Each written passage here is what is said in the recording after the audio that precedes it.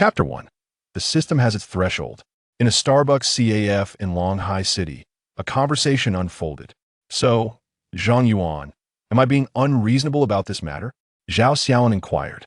My brother still needs around 400,000 yuan for his house. It's not an exorbitant amount. After all, we will be family in the future. Why should we be so calculative? Zhang Yuan stirred his coffee, his gaze fixed downward, offering no response. Zhao Xiaolin, his girlfriend of over a year, noticed his silence, her eyes betraying a hint of impatience. You profess to love me, yet you hesitate to contribute even this modest sum? Zhang Yuan inhaled deeply, finally articulating, Xiaolin, where am I supposed to procure this 400,000? Don't you still own a home in your hometown? Since you have no plans to return there, selling it should suffice, she retorted. Zhang Yuan's expression froze. The house in the county was the only inheritance left by his parents, his ultimate refuge. Zhao Xiaolin's patience waned, her tone turning sharp. It appears you do not regard my brother as family. You must understand, there are countless suitors for me, and I chose you. Zhang Yuan, you are a profound disappointment. Just then, a phone rang from Zhao Xiaolin's bag. She hurriedly took out her phone and stepped into a corner to answer. Unbeknownst to her, a folded A4 paper slipped from her bag, drifting silently to the ground. Zhang Yuan picked up the paper and placed it on the small round table. Initially, he had no intention of examining its contents, but a corner of a sheet revealed the word hospital. Curiosity piqued. He fully unfolded the paper. Longhai City Maternal and Child Health Hospital Test Report. Zhao Xiaolin, female, 27 years old. Testing items: progesterone 18 ng/ml. Serum human chorionic gonadotropin. Hosige, nelia kaxi no lamul. Diagnosis: for weeks pregnant. The technical jargon eluded Zhang Yuan, yet the latter phrase struck him like a thunderbolt. Zhao Xiaolin was pregnant. The girl who would recoil at the slightest touch, who would shyly withdraw at the mere clasp of hands, had engaged in intimacy with another. Zhang Yuan felt a wave of green rage wash over him. How dare she? It was as if he were being thrust into a role of a mere caretaker. Now he was expected to sell his house to fund her brother's needs. What audacity! Fury consumed him, causing his body to tremble. Throughout their relationship, he had juggled multiple jobs, exhausting himself while spending the majority of his meager salary on Zhao Xiaolin, leaving himself with a paltry 500 yuan for personal expenses. He survived on steamed buns and pickled vegetables, living a life worse than that of a stray dog. For what? Merely to ensure that the woman he adored lived comfortably? Yet this was the outcome he received. After ending her call, Zhao Xiaolin sauntered back, her demeanor unruffled. Let me ask you one last time. Her words trailed off as she noticed the test report on the table, panic flickering in her eyes as she hastily tucked it away. Zhang Yuan's voice was icy. What explanation do you intend to offer me? After her initial shock, Zhao Xiaolin regained her composure. Since you've seen it, I won't hide it any longer. Yes, I am pregnant. May I inquire why? Have I not treated you well enough? I acknowledge your kindness, but you do not comprehend what I truly desire. Her tone softened slightly, likely recalling the generosity he had shown her. I believe that those who genuinely love each other do not dwell on each other's pasts. Can we not focus on building a future together? The past. Was this merely a past transgression? Zhang Yuan found her audacity remarkable. To cheat during their relationship and now expect him to be indifferent? How could she utter such shameless words? Zhang Yuan chuckled bitterly. So, you believe I have become addicted to being a doormat? It was the first time Zhao Xiaolin had heard such a tone from him, and her previously softened demeanor flared again. Setting aside the facts, do you not bear any responsibility? The force of her words stunned Zhang Yuan into silence. She retrieved her bag, placing it on the table. The small accessory was emblazoned with the glaring LV logo. This bag costs 28,000. How many months of your salary would it take for you to afford it? Even if you could, would you dare to buy it? To others, purchasing this is akin to buying a bottle of soda on the street. Properties in the city center start at several million. You could toil your entire life and never own one. Being with a failure like you means gaining nothing, only squandering youth. Upon hearing her words, Zhang Yuan understood the bitter truth. Poverty was the original sin. Sincerity and love paled in the face of wealth, which was deemed the only currency of worth in romance. Those without money were unworthy of love. In the end, A man who had devoted himself to her would be left with nothing. Zhang Yuan stifled his anger, coldly uttering, "Leave, before I say something truly hurtful. How dare you speak to me like that? Do you think I need you? I only offered you this opportunity out of pity. You think I harbor any feelings for you? Humph. Look at your pitiful self, a poor wretch who will always remain a poor wretch. You are merely a negligible fish in my pond. One day, you will regret this." Zhao Xiaolin, in a fit of anger, stormed out of the CF. Zhang Yuan tightly shut his eyes, clenching his fists. To hell with love. All he desired was wealth. With enough money, what woman could he not have? Yet, what means did an ordinary man like him have to amass such wealth swiftly? The paths to rapid riches for the common folk were often enshrined in the law as offenses. Beep. Best carrier detected. Binding system. System binding successful. System status. Inactive. Activation condition. Accumulate 100 million yuan in expenditure. With the opposite sex. The mechanical words that materialized in his mind left Zhang Yuan bewildered. A system. Such fortune could fall upon him. Elation surged within him, yet it was short-lived as he noted the activation condition, leaving him dumbfounded once more. 100 million to activate the system? Who would provide such a sum? He quickly retrieved his phone to check his bank balance, which revealed a meager 8,000 yuan, unchanged. Was this a joke? Was the system designed for the wealthy elite? Damn it, even the system had its barriers. What a pitfall. Chapter 2 Encounter with Junior Ning Yue. In the subsequent moments, Zhang Yuan made several attempts to communicate with the system, yet he received no response. A sense of bitterness enveloped him. He had initially believed that being chosen by the system was an extraordinary stroke of luck, only to discover it was a cruel jest. If activating the system required a sum of 100 million Huaxia coins, how had he ended up in such a dire situation? Just as he prepared to leave, a semi-transparent light screen suddenly materialized before him. It did not linger long, but Zhang Yuan managed to discern the content displayed. It was a stock price chart for Hongyun Technology Group over a period of 30 trading days. Although Zhang Yuan was not a stock trader, having graduated from a financial university, he could comprehend the daily candlestick chart. However, the timeline displayed perplexed him. Today was merely August 6th. Why did the chart extend to the end of the month? Could it be this was the benefit provided by the system? From the chart, it was evident that the stock price of Hongyun Technology Group remained in the red until August 9th, suffering consecutive drops. It was not until the 10th that it surged dramatically, opening high and continuing to rise, culminating in a total of 17 consecutive gains by the end of the month. Zhang Yuan's complexion flushed with excitement. 17 consecutive gains could multiply the principal by 5.05 times. In other words, an initial investment of 10,000 could transform into over 50,000 in just half a month. Such a windfall, and entirely legal. What could be quicker than this to amass wealth? Though he possessed less than 10,000 in capital, as long as the system provided continuous insights, his fortune would grow exponentially, akin to a snowball. In an ideal scenario, reaching 100 million would take merely 3 to 4 months. The system was truly remarkable. At that moment, a melodious female voice echoed beside him. "Sir, the CAF is closing soon. May I?" Zhang Yuan turned to find a CAF attendant had approached him, softly reminding him, "My apologies, I shall leave at once." He glanced at the time. It was already past 11, well beyond the CAF and Oppo's closing hour. "Thank you for your understanding. We look forward to your next visit." The attendant sighed with relief. She often dreaded encountering troublesome customers, but the gentleman before her was rather amiable. Zhang Yuan stepped outside, squatting beneath a tree as he lit a cigarette, contemplating his forthcoming plans. According to the information provided by the system, the stock was set to rise on the 10th. Thus, he needed to begin accumulating shares before the market closed on the 9th. Prior to that, he only needed to download a securities trading app, create an account, and transfer all his funds. An investment of over 8,000 could yield tens of thousands in returns, which was quite satisfactory. As his wealth multiplied, he envisioned luxurious homes and prestigious cars. The life he had once only dreamed of would soon become a reality. He would ensure that those who had once looked down upon him would come to regret their judgments.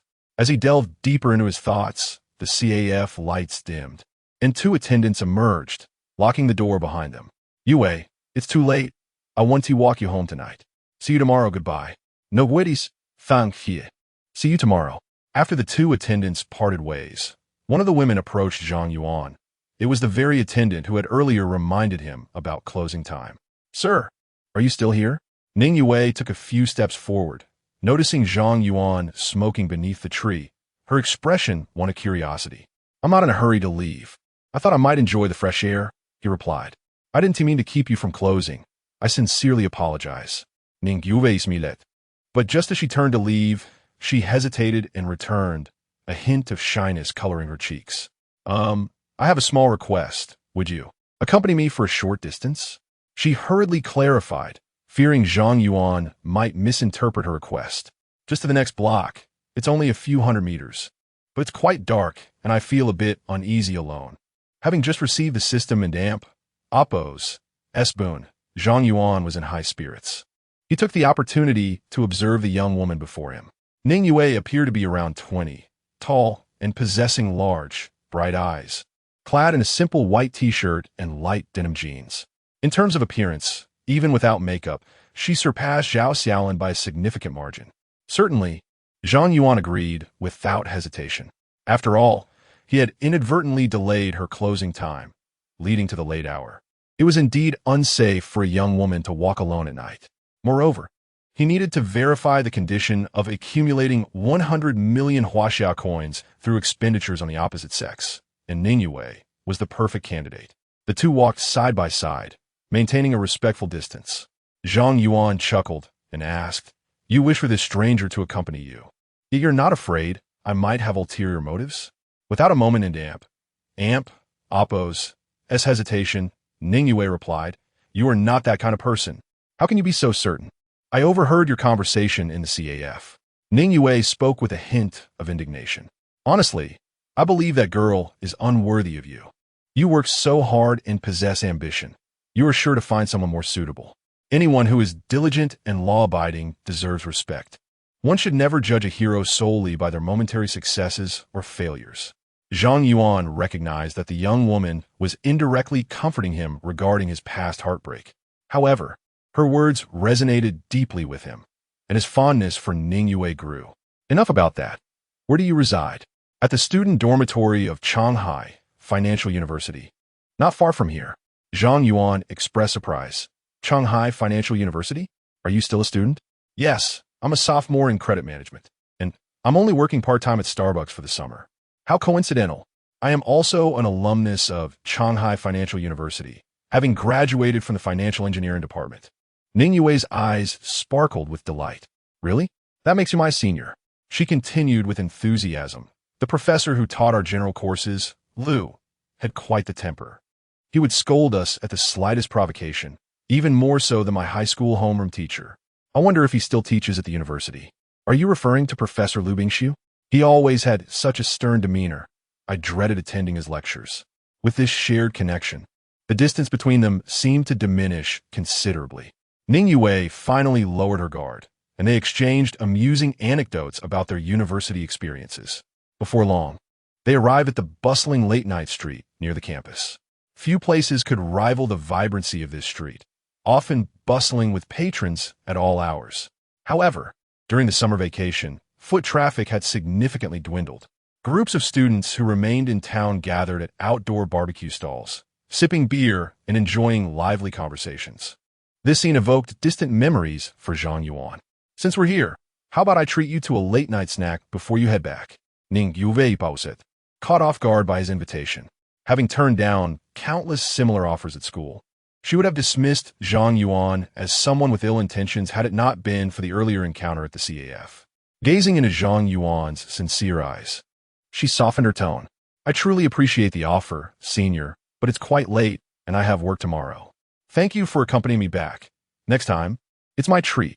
Zhang Yuan recognized that his suggestion was somewhat abrupt. It was their first meeting, and inviting someone to dine late at night could easily lead to misunderstandings. Then let us postpone that for another time.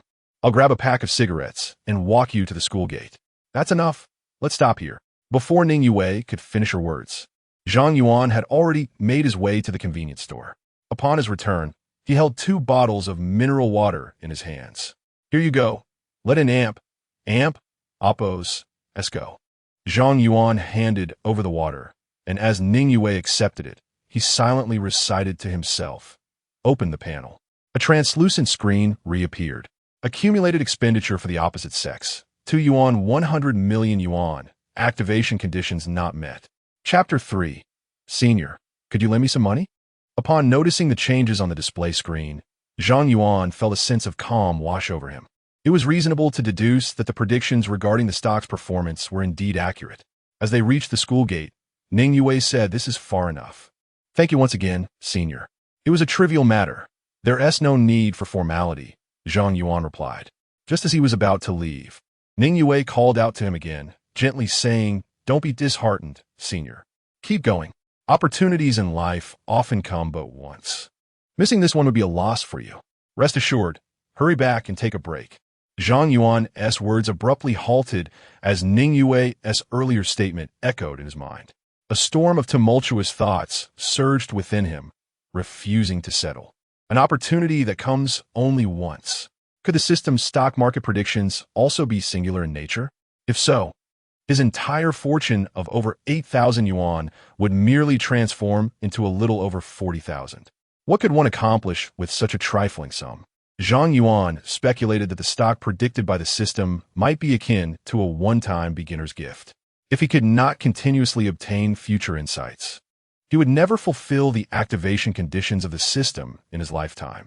Should he test the waters to see if the system would provide further predictions next month? Or should he seize this opportunity for a significant gamble? Zhang Yuan found himself torn.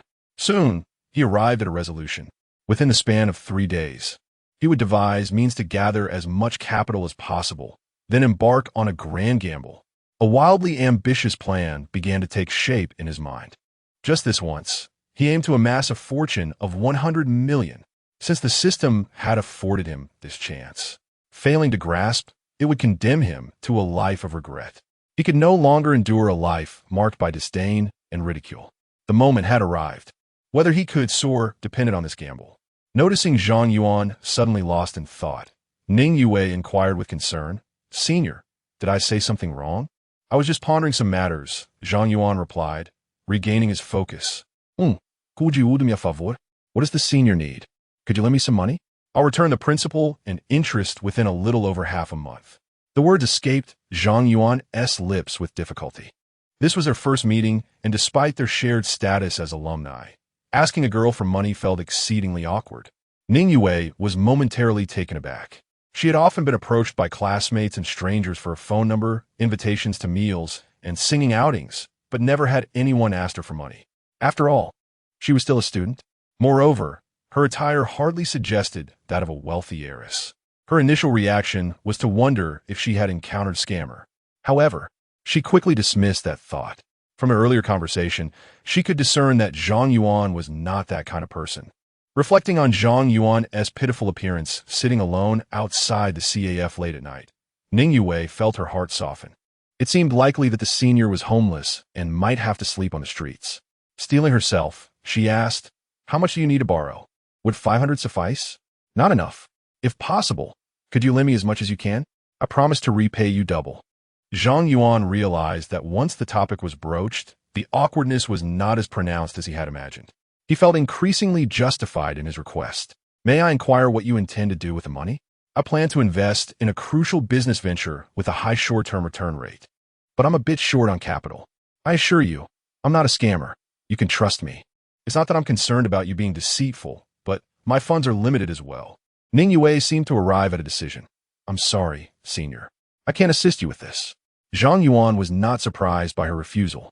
Even longtime friends would deliberate carefully before lending money, let alone a mere stranger. "It's all right. I was merely asking." "Well then, Senior, I'll take my leave.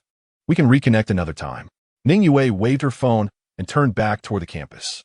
A few minutes later, Zhang Yuan's WeChat chimed. "Thank you for seeing me back, Senior," accompanied by a transfer notification. "Transfer, 800 yuan. Zhang Yuan declined the payment and returned it. 800 yuan would hardly alter his overall predicament. Even if it multiplied several times, it would be inconsequential. However, for Zhang Yuan, who had just experienced betrayal. Ning Yue's gesture warmed his heart. Ironically, his girlfriend of a year, Zhao Xiaolin, had never spent a single penny on him. For Ning Yue to do this was indeed remarkable. His phone received another message. Please don't think it's too little, Senior. It's all I can manage. I'm not complaining about the sum. I appreciate your kindness, Junior. Is the business you mentioned very important to you, Senior? It is quite significant. There might not be another opportunity like this. Let's not chat for now. I need to head back. After walking for over half an hour, Zhang Yuan returned to his rented room, quickly washed up, and laid down on the bed. He continued to contemplate how to gather funds within the next 3 short days. Soon, a rough plan began to form in his mind, and he intended to put it into action the following day. Meanwhile, in the girls' dormitory of Shanghai Financial University, Ning Yue lay tossing and turning in bed. Hey Wei, what is wrong with you today? You came back so late and are restless, her roommate, Xie Qian, peeked in curiously. Could it be that you went on a date? Of course not. Don't say such things. I was just working late today. Then who were you texting just now? Male or female? Female, Ning Yue replied somewhat helplessly. She understood her roommate's nature. If she told the truth, Xie Qian would pry into every detail. It's past midnight, and you're still messaging someone. That has something special. Xie Qian mused. There are so many wealthy guys pursuing you. Since you don't fancy any of them, why not introduce one to me? We'll be entering our junior year next semester, and we'll soon graduate. It's wise to plan ahead. I'm not as picky. As long as he has a bit of money, I'll be satisfied, even if he is not handsome. Once I hook a rich one, I won't have to work myself to death for so little pay. Ning Yue pushed her roommate's head back, mumbling, I got it. It's late, so go to sleep. To be fair, Xie Qian was quite attractive. While she might slightly pale in comparison to Ning Yue, she was still a rare beauty. The following morning, Zhang Yuan rubbed his sleepy eyes, and the first thing he did was check his phone. The screen displayed an unread message, sent at around 4 a.m. Transfer, 10,000 yuan. Senior, I believe in you. Wishing you success. Zhang Yuan found it difficult to articulate his feelings at that moment. The sensation of such unreserved trust from someone was foreign to him after so long. Ning Yue was truly a pure and kind-hearted girl. It was evident that her family was likely of modest means. This sum probably represented her entire savings. Zhang Yuan silently vowed to repay her 1,000-fold in the future. He refrained from calling her immediately, knowing that Ning Yue had likely tossed and turned all night and was probably still asleep. He simply replied with an acknowledgement. After contemplating for a moment, he dialed another number. Second uncle, it's me. A deep voice resonated from the other end of the line. Is it Zhang Yuan? What prompted you to call me today? I wish to sell the house my parents left me. After a brief silence, second Uncle Zhang's voice came through once more. Then you should come back. Chapter 4. Selling the sole inheritance left by my parents Anzhou County is neighboring Shanghai City, a mere 100 kilometers apart. Early in the morning, Zhang Yuan boarded a bus heading there. Although the journey lasted merely 2 hours, Zhang Yuan had scarcely returned in the past 3 years. During his parents' lifetime, they ran a building materials business in the county, which, while not exceedingly prosperous, at least ensured the family was well fed and clothed. They even supported his impoverished uncle, helping him to embark on the same business path, thus becoming a guiding light for their family. However, in Zhang Yuan and Appo's senior year of college, tragedy struck when his parents perished in a car accident, leaving him to swiftly experience the harshness of human nature. His uncle, Zhang Yuan, transformed from a warm and amiable figure into a complete stranger, treating Zhang Yuan as though he were an outsider. The house left to Zhang Yuan by his parents was a 6-story resettlement building located in the urban-rural fringe. The ground floor had been appropriated by Zhang Yuan for his building materials business, while the upper floors had been divided into individual rooms, all rented out. However, Zhang Yuan received not a single cent in rental income. Following his parents' demise, his uncle produced a contract, claiming it had long been agreed with Zhang Yuan and Appo's parents to lease the entire building for 10 years, with the rent already settled. Faced with the written contract and his parents and Appo's fingerprints, Zhang Yuan suspected foul play but could find no evidence to contest it, thus swallowing his grievances in silence. The existence of this contract further complicated any potential sale of the property, leaving only his uncle without reservations to take over. By 11:00 AM, Oppo's clock, Zhang Yuan arrived at the place where he once lived. He could see his uncle and aunt bustling about within the building materials store, while their son, Zhang Yuan, sat on a bench at the entrance, happily engrossed in his phone. "Want a cigarette, Xiao Yuan?" Zhang Qingyun called out, pulling a pack of Furong Wang from his pocket and offering Zhang Yuan one. "No thanks, I have my own," Zhang Yuan replied, producing a Lao Bai Sha and taking a puff. Unperturbed, Zhang Qingyun chuckled. "Your brand is indeed better. I usually smoke this too." He then retrieved a crumpled pack of the same brand from another pocket and placed it between his lips. At that moment, Zhang Yuan, freshly graduated from high school, exclaimed without looking up, "Dad, give me one." "What do you know about smoking at your age? Go play," Zhang Yuan retorted. Zhang Yuan, throwing his phone aside, abruptly stood up, declaring, "I want to smoke." He then lunged to grab a cigarette. Unable to withstand the sheer size of his son, Zhang Qingyun ultimately conceded.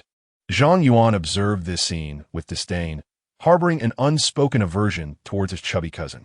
Once Zhang Yuan was appeased, Zhang Qingyun turned his attention back to Zhang Yuan. "Let us handle the business first before we discuss anything else. Do you have the property certificate?" "I do." Zhang Qingyun rubbed his hands together and inquired, "So, what price do you intend to sell the house for?" "What can you offer, uncle?" Zhang Yuan replied, "The entire building with the storefront for 1 million. If that sounds reasonable, we can proceed with the transfer now." Zhang Yuan chuckled at this. "Uncle, do you still perceive me as a naive child? The ground floor alone is worth 1 million. The 5 residential floors above are valued at around 300,000 each. This is not even considering the peak transaction prices. You expect to buy the entire building for 1 million? These figures were not mere conjecture prior to coming here. He had consulted local real estate agents about the property's market value. Without the lease contract, it could easily be listed at 240,000, and there would be buyers. Zhang Qingyun remained unfazed, responding with a smirk. "Where did you hear such unreliable information? Just last month, the neighboring house, identical in layout, sold for just over 90,000. At that moment, his wife, Yu Li, who had been silent until now, approached with her hands on her hips, asserting, "Your house has numerous minor issues. The top floor leaks, the exterior bricks are peeling, and a gust of wind could send the windows rattling. It could collapse at any time. If we can offer you 1 million, consider it a stroke of luck. Besides, there is still 4 to 5 years left on the contract. How will the rent during that period be accounted for?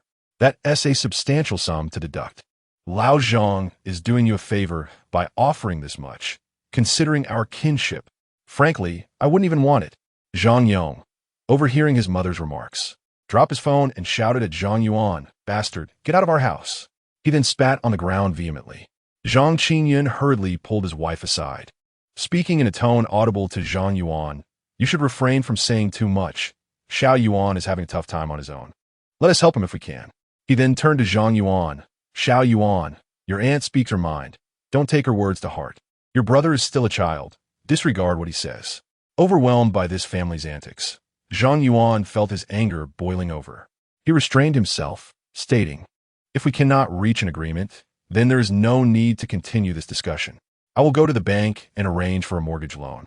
It will be easy to secure 2 million. Moreover, I have no intention of repaying it. When the court comes to enforce the eviction, you can cooperate then." Without waiting for a response from Zhang Qingyun and his wife, he turned and walked away. Zhang Qingyun quickly stepped forward, grasping Zhang Yuan's arm with a forced smile. "Come on, don't be difficult. If you believe the price is too low, we can negotiate. We are family, no need to make things so tense." Zhang Yuan halted, knowing that his mention of a bank loan was merely a bluff. Firstly, such a loan would not materialize within days, and secondly, with a long-term lease contract in place. If he defaulted on the loan and the property was seized, the tenants would have to comply unconditionally. Thus, obtaining the funds would require tenant consent. Even if Zhang Qingyun cooperated, deducting the rent paid over the years would make it difficult to secure 2 million. However, Zhang Qingyun was oblivious to these intricacies. "I am not inclined to waste time. If you can offer 198,000, we can proceed with the transfer now. As for the previous rent, whether true or false, it is all void." Zhang Qingyun awkwardly replied, "Dear nephew, can we not negotiate? 198,000 is rather high. Your uncle cannot afford that all at once. This price is non-negotiable. If you agree, fine. If not, do not delay me from going to the bank." Zhang Yuan's tone was harsh, leaving no room for refusal. Sighing, Zhang Qingyun said, "Wait a moment. I will discuss it with your aunt." He added, "And my condition is cash payment." Inside the building materials store, Zhang Qingyun and his wife, Yu Li, deliberated. "After years of business, we have about 2 million in savings. Parting with it all at once is quite painful." Yu Li muttered softly, "Our son is about to start college. We will need money everywhere. Why not consider the long term? If we invest this money, the house will belong to us. Even if we deplete our savings, we can still earn several tens of thousands in rent from the upper floors, and the storefront can yield substantial profits as well. Although 198,000 is a bit steep, we can recoup that amount in a few years. If that brat manages to mortgage the house, we will be left to fend for ourselves." Yuli nodded in agreement with her husband's reasoning, but still voiced her frustration. Who knew that this orphan child would become so shrewd? It is infuriating to miss out on such a deal. Let it be, for over the years, I have taken considerable advantage of his family, including that incident with the car accident. No need to elaborate. You understand well enough. After reaching a consensus, Zhang Qingyun and his wife found it much easier to proceed with the subsequent matters. Once Zhang Yuan received the funds, he promptly went to complete the transfer in the afternoon. From that moment on, everything in Anzhou County was no longer his concern. In the evening, seated on the returning bus, Zhang Yuan gazed at the astronomical figure of nearly 2 million in his bank account, a cold smile gracing his lips. "My dear second uncle, do you truly believe this matter concludes here? I, Zhang Yuan, vow that I shall not rest until your family is brought to ruin." Chapter 5. Engaging in online lending at 11 o'clock in the evening, Zhang Yuan finally returned to Shanghai City. He initially contemplated expressing his gratitude to Ning Yue in person at Starbucks, but upon realizing she had likely finished work by that hour, he abandoned the thought. Sitting on his bed, he opened the Tongwashan app and located the stock recommended by the system. Onion Technology Group had indeed dropped by 3.16 today, precisely mirroring the system's forecast. He mused that he would need to seize the opportunity to buy at the bottom of the day after tomorrow, leaving him little time to gather the necessary funds. Tomorrow, he planned to visit as many places as possible. After a long day of activity, Zhang Yuan soon fell into a deep slumber. Meanwhile, in the dormitory of Shanghai Financial University, Ning Yue stared absently at her phone screen. She accessed the WeChat profile titled, "I have a weak stomach and need soft rice." After editing her message several times, she hesitated momentarily before deleting everything. Forget it. The senior must be quite busy today. It an amp, oppos. It's better not to disturb him. The money has already been lent. I can only hope he isn't deceiving me. After a while, she chuckled to herself, unable to comprehend how a grown man could choose such an embarrassing username. Surely, I'm not feeding him soft rice, am I? Caught in her thoughts of uncertainty, Ning Yue eventually drifted off to sleep. The next day, within an inconspicuous small company in Shanghai City, a man in a suit presented a contract to Zhang Yuan, stating, "We are a legitimate lending institution, and all terms are clearly outlined in the contract. Sign here, and the funds will be transferred immediately." "All right, where do I sign?" "I'm in a hurry," Zhang Yuan replied dismissively, waving his hand. He had little faith in the claims of such a nondescript company. Despite their cordial demeanor, he knew that they would turn hostile the moment a repayment was missed. They would resort to any means necessary to recover their money. Coercion, threats, harassment. No tactic was off the table, even inundating friends and family with calls. The contract detailed the interest rates, a daily interest rate of 0.1, translating to an annual rate of approximately 36. Borrowing 10,000 for a year would yield just over 3,000 in interest, not quite reaching the realm of usury. However, a more inconspicuous clause marked the greatest trap of such online loans. They employed compound interest. While repaying the loan within a short period incurred minimal interest, waiting a year could escalate the amount to over 1 million, a figure more terrifying than robbery. Additionally, the service fees for each loan were exorbitantly high. Yet, Zhang Yuan was undeterred. Fully aware of the dark intentions of these institutions, he resolutely opted for the loan. They offered high limits, swift dispersal, and required no collateral, allowing for same-day funding. After signing, Zhang Yuan watched with a satisfied smile as over 30,000 yuan appeared in his bank account. Upon leaving the institution, he hurried to another one.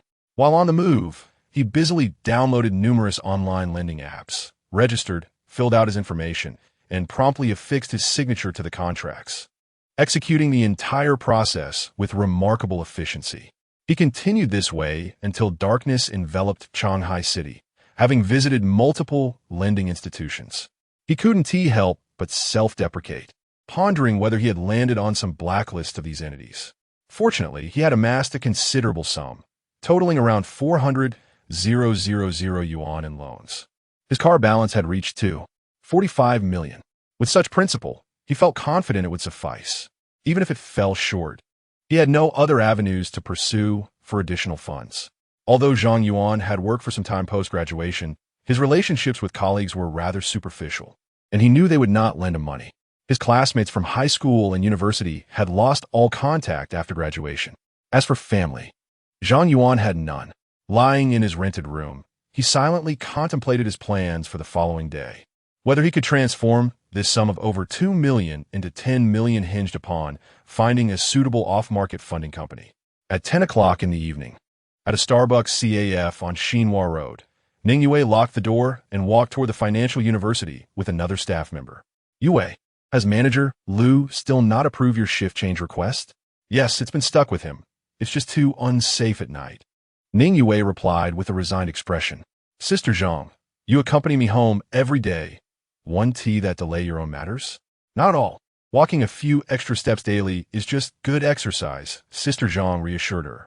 She paused before continuing, I might resign in a few days. I fear I won't be able to accompany you anymore. Is something wrong? Ning Yue inquired.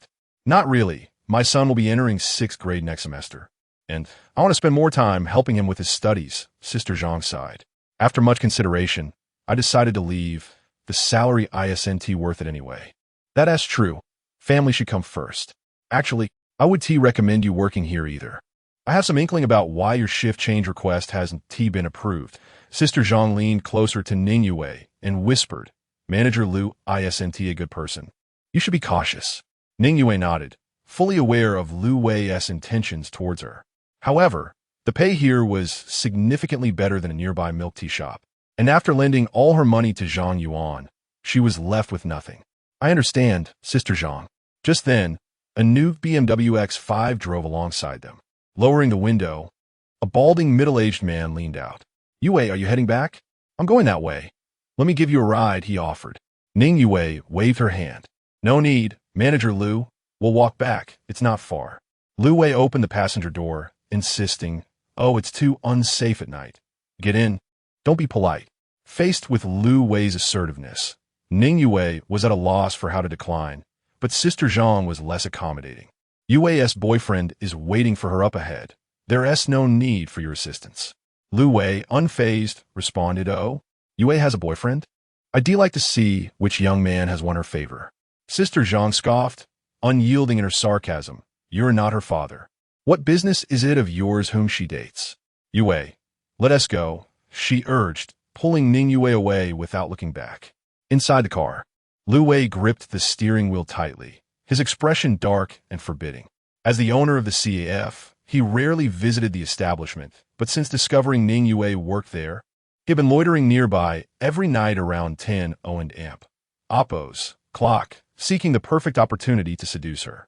In his eyes, no woman could resist the allure of wealth.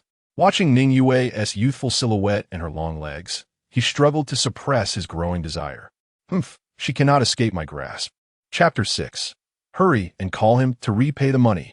Upon returning to her dormitory, Ning Yue found that her roommate, Xie Qian, was absent, leaving the four-person room quiet and serene. Only she and Xie Qian had chosen to stay on campus during the summer, and the usual chatter that filled the space was replaced by an eerie silence in the narrow corridor. Reflecting on her recent encounter with Lu Wei, a sense of dread washed over her. This time, It was Sister Zhang who had rescued her. But what would happen next time? Sister Zhang could not accompany her forever. As she approached her junior year, would she simply graduate and become a lowly employee at some company? Instances of harassment from superiors could arise anywhere. And who would be there to defend her then? In that moment, a profound emptiness enveloped Ning Yue. Suddenly, her mind drifted back to the day Zhang Yuan had accompanied her home. Although the senior was somewhat down on his luck, the sense of security he provided far surpassed what Sister Zhang could offer. In her eyes, Zhang Yuan was a devoted individual, tirelessly working to support his shameless girlfriend and genuinely considering her needs. A man of such character could not possibly be malevolent. This was why she had felt at ease allowing Zhang Yuan to accompany her on their first meeting. There was, however, a detail that Ning Yue might have unconsciously overlooked. Despite the hardships that had smoothed his edges and left him looking weary, Zhang Yuan was not unattractive. In fact, he possessed a certain charm. Standing at 6 feet tall, he had well-defined features, deep-set eyes, and a robust physique.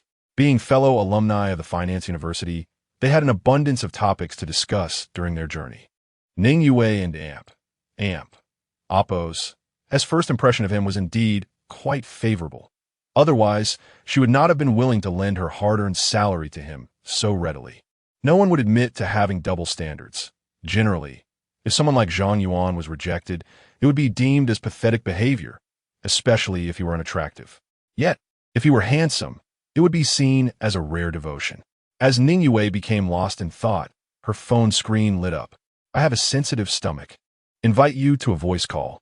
A surge of joy rushed through her as she quickly answered. "Hello, Senior. Apologies, Yue. I was too busy yesterday and forgot to return your call. Thank you for your trust. It's no trouble at all. I'm just glad to help." Ning Yue held her phone carefully, her voice filled with cheer. "So, how is your business going, Senior?" "Quite well, actually. I'll surprise you soon." "Really? I'm looking forward to that day. By the way, do you have any wishes?" Ning Yue pondered for a moment. "A wish? Well, if I say I want to attend a concert by Jay Cho, would you laugh at me?" "Of course not. I've never been to one either." Zhang Yuan's tone was lighthearted as he inquired, "Which of Jay Cho and Appo's albums do you like most?" "My preference is a bit niche. I adore Still Fantasy." "What a coincidence. So do I. I think the song Quiet is the best." "That's not a coincidence. It's actually from the Fantasy album." "Senior, you're a fake fan." Their conversation flowed for over an hour, and it wasn't until the sound of the dormitory door unlocking that Ning Yue hastily ended the call. Upon entering, Xie scrutinized Ning Yue with a raised eyebrow. Wei, who were you talking to?" "Nobody really." Ning Yue discreetly hid her phone behind her. "Do you take me for a fool? I could hear your laughter from afar." Xie, donned in red high heels, approached with a dramatic flair, her palm outstretched. "Confess freely, or face severe consequences." "I promise. There's nothing to confess." "You misheard me. You're so bad at lying. Look at how red your face is. We're such good friends. Why keep secrets from me? Just admit it. Do you have a boyfriend?" Xie pressed further. "So, is he wealthy? Handsome? What does he do? Is he the owner of that CAF you mentioned?" Realizing she could no longer evade the questions, Ning Yue divulged everything under Xiaqian's relentless interrogation. When Xiaqian learned that Ning Yue had lent Zhang Yuan 10,000 yuan, she nearly fainted. "Are you out of your mind, Wei? You've only met this stranger once, and you're lending him money? He might not even be a decent person. You're so naive. Do you realize how hard you work for those savings? Your tuition for next semester is in there. What if he's a fraud? Hurry and call him to get your money back." In response to Xiaqian's barrage of questions, Ning Yue quietly defended Zhang Yuan. "He is not that kind of person." Xiaqian, exasperated, exclaimed, stubborn as a mule. "I can't be bothered with you. You have so many rich suitors. Yet you let poor Guy con you. No matter how handsome he is, it doesn't matter. Look at that ridiculous name. I have a sensitive stomach. Invite you to a voice call. He is just a freeloader." Ning Yue refrained from arguing, believing that time would reveal the truth. After a moment of silence, Xiaqian pulled out 1,000 yuan from her bag and handed it to Ning Yue. "You must be running low on funds. Spend it wisely. It's not easy for me to con money out of my suitors. As for your tuition, we'll figure something out later. Don't be disheartened. Just consider it a lesson learned and be more cautious in the future." Xiaqian, you're truly wonderful. Enough with the gratitude. I'm not your mother, and I can't take care of you forever. Xiaqian kicked off her heels haphazardly, collapsing on her bed and scrolling through her WeChat, contemplating which wealthy suitor she would pursue next. By the way, you came back quite late the other night. You weren't taken advantage of by that jerk, were you?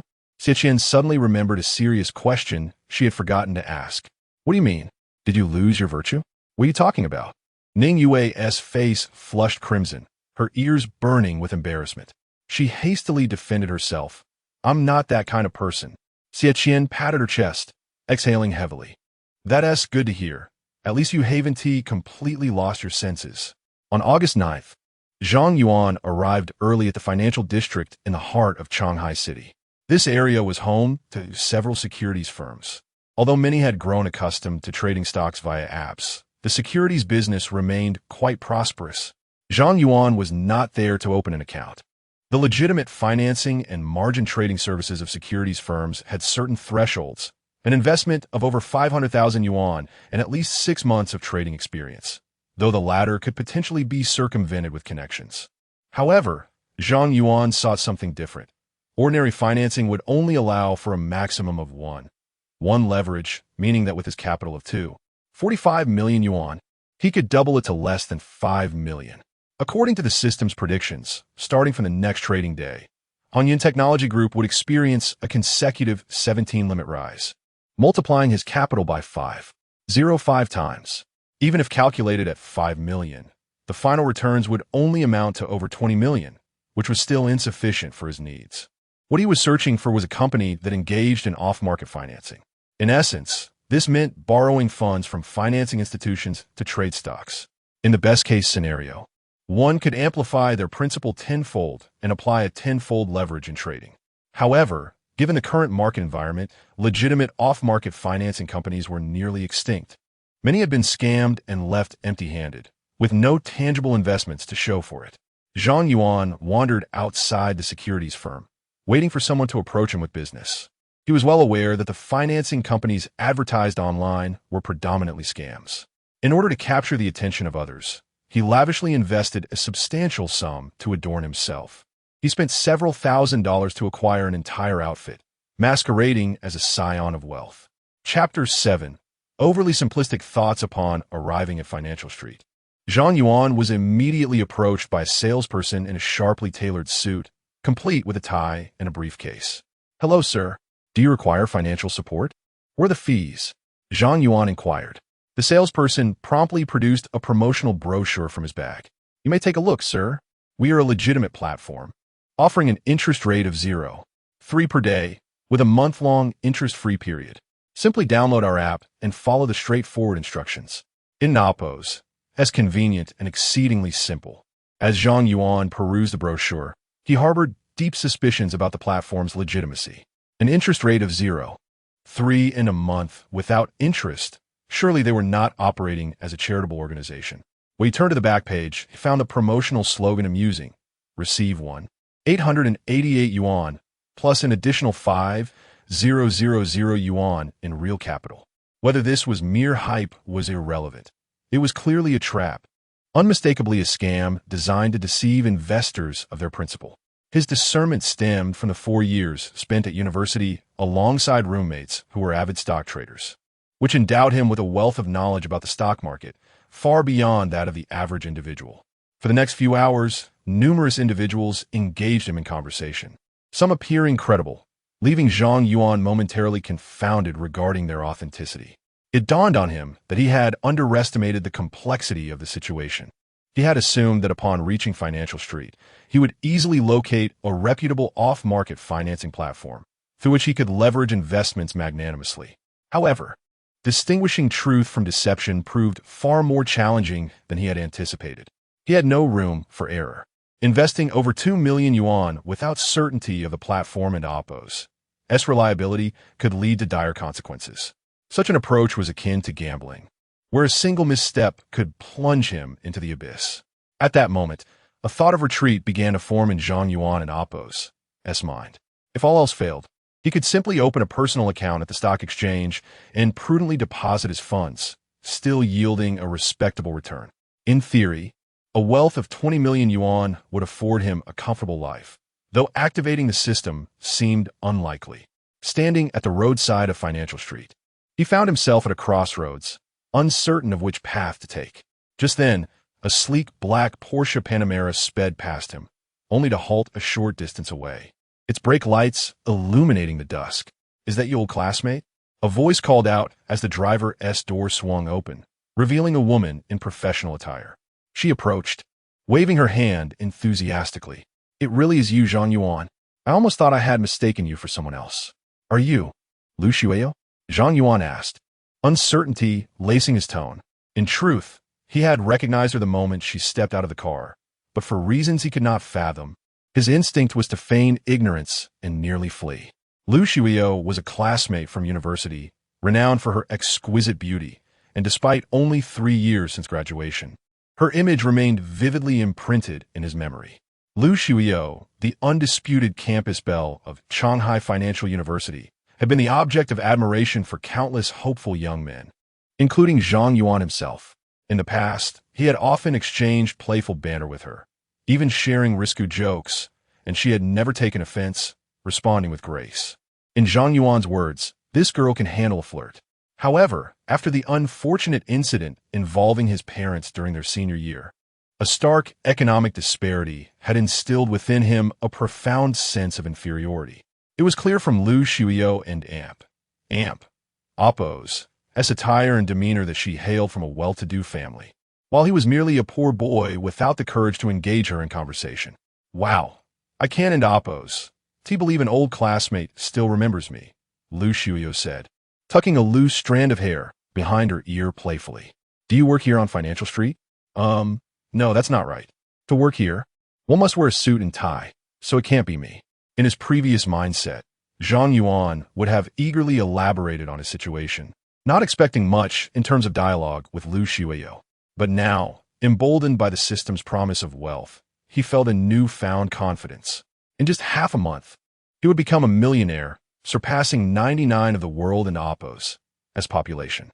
After initially being taken aback, his demeanor shifted to one reminiscent of his student days, carefree and lighthearted. "I'm here waiting for you," he jested. Lu Xueyou chuckled. "You're quite the liar, old classmate. You didn't even contact me in advance. What kind of waiting is that? If we hadn't bumped into each other, you would have been waiting in vain." "That can only be called fate," he replied, though inwardly he dismissed the notion as nonsensical, a tactic better suited for charming younger girls. Lu Xueyou scrutinized him. "It seems you've been doing well these past few years since graduation."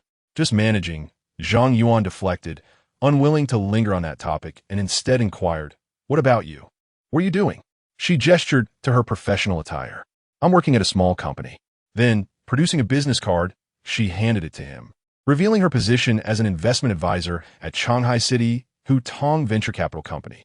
Zhang Yuan was taken aback. He hadn't anticipated her involvement in the financial sector. "Can I ask you something? Do you know of any legitimate off-market financing institutions?" Lu Xueyou's eyes narrowed. "Are you looking to invest in stocks?" "Yes. I've been eyeing a stock with promising trends. Thought I might give it a shot." Without questioning why he didn't approach a securities firm, she quickly replied, "I know one, and it's definitely reliable." Zhang Yuan's heart raced with excitement at her words. "What is the name and address? I'd like to check it out." "Why the rush? The market is already closed. You can only go in the afternoon." "That's true," he conceded. Lu Xueyou's bright eyes sparkled as she added, "You owe me a debt of gratitude for this information." Zhang Yuan sheepishly smiled. "If I make a profit, I'll share the dividends with you." "Who needs your dividends?" she retorted playfully. "How would you like to express your gratitude?" Lu Xueyou tapped her foot, glancing at her watch. "How about this? Treat me to lunch. I'll choose the place, and after we eat, I'll take you there." "Deal." Without hesitation, Lu Xueyou ushered Zhang Yuan into the passenger seat and started the car. The roar of the Panamera's engine echoed as they sped away from Financial Street. "Hey, why are you driving so fast? Are you in a rush to reincarnate?" "Relax. Just hold on tight," she replied, keeping her eyes on the road. "I and Oppo's. V wanted to go there for ages, but never found the time. So I'm taking you along as my excuse." "Where are we going? Is it far?" "Stop asking so many questions. You'll find out once we arrive." "All right then. I'll accompany you on this adventure. Just don't sell me out, he joked. 20 minutes later, in a state of astonishment, Zhang Yuan found the car parked in front of a bustling food street near the university. Right here. Surprised, aren't you? Lu Shuyo stretched and pointed at a sign that read Sanmao de Payday. It is quite unexpected, Zhang Yuan admitted. He had envisioned dining at an upscale restaurant or a buffet, never anticipating a visit to a food stall near the campus. Yet, he held fond memories of Sanmao de Payday. Back then, class gatherings were predominantly held here, though I have not returned since graduation. It is now midday. Are you certain they are open for business? Lu Shuyo tugged Zhang Yuan as they ventured inside, remarking, if the door is open, they must be operating, albeit perhaps with a limited selection of ingredients. We shall make do. Very well. Meanwhile, within the dormitory of the financial university, Wei Wei expressed, I am hungry. Let us venture out for a bite. Xie set down her compact mirror and addressed Ning Yue. Shall we head to the cafeteria? Ning Yue replied, the cafeteria's offerings are rather unpalatable. Let's explore what delights await us outside. I have a part-time job at 2 o'clock. It would be best to grab something casual on campus. What is the rush? We have over 2 hours. That is ample time. Come on, I shall treat you. Before Ning Yue could respond, Xie swiftly pulled her outside. Chapter 8. Still tempting as ever inside the bustling eatery, Zhang Yuan and Lu Shuyo settled into a central position. The establishment was devoid of any other patrons apart from themselves. You may need to wait a bit longer. Feel free to start with some cold dishes, the proprietor explained. The charcoal fire will take a little while to ignite. Lu Shuyo teased. Let's have 2 bottles of beer and a plate of peanuts, shall we? As long as this fellow has a single peanut. He wanted appos. Tea get drunk. Very well. I shall arrange that, the owner replied. Soon, frosty beers adorned with wisps of mist were placed upon their table. Lu Shuyo popped open a bottle and poured a glass for Zhang Yuan, passing it over. Aren't and appos. Tea you having any? You still have to drive later, and besides, I can in appos. Tea handle even a drop of alcohol, Zhang Yuan chuckled. True enough. I remember when you first started university, you had a drink or two, and your face turned crimson. You could barely walk straight and even stumbled outside. Lu Shuyo clenched her small fist. How dare you bring that up? Well, it wasn't just me who saw it. The whole class was present. They continued to eat and chat, and soon, a platter of grilled skewers arrived at their table. Lu Shuyo hardly touched her food. Her beautiful eyes fixed intently on Zhang Yuan as she watched him devour skewer after skewer. With a few beers downed, the long-standing sense of estrangement gradually dissipated, and Zhang Yuan's words flowed more freely. I must say, university life is truly nostalgic.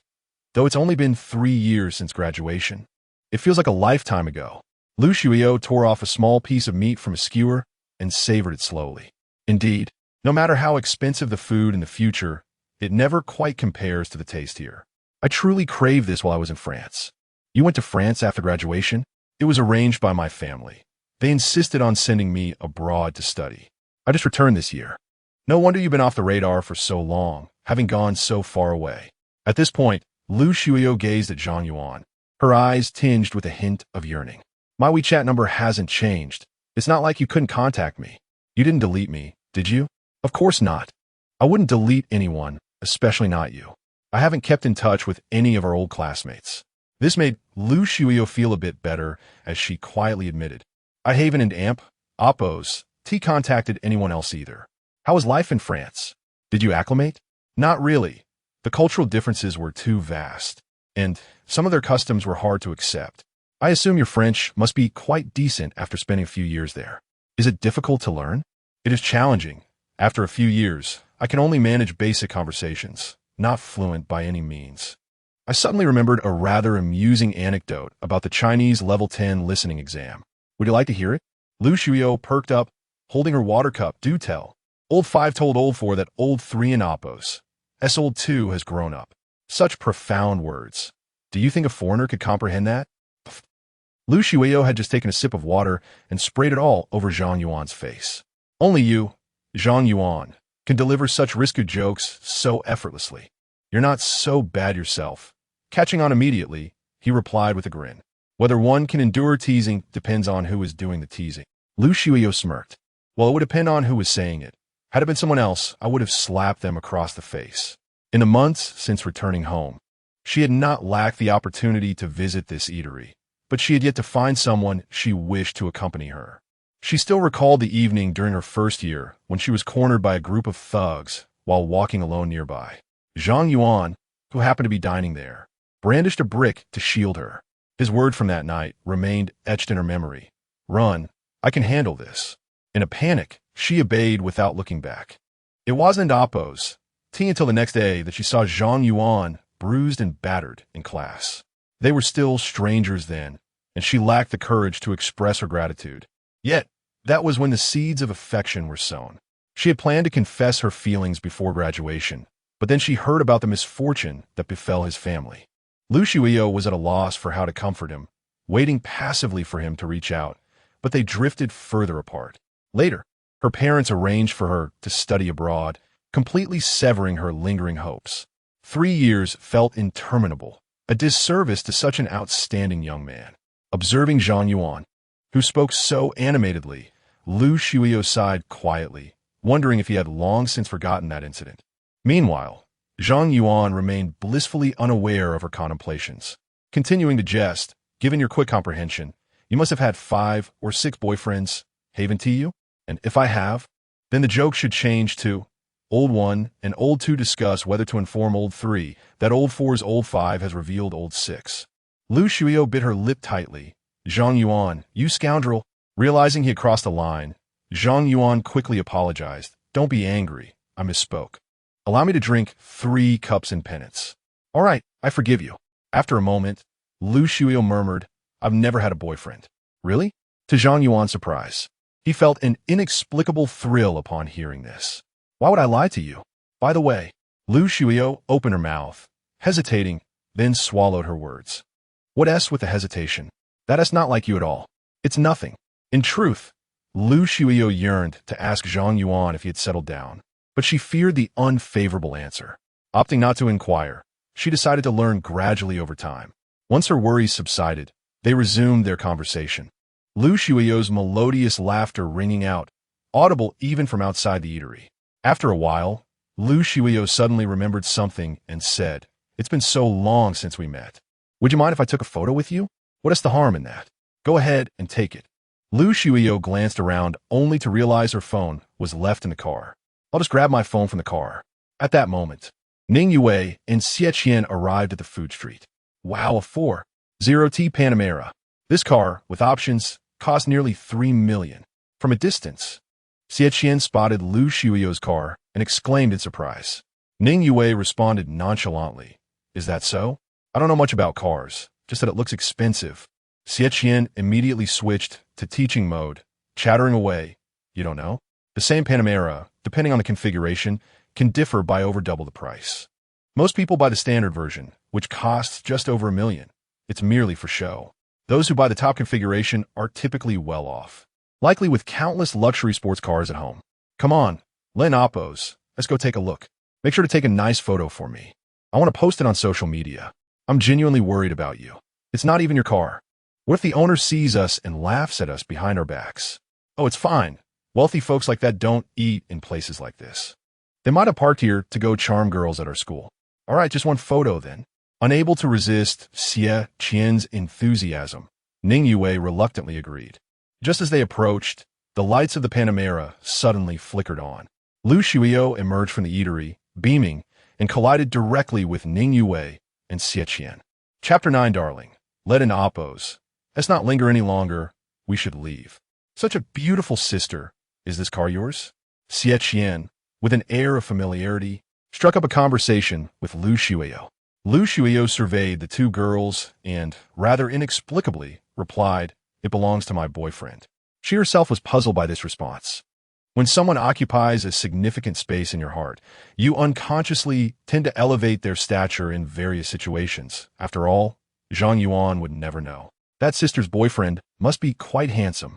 Indeed, he is quite dashing and very responsible. Lu Shuiyo inquired, Are you both students at the financial university? Yes. Is the sister also an alumnus? Xie Qian, discerning from Lu Shuiyo's expression that her guess was correct, became increasingly enthusiastic. So you are a senior. Would you mind if I sat in the car for a while and took a few photos? Of course, feel free to take as many as you like. With that permission granted, Xiaqian joyfully hopped into the driver's seat, elegantly pulling out her phone. She called out, "Wei Wei, aren't you coming up?" At that moment, Ning Yuai felt an overwhelming urge to voice her frustration. Her roommate displayed an icy demeanor around boys, navigating through numerous male companions without a hitch. Yet, in a different setting, she transformed entirely. "Sister, this is truly embarrassing." Ning Yuai wished she could find a hole to hide in. Fortunately, it wasn't an amp, oppos, too long before Xiaqian finished her photo session and emerged. "Thank you, senior. Goodbye. Goodbye." Lu Shuio watched the two younger girls depart with a smile, then retrieve her small bag from the car and return to the food stall. "Why were you gone for so long?" The car was right at the entrance. Zhang Yuan asked, puzzled upon her return. "I ran into two interesting juniors and chatted for a bit." "You wouldn't and oppos, do you believe how high the quality of girls from our alma mater is? Those two are rare beauties." Zhang Yuan nodded, his mind drifting to Ning Yuai and oppos as figure. "She is indeed quite beautiful." Unbeknownst to him, this casual remark sparked a flurry of thoughts in Lu Shuio. It appears this old classmate has recently visited the financial university. It's quite possible he knows a certain junior. Lu Shuio refrained from probing further, sitting beside Zhang Yuan and pulling out her camera. "Cool, mate. Let us take a picture together." "I don't understand why girls are so fond of taking photos," he replied, bemused. "If you don't understand, then there's no need to. Just cooperate a little." Closer now, under the tree outside the food stall, Xiaqian tugged at Ning Yuai, glancing inside from a distance. "What are we still doing here? Aren't we supposed to go eat? I'm just curious about what a guy who can afford a top-tier car looks like. He might just be a balding, greasy old man keeping a mistress." Ning Yuai shot her a disapproving look. "How can you make such malicious assumptions? Just moments ago, we borrowed his car for photos. You can't generalize like that. With that senior's looks, it's likely she's landed a wealthy partner." "Here he comes," Xiaqian whispered. "Oh, he and oppos, as so young, and his physique seems quite impressive. Unfortunately, all I can see is his back. I can't and oppos tell if he and oppos as handsome or not." Initially indifferent, Ning Yuai and oppos, as curiosity was piqued by Xiaqian and oppos as words, and she turned her gaze, only to be struck dumb in disbelief. The silhouette. It resembled her senior. Although she had only seen Zhang Yuan from behind once in the CF, that image had become etched in her memory. It must be him. There's no mistaking it. In that instant, she felt an overwhelming urge to rush into the food stall to confirm. However, her remaining rationality held her back. Even if it was indeed her senior, what difference would it make? He was clearly affluent, yet had borrowed a substantial sum from her. Despite his luxurious car, he pretended to be a struggling youth in her presence. Should she label him a fraud or accuse him of being fickle? They had no real connection. So what right did she have to criticize him? Had she simply misplaced her trust in him? Ning Yui's emotions were tumultuous, tears streaming down her cheeks as she swayed, almost losing her balance. Sensing her distress, Xiaqian quickly steadied her, concern evident in her voice. "Yuai, what's wrong?" "I'm fine. I just feel a bit unwell all of a sudden." "You go ahead and eat. I think I'll head back." Xiaqian, astute as ever, had already pieced together the situation from Ning Yui's reaction. She said nothing more, letting out a deep sigh. "I'll accompany you back." Meanwhile, Zhang Yuan, engrossed in taking photos, remained oblivious to the turmoil unfolding outside. An hour later, having indulged in a hearty meal costing 158 yuan, Zhang Yuan noted that Lu Shuio was considerate enough not to insist on paying the bill, deeming it unnecessary to offend him over such a trivial amount. Zhang Yuan accessed the system panel once more. Expenditures with the opposite sex accumulated 160 yuan, 100,000,000 yuan. Activation conditions not met. He promptly concluded one thing. As long as a woman was involved, the total expenditure would be counted, regardless of how much she actually consumed. To activate the system, it seemed he could no longer dine alone. He would need to have a woman accompany him for every outing, every meal, and even for hotel stays. However, what kind of hotel stay would it be without a woman? This stringent activation requirement elicited a chuckle from Zhang Yuan. Are you serious? As they exited the food stall, Zhang Yuan and Lu Shuyo were about to enter the car when a black SUV pulled up beside them. Through the window, as Zhang Yuan caught sight of the figure in the passenger seat, his body involuntarily trembled. It was none other than his ex-girlfriend, Zhao Xiaolin. Inside the vehicle, a heated argument ensued. 20,000 is enough for a flat tire. The rest should be for some supplements. A middle-aged man handed Zhao Xiaolin 2 stacks of cash. This little amount is supposed to satisfy me. Do you take me for a beggar? I advise you not to be too greedy. It won't end well for anyone. Are you threatening me? Zhao Xiaolin angrily flung open the car door, her voice icy. If you're heartless, don't blame me for being ungrateful. I don't believe you dare let your wife find out. Zhao Xiaolin, what do you really want? Quite simple, just give me a house. Have you lost your mind? Get out.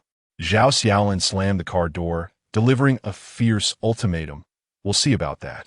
The middle-aged man, uninterested in further debate, started the engine and drove away. At that moment, Zhao Xiaolin turned her gaze forward and, upon spotting Zhang Yuan, her expression shifted to one of discomfort. If Zhang Yuan had been alone, she might not have cared. Just another backup option. After all, such matters wouldn't be embarrassing if exposed. However, Zhang Yuan stood beside a woman who far surpassed her in both appearance and figure. The closeness of their relationship was apparent, igniting a sense of imbalance within her. Just days after their breakup, he had already found a new girlfriend. How could this impoverished boy dare to do such a thing? A sudden wave of possessiveness washed over her, as if her cherished toy had been snatched away by someone else. Such feelings incited a fury within her. How dare the fish in my pond betray me? This is utterly unforgivable. Yet a moment in Appo's reflection brought Zhao Xiaolin back to a semblance of calm. Perhaps Zhang Yuan and this woman merely shared a platonic relationship. Perhaps she was overthinking things. Meanwhile, Lu Shuyo, observing the expressions of both parties, quickly surmised that the connection between her old classmate and the woman before her was far from ordinary. At that moment, a whimsical thought crossed her mind. There's more to this than meets the eye. Lu Shuyo made a bold decision. She rose on her tiptoes and planted a gentle kiss on Zhang Yuan and Appo's profile. Then, intertwining her arm with his, she spoke in a tender tone, "Darling, let us not linger any longer. It and Appo's time for us to depart." Chapter 10. The drafty little cotton-padded jacket Zhang Yuan was bewildered. He had no recollection of how he was pulled into the car by Lu Shuyo, only regaining his senses as the vehicle sped along the broad road. In truth, his initial daze was not due to lingering feelings. His heart had been shattered long ago at the CAF. Yet, Zhao Xiaolin was undeniably a woman he had once cherished deeply. The sudden sight of her evoked a sense of disillusionment, as if the world had changed beyond recognition. Never mind, women like Zhao Xiaolin hardly warranted any sympathy. She had brought this upon herself. This moment only solidified Zhang Yuan's resolve. He must become wealthy, immensely wealthy. He aspired to lead a life so enviable that it would leave others in awe. Earlier, I did not intend to take advantage of you. I merely found that woman displeasing and wished to provoke her. Lu Shuyo, driving cautiously, probed, "You wouldn't hold it against me for being meddlesome, would you?" "I am quite furious." Without waiting for Lu Shuyo and Appo's response, Zhang Yuan continued, "My mother always said that a boy must learn to protect himself when away from home. How true that is. Zhang Yuan, don't take advantage and then play the victim. What do you want?" Zhang Yuan leaned closer, chuckling, "Unless you allow me to kiss you back. Go to hell. See, you can't handle it anymore." The vehicle sped swiftly toward Financial Street, and Lu Shuyo refrained from inquiring about Zhang Yuan's relationship with Zhao Xiaolin, knowing the moment was not yet ripe. "Where are we headed?" Lu Shuyo shot him a glance. "Aren't you looking for a financing company? This is where we're going." He almost forgot the matter at hand. "Let's move quickly." Half an hour later, the car halted in the underground parking lot of a tall building adjacent to Financial Street. Zhang Yuan followed Lu Shuyo into the elevator, ascending to the 21st floor. As the elevator doors opened, he was greeted by the sign, "Longhai City Huidong Venture Capital Company, Limited. What brings you to our company?" Lu Shuyo led Zhang Yuan inside, speaking as they walked. "Did you not know our company also engages in financing?" Venture capital firms also provide off-market financing. Your company seems quite audacious. Indeed. We pursue any profitable venture. The commissions for stock financing are quite substantial, and the risks are relatively low. Why not? This statement held some truth. Off-market financing differs from the financing services offered by securities companies. The trading accounts for stock transactions are provided by the financing company, and one in AMP, OPPO's, own capital must be transferred to their account for trading. The financing company retains absolute control over the account and sets a forced liquidation line based on the financing ratio. If the purchase stock declines beyond a certain threshold without additional funds being added, it will all be sold off. Ultimately, the losses are borne by the investor's own capital, while the borrowed funds remain unaffected. Upon entering the company, Lu Shuio led Zhang Yuan into an office and inquired, "Do you prefer short-term or long-term trading?" "Short-term. Around 10 to 20 days will suffice." "How much financing do you require?" "I currently have over 2 million at my disposal. Let us arrange for 10 times that amount." This time, it was Lu Shuio who was taken aback. She glanced at Zhang Yuan. "You are quite the hidden gem, RNTU, with such substantial funds." "Don't jest. 2 million 1T, even by a decent apartment in the city center. How is that considered substantial?" "It is not insignificant." Lu Shuio had initially thought Zhang Yuan was merely dabbling, perhaps seeking a mere 30 or 50,000 at most. After all, she was somewhat aware of his family circumstances. A young man without parental support who had only been working for 2 to 3 years could hardly have amassed much savings. "How about 2 million for financing? That should not pose a challenge for your company." "Not at all," Lu Shuio cautioned. "However, you do understand the risks associated with employing 10 times leverage for stock trading, right? If the stock drops more than 5, you will need to add more funds. It's quite easy to lose everything." "I understand. High returns come with high risks. I'm fully aware." "Very well. I shall prepare the contract.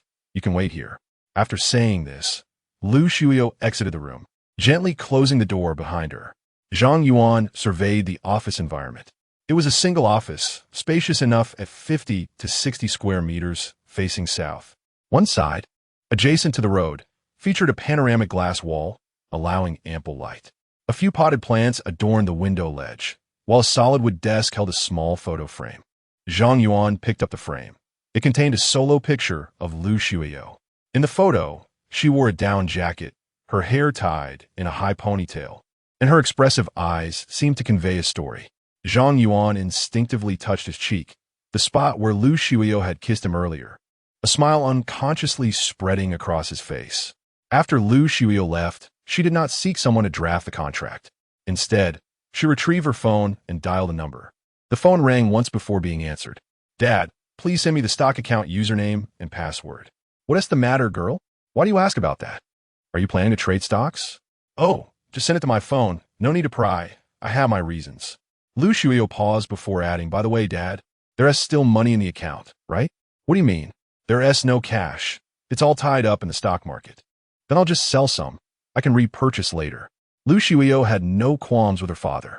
Though the A shares operated under AT1 rule, the funds from selling stocks that day could not be withdrawn but could be used to purchase other stocks. Hey, what exactly are you planning?" "Don't act rashly," her father, Lu Zhoyuan, implored. "You returned to the country, but Haven T visited the headquarters. You insisted on working at the subsidiary in Longhai City. Half a year has passed, and you Haven and AMP, OPPO's, T closed a single deal. If everyone were like you, this company would go under." Lu Shuio muttered, "All right, stop lecturing me. My ears are getting calloused. Either deposit 30 million into my account, or I will sell stocks. Choose one." Lu Shuio felt it was better to keep her father informed, saying, "I have my eye on a stock with excellent momentum and wish to give it a try. If you don't agree, I will seek out an off-market financing agency to borrow 30 million. "Don't, my girl. There are no legitimate financing agencies left. They are all shells." Lu Shuio pouted playfully. "Dad, you will support me, right?" Lu Zhoyuan was at a loss with his precious daughter, exclaiming, "Do not sell the Matai stocks. Handle the rest as you see fit." "Thanks, Dad. Love you. Remember to send me the account info. I'm in a hurry." After hanging up, Lu Shuio smiled sweetly at the username and password sent to her via WeChat. Meanwhile, Zhang Yuan, after ending the call, instructed his secretary. Find out what my daughter has been up to lately and who she has met. Ensure she remains unaware. Understood, Chairman. Just as the secretary was about to leave, she gracefully returned. There's less than an hour until boarding. Shall I arrange for transportation now? Go ahead and make the arrangements. Chapter 11. A high-stakes gamble. The phone call that Lu Shuyo made lasted merely a minute or two. Upon her return to the office, she found Zhang Yuan engrossed in admiring the picture frame, oblivious to her entrance. Is it beautiful? She inquired. Without turning his head, Zhang Yuan replied, quite lovely, though the attire could be a tad cooler. I have some even cooler photos here, featuring JK outfits, stockings, and even some that leave nothing to the imagination. Interested? Bring them over, but let me clarify. I have no desire to view them, merely a pure appreciation for art, Lu Shuyo retorted, casting him a disdainful glance. If you wish to see, there are countless resources online. Don't pretend that during your study days, you didn't have access to such content. Even know how to download it. Lu Shuyo, do you really need to know so much? To maintain a sweet persona, you ought to be more discreet, he jested. With your constant barrage of risque jokes, that persona has long since crumbled. After exchanging a few playful banters, Zhang Yuan turned serious. So is the financing all set? Regardless of who is handling it, it will go smoothly, he assured. What about the contract? Hurry and sign it. We need to get started as soon as the funds arrive. They're in AMP, Oppos. No rush. Let in AMP, Oppos. Focus on the operations first. We can sign the contract later. Zhang Yuan settled onto the sofa opposite her, idly waiting. As it was his first time seeking financing and investing in stocks, he was entirely unaware of the specific processes involved. He believed the routine operations to be straightforward. However, one thing was certain. Lu Shuyo would never deceive him. Lu Shuyo took her seat before the computer and launched the securities trading software. Which stock should I liquidate? She pondered. Since she had been instructed not to sell Matai, she decided to sell another stock. After some contemplation, her cursor settled on Huitong Group. She reassured herself that selling several million of her own stocks would have little impact. The stock of Huitong Group was performing well, with numerous large buy orders visible on the trading interface. As Lu Shuyo deftly placed substantial sell orders, they were swiftly absorbed by the market. Yet an hour later, she had only managed to liquidate over 20 million.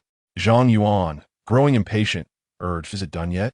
It's nearly 2 p.m., and I still need time to operate. Just a moment, it's almost ready. Lu Shuyo felt an internal surge of anxiety as she noticed the market beginning to struggle with her sell orders. Furthermore, the stock price of Huitong Group was plummeting. After a tense 15 minutes, she halted her operations, managing to gather 30 million. Although, according to the tenfold financing, she only needed to liquidate 22 million, she wanted to retain additional funds as a safeguard against Zhang Yuan and AMP. Oppos, uncertain stock choice. Here, just deposit the principal into this account. She sighed in relief, looking at Zhang Yuan. What about the contract? Are we signing it or not? Time is of the essence. We could discuss that later. Zhang Yuan, not wanting to dwell on it, moved to the computer and followed Lu Shuyo's instructions to transfer all his assets.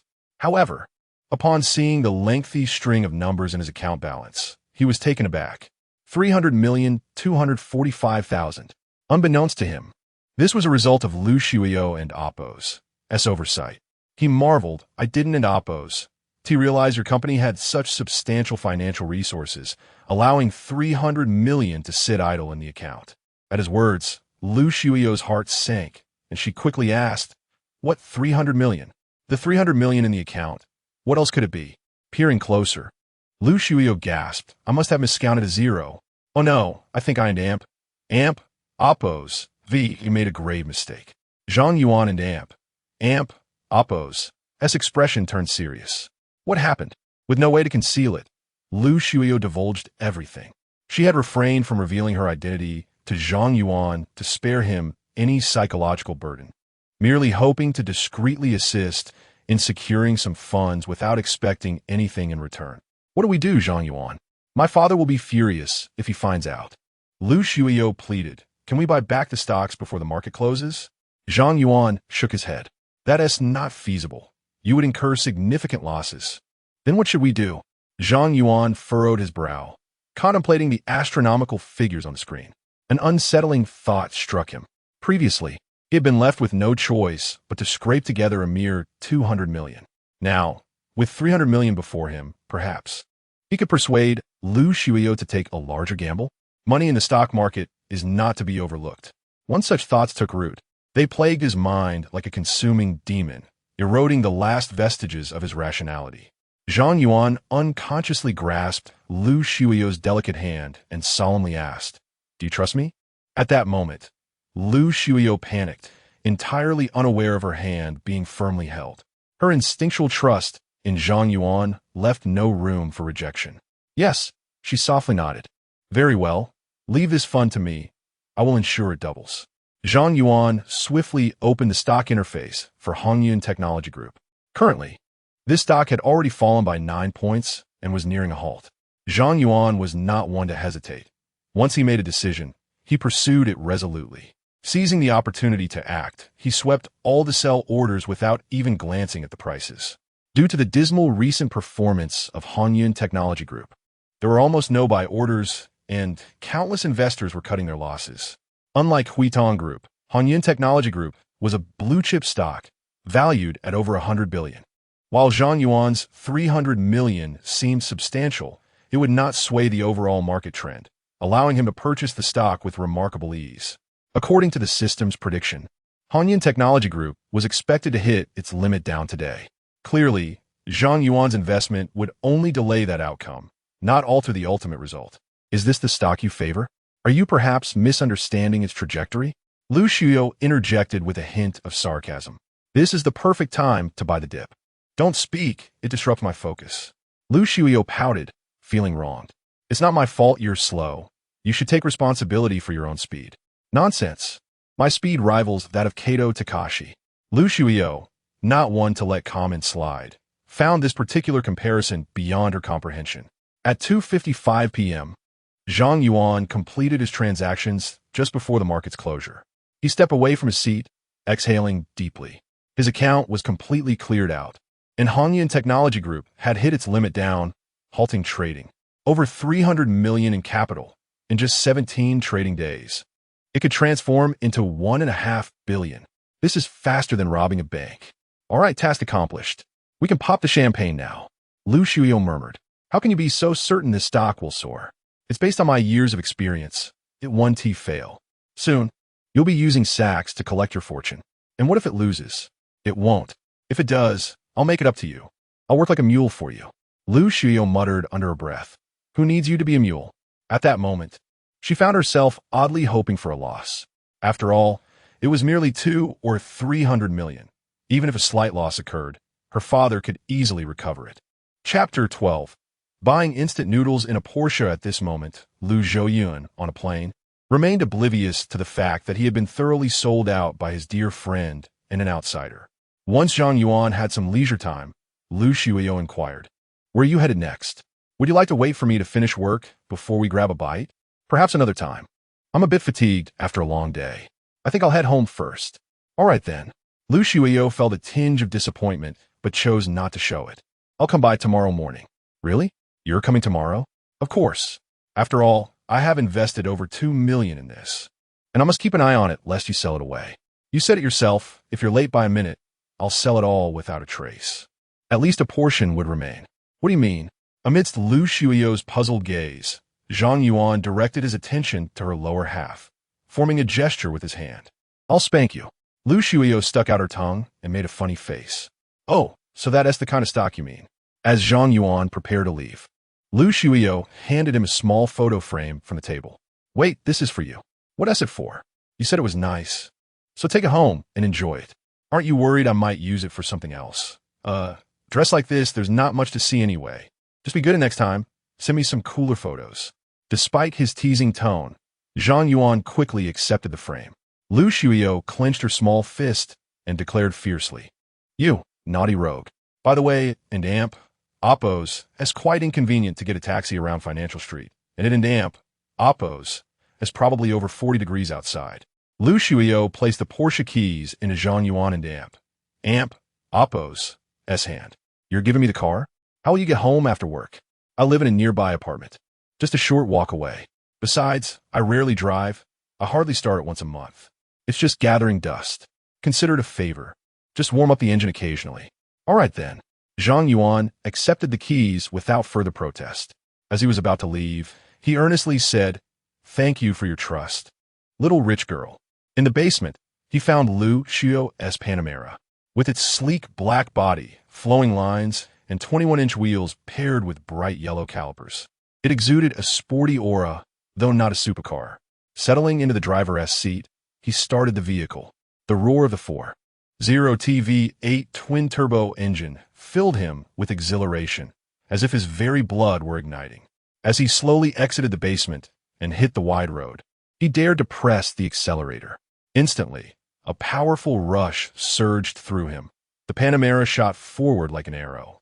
Ah, wealth truly has its perks. Zhang Yuan marveled, realizing the driving experience of the Panamera was far superior to that of his parents' Passat. However, it would be long before he would possess such luxuries himself. A glance at the fuel gauge revealed a full tank, prompting a sigh of relief. Although he would soon become a billionaire, his current pockets were emptier than his face. After investing $45 million in the stock market, he was left with a mere 200 yuan, enough to fuel nothing. As for borrowing money, Zhang Yuan knew that if he approached Lu Xiu, she would undoubtedly lend him a significant amount without question. Yet he refrained. He would rather seek fund from a stranger than from this old classmate, a matter of inexplicable pride. At 4:30 p.m., Zhang Yuan arrived at his rental place. Just as he was about to step out, he suddenly realized a pressing issue. The stocks wouldn't be liquidated for another half month. What would he eat for the next 20 days?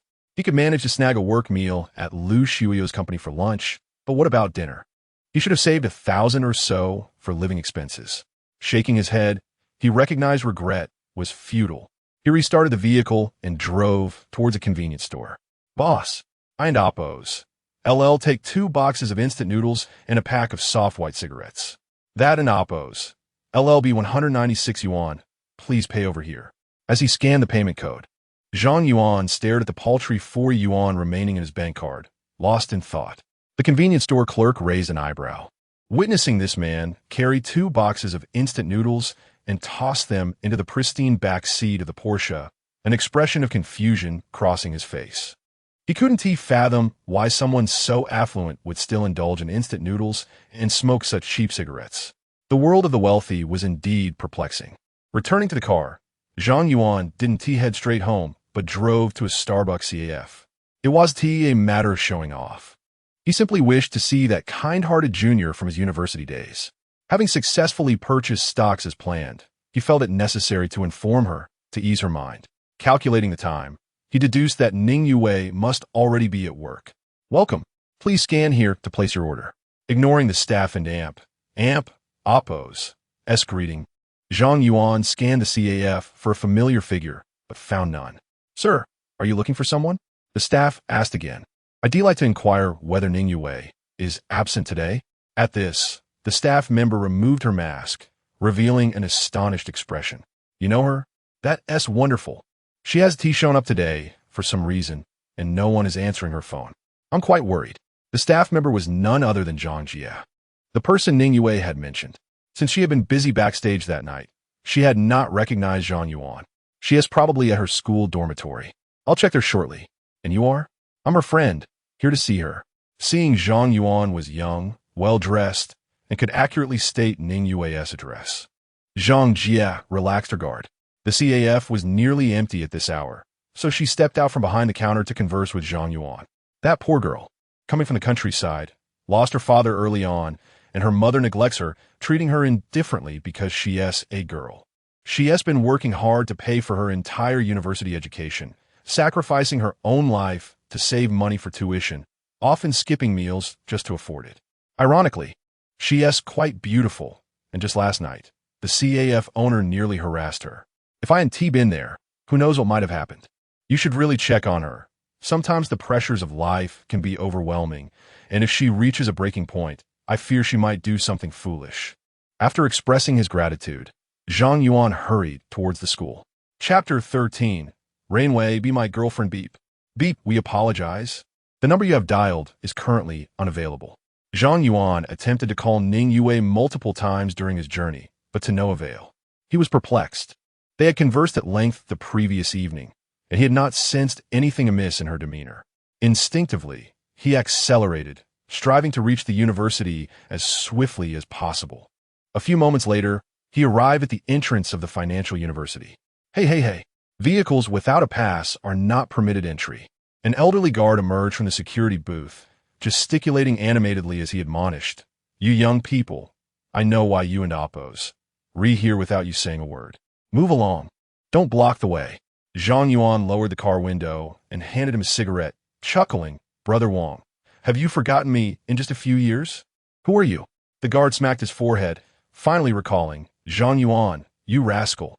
Indeed, Brother Wang, your memory is quite impressive. Before his parents' unfortunate incident, Zhang Yuan had been enjoying life, often dining out with classmates and sharing cigarettes with the guards, which had led to a familiar rapport. What brings you here today? Looks like you're doing well, the guard remarked, eyeing the sleek Porsche Panamera with admiration. I need to find someone inside. I'll be out shortly. Please make an exception. The campus sprawled extensively, and walking from the entrance to the dormitory area would take approximately 15 to 20 minutes. With no shuttle service available during the summer break, Zhang Yuan could only hope for the guard and amp. Oppos' leniency. All right, but make it quick, the guard replied, lighting a cigarette while muttering about the frugality of youth. Thank you. With permission granted, Zhang Yuan hurried towards the girls and Oppos' dormitory.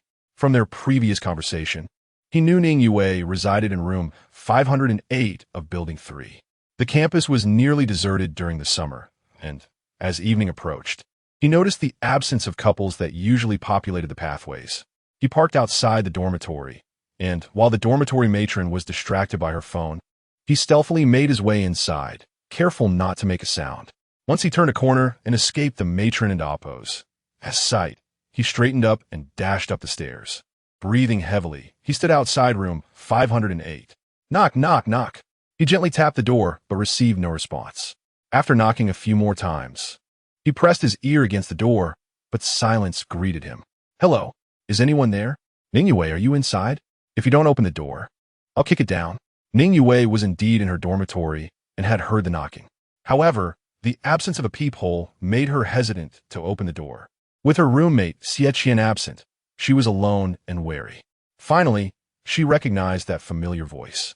Upon opening the door, she was met with Zhang Yuan and Oppos' concerned expression, and his heart was deeply stirred by the sight of her slightly weary face.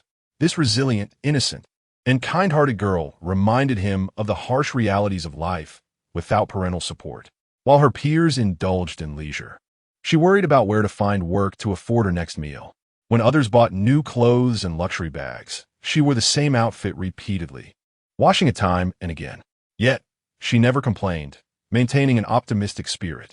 Her unwavering trust, a testament to her character, was something Zhang Yuan felt he needed to repay for a lifetime. Senior, what are you doing here? Ning Yue's instinctive reaction upon seeing Zhang Yuan was one of surprise. But then she suddenly turned her head away, avoiding his gaze. I thought you weren't coming. I tried calling you numerous times, but you never answered, and I thought.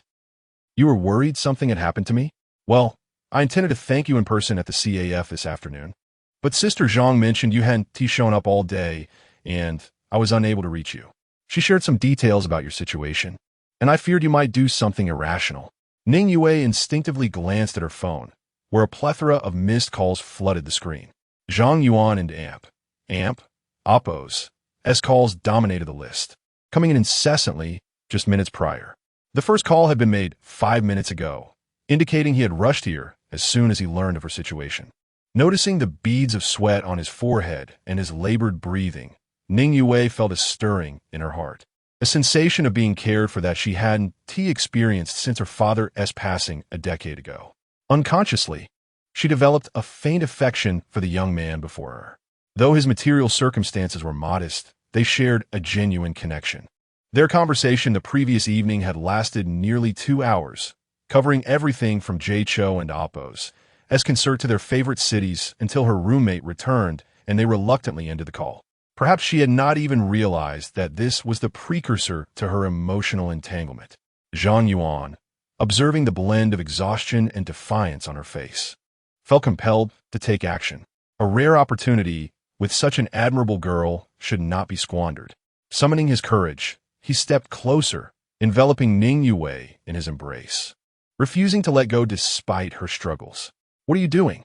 Let go of me." Ning Yue and Appo's strength paled in comparison to Zhang Yuan and Appo's, making her attempts to break free futile. She pushed against his arms in vain, but they remained steadfast. "Let go. If you don't, I'll call for help." Zhang Yuan remained undeterred, holding her tightly. As her struggles waned, she gradually ceased her resistance, surrendering to the warmth of his embrace. This was her first intimate contact with a male, and she could feel the warmth of his breath against her cheek, momentarily clouding her thoughts. After a few minutes, her voice trembled with suppressed tears. "Have you had enough of this?" "Not nearly enough. I'll never have enough," Zhang Yuan replied earnestly, inhaling deeply. "Yue, be my girlfriend." His tone was resolute. Wealth, indeed, can transform a person's character in a mere instant. Just days prior, he would never have dared to act so boldly. In the past, he had been subservient to Zhao Xiaolin, a girl who was several rungs below Ning Yue, requiring her consent even to hold her hand, meticulously gauging her reactions for fear of displeasing her. Now, emboldened by his newfound confidence, he resolved not to let Ning Yue slip away. With wealth comes assurance. Timidity often stems from a lack of resources, and Zhang Yuan was soon to find himself abundantly equipped. Upon hearing his somewhat domineering words, Ning Yue turned her head once more. "No, please don't seek me out again." "Why not?" Zhang Yuan sensed that she harbored some degree of affection for him, and her rejection felt abrupt. Ning Yue recalled the scene she had witnessed earlier that day, and her emotions became a tumultuous blend. She averted her gaze once more, her eyes glistening with unshed tears, muffled sobs escaping her lips. "If you truly don't want to be my girlfriend, then forget it." Zhang Yuan tentatively probed. "Can you at least stop crying?" Ning Yue offered no response, allowing her tears to flow freely. "If you continue to weep, I shall come over and kiss you." Chapter 14. You truly are a little genius. This tactic proved effective, as Ning Yue lifted her head and exclaimed, "You are nothing but a fraud, a grand deceiver." Where have I deceived you? Are you referring to the borrowed money?" "Well, not exactly." "Then what is the reason?" Zhang Yuan patted his chest and vowed, "I swear I have not deceived you. I will certainly return the money, and I shall repay you double. You, my dear, are quite something. Despite your own hardships, you lend me all your savings, leaving yourself unable to afford a meal." Ning Yue shook her head, pressing her lips together. "It's not like that." Zhang Yuan, feeling overwhelmed, sighed. "Then what is it?" "I truly cannot fathom." At last, the long-suppressed emotions within Ning Yue burst forth, and she demanded, "Why do you, who are so wealthy, choose to deceive me? Why, when you already have a girlfriend, do you still flirt with me? Is it because you see me as lonely and vulnerable, an easy target?" Zhang Yuan was taken aback by her words. Wealth? That was a future prospect. At present, he hardly had a penny to his name. "No, I mean it. Yue, have you misunderstood something?" Ning Yue raised her gaze, staring coldly at him. "Very well. Let me ask you, where are you this afternoon?" Upon hearing this, Zhang Yuan suddenly understood. Earlier, Lu Shuyo had mentioned encountering two younger classmates. Could one of them be her? It seemed the only plausible explanation. He quickly explained, "This afternoon, I was dining with an old classmate I hadn't Appo's seen in years, whom I happened to run into on Financial Street. I mentioned an investment opportunity that required her assistance. During the meal, she suggested taking a commemorative photo, and without a second thought, I agreed. If you doubt me, you can check my phone. I never contacted her beforehand." Zhang Yuan unlocked his phone and handed it over. Ning Yue turned her head away, muttering, "I'm not anyone to you. Why would I look at your phone?" It was evident that her tone had softened considerably. Zhang Yuan continued, "As for your claim of me being wealthy, that is utterly absurd. The total amount of money in my pocket is a mere single-digit figure. If you must know the exact amount, it's 4 yuan. I have invested all my funds, and it will take at least half a month to retrieve them. We are both in a similar predicament, after all. As the saying goes, We are both lost souls in this vast world. Upon hearing the amount of 4 yuan, Ning Yue could no longer contain herself and burst into laughter. She retorted softly, "Who is in the same predicament as you? I still have over 1,000 yuan, and besides, that saying is not meant to be used in this context." Well, it conveys the essence of the sentiment. So Don and Amp, oppose, TB so literal. Having resolved her inner turmoil, Ning Yue shyly admitted, "Then, senior, consider me having misunderstood you." Although she believed Zhang Yuan and Amp, oppose's explanation, numerous questions lingered in her mind. Why, if it was merely a reunion with an old classmate, did that senior refer to Zhang Yuan as her boyfriend? However, she refrained from voicing these queries. Zhang Yuan jested, "No worries. Anyone witnessing that scene would assume they were deceived. You're fortunate not to have called the police on the spot. By the way, do you agree to what I proposed earlier?" Ning Yue feigned ignorance. "What proposal? To be my girlfriend?" "Oh no, that is too fast." Ning Yue's cheeks flushed, and she stammered, "We've only met twice. How many times must we meet for you to agree? I could come tomorrow, or the day after." "You're being unreasonable. Indeed, one must be bold, meticulous, and thick-skinned to win a girl's heart, as my mother always says." Zhang Yuan, unabashed, sat closer to Ning Yue. "Yue, do you believe in love at first sight? The moment I laid eyes on you, I was smitten." "I don't believe it." Ning Yue rolled her eyes, stating, "When you were at the CAF urging me to leave, you didn't even look at me properly." While she said this, deep down, she believed otherwise.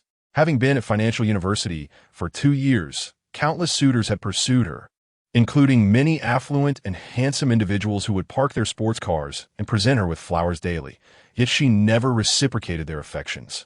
Perhaps Zhang Yuan was the first to ask her for money, or perhaps it was due to other reasons. In any case, this man did not seem to be merely interested in her beauty like the others. "That is quite unjust. You were wearing a CAF hat, and your face was covered by a large mask. Who would have looked properly?" Zhang Yuan tentatively took Ning Yue and Oppo's hand and held it in his own. "Yue, trust me. I will provide you with the best life in the future." Ning Yue remained silent, yet she did not withdraw her hand. "Since you're not speaking, I'll take that as your tacit agreement. This is the first time I've benefited from a girl. Just a little loss is worth it. You can give me yourself instead." "Ridiculous. How have I benefited from you? It was clearly you who forced me into an embrace. I don't know where you got such strength. I couldn't push you away. Then I'll give you myself." How does that sound? Faced with Zhang Yuan, who was both handsome and audacious, Ning Yue finally conceded. "Agreeing to be your girlfriend isn't out of the question, but will be temporary. I need to observe for a while. Then let us have a kiss." "Wait, no." "Ugh." This time, Ning Yue did not resist and fully cooperated, savoring the joy that love brought her. A few minutes later, Zhang Yuan's phone rang. "I trust so deeply, for behind me stands you, always by my side." Gazing upward as the sun rises, hearing the return of the birds, Zhang Yuan pulled out his phone, where it displayed, "Shui Luo Yuan Fong invites you to a voice call." He hesitated, pondering whether to answer. After a moment in Oppo's thought, he concluded that his relationship with Lu Shuio was innocent, at most a few flirtatious remarks. Ning Yue noticed the screen and stood up to leave, but Zhang Yuan pulled her back down. Upon answering the call, Lu Shuio's melodious voice came through the receiver. "Zhang Yuan, my father just called and scolded me terribly. He wants me to sell all the stocks first thing tomorrow, claiming that although Oppo's, Hunyan Technology Group and Oppo's, ISN-TST stock, it might still face delisting." Zhang Yuan's expression turned serious. Logically, one would indeed refrain from purchasing stocks that frequently hit their limits. Lu Shuio's father's request was quite reasonable, considering the 3 billion yuan at stake. Zhang Yuan inquired, "So what do you plan to do?" Lu Shuio grinned mischievously. "I changed the password, so now even my father can't log in. He is busy on a business trip to Yanjing and won't have the time to recover the password anytime soon.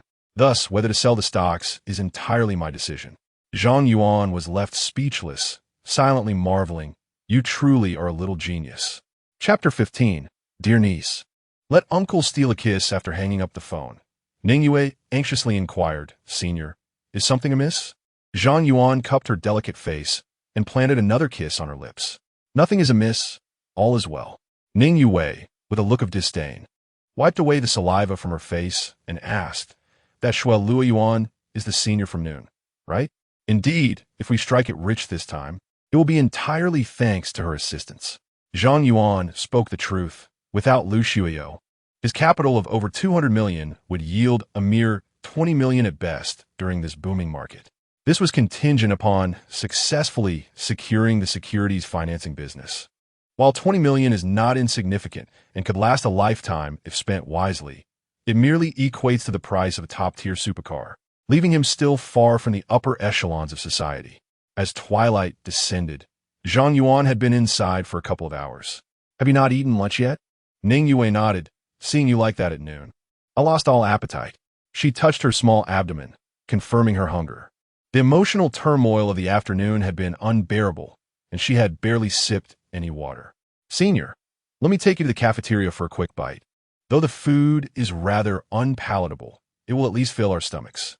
Ning Yue changed her shoes and glanced at the time. It seemed that the cafeteria might have already closed. Perhaps I should check the dormitory for something to eat, she suggested, opening a nearby storage cabinet. My roommate is a snack enthusiast. Oh, how is it all empty? Ning Yue grasped Zhang Yuan and Amp, Oppos, S-hand and proposed. Let us head to the night market outside the campus. I promised to treat you last time. Zhang Yuan shook his head. Forget it. You should save your money. Let us eat instant noodles instead. I happen to have some. He planned to fetch the noodles from his car, but reconsidered the appropriateness of a man entering the female dormitory. He handed the car keys to Ning Yue. Yue, please go to the car and bring the noodles up. I fear the dormitory supervisor might not let me in if she sees me. By the way, an old classmate lent me her car, and it's parked downstairs. Ning Yue took the keys and proceeded without a second thought. Upon descending, she immediately spotted the Porsche parked beside the dormitory and unlocked the door. In the back seat lay 2 boxes of instant noodles. As she opened a box to retrieve 2 cups, she noticed a small photo frame on the passenger seat. The back was facing up, obscuring the contents. Unable to suppress her curiosity, she picked it up. It was a solo photograph of Lu Shuio. Ning Yue pondered how strange. Why would the senior's personal item be in Senior Zhang's possession? Reflecting on the way Lu Shuio addressed Zhang Yuan, their shared photos, and the borrowing of the car, she noticed that even her WeChat name was Shuai Luo Yuan. The implication was unmistakable, and Ning Yue's complexion suddenly turned pale. She was acutely aware that the senior came from a wealthy family and could assist Zhang Yuan in business matters. They were still university classmates, sharing an abundance of topics to discuss. As for herself, she had nothing to offer. Even her self-proclaimed beauty paled in comparison to that of the senior. Her only advantage was being a few years younger, yet the senior was still in her prime. In that moment, she felt a profound sense of helplessness. Zhang Yuan was the first man to penetrate her heart. Although their acquaintance was brief, the hours spent together and their intimate interactions made her reluctant to part ways. Ning Yue had never been one to shy away. On the contrary, she had always prided herself on her independence. Deep within, she resolved to compose herself. After regaining her composure, Ning Yue returned to room 508 with the instant noodles. Senior, why did you buy so many noodles? We have another 20 days before cashing out. We can't survive on air, can we? I'm relying on these. I have a bit more here. Ning Yue pulled out a stack of cash from beneath her pillow and handed it to Zhang Yuan. It was the 1,000 yuan given to her by Xie Qian yesterday, leaving her with only a few dozen. Silly girl, what will you eat? Zhang Yuan returned the money to her. I still have my meal card for the cafeteria. I want to go hungry. Besides, the CAF will pay me in a couple of days. Mentioning the CAF reminded Zhang Yuan of a conversation with Sister Zhang. Isn't the owner of that place harboring ulterior motives towards you? Ning Yue panicked, stammering. How do you know? Never mind how I know. Just promise me you want to go back there again, no matter how much salary is owed. I'll listen to you. But how will I earn my tuition if I stop working? Leave that to me. Zhang Yuan gently caressed Ning Yue's cheek, speaking earnestly, rest assured. No one will ever harass you again. I will ensure you live the best life. Since I become your boyfriend, it's my responsibility. I will help you fulfill your unachieved wishes and remedy any past regrets. All you need to do is enjoy your college life. Whether you wish to pursue further studies or take it easy, I will provide for your material needs. If anyone bullies you, just let me know, and I will avenge you. Ning Yue's eyes welled with tears, fighting to keep them at bay. Having grown up without paternal affection, she felt a fatherly warmth in that moment. She suddenly understood the intentions behind Xie Qian and Amp, Oppo's, actions. The feeling of being cherished by a boyfriend was truly wonderful. Moments later, she chuckled. A man with only 4 yuan in his pocket thinks he can support me. Zhang Yuan leaped up in protest. Hey, don't mock me. 30 years in the East, 30 years in the West. Do not belittle the youth in poverty. At 26, I am no longer a youth, old man. Come diarnies. L'uncle steal a kiss. After finishing the instant noodles, they chatted for a while, and before they knew it, it was nearly 10:00 and Amp, Oppo's clock. Ning Yue nudged Zhang Yuan, reluctantly saying, "You should head back. My roommate will be back soon. There are 4 beds in the dormitory, so it's not like their ISNT space. You wish. Do you really think I want to spend the night here? I warn you, my roommate has a sharp tongue. If you don't mind her scolding you, then feel free to stay." Is your roommate pretty? Yes, she is. Ning Yue Binchet Zhang Yuan softweist threatening. What does her beauty have to do with you? Are you thinking of making a move on her? Even if I were, it would be pointless. Her standards are quite high, and ordinary people wouldn't catch her eye. I happen to think I am the one in a million. Stop pinching me. I'll leave already. Chapter 16. The interrogation by Lu Zhiyun as the moment of parting drew near. It was Ning Yue who felt a pang of reluctance, accompanying Zhang Yuan downstairs. Zhang Yuan gently caressed her silky hair and said, "I am not leaving for good. I know this school just as well as you do. I could find her dormitory with my eyes closed." "How rude of you to say that," she replied playfully. "All right, go back and rest. Remember my words. Don't take up any part-time job. From now on, I'll support you." "Okay, I'll head back up," she said. Turning away, Zhang Yuan exhaled deeply as he watched her retreating figure. He mused to himself, comparing people leads to ruin. Comparing goods leads to rejection. I truly do not understand what I was thinking before. It's not as if I have never encountered women. I wasted an entire year pining after that wretched Zhao Xiaolin, braving storms and winds without even sharing a kiss. How absurd. He couldn't help but mock himself, realizing he had forsaken a whole forest for a crooked tree. Whether it be Ning Yue or Lu Shuiyo, each was infinitely superior to Zhao Xiaolin. Indeed, this reflected a shift in Zhang Yuan's subconscious. In the past, even if he had encountered a girl like Ning Yue, he would not have entertained any thoughts. He would not have dared to look twice. His self-doubt and timidity led him to believe he was unworthy of such a girl, much less engage in anything as audacious as a passionate kiss. Gazing at the solitary photo on the passenger seat, he fell into contemplation. What did Lu Shuiyo truly mean to him? He could sense her unwavering kindness towards him, a kindness that bordered on the abnormal. Her trust in him surpassed that of Ning Yue, far exceeding the bounds of ordinary classmates. Could it be that she harbored feelings for him? He shook his head, dismissing the fanciful notion. She was not blind. How could a wealthy heiress possibly look upon him? Furthermore, during their 4 years in university, there had been countless opportunities, yet she had shown no signs. Had it not been for this chance encounter, it was likely they would not meet again in this lifetime. Never mind. I shall focus on securing financial gains first.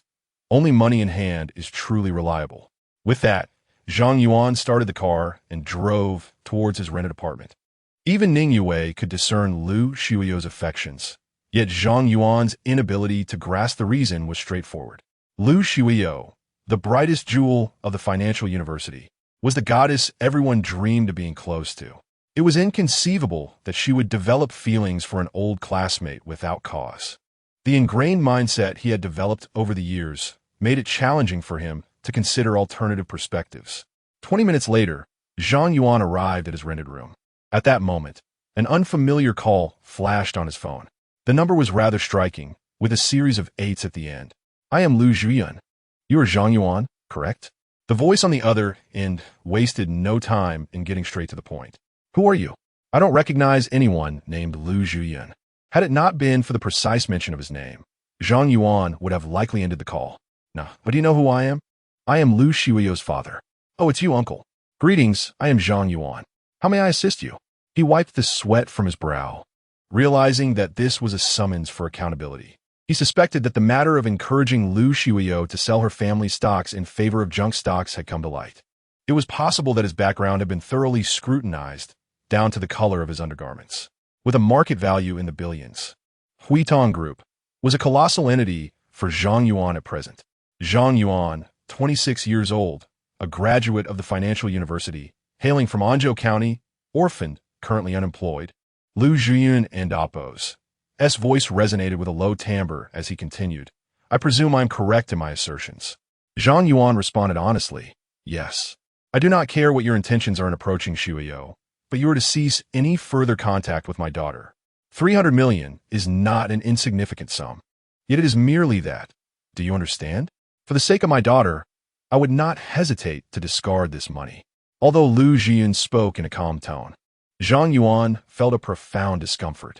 He had leveraged Huitong Group's funds in hopes of generating profits for Lu Shuiyo. His intent was solely to claim the rightful earnings due to him, while the remaining billions would not concern him in the slightest.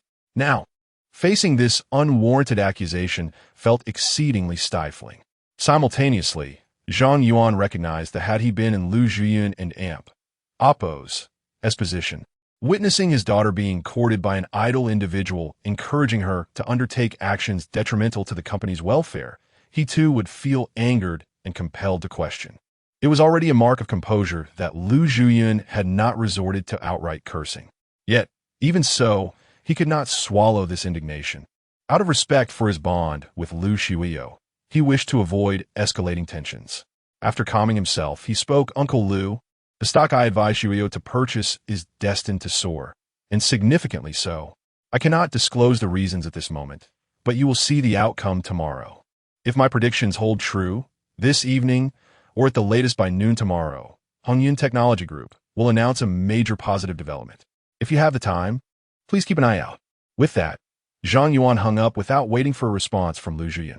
In the presidential suite of a five-star hotel in Yanjing City, Lu Zhiyun stared at the black screen of his phone, momentarily lost in thought. How did he know that Hongyun Technology Group will be making a significant announcement?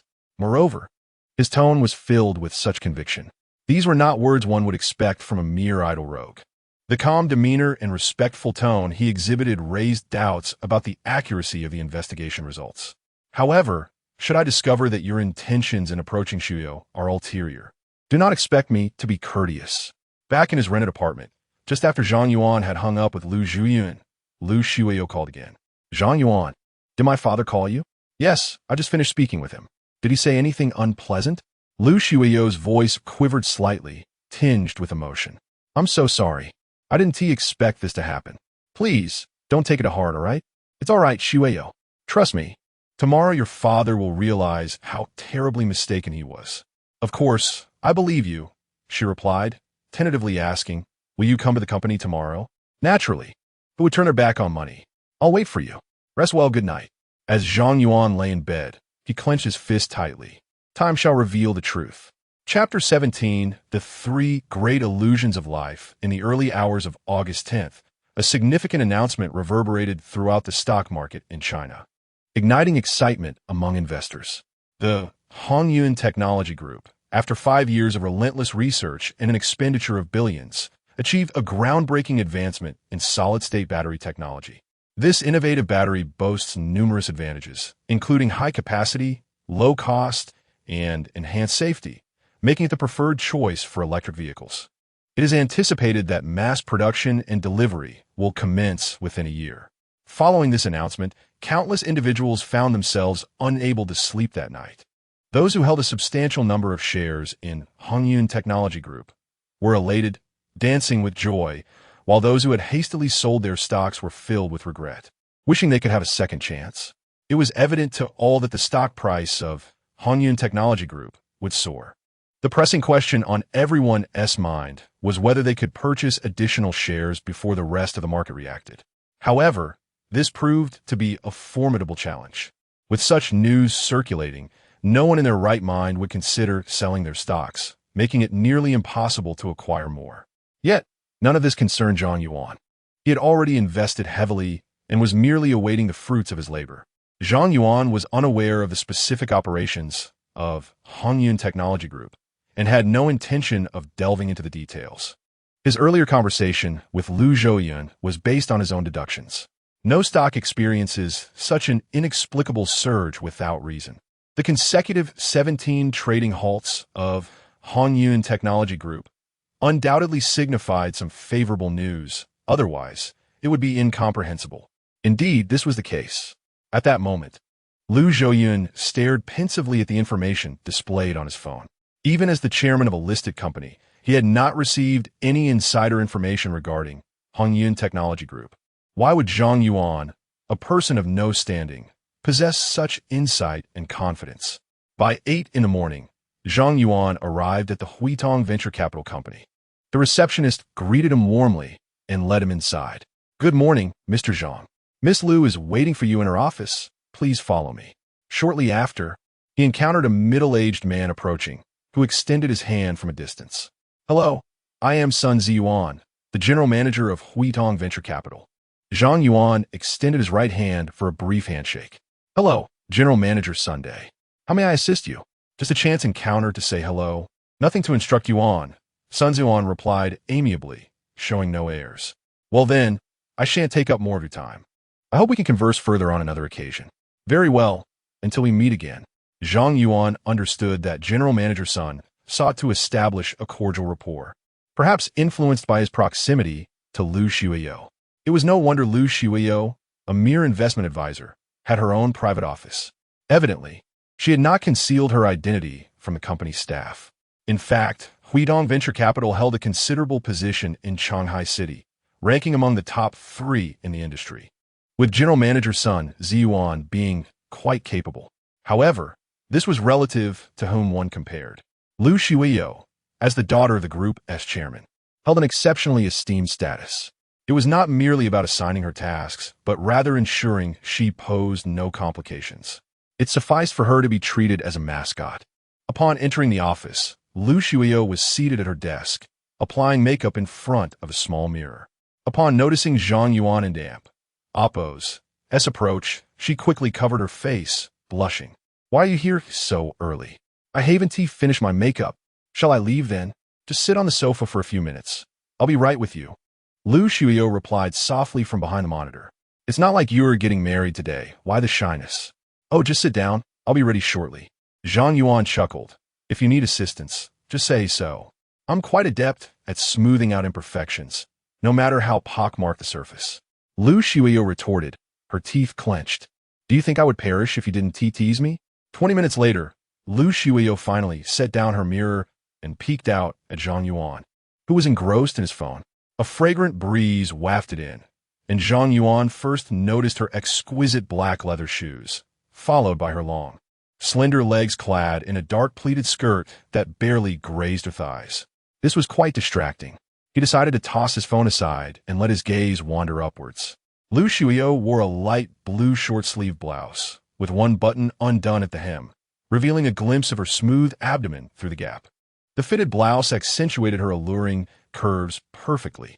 Her delicate arms, resembling lotus roots, seemed to have nowhere to rest, as her 10 fingers twisted anxiously behind her back. Perhaps due to her nervousness, her originally fair complexion now bore a charming blush. The subtle makeup served merely to enhance her already exquisite features. Noticing Zhang Yuan's unwavering gaze, Lu Xiuyo stammered, "Does it look good? Are you really dressing up for a blind date?" Lu Xiuyo playfully punched Zhang Yuan on the shoulder, pouting as if, "At 25, I'm hardly a child. In a few years, even dogs want me. Oomph, as if I care." Zhang Yuan, despite his words, found himself captivated by Lu Xiuyo's appearance. After all, she had been crowned campus belle for 4 consecutive years. Her beauty was extraordinary. Lu Xiuyo then retrieved a thermos from beneath the desk and handed it to Zhang Yuan. "You haven't had breakfast yet, have you? I brought you some." Zhang Yuan opened it to find a bowl of millet porridge. While it might not appear appetizing, it promised to be filling. He was genuinely hungry. After only eating instant noodles the previous night, he had gone over 10 hours without a meal. Under Lu Shuio and Appo's expectant gaze, he downed an entire bowl of porridge without leaving a drop. Did you make this yourself? No, it's not mine. The Annie made it and gave me some bring to you. No wonder it tasted so delightful. The control of heat and proportions of ingredients. Masterful. Really? Lu Shuio's face brightened. Upon seeing Zhang Yuan's teasing expression, she quickly understood. With a mock scowl, she declared, "How dare you mock me? The only thing I can cook is porridge. I can only manage instant noodles otherwise." "Oh, I didn't realize you had such skills. You must be quite proud." "Zhang Yuan, if you keep this up, you'll have to spit it out. I won't bring you anything again. Please don't. It won't look good if I spit it out." Zhang Yuan was merely engaging in playful banter, genuinely touched by Lu Shuio and Appo's thoughtful gesture. Here was a young lady, unaccustomed to household chores, who had taken the time to prepare breakfast for him. In life, there are 3 great illusions. The door is unlocked, I can turn the tables. And she likes me. Zhang Yuan felt he was ensnared by the 3rd illusion. Chapter 18. Cooking at your place, however, he dared not confirm his suspicions. The thought of exposing his feelings only to find them unreciprocated was utterly mortifying. It might even jeopardize their friendship. After a bout of playful banter, the clock struck 9 in the morning. With only half an hour until the market opened, Zhang Yuan found himself increasingly anxious. Having never been one to follow current events, he was oblivious to the significant positive news released by Zhang Yuan Technology Group the previous night. All he knew was that he had invested his entire fortune. And if the system and Appo's predictions proved inaccurate, it would spell disaster. At 9:15, the pre-market bidding began. Zhang Yuan stared intently at the screen, his palms slick with sweat. Time ticked away, and at 9:30, the market officially opened. Upon seeing the results displayed, he exhaled deeply, wishing to exclaim, "Brother Tong, you are incredible." There was no doubt. The stock of Zhang Yuan Technology Group had surged straight to the limit. "See, I didn't deceive you." Lu Shuio approached, seemingly indifferent to the stock and Appo's rise or fall. Ideally, she preferred a slight dip. Yet, witnessing Zhang Yuan and Appo's elation stirred her emotions. "Really?" She leaned closer to the monitor, astonished by the soaring numbers. "How did you know this stock would perform so well? It was all red just before." "I mentioned it before, didn't an Appo's TI?" Based on years of experience, he replied, attempting to reassure her. "You never believed me anyway." "Well, have I ever doubted you?" "I've always had faith," she countered. Zhang Yuan refrained from arguing about trust. Lu Shuio and Appo's faith in him was unwavering. "Let me calculate today and Appo's unrealized gains. Over 30 million. And that and Appo's just for today. If tomorrow follows suit, the profits could exceed 33 million. Can you believe how extraordinary that is?" Lu Shuio bit her lip and inquired, "How long do you intend to hold on to it? Let us assess the trends first. Given today's situation, a substantial rise is likely in the near future. Multiples are possible.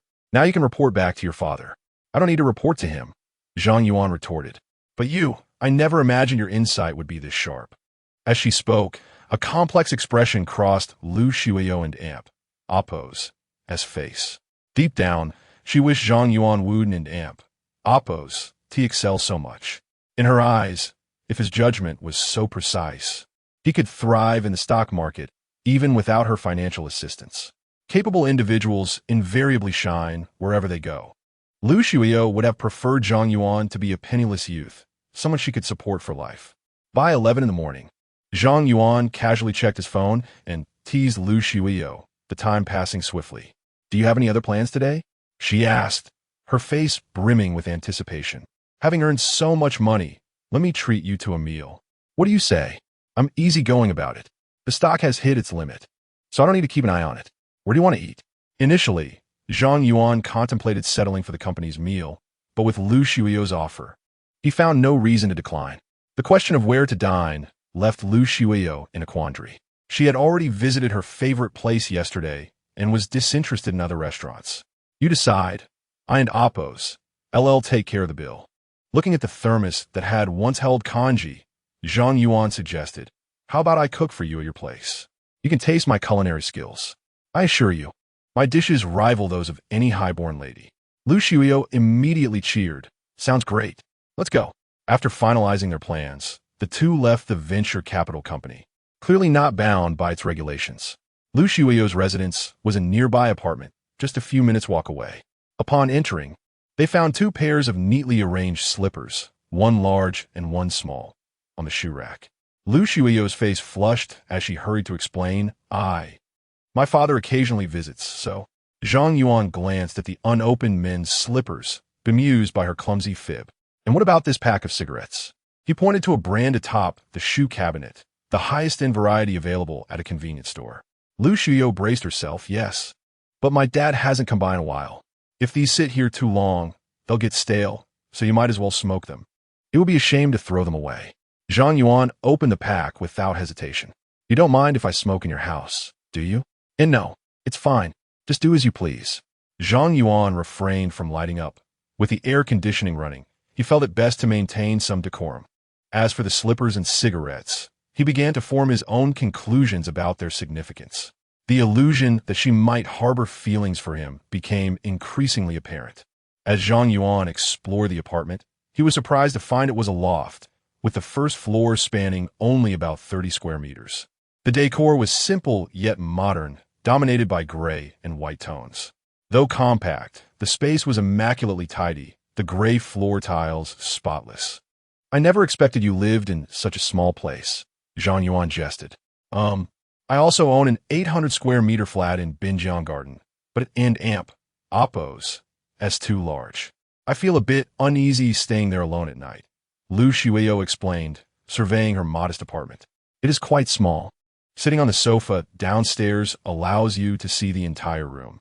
Listening to her almost pretentious remarks, Zhang Yuan felt it prudent to remain silent. One could choose not to inhabit a mansion, but having the option was another matter entirely, unlike his own situation of residing in a rented room. Lu Shuyo led Zhang Yuan to the second floor, meticulously showcasing her space. Upon noticing the pink bedding and curtains, he chuckled. Such a girlish touch. Keep laughing. And I won't speak to you anymore. She retorted playfully. If you adore pink so much, why did you choose a black car? Black car, paint doesn't cost extra. It's just bold and timeless, he replied. You're just talking nonsense. No one would believe that, she teased. Believe it or not, he shrugged. The Porsche Panamera was a purchase Lu Shuyo made upon returning to the country, with the color chosen solely because Zhang Yuan had once mentioned his fondness for black cars. A casual comment had seemingly imprinted itself upon her very essence, leading her to select that hue without a second thought. Back on the first floor, Lu Shuyo opened the refrigerator. You choose the dishes. I truly have no idea how to cook. Zhang Yuan peered inside to find it brimming with vegetables, meat, and eggs, exclaiming, Don't tell me you prepared all this yourself? Of course not. I don't even know where the nearest market is. My dad hired two aunts, one to cook and the other to shop for groceries. They prepared all of this. Indeed, the life of the wealthy was refreshingly straightforward. Shuden and Oppos, do you hire a private team to take care of you? Money truly resolves 99 of life and Oppos' troubles, and for the remaining one, having even more money would suffice. Zhang Yuan retrieved a piece of beef brisket and 2 potatoes, heading into the kitchen to commence his culinary endeavors. Over the years, he had honed his cooking skills to perfection. With the sounds of chopping and sizzling, a delightful dish soon emerged. Lu Shuyo watched intently, her eyes crinkling into crescents of delight. Chapter 19. Strolling through the night market braised beef with potatoes. Do give it a try. Zhang Yuan placed the dish on the table and offered a pair of chopsticks. Lu Shuyo had long been drooling with anticipation and hurriedly picked up a piece of beef to savor. Slow down, be careful, it's hot. It's delicious. Zhang Yuan, you and Oppos. Incredible. This is far superior to what Annie cooks. Regardless of whether it was merely flattery, Zhang Yuan felt a wave of comfort wash over him. Simultaneously, a figure from the past flickered in his mind. Last year, he had made this very dish for Zhao Xiaolin when he first brought her to his rented apartment. He had eagerly awaited her praise, but what he received was a chilling remark. This tastes nothing like what restaurants serve. How can one even eat this rubbish? At that moment, he had truly believed it was his fault. Only now, Witnessing Lu Xiuyou devouring the meal with gusto, did he come to understand? It wasn't the dish that paled in comparison to restaurants, but rather the emotional weight it carried in his heart. Zhang Yuan, how do you make it so delicious? Lu Xiuyou suddenly inquired midway through the meal. Want to learn? I can teach you. Practice for a couple of years, and you and Oppos, LO master it. Great. Will you come over every day, then? I can do without NES cooking. I can come when I have time, but I can't guarantee it every day. Zhang Yuan's response was somewhat hesitant. After all, he was already in a relationship. Spending every day at Lu Xiuyou and Oppos' place felt inappropriate. Yet, seeing the earnest anticipation in her eyes, he found it hard to refuse. I promised to learn diligently. In the afternoon, the two settled on the sofa, watching television. Zhang Yuan could hardly recall the last time he had watched this medium. It was quite entertaining, though he couldn't discern how much of that enjoyment stemmed from the company beside him. After a couple of hours, Lu Xiuyou began to doze off, her head gently resting on Zhang Yuan and Oppos' shoulder. Inhaling the fragrant scent of her hair, his thoughts drifted further afield. He could now almost affirm one thing. Her affection for him was no mere illusion. Setting aside past events, her makeup, the lovely attire, and her inviting him home to explore her intimate space, such behavior from a girl towards an old classmate could not be fathomed. Women adorn themselves for those they cherish. The coincidental presence of men's slippers and cigarettes only added to the clarity of his realization. The connections were undeniable. To claim that Zhang Yuan held no feelings for Lu Xiuyou would be disingenuous. After all, she had once been his dream girl. It was impossible to remain indifferent to her allure. Moreover, Lu Xiuyou was strikingly beautiful, too captivating to resist. Gazing at her enchanting visage so near, Zhang Yuan felt an overwhelming urge to kiss her. Despite her privileged background, Lu Xiuyou bore none of the airs typical of a wealthy heiress, making their interaction feel utterly relaxed. Yet, Ning Yue was no less remarkable. Just yesterday, he had earnestly discussed future aspirations with her. Now, to entertain thoughts of another woman felt disloyal. For a fleeting moment, he entertained the notion of having both, thinking it would leave no room for regrets. However, that idea was swiftly dismissed. Both Ning Yue and Lu Xiuyou were treasures beyond measure. Acquiring either was a rare fortune, let alone both. Unless he became a master of deception, living a double life, but that would only lead him to become a scoundrel. With great care, Zhang Yuan gently laid Lu Xiuyou down, draping a light blanket over her. He whispered softly, "I'm leaving now. See you tomorrow," before quietly exiting the apartment. Upon hearing the door, Lu Xiuyou opened her eyes and gazed blankly in the direction he had departed. Later, around 6 in the evening, Zhang Yuan drove to the financial university. "You're back again, aren't you? This is endless, isn't it?" Upon seeing the 2 bags of snacks in Zhang Yuan's hands, Old Wang's tone shifted instantly. "You know, my nephew works in the logistics department. I'll get you a pass in a couple of days. Then you can come and go as you please." "Thanks a lot, Old Wang," Zhang Yuan replied with a smile. Arriving at the base of dormitory 3, Zhang Yuan dialed a number. "Yue, what are you up to?" "Studying in the dorm, senior." "What about you?" He could detect a hint of excitement in Ning Yue's voice. "Haven't tea had dinner yet?" "No, it's too hot to eat anything." "Then come down. I'll take you out for dinner." "Oh, you're at school?" "You'll find out when you come down." In less than a minute, Ning Yue dashed down, her breath quickened and beads of sweat dotting her forehead. "Why the rush?" "I'm not going anywhere," she shyly replied. "I didn't want to keep you waiting." Zhang Yuan took out a tissue to wipe the sweat from her forehead, then opened the passenger door for her. Hesitating for a moment before the sleek new car, she finally took a seat. "Where are we going?" "Wherever you want to eat. It's all up to you." After a moment of contemplation, she suggested, "How about the Hongda night market? I've heard it's quite lively at night, and I want to see it for a while." "All right, let us go there." The evening rush hour in Longhai City was exceptionally congested. The less than 10-kilometer journey took over half an hour, a perfect illustration of urban driving where all vehicles were equal. No matter how powerful the car, it could only creep along. Upon reaching the night market, finding a parking spot proved to be another challenge. The roadside spaces were completely occupied, with not a sliver of vacancy in sight. However, Near a spicy hot pot stall at the entrance of the market, he spotted a potential spot. Zhang Yuan steered the car closer, only to hear Ning Yue mutter, "Whose car is parked like that? How inconsiderate." A Mercedes-Benz C-Class was haphazardly occupying more than 2 parking spaces. With no other options, Zhang Yuan parked behind the Mercedes, ensuring he didn't T-block it entirely, leaving enough room for a skilled driver to maneuver out.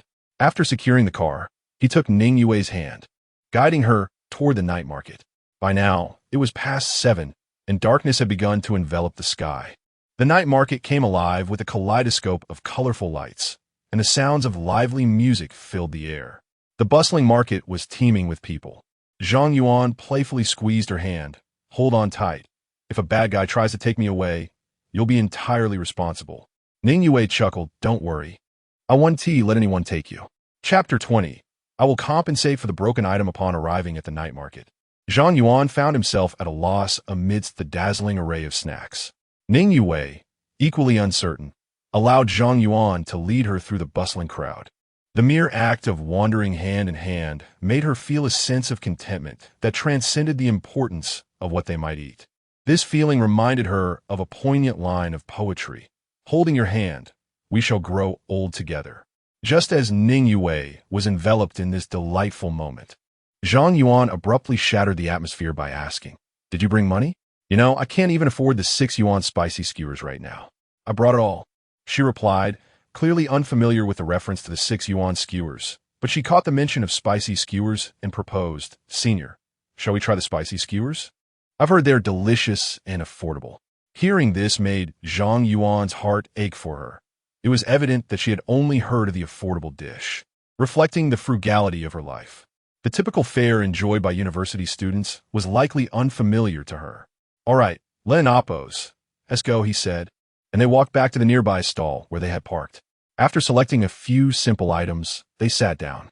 "Where's your hometown?" he inquired. "Nanzhou County. A small place you probably don't know," she replied. "How could I not know? It's about 1,000 kilometers west. Well, it's quite far. Modern transportation makes it bearable," he reassured her. Ning Yue and Oppos' expression dimmed slightly. "Transportation is convenient, but I haven't been back in over 2 years. Do you wish to return?" She nodded, then quickly shook her head. "Not really. When you do want to go back, just let me know. I'll accompany you." Zhang Yuan had learned of Ning Yue's family situation from Sister Zhang at the CF. Her father had passed away, and her mother was indifferent to her. Despite this, he noticed no resentment in her eyes when discussing the matter. At only 19, a girl in her prime, who wouldn't long for home. Perhaps the high cost of tickets was one reason she hadn't returned. "Thank you, Senior," she said. "I'm your boyfriend. It's only natural." A moment later, the vendor brought 2 bowls of spicy skewers to their table. "I don't like to eat meat, Senior." "You have more. Don't waste it," she said, transferring the meat from her bowl to Zhang Yuan's, opting instead for some vegetables and noodles. "Senior, I'll get some water," she announced, pulling out 2 disposable cups and walking to the side. As she returned, she accidentally bumped into a passerby, splashing some water onto the person's clothes. "Watch where you're going. Do you have any idea how expensive this outfit is?" Ning Yue hurriedly apologized. "I'm so sorry. It was unintentional."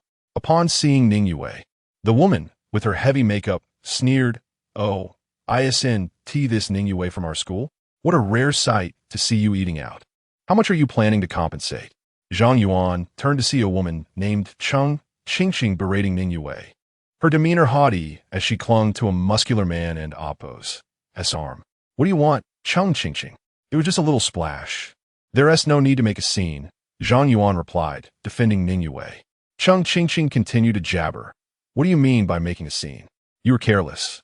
And you think a simple apology suffices? Is this your boyfriend? He looks like a kept man, quite pretty, but can he even afford to compensate?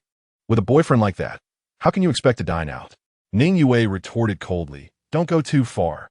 "Too far? Am I not speaking the truth?"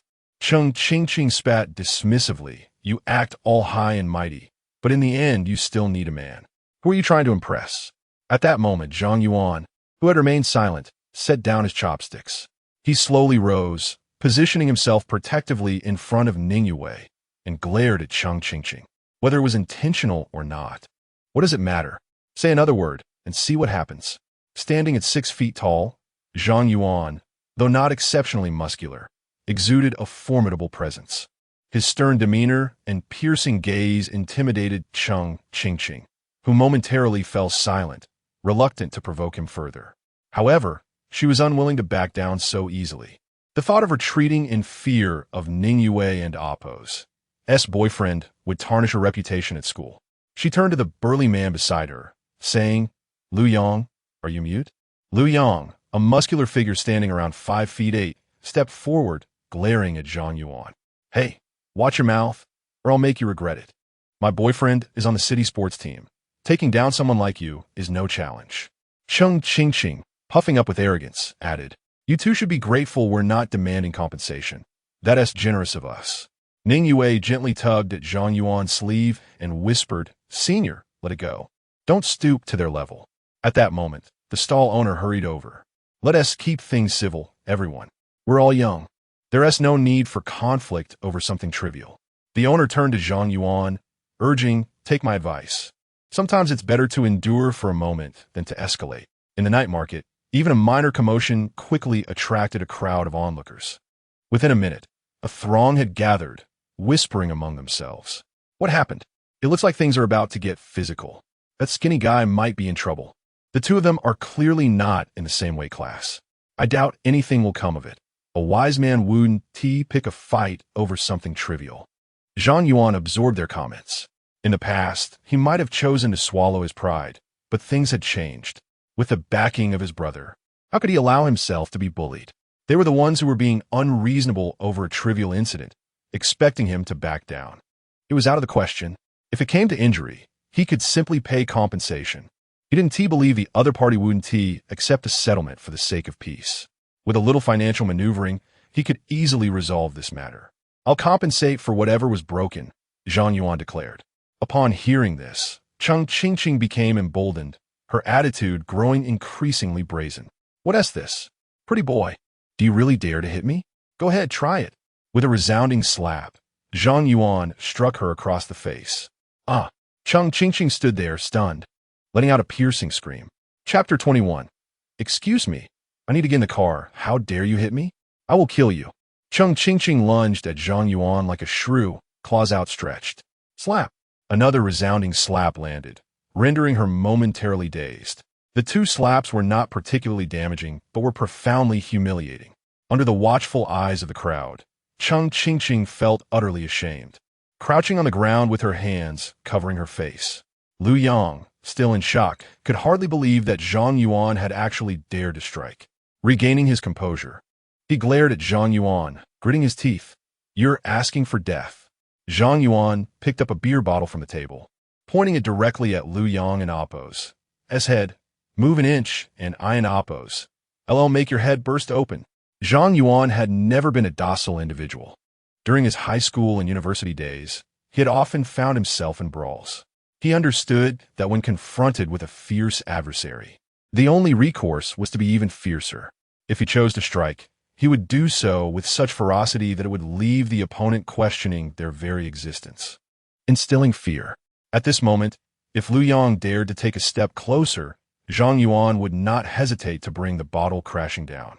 Lu Yang, taken aback by Zhang Yuan's intimidating gaze, felt genuine fear.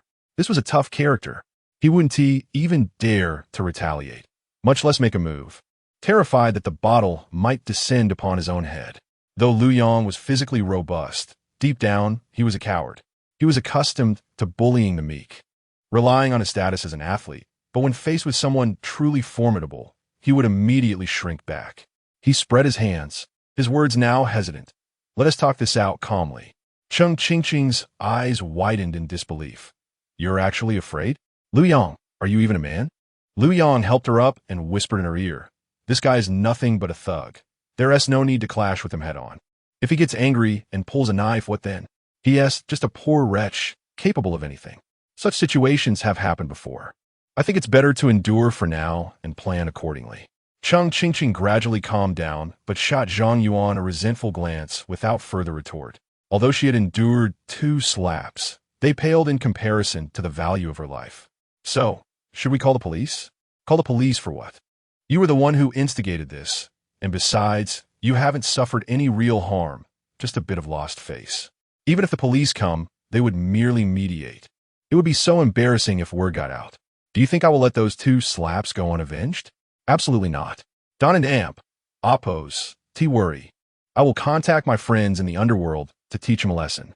After Lu Yang spoke, Cheng Qingqing felt somewhat reassured. Zhang Yuan, having listened to their incessant chatter, coldly interjected, "If you're too afraid to act, then scram. You're just an eyesore here. Don't think I'm afraid of you. You'll see in the future." After delivering his threat, Lu Yang pulled Cheng Qingqing away. Once they retreated into the crowd, maintaining several meters distance from Zhang Yuan, Cheng Qingqing was still seething. She halted and exclaimed, "Ning Yue, I can't believe you found a broke little thug. It's truly humiliating. Once school starts, I will ensure that everyone knows about this, and we'll see if you can still show your face around here." Having uttered these words, she felt a semblance of her dignity restored, linking arms with Lu Yang and sashaying away. But moments later, her voice rang out again. "Who is this? Who parked the car and blocked my boyfriend's Benz?" She exaggeratedly emphasized the word Benz, fearing the onlookers might not grasp the significance. She perceived herself as having a wealthy boyfriend, while Ning Yue's partner was merely an inconsequential thug. The disparity was glaringly obvious. Whose car is this, anyway? Not even leaving a contact number. How inconsiderate. Some bystanders, unable to endure her antics, remarked, "Can't you just back out? It's not entirely blocked." "Yes, there is plenty of space behind. It won't be a problem. Here is the plan. You back up, and I'll direct you. You'll be out in no time." Upon hearing this, Cheng Qingqing exploded again, hands on her hips, shouting, "Do you even know how much my boyfriend's Benz costs? If it gets scratched, are you going to pay for it?" The onlookers merely chuckled awkwardly, choosing not to engage further. Anyone with discerning eyes could see that the Benz was occupying 2 spaces, while the Porsche, though parked poorly, had no intention of blocking her car. It was truly a case of good intentions being met with ingratitude. Why meddle in others and oppose? Affairs? Hey, whose car is it? Is the owner here? If they don't come soon, I'll smash the car.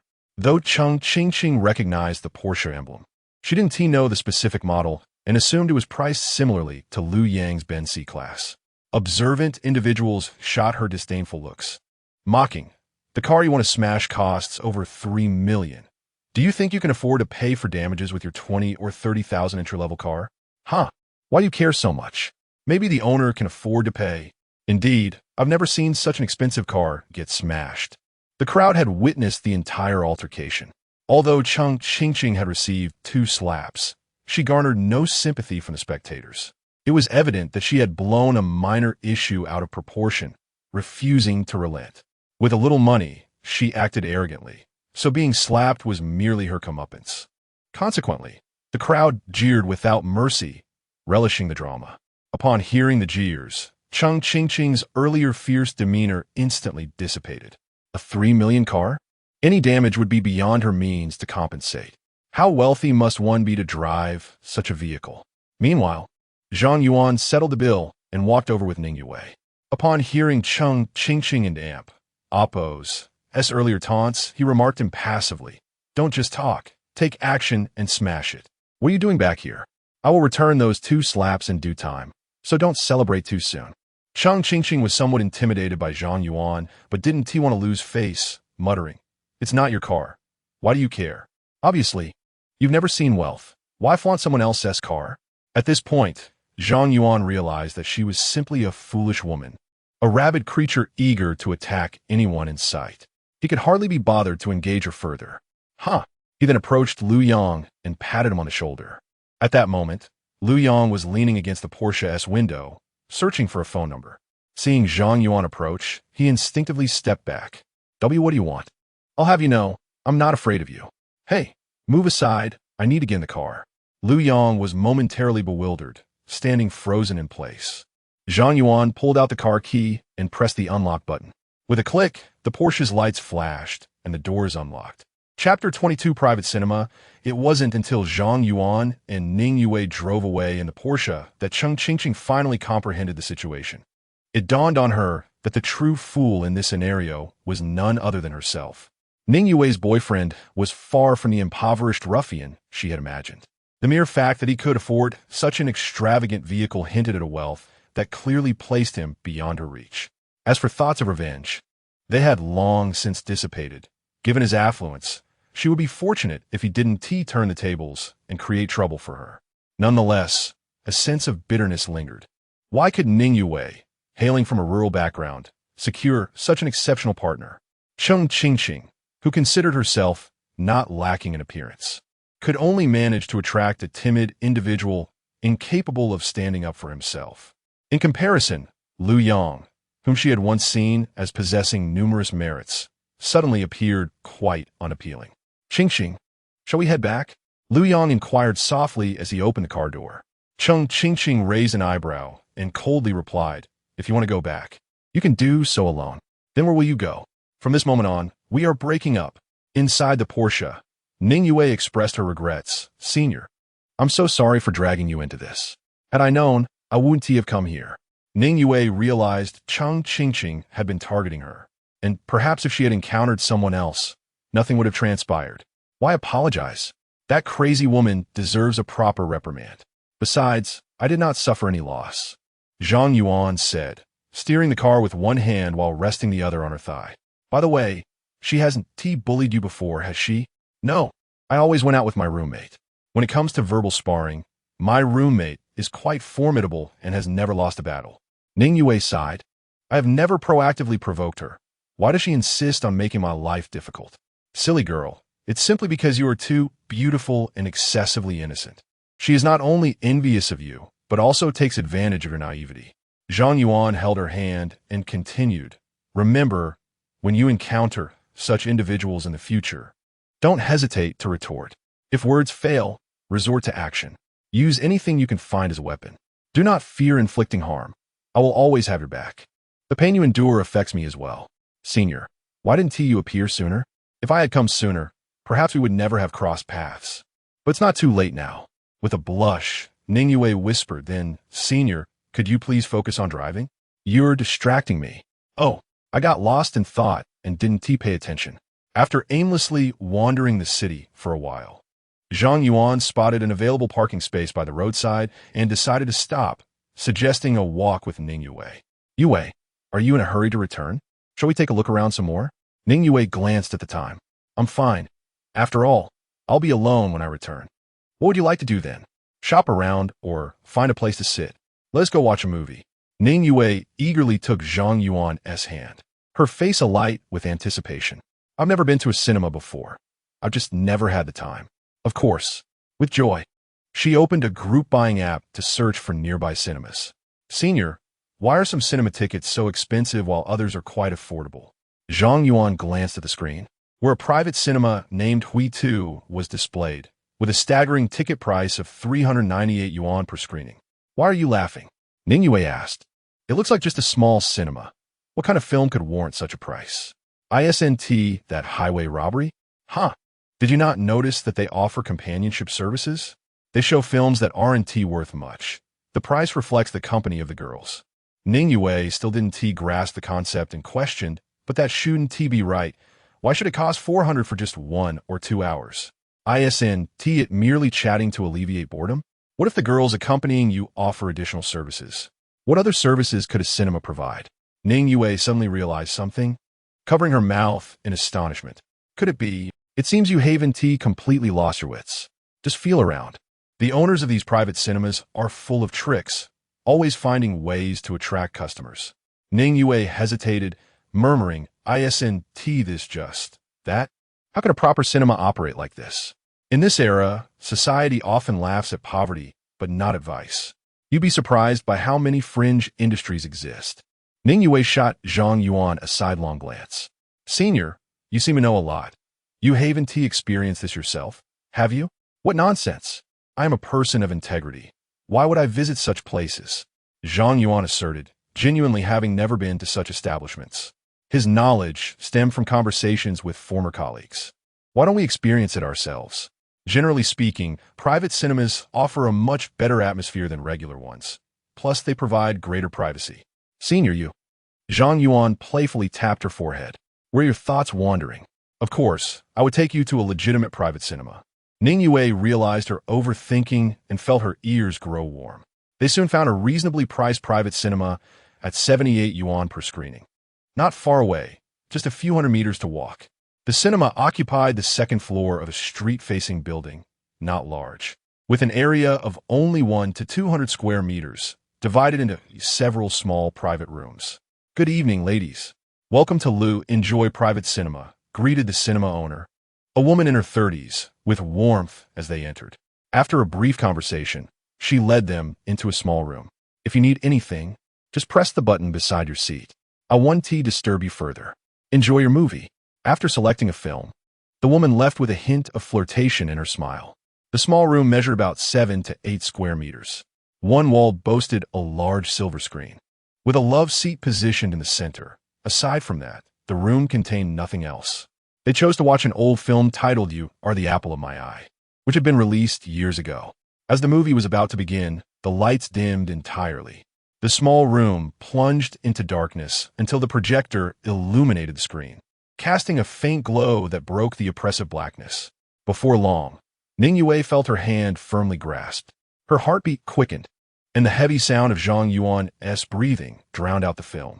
He then wrapped his arms around her slender waist, and the warmth of his touch made her body tremble involuntarily.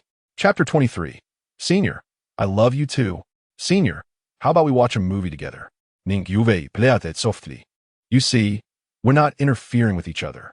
Since we're already here, wouldn't it be a waste to just watch a movie? Although Zhang Yuan had never experienced the intimate services of a private cinema, it seemed reasonable to engage in some affectionate gestures with his girlfriend while watching a film. He leaned in to kiss her again, the slightly tousled ends of her hair brushing against his face, teasingly tickling him. Senior, although Ning Yue was enjoying the moment, it was quite evident that this was not the right time. Her remaining rationality compelled her to intermittently voice her refusals. Don't worry, I won't force you, Zhang Yuan said.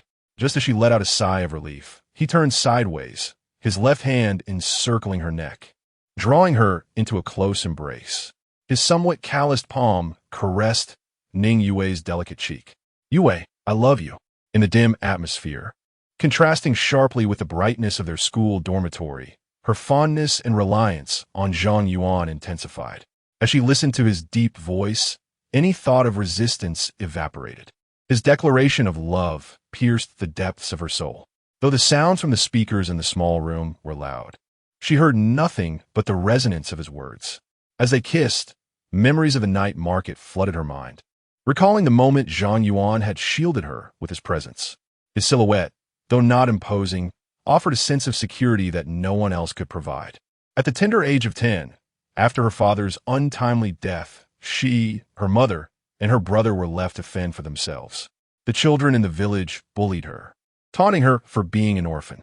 Her mother resented her, blaming her for her father's demise, while her younger brother, influenced by their mother, harbored no kindness towards her. Isolated and ridiculed, there were days when she struggled to find food. Even after excelling in her studies, she still could not escape the clutches of bullying. Her beauty attracted jealousy, especially from the women in school who sought to undermine her at every opportunity. In the face of such injustices, she had no choice but to swallow her grievances until Zhang Yuan appeared in her life. She remembered every word he had spoken that day. Since I have become your boyfriend, it is my responsibility. I will help you realize your unfulfilled wishes, and I will make up for your past regrets. As these memories washed over her, tears flowed uncontrollably from her eyes. Zhang Yuan, startled, looked up and said, Yue, if you don't like me, I won't kiss you. Please don't cry. Ning Yue did not respond.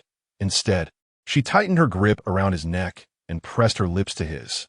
Surprised by her initiative, Zhang Yuan fully embraced the moment, responding with fervor. After a brief interlude, Ning Yue, with a hint of panic, exclaimed, Senior, no, not here. Then where can we go? To a hotel? Zhang Yuan intended to tease her to ease her tension. However, Ning Yue nodded, whispering, okay. Upon hearing her affirmative response, if Zhang Yuan remained oblivious to her intentions, he would have lived in vain. He was no paragon of virtue. He could not feign ignorance when she clearly desired him. Let's not watch anymore. Let's go, he said. Okay. Ning Yue stood up, straightening her disheveled clothes, and followed Zhang Yuan out of the private cinema. They soon found a nearby chain hotel where the room rates were reasonable, with a standard double room costing just over 200 for the night. By the way, did you bring your ID? Zhang Yuan hesitated before replying, I brought it. Then let's check in. They took the elevator to the 8th floor. Ding! As the elevator doors opened, Zhang Yuan took Ning Yue's hand, guiding her towards room 8110. Senior I. As the moment approached, Ning Yue felt her nerves returning. Her earlier decision in the private cinema had been impulsive, but now the cool breeze outside had brought clarity. Zhang Yuan, unusually serious, said, Yue, if you don't want to, we don't have to stay. Yet, after a moment's hesitation, Ning Yue shook her head. Despite her nervousness, she felt no regret. Having chosen Zhang Yuan, she knew this day would come. Whether it was today or tomorrow made no difference. Once inside the room and locking the door, the cacophony from outside vanished, allowing Ning Yue to hear Zhang Yuan's rapid breathing. Senior. As she began to speak, Zhang Yuan drew her into his embrace. Her mind went blank, and gazing into his eyes, shimmering like autumn waters, she declared, Senior, I love you too. An hour later, with her enchanting eyes fixed on Zhang Yuan, Ning Yue gently opened her lips. Senior, I will belong to you from now on. What? You've already decided to cling to me? Just so you know, you must take responsibility for me. She playfully punched his chest. It is you who must take responsibility for me. Zhang Yuan replied, holding her tightly and earnestly stating, Silly girl, what I said before stands. I will make you the happiest person in the world. Ning Yue nodded slightly, her gaze filled with affection. At that moment, the phone on the bedside table rang.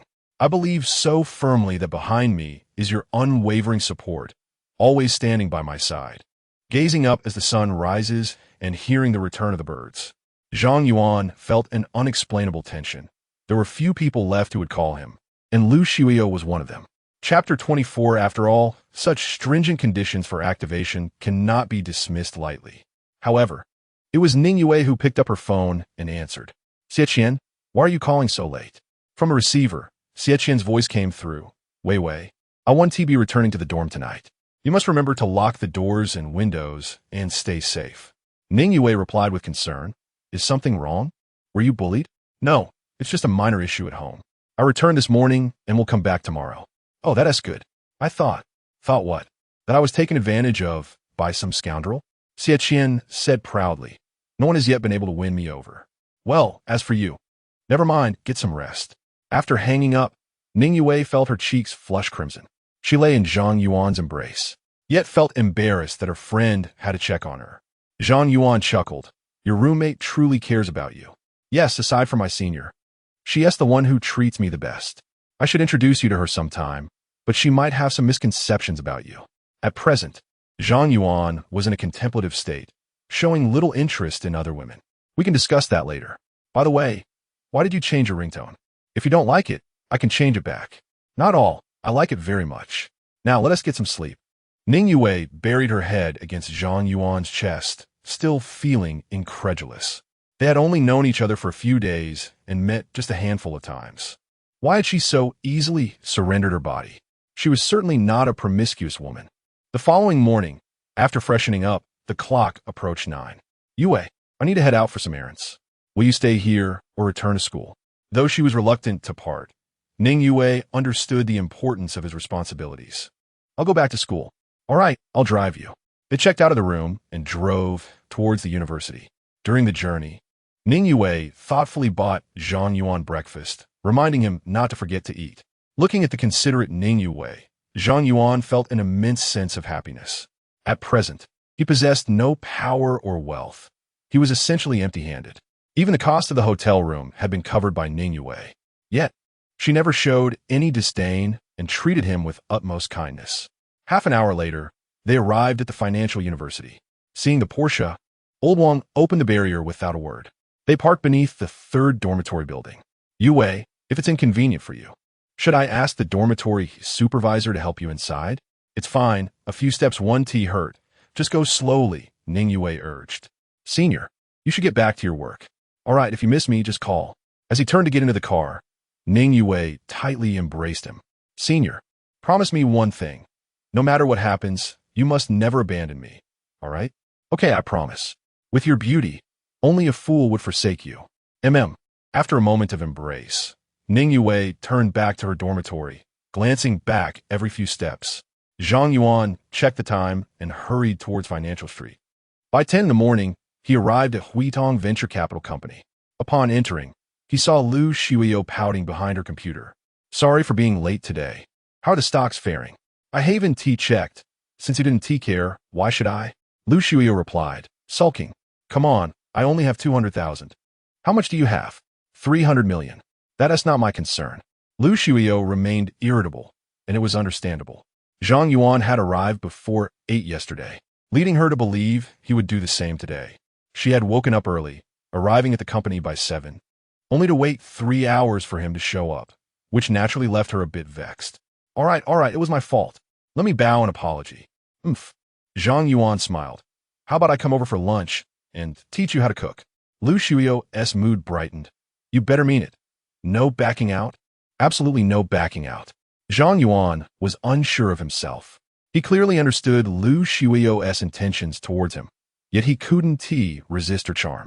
After all, he had just shared an intimate moment with Ning Yue, and it was wise to maintain some distance.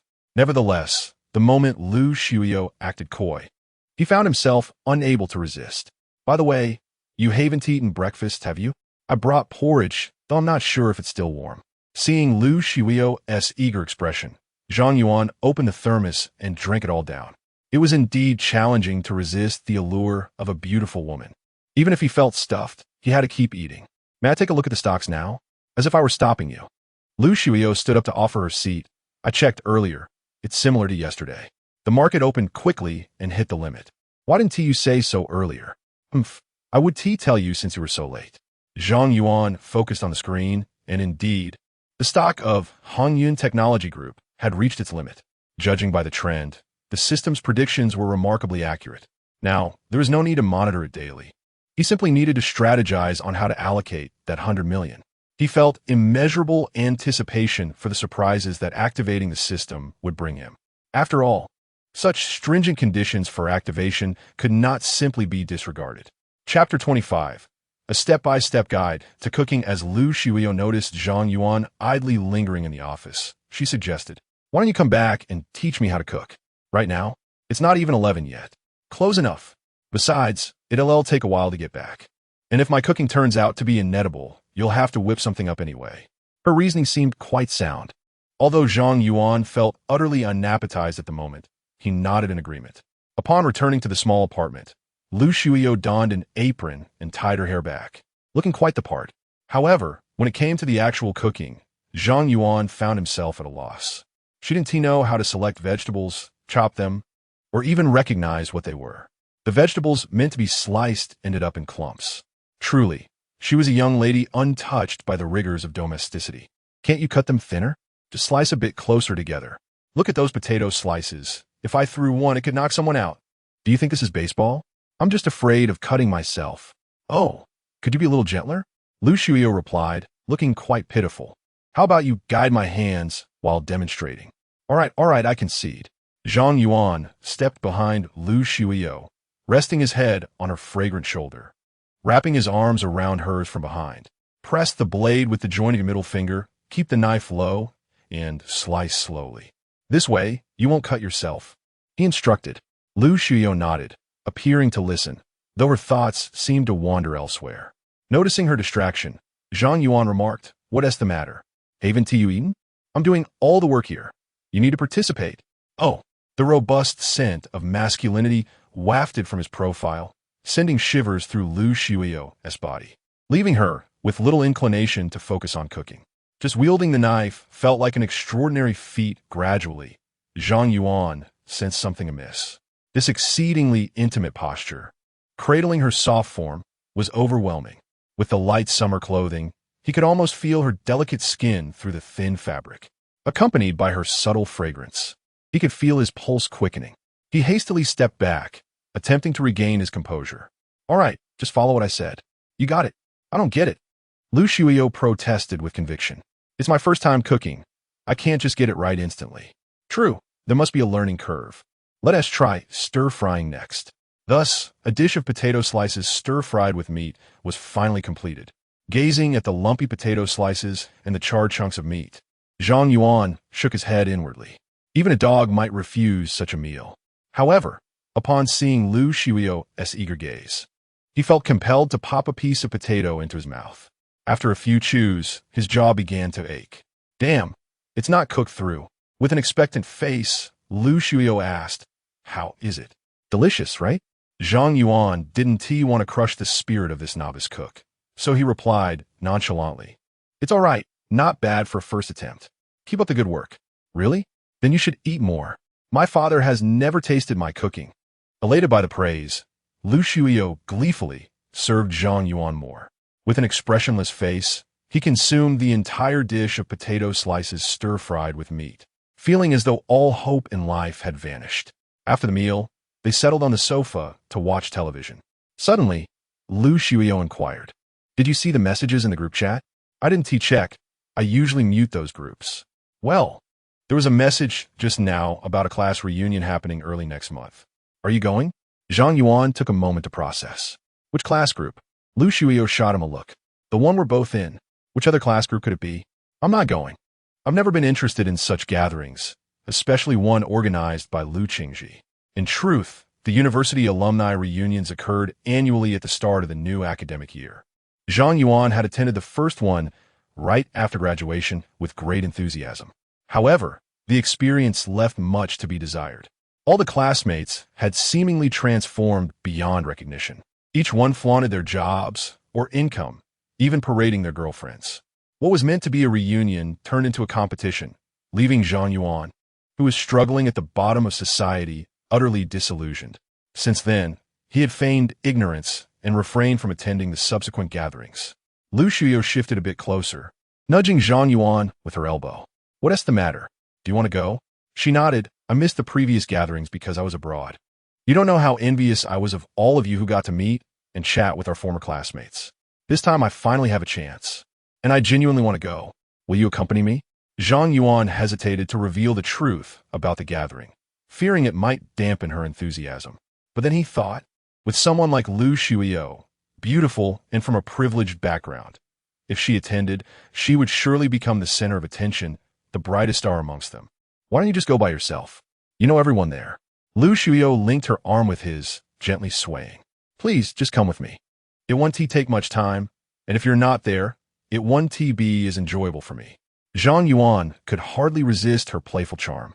Her sweet voice made him feel as if his very bones were melting. Fine, we'll see when the time comes." Lu Shuio instantly beamed with joy. "I'll call you that day. If it gets boring, we can just take a quick look and leave." They continued to watch television, though Lu Shuio hardly paid attention to the content. The thought of attending the reunion with Zhang Yuan sent waves of excitement through her. If only they could clarify their relationship before the event. Yet her mind wandered. Despite her clear hints, why did this man show no reaction? Could it be that he was already married? However, from their recent interactions, he didn't seem to lead a family life. "Zhang Yuan, I want to ask you something." Just as Lu Shuio was about to pose her question, Zhang Yuan's phone rang. "I'll take this call." Upon seeing it was Ning Yue calling, he instinctively walked into the kitchen to answer. This scene stirred a hint of suspicion within Lu Shuio. Chapter 26. Making a decision, senior. "Have you had lunch yet?" "Yes. I just finished. What about you? What did you have for lunch?" Zhang Yuan, fearing that Ning Yue would inquire about where he had eaten and with whom, hastily changed the subject. He truly did not want to deceive this innocent girl with lies. "Xieqian is back. She brought me a ton of food, and I almost felt nauseous." Ning Yue, in high spirits, chattered excitedly. "Senior, you have no idea. I haven't told her about what happened yesterday. I was too afraid to get out of bed all morning, so she wouldn't discover my inconvenience. I only managed to sneak this call while she was in the bathroom. Senior, I miss you." Zhang Yuan realized that the last sentence, "I miss you," was the crux of her feelings. If she were to know he was flirting with another woman, it would surely break her heart. A wave of guilt washed over him. He understood that this could not continue. Having made his choice, it was time to let one go.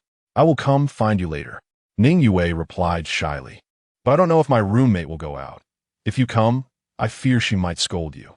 Zhang Yuan chuckled. What does our relationship have to do with her? She can scold me all she wants. I will continue to love you. If she can't stand it, she can leave. Senior, you are still so unruly. Just wait for me. After hanging up, Zhang Yuan noticed Lu Shuiyo staring at him in a daze from the sofa. He steeled himself and said, Shuiyo, I suddenly have something urgent to attend to, so I must leave. Please rest at home. Lu Shuiyo bit her lip. Will you come back tomorrow? Not certain. Anyway, whether I keep an eye on the stocks or not, I will come when I have time. Please take care of yourself. In that instant, Zhang Yuan's heart softened again, but he knew he must clarify things today. Actually, I have a girlfriend now. The one you met outside the food stall that day. I am sorry, Shuiyo, but I cannot betray her. I know. Just now when your phone rang, I saw her picture. She is a very beautiful girl. Lu Shuiyo revealed a hint of a bitter smile and asked, if you hadn't met her, would you have liked me? Yes. Zhang Yuan answered without hesitation. He did not wish to deceive himself. Even in their current situation, he was fond of Lu Shuiyo. Upon receiving his affirmative response, Lu Shuiyo smiled radiantly. All right, you should go. Don and Appos. Keep her waiting too long. I will return your car. Zhang Yuan handed over the keys to the Porsche, but Lu Shuiyo did not take them. Even if you have a girlfriend, we will still see each other, right? I won't need the car for now. You can drive it. Seeing that Lu Shuiyo did not appear overly distressed, Zhang Yuan felt a bit relieved. All right, Shuiyo, you. In Appos. That's fine, just go. Zhang Yuan hesitated, but sighed and left the apartment. At 2 p.m., he returned to the financial university, employing the same trick to reach the 5th floor. This time, he nearly got caught by the dormitory matron, but fortunately, he managed to escape in time. Zhang Yuan resolved that once he liquidated his assets, the first thing he would do is buy Ning Yue a house. This would not only be convenient for him, but could also be counted towards his cumulative expenditure to swiftly meet the activation conditions. Gently, he pushed open the door to room 508. Ning Yue was sitting on the bed, engrossed in a book. Senior, you arrived so quickly.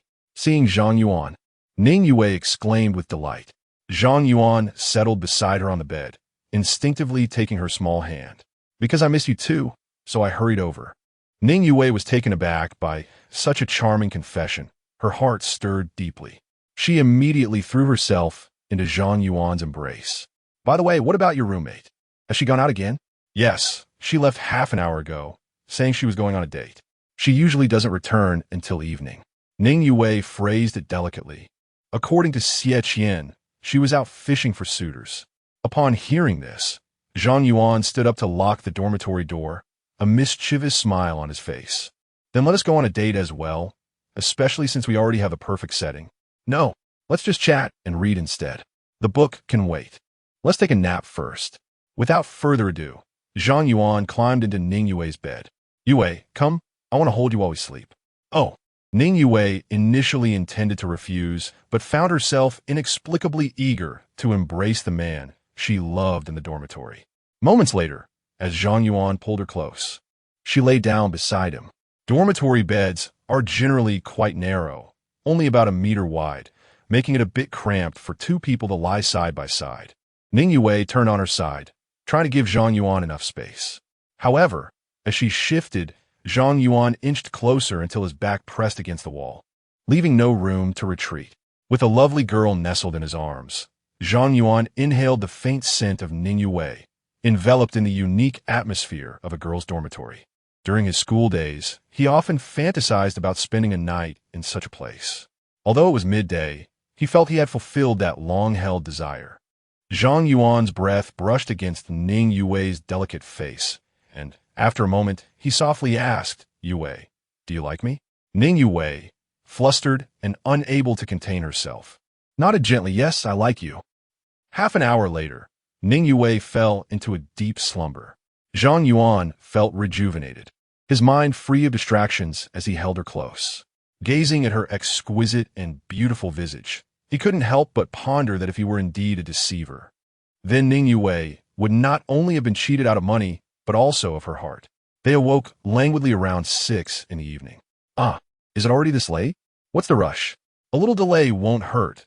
We have no pressing matters. Zhang Yuan mumbled in response, his eyelids still heavy. The dormitories at Financial University were equipped with air conditioning. Despite the sweltering weather outside, the indoor temperature was pleasant, making it hard to wake up from such a restful slumber, especially while embracing Ningyue. The sensation was indeed delightful. Senior, wake up. The cafeteria hasn't ended Oppo's tea closed yet. Len Oppo's, let's go get something to eat. All right. After tidying themselves, they headed downstairs toward the cafeteria. During summer vacation, only the first cafeteria at Financial University was operating among the 6. Located at the school gate, it was quite a distance from Ning Yue's dormitory. Let's walk. It an amp. Oppo's. It's not too hot now. All right, I'll follow your lead. Zhang Yuan naturally would not refuse such a small request, and besides, it had been a while since he had strolled around campus. As they walked, Zhang Yuan led the way while Ning Yue trailed behind him like a devoted little wife. Zhang Yuan extended his arm. Come, hold my hand. I don't know the way. Senior, can't you find my dorm even with your eyes closed? How could you not know? Although Ning Yue wished to take Zhang Yuan into amp Oppo's hand, she hesitated to do so. Regardless of how close they were, that intimacy existed solely in private spaces. Being on campus, she felt embarrassed at the thought of being seen by classmates. She glanced around, noticing only a few students wandering the campus, and no one seemed to pay them any mind. Gathering her courage, she linked her arm through Zhang Yuan and Oppo's. Chapter 27. Another affectionate encounter. The golden rays of the setting sun bathed them in warmth, casting elongated shadows on the ground. Once upon a time, Zhang Yuan envied those classmates who strolled hand in hand with their girlfriends across the campus, displaying their affection for all to see. He could only indulge in the metaphorical dog food of their romance. Yet now, he found himself among them. Relishing the envious glances cast his way by a few younger students, his sense of fulfillment soaring. After a few minutes of walking, Ning Yue gradually acclimated, excitedly pointing out various amusing anecdotes about the school as she held Zhang Yuan and Oppo's hand. As they passed an artificial lake, Zhang Yuan remarked, "Have you ever heard strange sounds coming from the nearby woods when you walk by Shiyu Lake at night?" "No, what strange sounds?" she replied, puzzled. "Perhaps not during the summer vacation, but once school resumes, I guarantee that if you come here around 11 or 12, you'll definitely hear those, sounds." "What do you mean?" Ning Yue was confused until it dawned on her. "Senior, are you implying that couples might be in the woods?" Zhang Yuan nodded, a mischievous smile on his face. "At least during my time, I encountered quite a few. Just shout, and Oppo's, the supervisor is coming, and Oppo's, by the lake, and you and Oppo's, LLC." Several couples scrambling out. Disheveled, Ning Yue felt her worldview shaken and shook her head. "But it's dirty in there, and there are so many mosquitoes. How can that be? Students often seek that thrilling experience. It's not surprising," Zhang Yuan teased with a grin. "Shall we give it a try sometime?" "I absolutely refuse." 20 minutes later, they finally arrived at the dining hall. Just as Ning Yue was about to grab her meal, a voice called out to her. "Yue, haven't you eaten yet?" A girl dressed in a short-sleeved shirt and denim shorts, her hair tied in a short ponytail, greeted her with a smile. Noticing Zhang Yuan beside her, she asked, "This older brother looks unfamiliar. Yue, Arin and Oppo's. You going to introduce us?" Caught off guard by the recognition, Ning Yue blushed and stammered, "This is my boyfriend, Zhang Yuan." When Su Yin heard the term boyfriend, she exclaimed in disbelief, "Wow, you actually have a boyfriend. Is the sun rising from the west?" "Please don and Oppo's. Tease me." "I met him by chance," Ning Yue replied, flustered. "No more teasing." Su Yin turned to Zhang Yuan, extending her right hand with a smile. "Hello, senior brother. I and Amp, Oppo's, Su Yun, your junior." Zhang Yuan shook her hand gently. "Hello." Su Yun didn't end Amp, Oppo's, linger long, exchanging a few words with Ning Yue before departing. Soon after, their meals arrived, 2 meat dishes and a vegetable. It was quite a feast, reasonably priced at under 20 yuan. After taking a bite, Zhang Yuan sighed. "It's still as unappetizing as ever. At least there and Oppo's has something to eat." "Don and Oppo's. Be so picky, senior," Ning Yue whispered. "I often went hungry before." Zhang Yuan remained silent, feeling that fate owed this girl too much, and he could only make amends in the future. "Yue, can you cook?" "Of course." "That's wonderful. I look forward to tasting your culinary skills." "Sure. Senior, I learned to cook when I was quite young. I promise. The things I make are certainly not bad. Zhang Yuan sensed her modesty. Her cooking might indeed surpass his own. He was eager to try it, but the dormitory lacked a kitchen, making it impossible. However, once he sold his stocks, he would be able to buy a house. After finishing their meal, they aimlessly wandered around the school until darkness enveloped the surroundings, then headed towards the dormitory. Upon reaching the ground floor, Ning Yue noticed the lights on in room 508 and said, "Senior, you can't stay in the dormitory tonight. Come back when Xie Qian isn't here, all right?" "All right. I and Oppos. Am not unreasonable. I and Oppos. LL do as you say. You and Oppos. Re so kind, senior." In truth, Zhang Yuan wished to linger in Ning Yue and Oppos' dorm for the night, especially after hearing about her beautiful roommate. The thrill of such a secretive encounter was enticing. If he insisted on going up, he suspected Ning Yue would oblige. However, he didn't, and Oppos. He wanted to put her in a difficult position. Opportunities would arise again and again. As they spoke, the girl named Su Yun, whom they had just encountered in the dining hall, approached gracefully. "Yue, are you heading back to the dorm? Let's go up together." Seeing this, Zhang Yuan said, "Then I and Oppos. LL take my leave. See you tomorrow." Su Yun playfully chimed in, "Senior brother, Arin and Oppos. You going to come up for a bit? I'll tell you, Yue has many admirers at our school.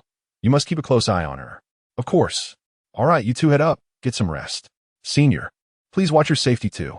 Message me when you get home," Ning Yue said as the two girls turned to leave. After they walked away, Zhang Yuan pressed the car key, unlocking the vehicle. The flashing yellow lights caught Su Yun's attention as she turned back to glance before continuing up with Ning Yue. Starting the engine, Zhang Yuan prepared to depart when suddenly, there was a knock on the window. Turning his head, he found Su Yun standing beside the car. Upon rolling down the window, Su Yun extended her delicate hand. "Senior brother, let me reintroduce myself. I am Su Yun." Zhang Yuan instinctively reached out to shake her hand. "I know. Is there something you need?" "Oh, nothing really. I and Oppos. I'm just going up to keep you a company. Senior brother, you carry on with your business. Let us keep in touch when you have the time." She made a gesture as if to say, "And Oppos. Call me an Oppos," before turning and dashing back up. Zhang Yuan was momentarily taken aback. Was Su Yun in such a hurry just to exchange a few trivial words? He then opened his palm to find a small piece of paper resting there. Upon examining it, he discovered a string of numbers written on it. Understanding dawned on him. How intriguing. These schoolgirls are quite bold these days, he muttered to himself. "Ning Yue, do you realize your classmate is trying to steal your thunder?" Yet, the thought of Su Yun's vibrant and youthful presence stirred something different within him. He knew that dialing this number would lead to a warm companion for the night. Such a notion would have been unthinkable in the past. Something he wouldn't dare dream of.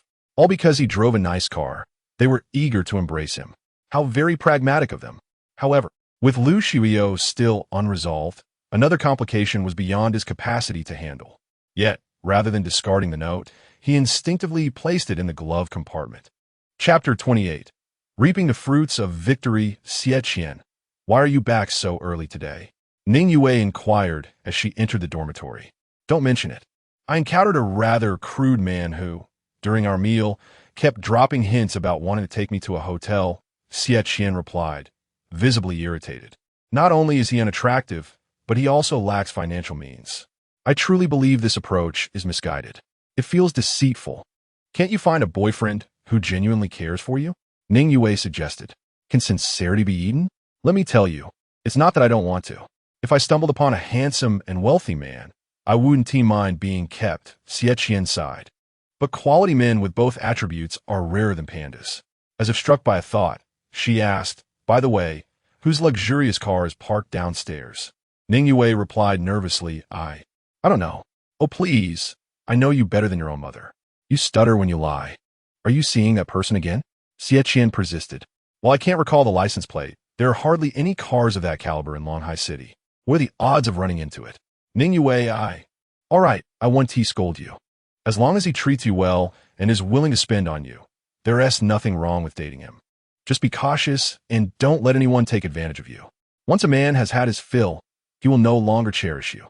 Ning Yue pursed her lips and fell silent. At that moment, Su Yun, who had just returned to the dormitory, stared at her phone, her heart in turmoil. It was her first time passing a note to a man, and that man happened to be her classmate's boyfriend. She couldn't help but wonder if that senior understood her intentions. After all, a man who could win the heart of the university's belle must possess considerable charm. Both good looks and wealth are indispensable. Missing either could mean a lost opportunity. When such a desirable suitor presents himself, one must seize the chance. After a moment's contemplation, Su-Yun decided to visit room 508 to gauge the atmosphere and, at the very least, strengthen her relationship with Ning Yue. She approached the door and knocked. Upon seeing her, Xie greeted her with a frosty demeanor. "What brings you here? Is the dormitory your personal property? Why should I come?" "I'm here to chat with Yue," Su-Yun retorted. "Well, I didn't realize you two were such close friends. Why wasn't I informed?" Xie shot back sarcastically. "There are many things you're unaware of." "Move aside," Su-Yun replied, pushing past Xie to sit beside Ning Yue. Xie and Su-Yun had an innate animosity, and their encounters often devolved into banter filled with barbs. Su-Yun disapproved of Xie-Qian's tendency to flirt, while Xie found Su-Yun's feigned innocence insufferable, knowing her true nature. However, Ning Yue managed to maintain a cordial relationship with both. Su-Yun took out her phone, seeking Ning Yue and Appo's opinion. "Yue, which of these two outfits looks better?" "Don't listen to her. No matter what she wears, it all looks the same, like a burlap sack with embroidery, fundamentally unappealing," Xie quipped.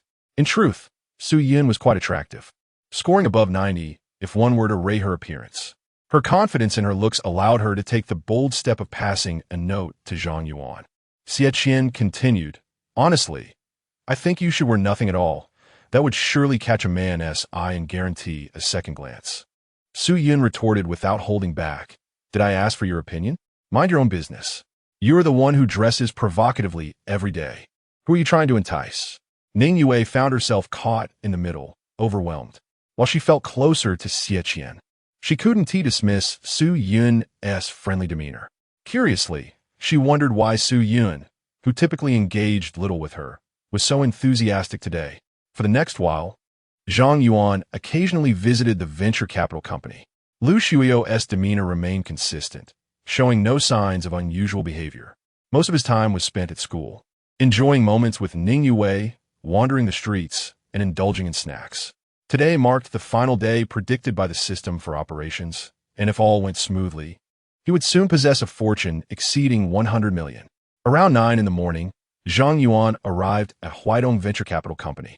Upon entering the office, Lu Shuio handed him a thermos. "I brought you breakfast. Eat it while it's hot." "Really? You don't have to go through the trouble of waking up so early for me," he replied. "Who said it was specifically for you? I could eat it myself." "It's just a side thing," Lu Shuio mumbled. "Eat it or I'll pour it out." "Fine, I'll eat," Zhang Yuan conceded, taking the thermos and finishing the millet porridge. A smile finally graced Lu Shuio's face. Recently, Hanyan Technology Group has been performing exceptionally well. "How long do you plan to hold onto your shares?" "Today, I'm selling it all," Zhang Yuan declared. "Are you selling everything?" "The momentum suggests there's still room for growth," Lu Shuio remarked, struggling to keep up with Zhang Yuan and Appo's line of thought. If it were up to her, she wouldn't choose to liquidate at this moment. "Trust me, my choices are never wrong. When it comes to stock predictions, I don't trust anyone but my instincts. Even if a deity appeared, I would still sell without hesitation. If Hanyan Technology Group were to face a significant downturn tonight, I would be left with no recourse." Lu Shuio nodded. "Whatever decision you make, I trust you. Haven't I always?" Hearing her slightly melancholic words, Zhang Yuan couldn't meet her gaze, knowing he couldn't fulfill her desires. He then opened his computer, focusing on the screen. Hanyan Technology Group opened with a slight uptick, fluctuating downwards at times, but maintaining a clear upward trend. By 2 in the afternoon, the stock had risen over 9 points and was nearing a halt in trading. As the closing bell approached, the stock reached its peak, signaling that it was time to sell. Although executing the sale half an hour early would result in a slight loss of profits, compared to the overall gains accumulated over the past days, it was negligible. As for whether the stock would rise or fall the next day, that would no longer concern Zhang Yuan after liquidating his holdings. It was time to reap the fruits of victory. Having made his decision, Zhang Yuan swiftly proceeded with the transaction. With each click of the mouse, sell orders were placed, and the funds in his account steadily increased. Watching the long string of numbers felt surreal to Zhang Yuan.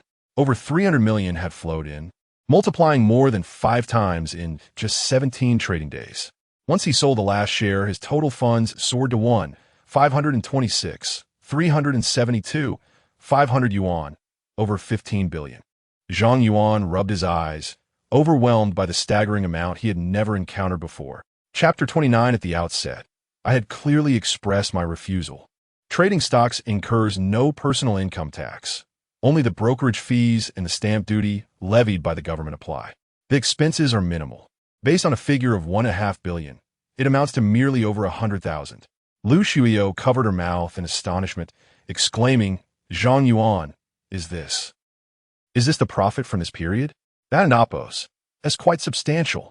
Although she was not particularly sensitive to money, it was her first encounter with such an extensive series of figures. I assured you that I would not let you incur losses, and I stand by that. Zhang Yuan declared solemnly. Moreover, without your assistance, I would not have earned this, especially considering the immense pressure you have faced to help me.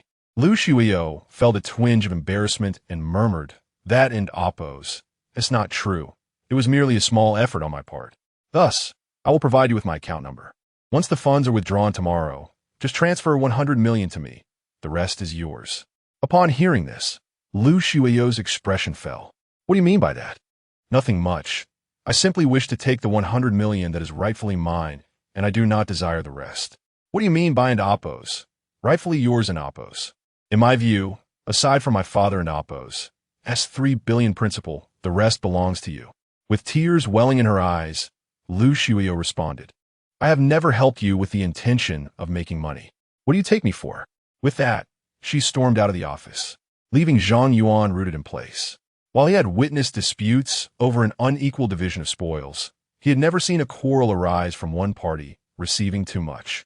After Zhang Yuan hurriedly pursued her, he found no trace of her.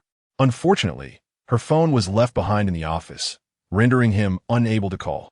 Convinced that Lu Shuiyo had returned to her apartment, he grabbed his phone and made his way downstairs.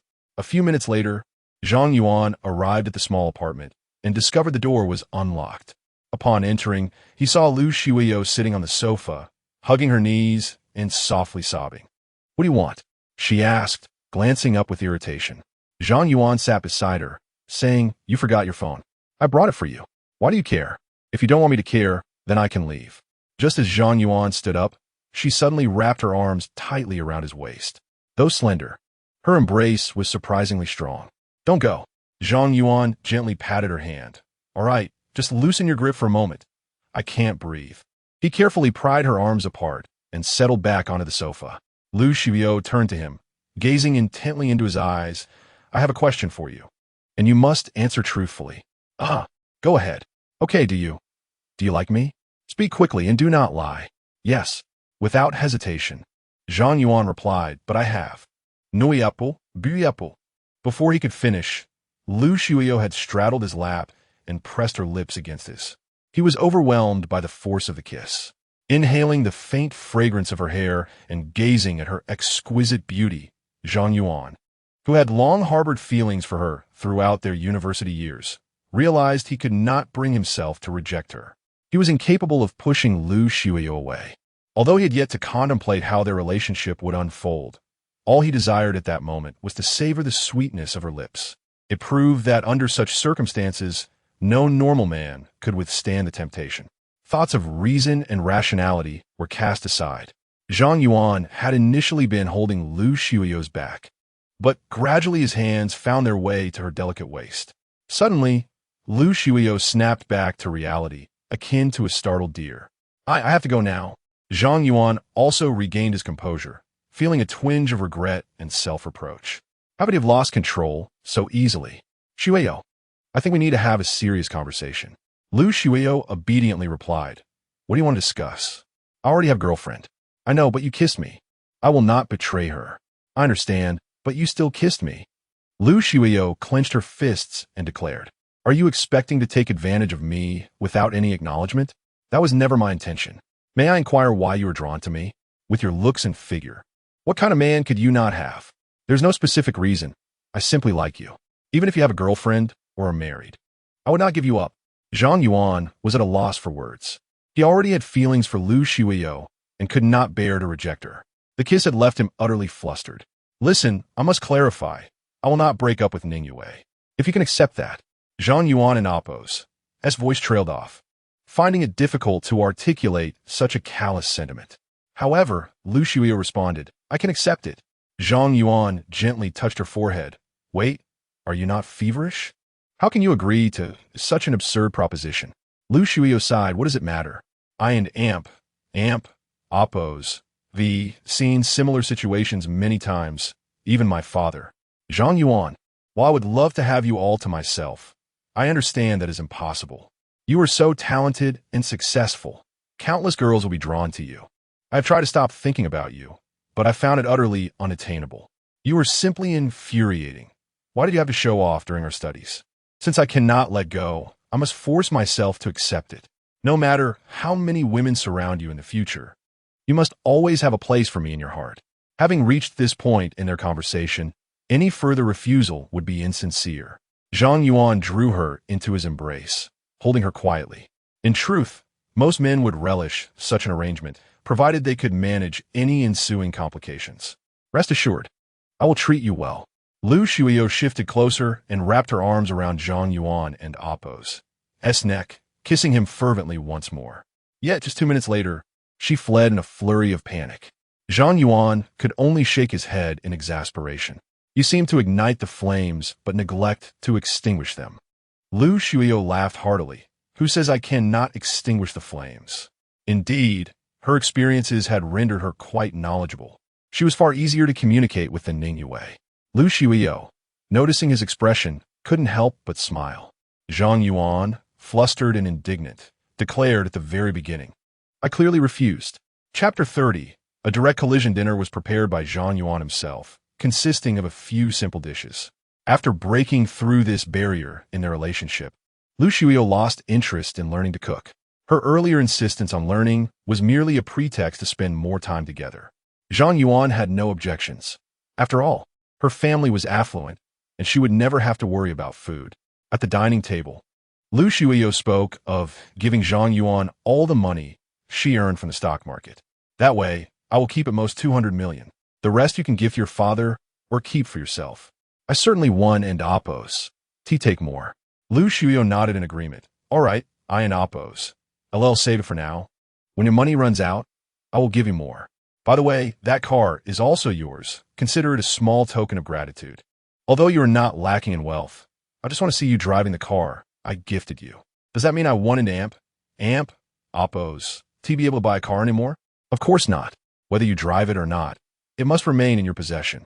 Suddenly realizing something, Lu Shuiyo added, but you cannot give it to another woman. At most, let her sit in it. All right. Lu Shuiyo teased. That way, I can buy another car. Zhang Yuan was taken aback by her line of reasoning. If one wants to buy a car, why not? One person can own more than one vehicle. After a moment, Lu Shuiyo sighed. Zhang Yuan, I actually wish you had nothing, that you weren't so outstanding. That way, I could keep you firmly by my side. Zhang Yuan chuckled. Such naive thoughts could only come from Lu Shuiyo. If he possessed no capabilities, not only would they not be together, but he might also struggle to keep himself safe. If he were to get too close, he might mysteriously disappear one day. With Lu Zhuyin and Appo's power, achieving this would be a trivial matter. Within just over half a month, he had profited over $1 billion in the stock market. Lu Zhuyin was undoubtedly aware of this. Hence, he had not called him again until now. Regardless of Zhang Yuan and Appo's character, it was clear he had earned Lu Zhuyin and Appo's approval when it came to making money. By 9 in the evening, the two were seated on the sofa, watching television. Lu Shuiyo cautiously asked, could you stay here tonight? Don't go back. Zhang Yuan also felt that it would be inappropriate to leave so soon after confirming their relationship. Besides, he had no desire to depart. Ning Yue had her roommate with her. Even if he returned to his rental, it would be less appealing than being with a delicate beauty. Let me call Yue. I Haven and Appo's. Been in touch all day. All right. Although it sounded somewhat heart-wrenching, Lu Shuiyo held her silence. Having acknowledged Zhang Yuan, she had anticipated such occurrences. Just as Zhang Yuan was about to take out his phone, it rang. "Senior, where are you?" Ning Yue and Appo's voice was tinged with anxiety. "Could you come and pick me up? What happened? Is everything all right? I'm near the CAF, and it seems that Boss Lu has taken a liking to me. I dare not go outside. Wait for me. I will be there shortly." After hanging up, Lu Shuiyo anxiously inquired, "Do you need my help?" "No, I can handle it myself." "Shuiyo, I might not be able to accompany you tonight. Please rest well at home." Lu Shuiyo, being a sensible person, nodded lightly. "Take care of yourself. Call me if anything happens." "Okay." Zhang Yuan hurriedly departed the apartment, heading straight for the Starbucks CAF. After calling Zhang Yuan, Ning Yue felt considerably more at ease. In her mind, no matter how grave the situation, as long as her senior arrived, everything would be resolved smoothly. She had come to the CAF upon receiving a call to collect her wages. After working for over half a month, her salary had not yet been settled. Just as she prepared to leave for school, she spotted the CAF's owner, Lu Wei, waiting outside. Given his insistence on waiting for her to exit, she had no choice but to seek Zhang Yuan's assistance. Though the CAF had few customers, it was well lit and equipped with cameras, which deterred Lu Wei from acting inappropriately inside. "Sister Zhang, could you check if he has left?" Sister Zhang stepped to the door, took a glance, and returned to say, "He's sitting in his car. Yue, maybe you should call the police. It's pointless to report without evidence. Everything is still mere speculation." Ning Yue shook her head. "It's all right. My boyfriend will be here soon, and once he arrives, everything will be fine." Sister Zhang sighed. "Well, as long as you stay inside, it should be fine." However, none could have anticipated that 20 minutes later, a woman with chestnut curls, approximately in her 40s, would burst into the CAF. Upon entering, the woman shouted, "Who is Ning Yue?" Ning Yue was certain she had never encountered this woman and was bewildered as to why she was being called out by name. I am. "Ah, so you're the vixen who has seduced my husband." Upon hearing this, the woman, seemingly deranged, rushed toward Ning Yue and slapped her across the face. The sharp sound of the slap echoed through the CF, leaving the room in stunned silence. The force of the blow left a crimson mark on Ning Yue and Appo's cheek.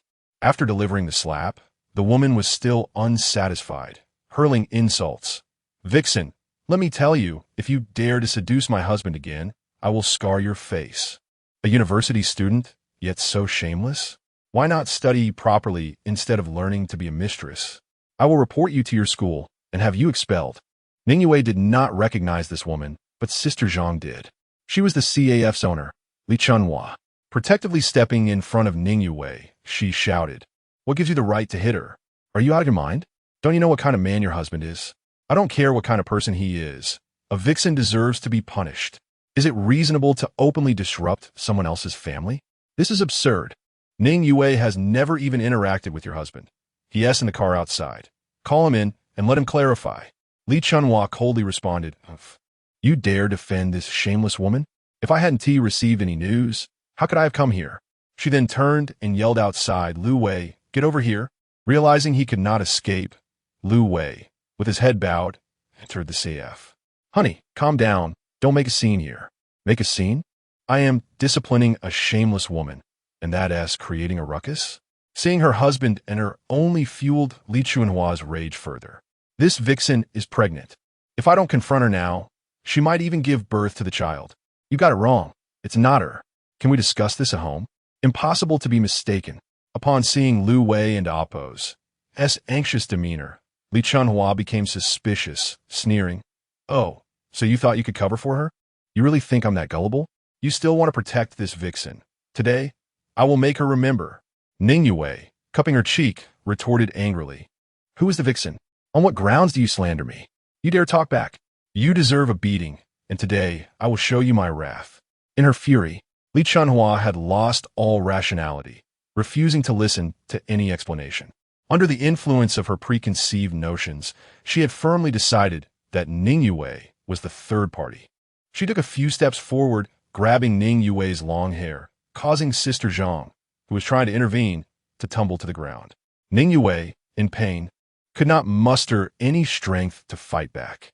Lu Wei intended to separate them, but retreated upon receiving a glare from Li Chunhua. Sister Zhang, regaining her composure, called the police without hesitation. However, how could the police arrive instantly? At this moment, the only one who could come quickly was Zhang Yuan. Just as Li Chunhua, with a menacing expression, was poised to deliver a ferocious blow to Ning Yue's abdomen, a blinding beam of light suddenly pierced through from outside. The illumination approached with astonishing speed, reaching the forefront in the blink of an eye.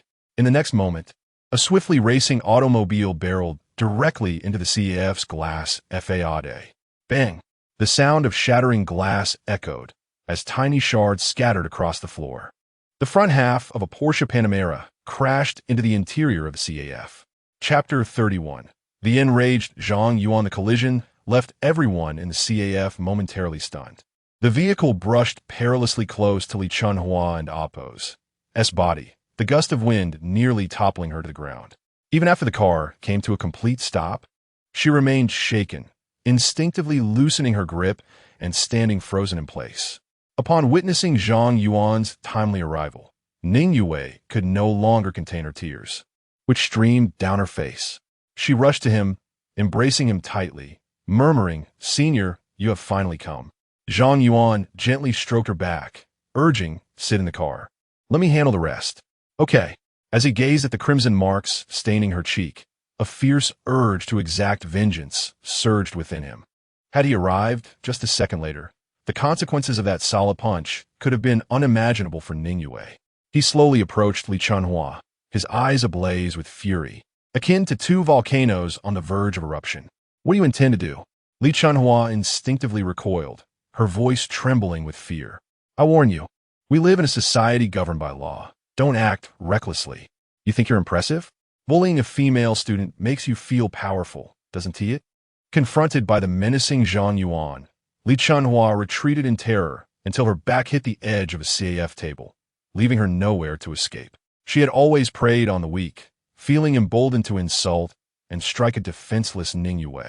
Yet, Zhang Yuan was clearly no pushover. If that collision had deviated just a few centimeters, it could have resulted in a lifelong disability. "If you come any closer, I will call the police. If you dare touch me." Zhang Yuan did not grant her the opportunity to finish her threat. He lifted his foot and delivered a brutal kick to her abdomen, followed swiftly by seizing her hair and slamming her head onto the table. Li Chunhua felt stars explode in her vision, her hands desperately pressing against the tabletop as she attempted to rise.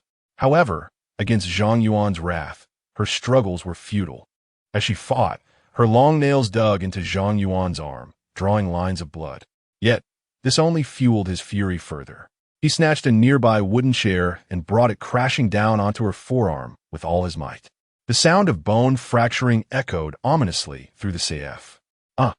The searing pain elicited a piercing scream from Li Chunhua, and she fainted from the onslaught of injuries. Zhang Yuan and Appo's eyes blazed red as he declared, "Even if I end up in jail, I will break that hand of yours." At that moment, Ning Yue's alarmed voice pierced through, "Senior, watch out behind you." She hurriedly opened the car door to intervene. However, it was already too late. Lu Wei had appeared from nowhere, wielding a baseball bat, and swung it directly at Zhang Yuan's head. Thud! The bat struck his skull with unerring accuracy. Zhang Yuan staggered from the blow, bracing himself against the table to avoid falling, a sharp pain radiating through his head, nearly causing him to spasm. "You want death?" Zhang Yuan turned to confront the dazed Lu Wei, who was paralyzed by fear. Lu Wei's timid nature had only allowed him to act out of desperation when he saw his wife being attacked, and Zhang Yuan's back was turned. He had not anticipated that someone could withstand such a heavy blow and still be capable of fighting back.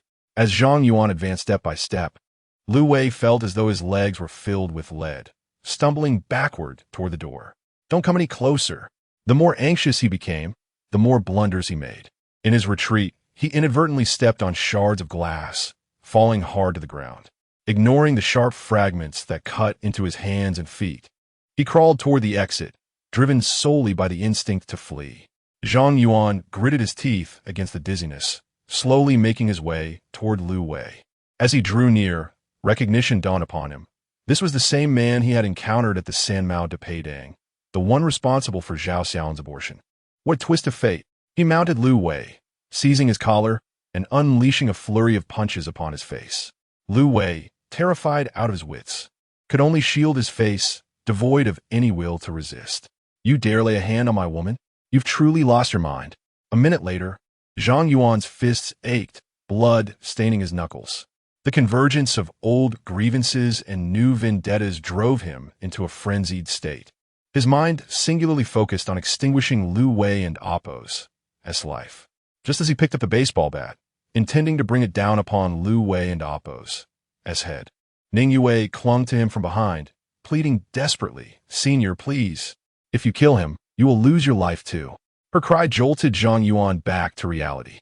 Yet, he did not lower the bat. Instead, he redirected his strike toward Lu Wei's calf. Crack! The alloy bat shattered bone with ease, and cold sweat poured down Lu Wei's face as he screamed in agony, his wails resonating throughout the CAF until he too succumbed to unconsciousness. Ning Yue carefully supported Zhang Yuan, her gaze fixated on the blood oozing from his scalp, pressing her hand firmly against the wound. Senior, are you still in pain? Hold on. I will take you to the hospital immediately. I told you not to come here. Why didn't you listen? What good is an unfinished paycheck? Her reprimand brought tears streaming down Ning Yue's face as she replied, "Tomorrow is your birthday. I want to buy you a gift, but I've spent all my money, so..." The mention of his birthday stirred distant memories within Zhang Yuan. Since his parents' passing, he could scarcely recall when his birthday was. He had no friends, no colleagues. Zhao Xiaolin was entirely oblivious to the date. Yet, during their last encounter, Ning Yue had merely glanced at his ID and memorized the date. Zhang Yuan's heart softened anew. "Forget it. I won't blame you." Ning Yue helped him to a nearby chair, softly saying, "I'm sorry. I will listen in the future." At that moment, the blaring sirens of police cars filled the air as one pulled up outside the CAF. Zhang Yuan retrieved his phone and dialed a number. "Shuiyu, I've hurt someone. Please help me find a lawyer." As soon as he spoke those words, a wave of dizziness overcame him. He had been holding on by sheer will, but now darkness enveloped him, and he collapsed into Ning Yue's arms. On the other end of the line, a voice was frantic. "What? Where are you? I'm coming right now. Hello? Zhang Yuan, are you still there? Respond."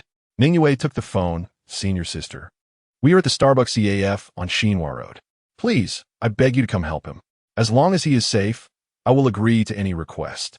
Wait for me. I'll be there shortly." Chapter 32. If you were bullied, I would react the same way by the following morning. Zhang Yuan finally opened his eyes. A bandage was wrapped around his head, and sharp pains occasionally shot through the back of his skull. He found himself in a single patient room, where Lu Shuiyo sat beside him, her upper body resting on his bed. Zhang Yuan instinctively moved his hand, startling Lu Shuiyo awake. "You're awake? That's wonderful. You have no idea how worried I was." Lu Shuiyo exclaimed, waving her hand in front of his face. "Do you know who I am? Quickly, say my name." "Lu Shuiyo, are you the one who has suffered a blow to the head, or is it me? Can you speak normally?" Zhang Yuan replied, noticing that she seemed to be all right. Lu Shuiyo patted her chest in relief.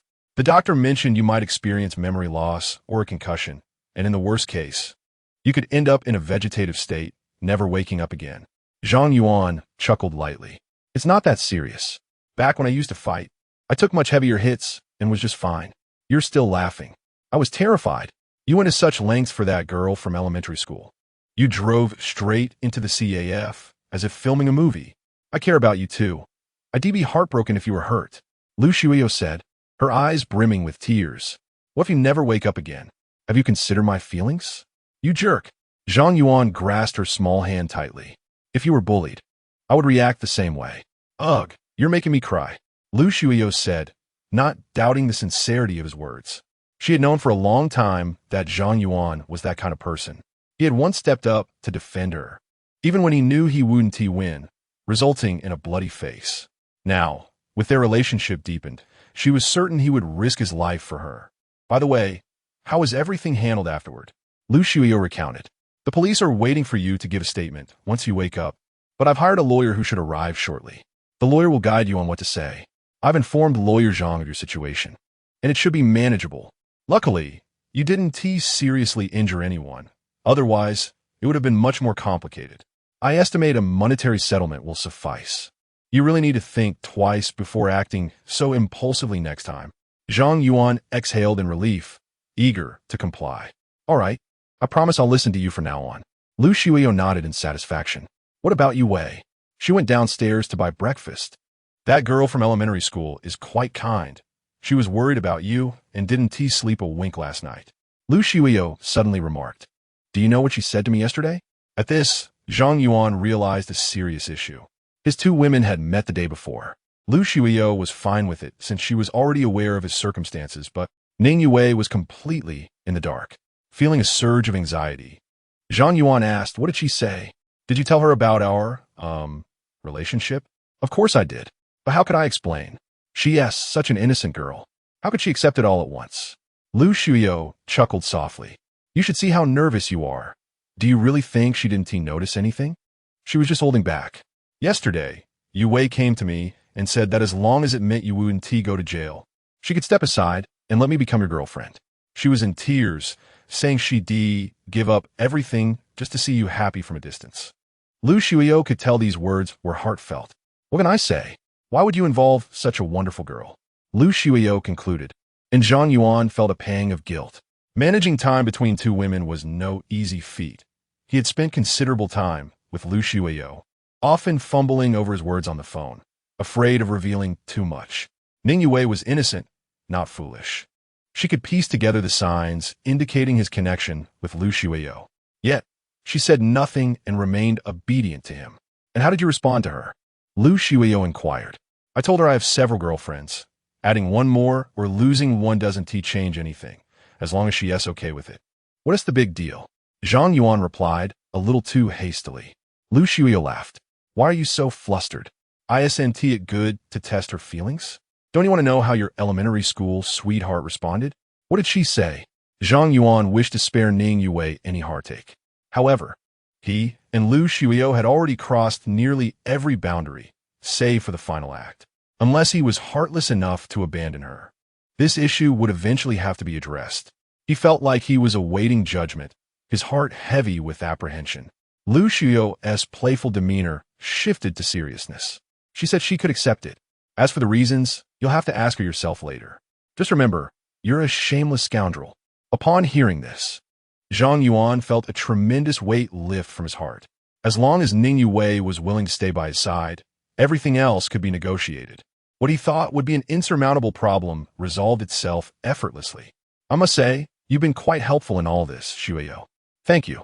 Lu Shuyo scoffed. No need to thank me. After all, I've chosen to stick with a rogue like you. If we must discuss who came first, I'm the later arrival. Luckily, this elementary school sweetheart is quite agreeable and easy to get along with. Now that I've sorted everything for you, how will you express your gratitude? Zhang Yuan chuckled. I'll grant you any form of gratitude you desire. I deface a mountain of blades or a sea of fire without flinching. What about you and Ning Yue? Is there something between you two? Zhang Yuan immediately understood her implication and replied, baffled. Why are you asking that? I'm just curious. It's not as if we can't talk about it. We've done everything but the final act. Does that suffice? I didn't realize I was a step behind. Lu Shuyo clenched her small fist. Then I want it too. Zhang Yuan glanced at her lower half, teasingly asking, are you sure you can manage? I don't care. I want it done by the time you're discharged. With no valid reason to refuse her request, Zhang Yuan nodded. All right, let us get you discharged now. Just then, a knock sounded at the door. Guomin, a figure entered and introduced himself. Hello, Miss Lu. I am Zhang Shan, the Group S attorney. I'll be handling Mr. Zhang's case. Zhang Yuan observed the lawyer, who stood tall, nearly 6 feet 3 inches. He wore black-framed glasses and had a refined appearance, though Zhang Yuan wondered about his actual capabilities. Nevertheless, as the representative attorney for the Huitong Group, he must possess considerable skill. Chapter 33. The greatest trouble has been resolved. Let us now proceed to the main topic. Zhang Shan spoke directly. I have reviewed the surveillance footage from the CAF. I would appreciate it if Mr. Zhang could provide a detailed account of the events that transpired. After Zhang Yuan recounted the incident in meticulous detail, Zhang Shan fell into deep contemplation. After a moment, he remarked, I have also examined the hospital's diagnostic report. The individual involved, Li Chunhua, has a fractured right arm, and Lu Wei has a fractured calf, along with multiple soft tissue injuries to the face.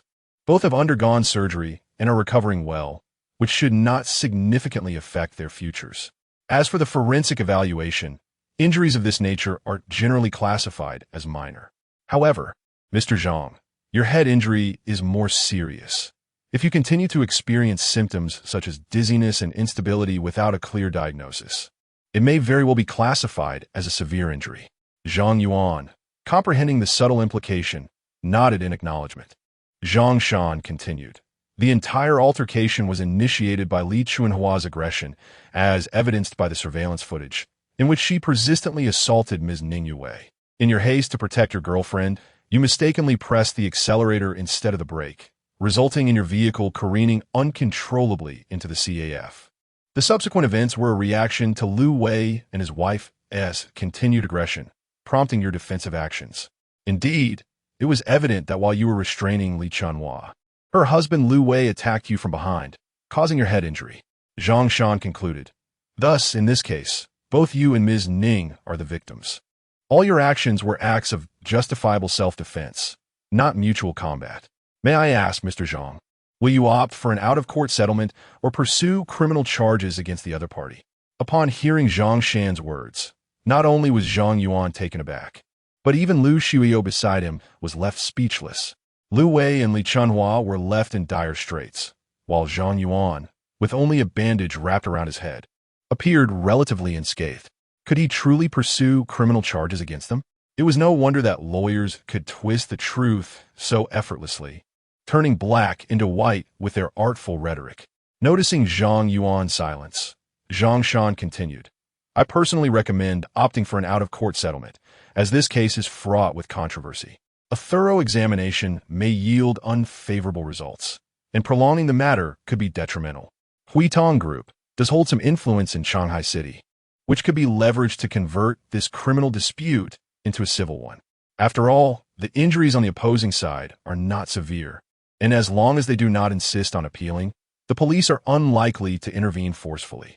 Although a compensation of several $100,000 may not seem substantial to you, it is best to avoid escalating the situation. Zhang Shan looked at them and slowly inquired. Do you both understand my perspective? Before Zhang Yuan could respond, Lu Shuyo interjected. Let us heed Lawyer Zhang's advice, but will they comply willingly? Zhang Shan smiled for the first time. The other party has also hired a lawyer, but that individual was once my student. Subsequently, police officers arrived at the hospital to take statements. Zhang Yuan, following Lawyer Zhang's instructions, answered with precision, revealing nothing extraneous. Once the officers departed, Ning Yue brought breakfast to the hospital room. Upon seeing Zhang Yuan awake, she disregarded Lu Shuyo and rushed into his embrace. Senior, I was so worried about you, Lu Shuyo. Witnessing this display, rolled her eyes and stepped outside to grant them privacy. Yue, I was in the wrong. I shouldn't have. Don't say that. Senior, you are a good person, and I can. Her words faltered, yet Zhang Yuan understood her intent. Ning Yue, with a quiver in her voice, said, in my lifetime, I may never encounter someone like you who would go to such lengths for me. Although I despise your indecisiveness and your secretive dealings with other women, I cannot bear to be without you. If you weren't here, it would feel as if the sky had collapsed. Senior, why are you so kind to me? Zhang Yuan simply held her tightly, exhaling a soft sigh. After a while, Ning Yue picked up a bowl of millet porridge and tested its temperature. Senior, are you hungry? Let me feed you breakfast. I'm not particularly hungry, just a bit thirsty. Then I'll go get some water. As Ning Yue stood to leave, Zhang Yuan pulled her back down and pointed to her rosy lips. What I desire is this. Senior, after everything that has happened, you still want? Is it too much to ask for a kiss on my birthday? I don't want any other gifts. Ning Yue nodded gently and leaned in to kiss him. Zhang Yuan reveled in the moment, reflecting on the fact that despite the altercation, both women remained steadfast by his side. What could be more splendid than this? Meanwhile, the atmosphere in another hospital room was far from amicable. Lu Wei lay with his leg encased in plaster, his face heavily bandaged, appearing quite pitiful. His wife, Li Chunhua, was not in a much better condition, her arm also immobilized in a cast. leaving her unable to even turn in bed without excruciating pain. I will ensure he pays for this. Lawyer Qian, what did the police say? Has that wretched beast been apprehended? The lawyer, Qian Wan, dressed sharply in a tailored suit, perused his notepad. I fear this case may not be as optimistic as you both think. Please prepare yourselves mentally. However, before he could finish, Li Chunhua interrupted sharply. What mental preparation? We nearly lost our lives at his hands, and he shouldn't face punishment? Furthermore, that brute had the audacity to ram his car into me. Are you all blind? If you lack the capability, then get someone else. I refuse to believe that after being beaten so severely, he cannot be brought to justice. Qian Wen shot her a disdainful glance. Had it not been for his mentor's insistence on taking this case, he would never have waded into such murky waters. The quality of a person can be discerned from their words, and someone like her deserved their fate. I can assure you both that it is not you who will be prosecuting Mr. Zhang, but rather you should pray he does not pursue charges against you. This point must be made clear. What? Lu Wei retorted angrily. On what grounds? Don't you see what he did to me? Qian Wan, maintaining a stoic demeanor, replied, though you both appear to be quite injured, at most, it is classified as minor injuries. However, your attack on Mr. Zhang has left him in a state of unconsciousness. Should he suffer any lasting consequences, it would be classified as severe injury sufficient for criminal charges. Furthermore, according to the opposing counsel, you are also facing allegations of sexual harassment and attempted kidnapping of Ms. Ning, with witnesses to corroborate their account. The combined charges could lead to several years of imprisonment. Lu Wei's complexion drained of color upon hearing this. He was acutely aware of the force behind his sneak attack. Additionally, his intentions towards Ning Yue had never been concealed. Nearly all the CAF staff were privy to this, and even chat records could serve as further evidence. Then, Qian Wen addressed Li Chunhua.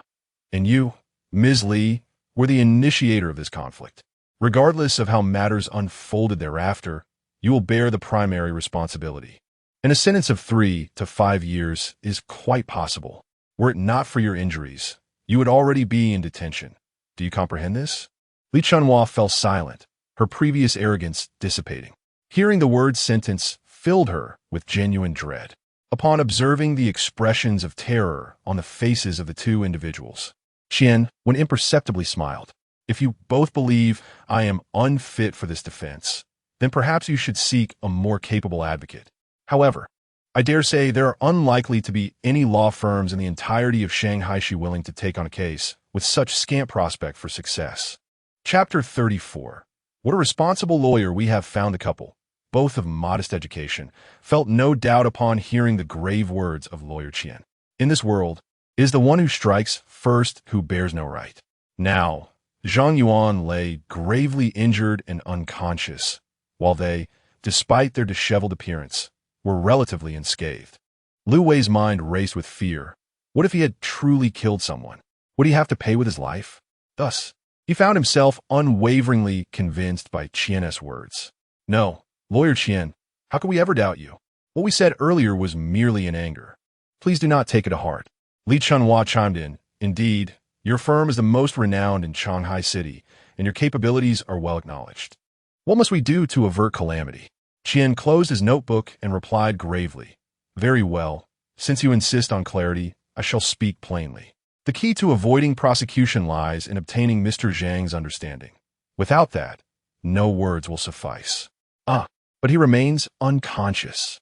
How can we gain his understanding? If Mr. Zhang does not awaken soon, we must first seek the forgiveness of his family. His family? Li Chunhua thought of the need to apologize to that young girl, Ning Yue, and felt an unwillingness wash over her. She subconsciously believed that, as a woman of high society, it was beneath her to apologize to someone so lacking in wealth and influence. Even if she had struck the wrong person, she felt no remorse. Lu Wei, however, was more resolute, gritting his teeth. Fine, I shall express my apologies in person. Anything to avoid imprisonment. Qian continued, one more thing. The other party will surely demand compensation, and the amount will depend on the assessment of the injuries. Given the current circumstances, it will undoubtedly be substantial. Of course, if their demands are excessive, I will advocate for you. You need not worry about that. Very well. We shall await your updates. The couple smiled, grateful for Qian's assistance. As Qian exited the ward, they marveled at how fortunate they were to have such a responsible lawyer. Meanwhile, he turned a corner and headed directly to Zhang Yuan's side. Upon seeing Zhang Shan, he respectfully greeted, "Teacher, how goes it with your skills? You should have resolved the situation." "I have not disappointed," Zhang replied with a smile, and the two shared a moment of silent understanding. When Qian returned to Lu Wei's room, he was accompanied by Zhang Yuan and Ning Yue. You're all right?" Upon seeing Zhang Yuan, Lu Wei instinctively shrank back under the covers, haunted by psychological trauma. Though Zhang Yuan's awakening was good news, fear still gripped him tightly. "Since the parties involved are now present, I suggest you converse. I will wait outside. Call for me should you need anything. And a word of caution, Mr. Zhang sustained a head injury, and the attending physician has indicated that the severity is far greater than it appears. Do you understand?" The couple nodded numbly. Glancing at Zhang Yuan's somber expression, Li Chunhua forced a smile that was more grotesque than tears. "Mr. Zhang, we were in the wrong. I apologize to you and Miss Ning." Lu Wei echoed, "Yes, we are sorry." Zhang Yuan dismissed their insincere apologies with indifference. Were it not for the fear of imprisonment, this couple would hardly have humbled themselves. "Yue, how did she strike you? Now, you should return the favor." Ning Yue hesitated, momentarily frozen. Yet recalling the slap she had received from Li Chunhua the previous night, her anger surged. What if Zhang Yuan had arrived a moment too late? She often pondered why, despite her peaceful demeanor, she was constantly bullied. Was it merely because she was perceived as a defenseless girl, an easy target? In the past, she would have swallowed her pride and borne the humiliation. But now, with Zhang Yuan's support, she felt empowered to unleash her pent-up emotions. Fixating on the malicious face before her, she raised her hand high. Crack! The slap contained all the resentment Ning Yue had bottled up, landing with a force that left her palm tingling. Li Chunhua's face turned crimson in an instant. I will kill you, you wretched." She realized her initial intent was to seek forgiveness and swallowed the words before they escaped her lips. "Fine, I accept this slap. Can you forgive me now?" Zhang Yuan replied coldly. "Is this how you negotiate with me?" No. You seem to misunderstand. You have no right to this. What else do you want?" With her anger finally released, Yue pointed at the bandage on Zhang Yuan's head. "What about my injuries?" Chapter 35. Your CAF is rather decent. I shall reluctantly accept its transfer. Lu Wei could not suppress his muttering. You're not unscathed, are you? If we are to compare misfortunes, the plight of the two of us as a couple is far more tragic. Both of them could only lie in bed, bound by thick plaster, utterly immobile. In stark contrast, Zhang Yuan appeared unaffected, were it not for the bandage wrapped around his head. Lu Wei might have thought that the incident from yesterday had merely missed its target. Severe concussion, would you call that trivial? Zhang Yuan pulled out a diagnosis report and thrust it into Lu Wei's face, stating in a grave tone, "This is freshly issued by the hospital. See for yourself." The couple exchanged a glance, their faces instantly draining of color. The report indicated a suspected severe concussion, recommending a follow-up examination. Qian Wen had previously informed them that, in such cases, judicial assessment could very likely categorize it as a serious injury. Meanwhile, they were merely dealing with fractures that would heal in a few months. Should Zhang Yuan decide to pursue legal action, their imprisonment would be inevitable. Spending 3 to 5 years behind bars would be the norm.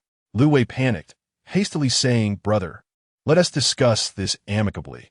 As long as you don't sue us, we are willing to do anything." Li Chunhua chimed in, "Yes, we can compensate you. Just state your demands." Observing this scene, Zhang Yuan chuckled coldly within. The educational background of these two was indeed worrisome. They were easily intimidated. Could they not see the glaring word suspected on the diagnosis report? Obtaining a definitive diagnosis from the hospital was a daunting task. No one would dare take on that responsibility. However, it was relatively simple to have the attending physician issue a report of suspicion. Zhang Yuan smiled and replied, "Very well. Since you are willing to offer compensation, there is room for negotiation. How much are you prepared to present?" With that, he nonchalantly pulled up a chair and leisurely began to browse his phone, while the couple whispered among themselves. "Honey, how much do you think is appropriate?" They are claiming severe injuries. Compensation is bound to be significant. Li Chunhua furrowed her brow and replied, Let us not offer too much initially. Let us tread carefully. Let us start with 10,000 and gauge his reaction. If necessary, we can increase it, she concluded. After their quiet deliberation, Lu Wei called out, "Brother, we acknowledge our mistakes, and as a gesture of sincerity, we have decided to offer you this amount. What do you think?" He then extended a finger toward Zhang Yuan. Zhang Yuan looked up and let out a derisive laugh. "Only 100,000? Are you attempting to placate a beggar? I am suffering from a severe concussion, enduring excruciating pain every moment. Who knows when my life might end? What can this sum accomplish?" The couple's expression stiffened, swallowing back the words that almost escaped their lips. If they were to admit to offering only 10,000, he might erupt in fury. After all, with a damaged head, one could act unpredictably. The thought of dying in his hospital room would only compound their responsibilities. 100,000 is truly our utmost sincerity, and we have no cash on hand. We would have to scrape and borrow to gather it. Is that so? What does that have to do with me? I am the victim here, do you understand? Lu Wei gritted his teeth and resolutely inquired, "Then tell me, how much would you consider acceptable to put this matter to rest? Your CAF is rather decent. I shall reluctantly accept its transfer." Were it not for the plaster binding Lu Wei so tightly, he might have jumped up in disbelief. "What do you mean reluctantly? That establishment was acquired with my hard-earned money. Considering the storefront, franchise fees, and other expenses, I've invested nearly 3 million in total." Zhang Yuan chuckled coldly once more, replying, "Still the same refrain. What you invested is of no concern to me. I am a reasonable person. If you truly cannot part with it, I shall not press you. Let's meet in court." With that, he opened the door, preparing to leave with Ning Yue. The couple hastily called out, "Wait." Zhang Yuan turned back. "It seems you have reconsidered?" Lu Wei's face was a mask of despair. "Brother, can we not negotiate further? That CAF is vitally important to us. Without it, we will have no income at all. There is no room for negotiation. If you agree, then fine. If not, then so be it. Do not waste my time." In truth, Zhang Yuan did not necessarily desire the CAF. Having liquidated his stocks, he was not in need of money. However, individuals like Lu Wei and Li Chunhua needed to be taught a harsh lesson. Otherwise, they would continue their unscrupulous ways. Impulsiveness always demands a price.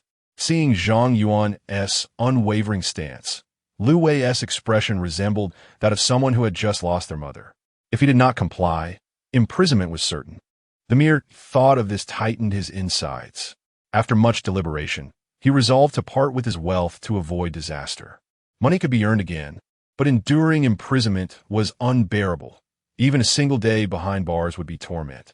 Noticing this, Zhang Yuan understood that the matter was settled and proceeded to walk outside, his voice echoing in the air. "My lawyer will arrive shortly to sign the contract. I hope you do not prove ungrateful." A few minutes later, Zhang Shan entered the hospital room. Observing the expressions of the couple, he silently shook his head. Prior to his arrival, he had received instructions from Zhang Yuan and was fully aware of the negotiation's outcome. This tactic was indeed ruthless. In today's world, compensating for a death typically amounted to over 1 million. Yet, Zhang Yuan not only emerged unscathed but also managed to acquire a CAF valued at 3 million.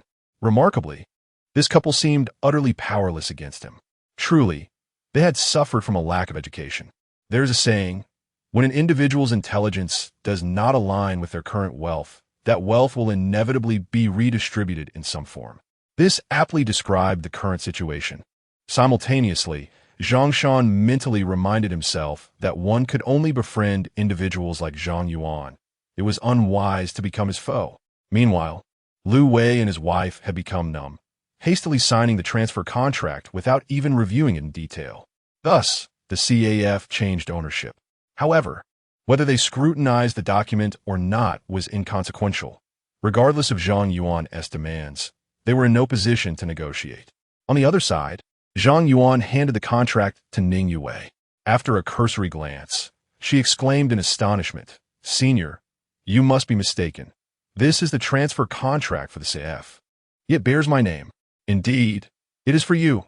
All future earnings will belong to you. But this value seems excessively high." Zhang Yuan waved his hand dismissively.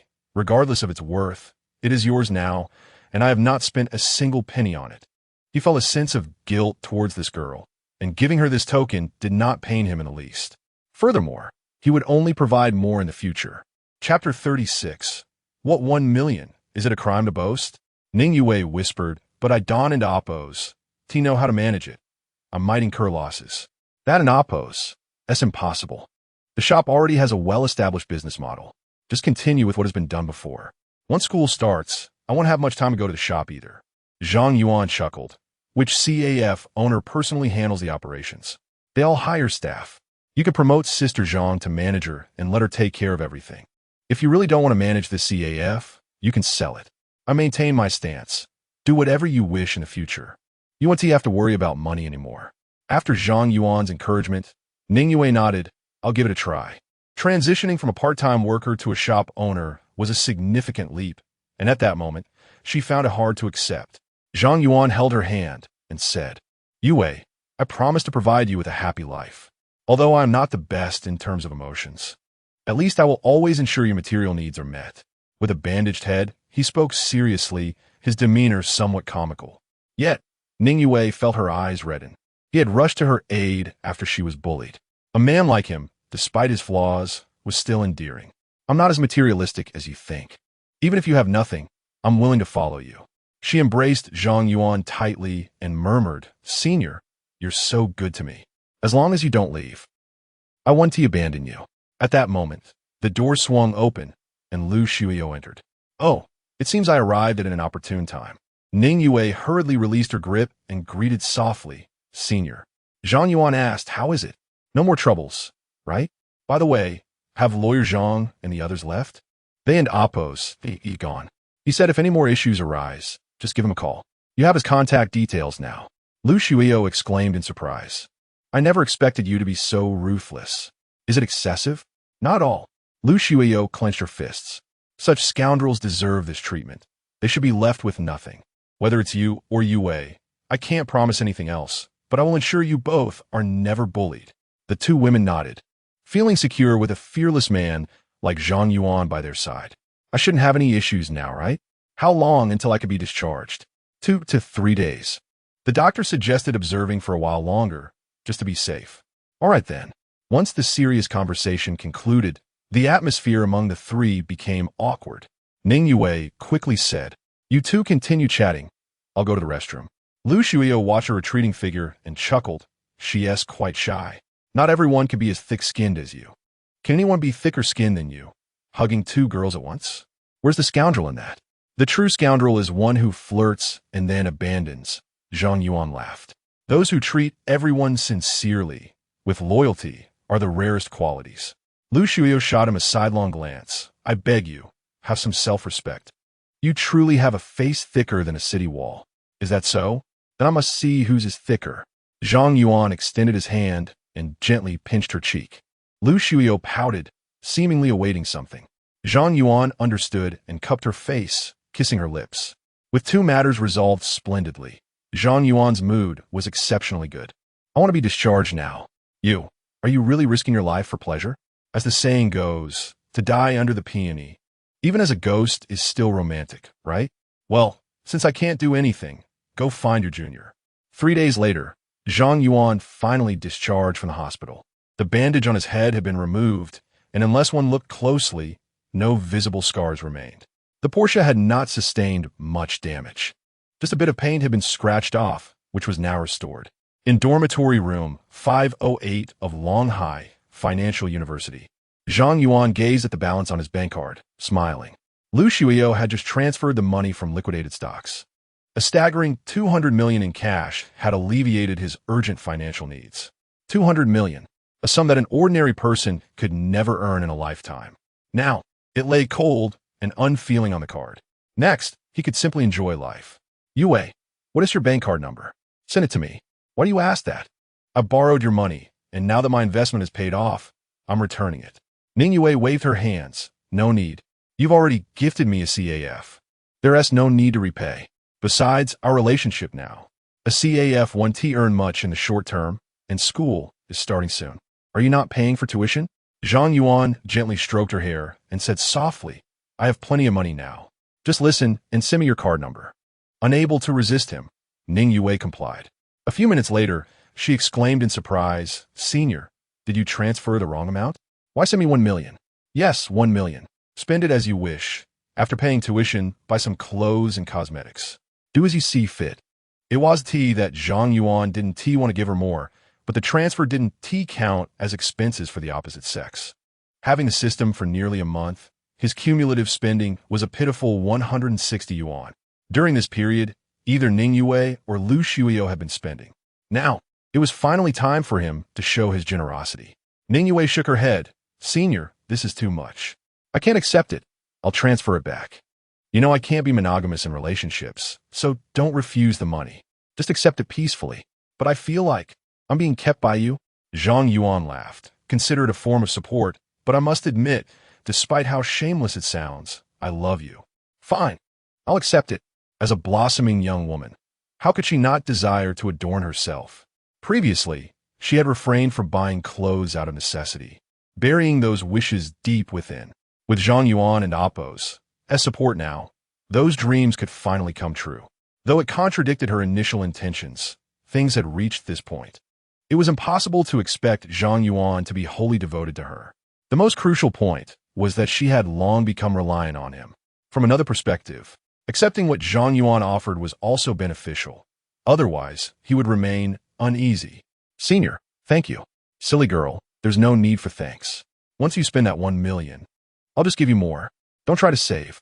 Ning Yue chuckled, "Then I won't hold back." At that moment, the dormitory door swung open, and 2 girls entered, each dragging a suitcase. "Well, 1 million. Is it a crime to boast?" Chapter 37. Shopping. The voice that spoke was that of a girl walking ahead, of modest height, barely reaching 1 meter and 60 centimeters. Her face was heavily made up. At a cursory glance, she appeared acceptable, but one could only wonder what she might look like without it. Her attire was also decent, suggesting a relatively affluent background. Upon entering, she continued to chatter. "Ning Yue, who is this? Does he not know this is the girls in Appos dormitory?" The girl who entered behind merely cast a glance at Zhang Yuan, saying nothing, her expression far from pleasant. "Wuna, this is my boyfriend. He'll leave shortly." Ning Yue interjected. "So what? How can you bring him to our dorm? Hurry and make him leave." Zhang Yuan, initially disinclined to engage, found her incessant prattle intolerable. It was commonplace for male students to help carry luggage into the girls' dormitory at the start of each semester, to which even the dormitory supervisor typically paid no heed. Moreover, from Ning Yue's revelations, it was apparent that Wu Na frequently brought her boyfriends to the dormitory for prolonged visits without any objection. Zhang Yuan scoffed. "Is this dormitory solely yours?" Wu Na's face contorted with disdain as she retorted, "How can you be so unreasonable? This is a girls' dormitory. What do you think you're doing here? Do I need to spell it out for you? I have no interest in you. Perhaps you should spend more time in front of a mirror and not hold yourself in such high regard. You despicable wretch." Ning Yue, well aware of Zhang Yuan and Appos' temperament, felt a pang of fear at the thought of him resorting to violence. The consequences of fighting at school were far too severe. She hurriedly said, "Senior, let us not stoop to her level. Take me shopping instead." "All right, I'll follow your lead." "Where to?" Ning Yue pondered briefly and replied, "Let us go to Shanghai IFS. I've always wanted to check it out, and today I happen to have the time." Upon seeing Wu Na enter, Zhang Yuan had already been eager to leave. Arguing with a woman, regardless of victory or defeat, was an exercise in embarrassment. Fortunately, Ning Yue's suggestion aligned with his intentions. Having long desired to experience the place firsthand, it offered the perfect opportunity to indulge in some shopping, serving 2 purposes at once. However, Wu Na lacked the insight to recognize this, mistakenly believing Zhang Yuan was intimidated. She mocked, "Oh, I didn't know you, Ning Yue, were aware of IFS. It's filled with imported luxury brands. Can you even afford a single item? By the way, I heard someone say something about giving 1 million. What a ridiculous boast." Zhang Yuan merely smiled condescendingly and took Ning Yue out. Seeing that he completely disregarded her, Wu Na and Appos' irritation grew. She turned to the girl behind her, Qian. "Let us go to IFS too." Qian looked up and replied, "Are you really planning to chase after them to mock them? Is that necessary?" "Not exactly. I've had my eye on a watch since last semester that costs over 8,000. I've finally saved enough to buy it, so come with me. I'll treat you to coffee, all right? Wu Na scoffed. What if we run into Ning Yue and her loser boyfriend? That would be amusing. Very well then. The two promptly exited and encountered Su Yun in the corridor. Where are you headed? Is Yue inside? She and her boyfriend went out. Wu Na casually replied. By the way, are you going to IFS? You might run into them. Upon hearing about Ning Yue and Appo's boyfriend, Su Yun immediately envisioned his youthful and handsome visage.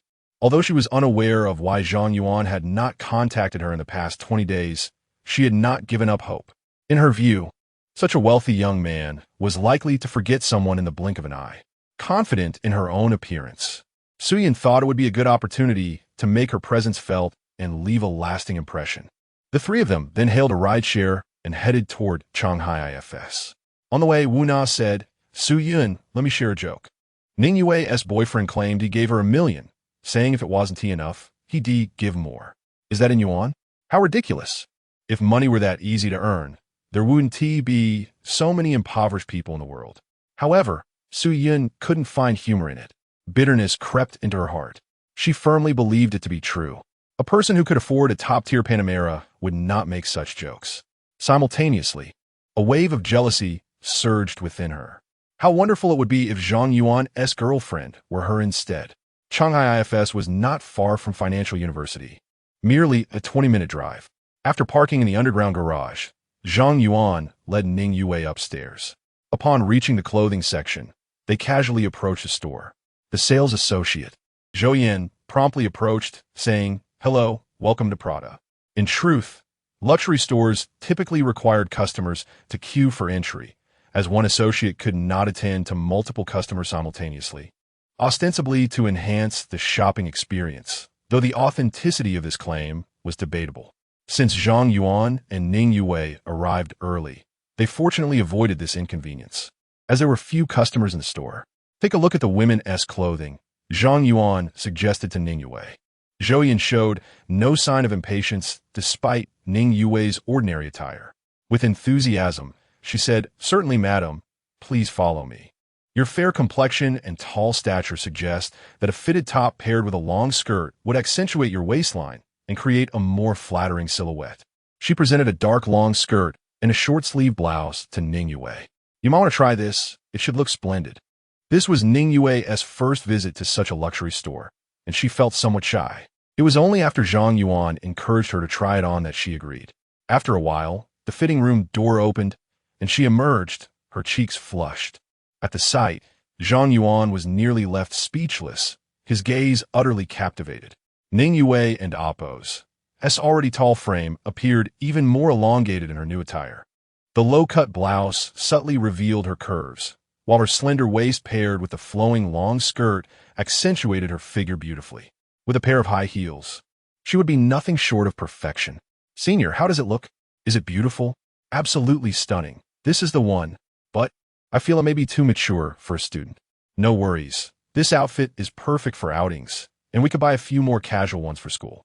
Ning Yue had never worn such attire. Her wardrobe consisted solely of the most ordinary clothes. She recalled only those classmates who adored dressing up donning such styles. Although she genuinely liked this outfit, she still shook her head. Senior, let us try something else. This is far too expensive. Do you like it? Yes, I do, but...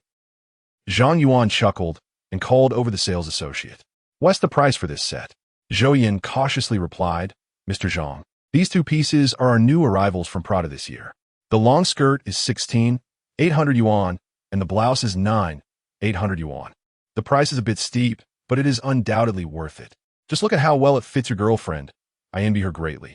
Zhang Yuan interrupted. Very well. I'll take this set and select a pair of high heels as well. Chapter 38. Spending like water, it was only at this moment that Zhou Yan realized that the young man surnamed Zhang was, in fact, a wealthy heir. As a sales associate in a luxury goods store, she had encountered numerous clients who would flee at the mere mention of prices, as well as those who appeared affluent yet were remarkably stingy. Some customers, despite their good looks, would nitpick and refuse to make a purchase no matter how much persuasion was offered. Yet, Zhang Yuan made his decision without so much as a blink. Spending over 20,000 on clothing, A considerable sum indeed. He was truly an enigma.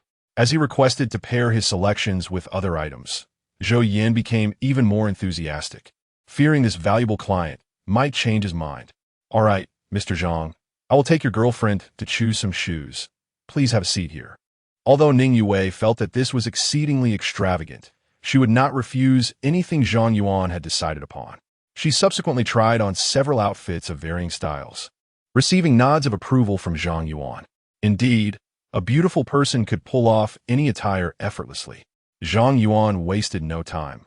He didn't even inquire about the prices, simply asking the sales associate to pack his purchases.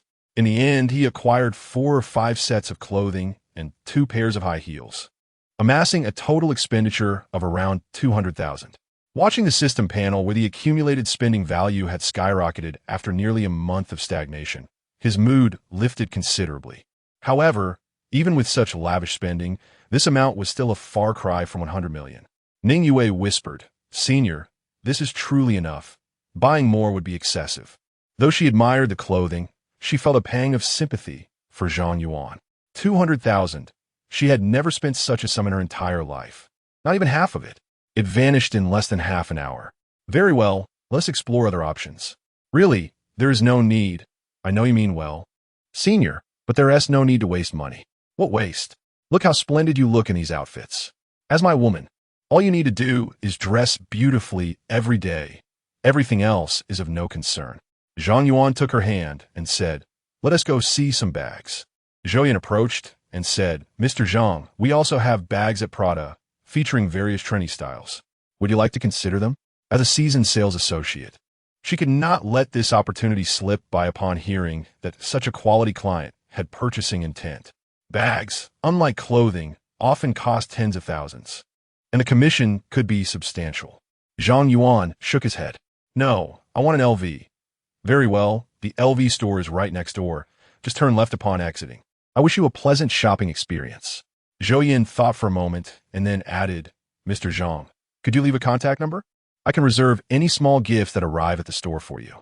"Forget it, I don't want the hassle." As they reached the store entrance, he remarked, "Please keep these items here. I will collect them when we leave." "Of course, I will take good care of them. We welcome your next visit." Once the two had departed, Zhou Yan took out her phone and snapped a photo of the pile of clothing, sending it to her friend Xiao Lily, who worked as a sales associate at Vacheron Constantin. "Lily, I just landed a major sale, 200,000 in half an hour. I've never encountered such a lavish buyer who doesn't even ask about prices." "Really? You're going to make me jealous." "I haven't sold a single watch today. There are plenty of lookers, but no one is willing to spend. By the way, did your client mention anything about purchasing a watch?" "No. Even if he wanted one, I doubt he would heed my brand recommendations." "Well, that is unfortunate." JPG. Subsequently, Zhang Yuan and Ning Yue arrived at the LV boutique, where he selected a delicate little bag for her, which was relatively affordable at 158,000. It wasn't that Zhang Yuan had a particular fondness for the LV brand. Rather, he was reminded of the bag Zhao Xiaolin had shown him at the CF, a memory that lingered vividly. In the past, he had felt utterly helpless when faced with a 28,000 bag. Now, he could buy something even more expensive without a second thought. With 200 million in his account, this expenditure was merely a drop in the ocean. Observing the long string of cold digits, the act of spending felt utterly devoid of sensation. Ning Yue cradled the small bag worth over 100,000 in her arms, anxious about it getting scratched or damaged. Zhang Yuan, noticing her demeanor, chuckled. "Once you buy it, it's meant to be used. If it gets damaged, you simply buy another. Why hold on to it so tightly?" He then discarded the packaging and placed Ning Yue's phone, keys, and other items into the bag. "Senior, I also want to buy you a few outfits." Seeing her willingness to reciprocate, Zhang Yuan naturally did not decline. With 1 million in cash, Ning Yue could be considered a minor heiress herself. They then visited Versace, where he purchased several sets of menswear. Zhang Yuan's physique was commendable, tall, and well-proportioned. Clad in the expensive clothing, he exuded even more charm, capturing the attention of the sales associate. However, glancing at Ning Yue beside him, he felt a twinge of insecurity, hesitant even to ask for her contact details. "Senior, have we bought enough? Shall we return?" Zhang Yuan looked at her pristine wrist and remarked, "Let us buy a watch. Your wrist looks bare. It's already sufficient. I don't need any more." Not listening again, are we? Ning Yue could only nod in resignation. As they passed the Prada boutique, the sharp-eyed Zhou Yin immediately approached them. "Mr. Zhang, would you like me to take your items to the underground parking? I'll go check out the watches. Please keep these menswear items here for me to collect later." All right. Watching the two make their way toward the watch section, Zhou Yin swiftly took out her phone, sending a message to Xiao Lily. Xiao Lily was currently attending to several clients, but her patience was wearing thin. Among the customers were several students. Two were relatively quiet, but the girl named Wu Na, holding an entry-level watch, kept asking questions without making a purchase. She was relentless in her demands for discounts. "Madam, due to the exceptional value of this watch, we currently have only one in stock. If you're interested, please act quickly." All sales associates in every store employed such tactics, feigning low stock despite ample inventory. Wu Na scoffed. "Isn't this just a marketing ploy? I see right through it. If you don't believe me, I won't pressure you. Take your time to think. How about this? If you can give me a total of 8,000, I'll take the watch. Surely you can authorize that discount." "I'm sorry, madam, but I don't have that authority." Wu Na retorted angrily. "What difference does it make if you earn a little less commission? Will you perish for it? Watches are all quite similar. They're merely sold at a higher price in boutiques." Upon hearing this, Xiao Lily's patience evaporated. What a rude person. She forcibly reclaimed the watch from Wu Na and returned it to the display. Although there was a small commission to be made from selling an entry-level watch, she would rather forego the earnings than engage in such unpleasant dialogue. "What do you mean? Why are you putting it back? I never said I wouldn't buy it." At that moment, Xiao Lily's phone chimed, and she disregarded Wu Na as potential reactions as she checked her message. "The rich heir, surnamed Zhang, is coming to buy a watch. Hurry and greet him." "Thanks. If it works out, I'll treat you to a meal." Chapter 39. A casual gift. After putting down her phone, Xiao Lily hastened outside the store. She spotted a handsome young man leisurely walking along with a woman. She had already confirmed that this man was the wealthy heir her best friend had mentioned. "Hello, Mr. Zhang. I am Xiao Lily, a sales associate from Vacheron Constantine. Would you like to take a look at our newly arrived watches?" "You know me?" Zhang Yuan exclaimed in surprise. "The sales associate who just served your Prada is my sister. She mentioned you to me."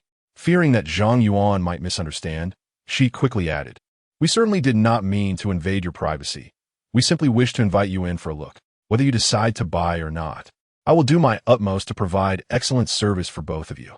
In truth, Zhang Yuan had intended to visit Patek Philippe, as its brand recognition and prestige surpassed that of Vacheron Constantine. However, faced with such enthusiastic service, he found it difficult to decline outright. After all, Vacheron Constantine was also a world-renowned brand and surely would not disappoint. "All right, let us go in," he finally conceded. Xiao Lily felt a surge of triumph, as if she had won a battle. Customers who casually spent hundreds of thousands on clothing rarely left empty-handed once they entered the store. At that moment, Wu Na stormed over, indignation etched on her face. "What is going on with this sales associate? I arrived first. Why are you attending to other customers? Call your manager. I want to file a complaint." "I'm sorry. Our manager is not here. When she returns, you can complain as you wish, but right now, I must attend to our esteemed guests." "Please step aside," Xiao Lily replied, turning to Zhang Yuan and Ning Yue. "Please follow me. Over here are this year and Oppo's new model watches." "You." Wu Na was about to explode when she noticed Zhang Yuan and the other woman behind Xiao Lily. She gasped, "What a surprise to see you two here." Zhang Yuan, uninterested in engaging with her, followed Xiao Lily to the counter and began browsing. Seeing that Zhang Yuan and his companion were empty-handed, Wu Na couldn't and Oppo's help but mock. "You've been here for so long and bought nothing. You must just be here to broaden your horizons. What useless sales associate and esteemed guests, truly lacking in discernment." At this moment, Su Yun, who had come along, spotted Zhang Yuan. After a moment's hesitation, she summoned her courage and approached him. "Oh, senior brother, what a coincidence. Do you remember me?" Zhang Yuan shook her hand, smiling. "You're Su Yun, right?" "Senior brother, your memory is impeccable." She then noticed Ning Yue and Oppo's handbag and exclaimed, "Wow, the latest LV bag. Yue, did you just buy this?" "Yes, senior brother bought it for me." That bag is quite expensive before coming here. We checked at the LV boutique, and it was over 100,000. Yue, may I touch it? Of course. Ning Yue handed over the bag, and Su Yun played with it fondly. Zhang Yuan observed Su Yun with a knowing glance. During their handshake, she had subtly brushed her finger against his palm. The audacity she displayed in front of Ning Yue was growing bolder by the moment. Just then, an unharmonious voice interrupted again. Wu Na looked disdainfully at the LV bag and sneered. It's just a counterfeit, obviously a few hundred yuan worth from a street vendor. This bag's retail price is 158,000. Do they really look like they can afford it? Using such things to save face is quite shameless. Su Yun retorted angrily. How can you say that? This is clearly the genuine article. You just don't know any better. Her relationship with Wu Na was merely casual. They would only exchange pleasantries when they crossed paths. It was merely a coincidence that they were both at Shanghai IFS today. Seeing Wu Na belittling Zhang Yuan, she stood her ground. How could I not know? It's obviously fake. You claim to have 100,000, yet you can't even spend a dime on a shopping trip. Hey, Ning Yue, what kind of boyfriend did you find? Don't claim to know us. I'd be embarrassed. Even a clay figurine has its limits. And just as Ning Yue was about to speak, Zhang Yuan held her back. He smiled. By your logic, if someone goes shopping without making a purchase, it's embarrassing. So let me ask, what have you bought? This question made Wu Na shout at Xiao Lily. Who says I haven't bought anything? You wrap up that watch. I'll take it. Buying an 8,000 yuan watch as if it were nothing, she scoffed. Can you do that? Being poor is one thing, but pretending otherwise is ridiculous. Though Xiao Lily didn't wish to sell to Wu Na, she couldn't refuse a customer. Reluctantly, she retrieved the POS machine and said, please swipe your card for payment. Just moments before she had resolved to buy, Wu Na hesitated again, holding her card indecisively. Beep. The bank card passed through the POS machine, and a receipt quickly emerged. However, the payment was made by Zhang Yuan. Wu Na, of course, was not so delusional as to think Zhang Yuan was paying for her. She questioned loudly. What do you mean by that? If you like it, just buy another. It's not like this is the only one. Seeing this unfold, Xiao Lily felt elated and smiled broadly. I'm afraid this style is indeed the only one we have left. It now belongs to Mr. Zhang. Ms. Wu, you may wish to look at other options. Wu Na was furious. That watch was the most visually appealing one under 10,000. She found nothing below that to her taste and couldn't afford anything above it. You're bullying me. I clearly spotted it first. I will definitely file a complaint. Ms. Wu, you yist. Of course, items are sold on a first-come, first-served basis. You hesitated while swiping. It's hardly my fault if someone else claims it first. Even if you complain to our headquarters, I will not be penalized. Wu Na realized she had no leg to stand on and ceased her argument, muttering, It's just a few thousand yuan watch. Do you think I actually wanted it? I'd be embarrassed if it were given to me. The onlookers recognized her stubbornness, but chose not to expose it. She had initially acted as if she desired the watch, only to shift her tone moments later. She turned to Ning Yue again. Hey, your boyfriend is putting on a front. He might have just swiped his entire salary on that purchase. Aren't you worried? Ning Yue, who had never noticed Wu Na's irrationality, mumbled, What a lunatic. Haha, I'm increasingly curious if your boyfriend can afford meals in the coming days. Just don't come begging me for money. Xiao Lily respectfully presented the wrapped watch to Zhang Yuan. Mr. Zhang, the watch is ready. Is there anything else you would like? After taking the watch, Zhang Yuan did not place it on Ning Yue's wrist. Instead, he handed it to Su Yun, saying, Here, this is for you. He leaned closer to Ning Yue and whispered, This is too inexpensive. I'm just giving it away. I'll buy you something nicer later. Ning Yue nodded gently. Her bond with Su Yun had grown significantly in recent times. Plus, Su Yun had just offended her, so gifting her a watch seemed perfectly reasonable. Having spent hundreds of thousands earlier, Ning Yue and Oppo's, as perspective had shifted, a mere few thousand yuan watch seemed trivial, and giving it away did not feel as painful as she had imagined. Senior brother, you really gave this to me? A wave of elation washed over Su Yun, and she feared Zhang Yuan may have misspoken. Over 8,000 yuan was undeniably a substantial amount for a college student. Having no connection with him, such a gift felt surreal. Zhang Yuan waved his hand dismissively. Yes, it's for you. If you want it, take it. If not, toss it aside. I want it. I want it. Su Yun hastily took the watch, as if she were caught in a dream. Were it not for Ning Yue's presence, she would have truly wished to throw herself into Zhang Yuan's embrace at that moment. Chapter 40. Purchasing a watch. Witnessing this scene, Wu Na's face turned pale. After saving for several months and asking her parents for help, she finally managed to buy the watch she had long desired. Yet, Zhang Yuan casually gifted it away without a hint of remorse. If Su Yun were his girlfriend, it would be understandable, but they shared no relationship whatsoever. This action infuriated her to the point of feeling nauseous. Meanwhile, Zhou Qianqian, who had accompanied them, remained silent until now. She stood up, her eyes wide as she stared at Zhang Yuan. At this moment, the truth became clear. Zhang Yuan was not a poor loser. He was, in fact, an exceedingly wealthy individual. Then, she noticed the car keys in his hand, realizing that the Porsche parked downstairs was also his. A wave of envy surged within her, mirroring Su Yun's feelings. Why wasn't he my boyfriend? Zhang Yuan, indifferent to the expressions of those around him, spoke again. Please select a finer watch for me. It's my girlfriend. Of course, replied Xiao Lily, gazing enviously at Ning Yue. Having such a financially secure boyfriend must be blissful. She retrieved an exquisite watch from the counter, the Yling Goddess 8005 F000R B498. This timepiece features a diameter of 37 millimeters and a thickness of 10.8 millimeters. Crafted from 18K 5N rose gold, adorned with 58 round diamonds encircling the bezel. The crown is set with a curved moonstone, and the silvery white dial harmonizes beautifully with the pleated texture, complemented by an eccentric round moon phase display in the upper right corner, exuding elegance and sophistication. Upon hearing the extravagant details, Ning Yue lost her courage to try it on. Senior, let us find a cheaper one. Xiao Lily chuckled. No need to worry, Miss Ning. This watch is reasonably priced at only 315,000 yuan, not much more than your LV bag. Zhang Yuan examined the watch closely, acknowledging the exquisite craftsmanship typical of items in this price range. Although it bore numerous diamonds, it didn't appear cluttered. Rather, it was aesthetically pleasing and perfectly suited Ning Yue and Appo's overall demeanor. Please have her try it on. Certainly. To her surprise, the watch looked even more striking on her wrist.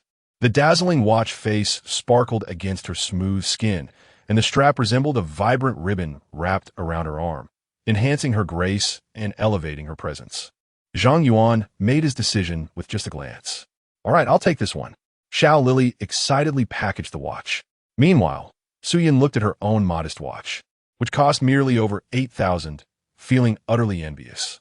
The allure of a 300,000 yuan watch was undeniable, yet Ning Yue appeared genuinely delighted.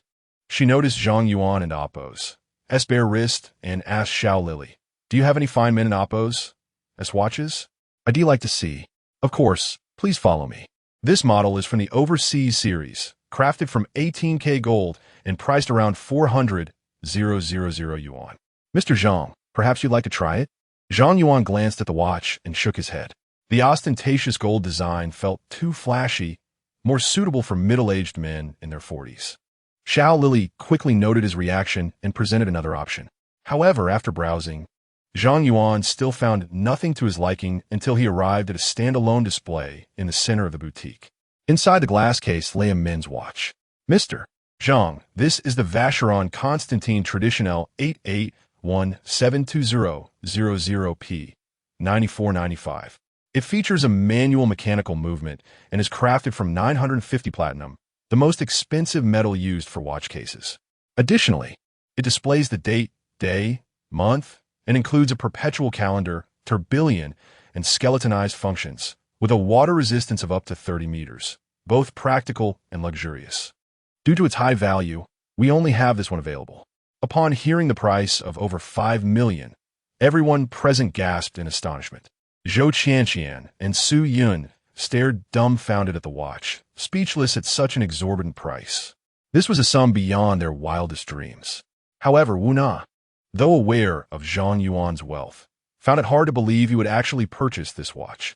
The difference between hundreds of thousands and millions was vast. Spending so much on a watch seemed ludicrous.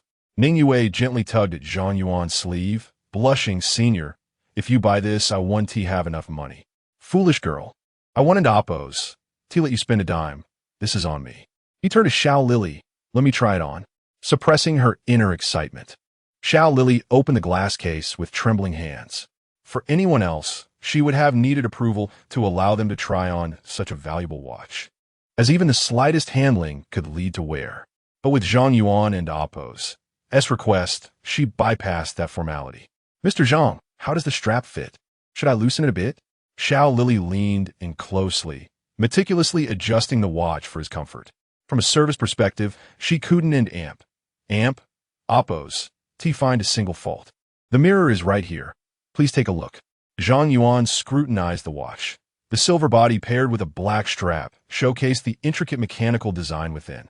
It was undeniably expensive, yet acceptable. Money was merely a number to him now. With an activation system costing only 100 million, the additional 100 million could serve as pocket change. "All right, how much in total?" Xiao Lily stared at him in disbelief, murmuring, "Mr. Zhang, have you truly made your decision so quickly?" Realizing her question may have been unnecessary, she continued, "For someone of your stature, a mere few million is likely inconsequential. My apologies for being overly excited." Including the watch for his girlfriend, the total came to 366,000 yuan. "Please hold on a moment. I will consult the store manager to see if I can secure a discount for you." Zhang Yuan had no objections. Why not save a little if possible? He was foolish. Chapter 41. The elegance of swiping a car before long. Xiao Lily returned.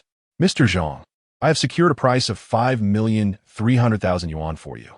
Although the discount is modest, I assure you I have exerted my utmost effort."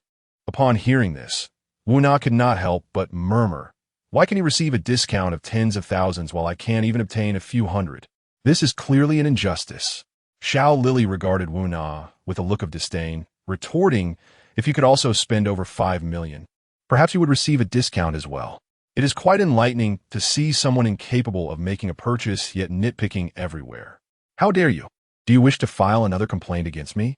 Go ahead." Xiao Lily, on the brink of closing this lucrative deal, was unperturbed by the woman and Oppos' ire. She sensed the animosity between this woman and Zhang Yuan and figured a little humiliation might even garner some goodwill. Zhang Yuan waved his hand and said, "All right, let us proceed with the payment." Upon hearing the phrase, "swipe the card," her anxious heart finally found solace. As the POS machine dispensed the receipt, the transaction was officially completed. In that moment, her admiration for Zhang Yuan surged. Despite his stature and looks, the act of swiping the card was enough to overshadow any flaws. Moreover, Zhang Yuan was not unattractive at all. However, upon glancing at Ning Yue beside her, she quelled her burgeoning thoughts. There was simply no comparison in terms of figure or beauty. Zhang Yuan subsequently accessed the system panel. Accumulated expenditure for the opposite sex, 681. 760 yuan, 100,000 yuan. Activation conditions not met. Only over 600,000, far from sufficient. He then calculated why this amount exceeded by 600 yuan.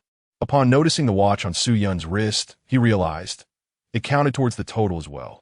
The system was indeed meticulous, accounting for every detail of his spending, leaving no loopholes. "Let us go, it's time to head back." "All right." Ning Yue turned to Su Yun. "Are you still shopping? Would you like to join us on our way back?" Su Yun, having long sought an opportunity, readily agreed. "Sure, I want to be polite then." "Yue, even if you hadn't invited me, I would have wanted to hitch a ride. The taxi is unbearably hot, and I've been wanting to avoid it for a while. We bought some clothes next door. You'll have to help carry them." "Of course. Let us hurry back to school. I want to see if your clothes are stylish." The three then headed directly to the Prada boutique to retrieve their stored items. Meanwhile, Wu Na, still at Vacheron Constantine, grumbled, "Look at Ning Yue, flaunting her wealth as if she were the only one. Does she think being with a wealthy man is something to boast about?" Although Wu Na spoke this way, the bitterness in her tone was palpable. "Qian, let us take a taxi back and ignore her from now on. That Xie Qian is equally annoying. We should oppose them from now on." However, Zhou Qianqian did not exhibit the expected outrage. After a moment and Appo's hesitation, she replied, "You go ahead. I have some matters to attend to and will leave later." "All right then, let us go for barbecue tonight." After Wu Na exited, Zhou Qianqian pondered for a moment before heading in another direction. Zhang Yuan and the others, laden with bags, took the elevator to the underground parking garage. Just as they were about to start the vehicle, a voice called out unexpectedly, "Wait for me." As they approached, they realized it was Zhou Qianqian. She jogged to the side of the Porsche, her expression revealing her dilemma. "Senior, could you take me back as well? Wu Na has gone to attend to other matters." Seeing this girl approach with such initiative, Zhang Yuan smiled knowingly. Clearly, she was impressed by his financial prowess. It wasn't akin to Su Yun, who would come close with a mere beckon. It was likely that she had noticed him gifting Su Yun a watch. Sparking her curiosity, she might think that by fostering a good relationship with Ning Yue, she could also experience unexpected delights in the future. Zhang Yuan's impression of Zhou Qianqian was neither particularly favorable nor unfavorable. She was a quiet girl, not as materialistic as Wu Na. In terms of looks, she was decent, not stunning at first glance, yet certainly not unpleasant. While he had no intention of pursuing anything with her, she was a dorm mate of Ning Yue and Appo's. Bringing her into Ning Yue and Appo's circle would create a 3-to-1 dynamic, making Wu Na and Appo's life considerably more difficult. The feeling of being marginalized and isolated was undeniably unpleasant. With this in mind, Zhang Yuan smiled and said, "Of course, get in." Zhou Qianqian cautiously opened the back door and took a seat. During the drive, Ning Yue inquired, "Senior, you've met most of the girls from our dorm. What are your thoughts?" "Oh, wait, you haven't met Xie Qian yet." Upon hearing Xie Qian's name, Su Yun became visibly displeased, muttering, "What is so special about her? It's better if you don't meet her. She's not that attractive and likes to flirt with men." Ning Yue was not pleased, responding, "That is not true. Su Yun, don't speak carelessly. Xie Qian is actually quite beautiful and treats me well." "That is true," Su Yun conceded, continuing, "If I were in your dorm, I would treat you well too. Should I talk to the school about switching dorms with Xie Qian?" "Don't." Ning Yue pouted. "If anyone should switch, it should be with that person." Though she did not name who that person was, everyone in the car understood. Despite Ning Yue's innocent and kind nature, she too had her limits. As they continued their journey, Zhang Yuan's phone rang. The others fell silent, wary of disturbing him. Upon answering, Lu Shuio's voice resonated through. "Where are you?" "I just left Shanghai IFS." "What is up?" "Don and Appo's. Forget our agreement from that day. Tonight is the class reunion, and you promised to accompany me." "All right, I'll come pick you up." "No need, just head straight there. Let me share a surprise with you. I bought a new sports car and just picked it up this afternoon." "Oh, don't you want to ask what kind of car it is?" "What's the point? I'll find out when I get there. You're such a boring man. By the way, this car is registered in your name." "Why are you buying a car in my name?" "Because I like it. Once I tire of this car, I'll give it to you and buy a new one. I want to experience the top speed of this sports car today." "Hey, be careful. Even though there are fewer cars at the reunion, don't drive recklessly." Got it. I'm hanging up now. See you later." Once the call ended, the atmosphere in the car brightened again with laughter and chatter. Although the call had not been on speaker, both Su Yun and Zhou Qianqian could tell it was a female voice. While the specifics of the conversation were unclear, one thing was certain: Zhang Yuan shared a close relationship with that girl. Curiously, Ning Yue showed no sign of jealousy or inquiry. Chapter 42. It is indeed rare for someone of this age to possess a vehicle worth over 200,000. Speaking of sports cars, Zhang Yuan remarked, "Yue, if you have some time, you should enroll in a driving school. Once you obtain your license, I'll buy you a car. You can choose whatever you desire." "No need, senior. I rarely go anywhere, so I don into Appo's. Do you need a car?" Ning Yue replied. "You will eventually need one. Who knows how many attempts it will take you to pass? It's best to start early." Ning Yue protested softly, "I'm not foolish." "All right, if you're not foolish, then go and get your driver's license to prove it." "Fine then." The two girls in the back seat felt a pang of envy at Zhang Yuan and Appo's as casual assurance of allowing her to choose anything she wanted, which surely wouldn't be less than a 7-figure sum. If only that person were me. After dropping them off at the dormitory, Zhang Yuan prepared to leave. He intended to settle all the online loans he had previously taken out. Although he had borrowed over 400,000, the interest accrued in less than a month was minimal. Having money meant it was prudent to repay the debts early. We're heading upstairs now, Ning Yue said, holding the newly purchased clothes. Su Yun waved. Thank you for the watch, senior. I really like it. You're welcome.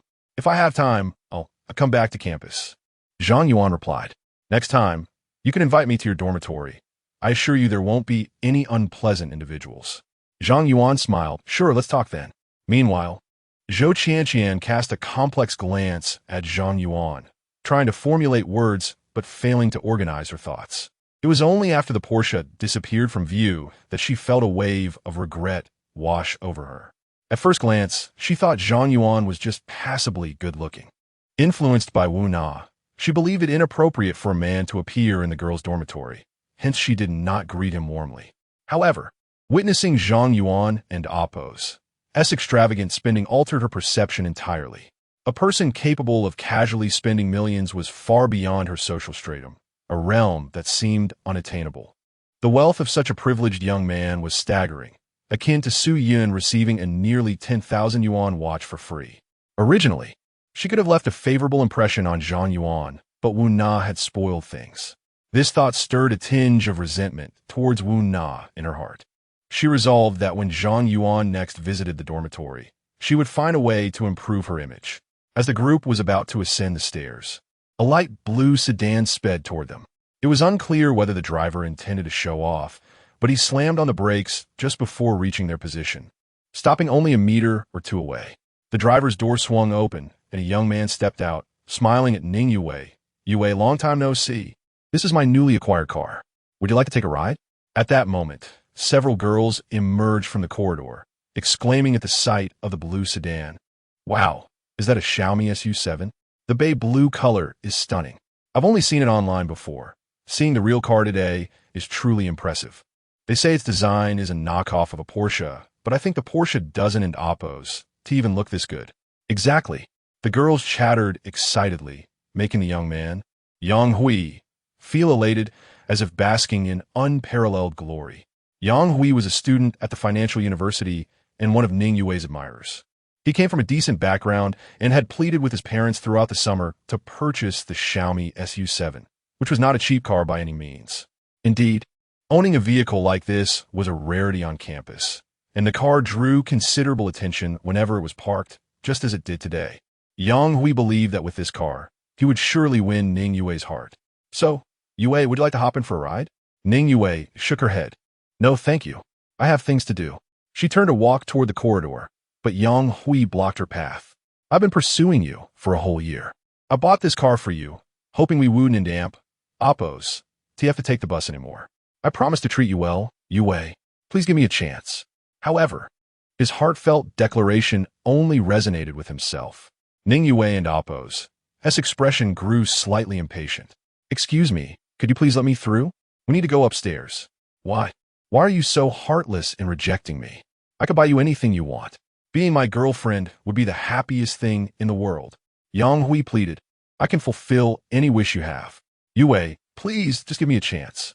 Seeing him persist, Su Yun stepped forward. How shameless can you be? She has clearly turned you down, yet you continue to pester us. Besides, Yue already has a boyfriend. Compared to him, you are nothing. Yang Hui nearly crashed into them while trying to show off, which irritated Su Yun. Now he was blocking their way. Her words left no room for politeness. And she spoke the truth, regardless of looks or wealth. Yang Hui paled in comparison to Zhang Yuan. You have a boyfriend? Yang Hui stammered, as if struck by lightning. You were single before the break. Yue, please tell me you don't have a boyfriend. Ning Yue nodded. Su Yun is correct. I do have a boyfriend.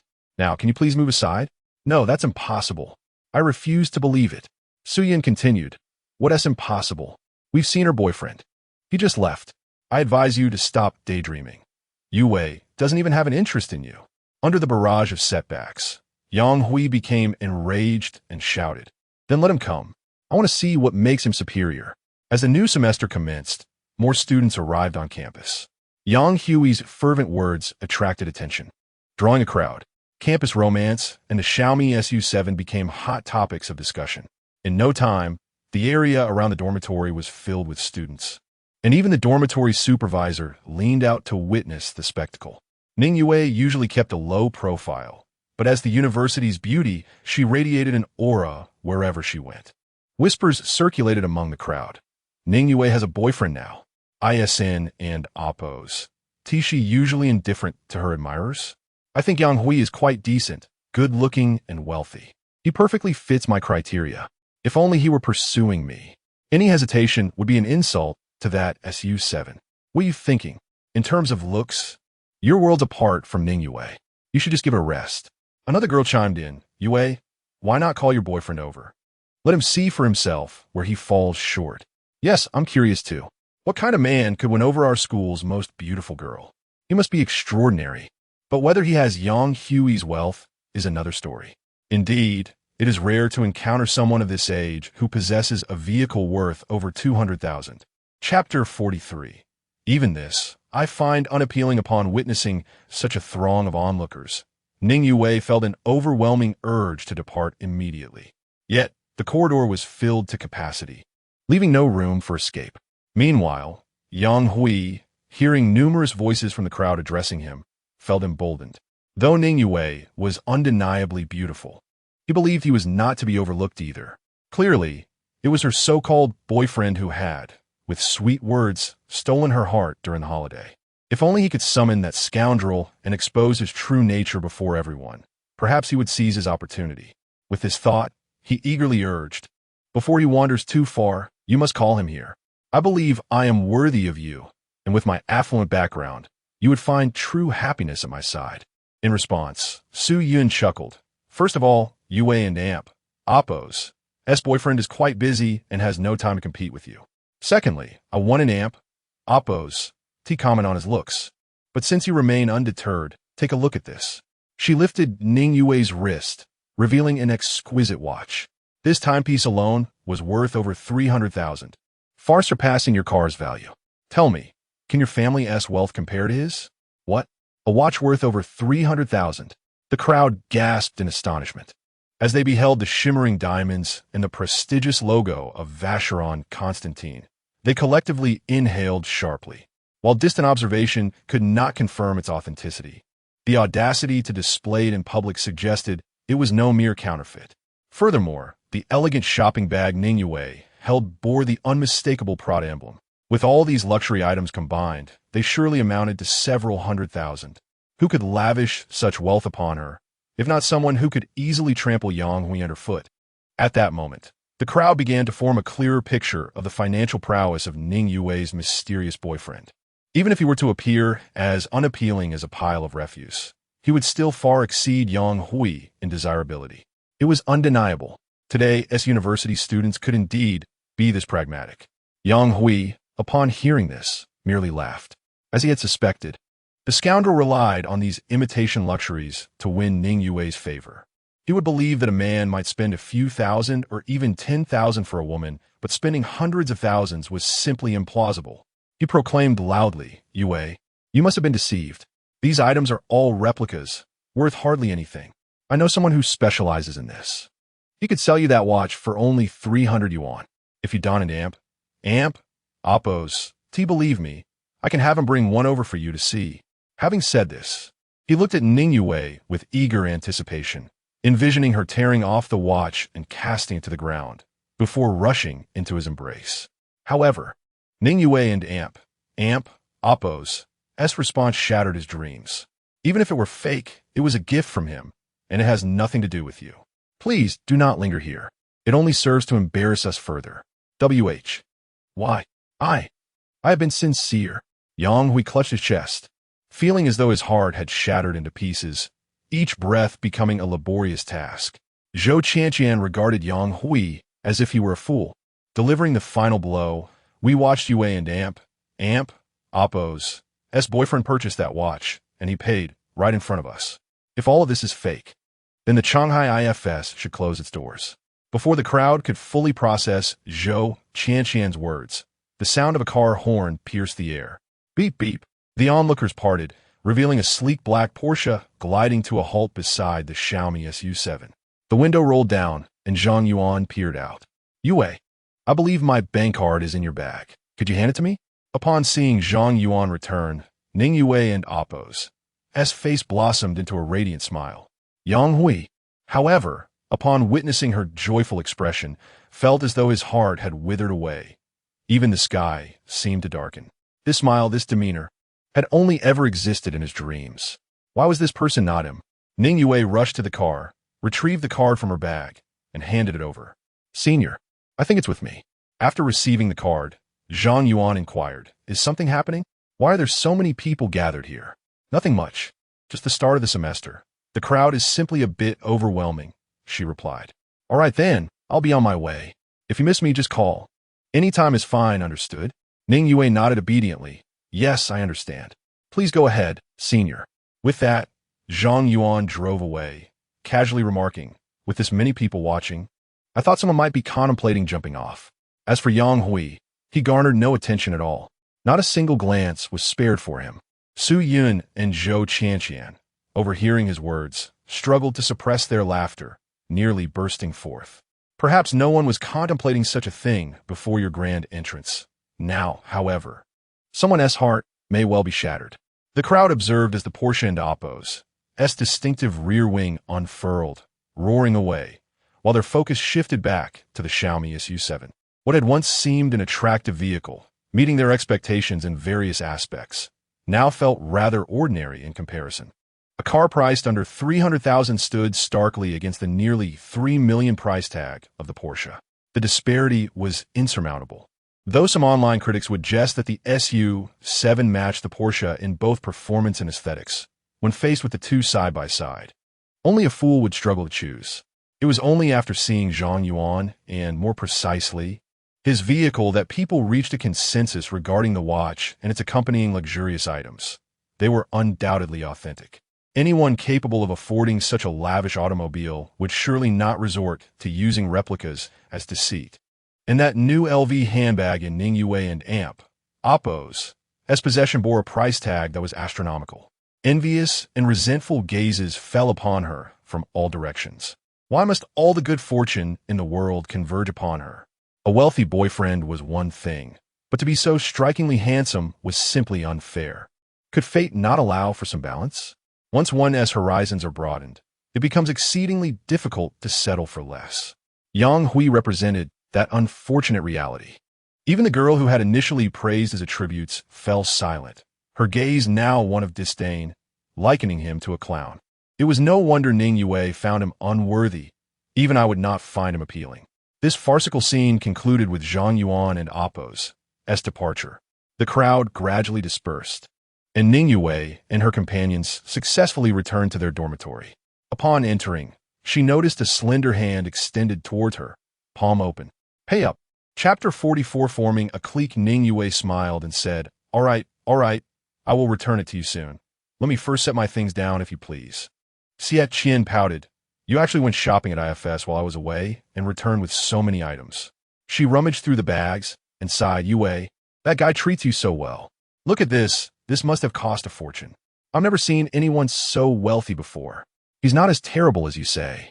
He and Appo's. That's my boyfriend, all right? Fine, whatever you say. I have a friend who wants to know if your senior has any brothers or younger siblings." "None." Xie Qian, undeterred, continued, "If there are truly none, what about sisters? They could suffice too." Ning Yue looked exasperated. "There really aren't any." "Xie Qian, can't you be serious for once?" Xie Qian spread her hands and said, "Then hurry and pay me back. You borrowed 1,000. Now return me 10,000. If not, it would mean I cared for nothing. Just give me your bank account number." She pulled out her bank card and handed it over. To her surprise, Ning Yue opened the app and entered a sum of 100,000. This maneuver left Xie Qian dumbfounded, and as she was inputting the verification code, Ning Yue snatched her phone away. "Wait, you genuinely mean to give this to me?" "Of course. Without your 1,000, I might have starved. You've treated me so well. This is nothing." Seeing Ning Yue's earnest expression, Xie Qian felt a sudden warmth in her eyes. "You really, how should I put this? Can't you be a bit more cautious? 100,000 is not a trivial amount. It isn't something to be given away so readily. Do you think I'm a loan shark? She still seemed unconvinced and added, I know that guy named Zhang Yuan treats you well, but don't think I'm being meddlesome. You are beautiful, but a woman and Oppo's youth is fleeting. Once his novelty wears off, who knows if he will continue to treat you the same way. You should start saving more money, lest you regret it in the future. Xie Qian, my senior. All right, I'm just saying this. Whether you heed my advice is up to you. I've seen too many rich playboys. They all behave the same. She closed the banking app and returned the phone. Just return me 1,000 and treat me to a cup of coffee. I don't want a penny more. By the way, are you still working at that CAF on Xinhua Road? Ning Yue replied softly, that CAF. My senior has already bought it for me. She hadn't told Xie Qian about Zhang Yuan standing up for her at the CAF a few days prior, as it wasn't an honorable act that needed to be common knowledge. Thus, she altered the narrative, as the outcome remained unchanged. What? Xie Qian exclaimed in disbelief. That CAF must be worth millions. You could just buy it and give it to someone? Ning Yue retrieved the contract from her locker and laid it before her. Upon seeing the clear black and white documentation, Xie Qian had no choice but to believe it. So, this boyfriend of Yue had already planned for the future. With such a shop in hand, even if she chose not to manage it later, merely collecting rent would ensure a lifetime free from financial worry. At this moment, she genuinely felt envious of Ning Yue, but it was merely envy, devoid of any ulterior motives. It was far better for Yue to lead a good life than anything else. Come, take me to your CAF. I want to try everything on the menu, especially the most expensive items. As long as you're not afraid of gaining weight, drink to your heart's content. Ning Yue turned her head and asked Qian Qian, do you want to join us? Upon returning to the dormitory, Zhou Qian sat quietly on her bed. Appearing to be on her phone, she was actually eavesdropping on their conversation. When she learned that Zhang Yuan had gifted the CAF to Ning Yue, her resolve only strengthened. Zhou Qian looked up, slightly astonished, and asked, can I go too? Of course. We're roommates. When Zhang Yuan had allowed Zhou Qian to join them on the ride back, Ning Yue had already understood his intentions. In a four-person dormitory, her only true dislike was Wu Na. Although Zhou Qian often associated closely with Wu Na, she had never made Ning Yue feel uncomfortable. Therefore, she was eager to deepen their relationship. Xie Qian directly pulled the two outside. Hurry up. Let us finish our coffee and then head to the food street. Today, we must treat this little rich girl to a feast. Ning Yue also encouraged. This is our dormitory's first gathering since the semester started. Qian, you must participate. All right then. As the three were about to step out, they encountered Wu Na returning from Shanghai IFS. She blocked the doorway and asked, Qian, don't you have something to do? How come you're back earlier than I am? However, Zhou Qian merely glanced at her and said nothing. Wu Na, still unaware of the situation, continued, could you help tidy up my bed? I haven't had the chance to unpack my suitcase. At that moment, Xie Qian grew impatient. Hey, can you move aside? We can't get out with you blocking the way. Why can't we go out? I see. Some people are as large as pigs. No wonder they can't get through. Qian, don't you think I'm right? Wu Na's usual sharp-tongued demeanor met a match in Xie Qian. She had initially expected Zhou Qian to join her in criticizing Xie Qian, thus gaining some verbal advantage. However, the situation shifted unexpectedly. Zhou Qian frowned and retorted, Wu Na, it's really quite low class to speak about others like that. Wait, you actually... Wu Na stared, unable to believe her ears. At a loss for words. Exactly. I really can't fathom how such a low-class person managed to get into this school. Forget it, Xie Qian. Don't stoop to her level. Let us go. The three then pushed past Wu Na and walked straight out. Left behind, she remained bewildered, unable to comprehend what had just transpired. A roommate in college is often the closest companion, sometimes even more so than classmates. However, being excluded from a small group is an unpleasant experience. The upcoming college gathering was scheduled at the Sijihua Sea Resort Hotel, located about 20 kilometers east of Shanghai City. At 6 in the evening, Zhang Yuan finally settled all his online debts and set the navigation towards the resort. Meanwhile, in a spacious private room at the hotel, class monitor Lu Qingji raised his glass and addressed everyone. The time is nearly upon us. Those who have yet to arrive likely will not. Let's not wait any longer. Chapter 45. The class reunion at the dining table. Someone immediately echoed. The class monitor is right. Having so many old classmates gather for this annual reunion is quite commendable. It's all thanks to the monitor's charisma. If someone else were organizing, perhaps not even half would show up. Hearing everyone still flattering him, Lu Qingji felt an inner pride, though he displayed not a hint of it on his face. He continued, coincidentally, Director Lee from our department is dining here as well. I took the liberty of inviting him over. I hope no one minds. Although he posed this as a question, it was hardly up for discussion. As Director Lee Zhang Yuan was already seated at the head of the table, it was implausible to disagree in his presence. What was ostensibly a gathering of old classmates to rekindle friendships and share light-hearted banter was now tainted by the presence of a department head. Lu Qingji, who had always been an admirer of school leaders back in their academic days, continued this behavior in the professional realm. This approach naturally elicited discontent from several classmates, yet they could only suppress their grievances. Lu Qingji surveyed the room, noticing everyone's tacit acceptance, and proclaimed, since everyone seems agreeable, I shall summon the servers to bring out the dishes. Just as he was about to call over the waitstaff, Lu Shuio interjected. I recall we have another half hour until the meal is scheduled to start. Why the rush? Lu Qingji was momentarily taken aback. If it were anyone else, he could have easily brushed it off with a flimsy excuse, but this was Lu Shuio. Despite not having seen her for several years, she was renowned as the campus belle for 4 consecutive terms, wielding significant influence among their peers, especially among the male classmates. Their eyes instinctively darted towards her, a mix of admiration and trepidation. Even he himself had entertained whimsical fantasies about her, wishing for even a fleeting moment of intimacy, willing to sacrifice years off his life for it. Lu Qingji attempted to explain, Shuio, as students, even outside the campus, we should uphold respect for our elders. We cannot keep Director Lee waiting. Those are not valid reasons. I believe that since we agreed on a specific time, we ought to adhere to it. A person without integrity cannot stand. This is also a lesson from school. Her words immediately resonated with several male classmates. I concur with Lu Shuio. If we agreed to dine at 6:30, we must wait until then, regardless of whether other classmates have arrived. Indeed, it's not as if we lack a moment or two. We could simply chat until then. If someone is delayed, that would indeed be our fault. Lu Shuio's influence was palpable, with not only the boys supporting her stance, but also the girls chiming in, especially displeased with Lu Qingji's mention of the department head. They seized this opportunity to voice their dissatisfaction. Lu Qingji offered an awkward smile, conceding, if that's the case, we shall wait a little longer. My apologies, Director Lee. Your participation in our small gathering amidst your busy schedule is greatly appreciated, and I feel truly ashamed to keep you waiting. Director Lee Zhang Yuan adjusted his gold-rimmed glasses, wearing a warm smile. Oh, not at all. I cherish the opportunity to spend time with such vibrant young individuals. His words were noble, yet his true sentiments remained a mystery to all. This maneuver undoubtedly embarrassed him in public. However, Lu Shuio remained indifferent to Director Lee's thoughts.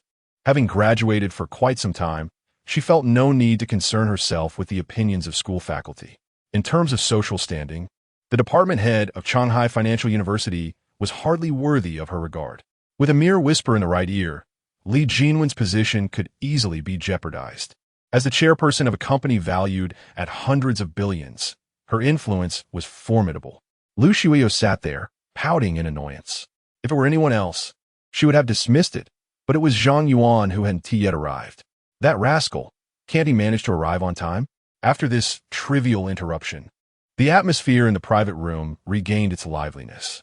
A girl named Su Qing, seated to Lu Shuio's right, remarked, Shuio, where have you been these past few years? You never respond to messages in the group. My family arranged for me to study abroad. I just returned this year. I thought so. We haven't seen you at all. It's clear you've been abroad for further studies. Your poise and demeanor are simply beyond what a homemaker like me could ever match. Are you married? Su Qing nodded yes. I got married last year. What about you? Are you married? Not yet. I just got back, so there's no rush. Do you have a boyfriend? Without hesitation, Lu Shuio replied yes. With your qualities, he must be quite handsome, right? Just curious. My boyfriend is indeed very handsome, and you know him. Just as the two women were engrossed in their conversation, Lu Qingji suddenly approached, taking the empty seat to Lu Shuiyo's left. I noticed this seat was vacant, so I took the liberty of joining. Shuiyo, Su Qing, what are you two so merrily discussing? Lu Shuiyo cast a disapproving glance. That seat was meant for Zhang Yuan. However, with him still absent, she refrained from voicing her thoughts. Su Qing seized the moment. Class monitor, I was just asking Shuiyo if she has a boyfriend. Are you interested in knowing too? Lu Qingji feigned enthusiasm. Of course. Why would a grown man be curious about that? He half-jokingly remarked. You might be surprised. Don't underestimate a man's curiosity. Su Qing's eyes twinkled mischievously. Then you go first. Do you have a girlfriend?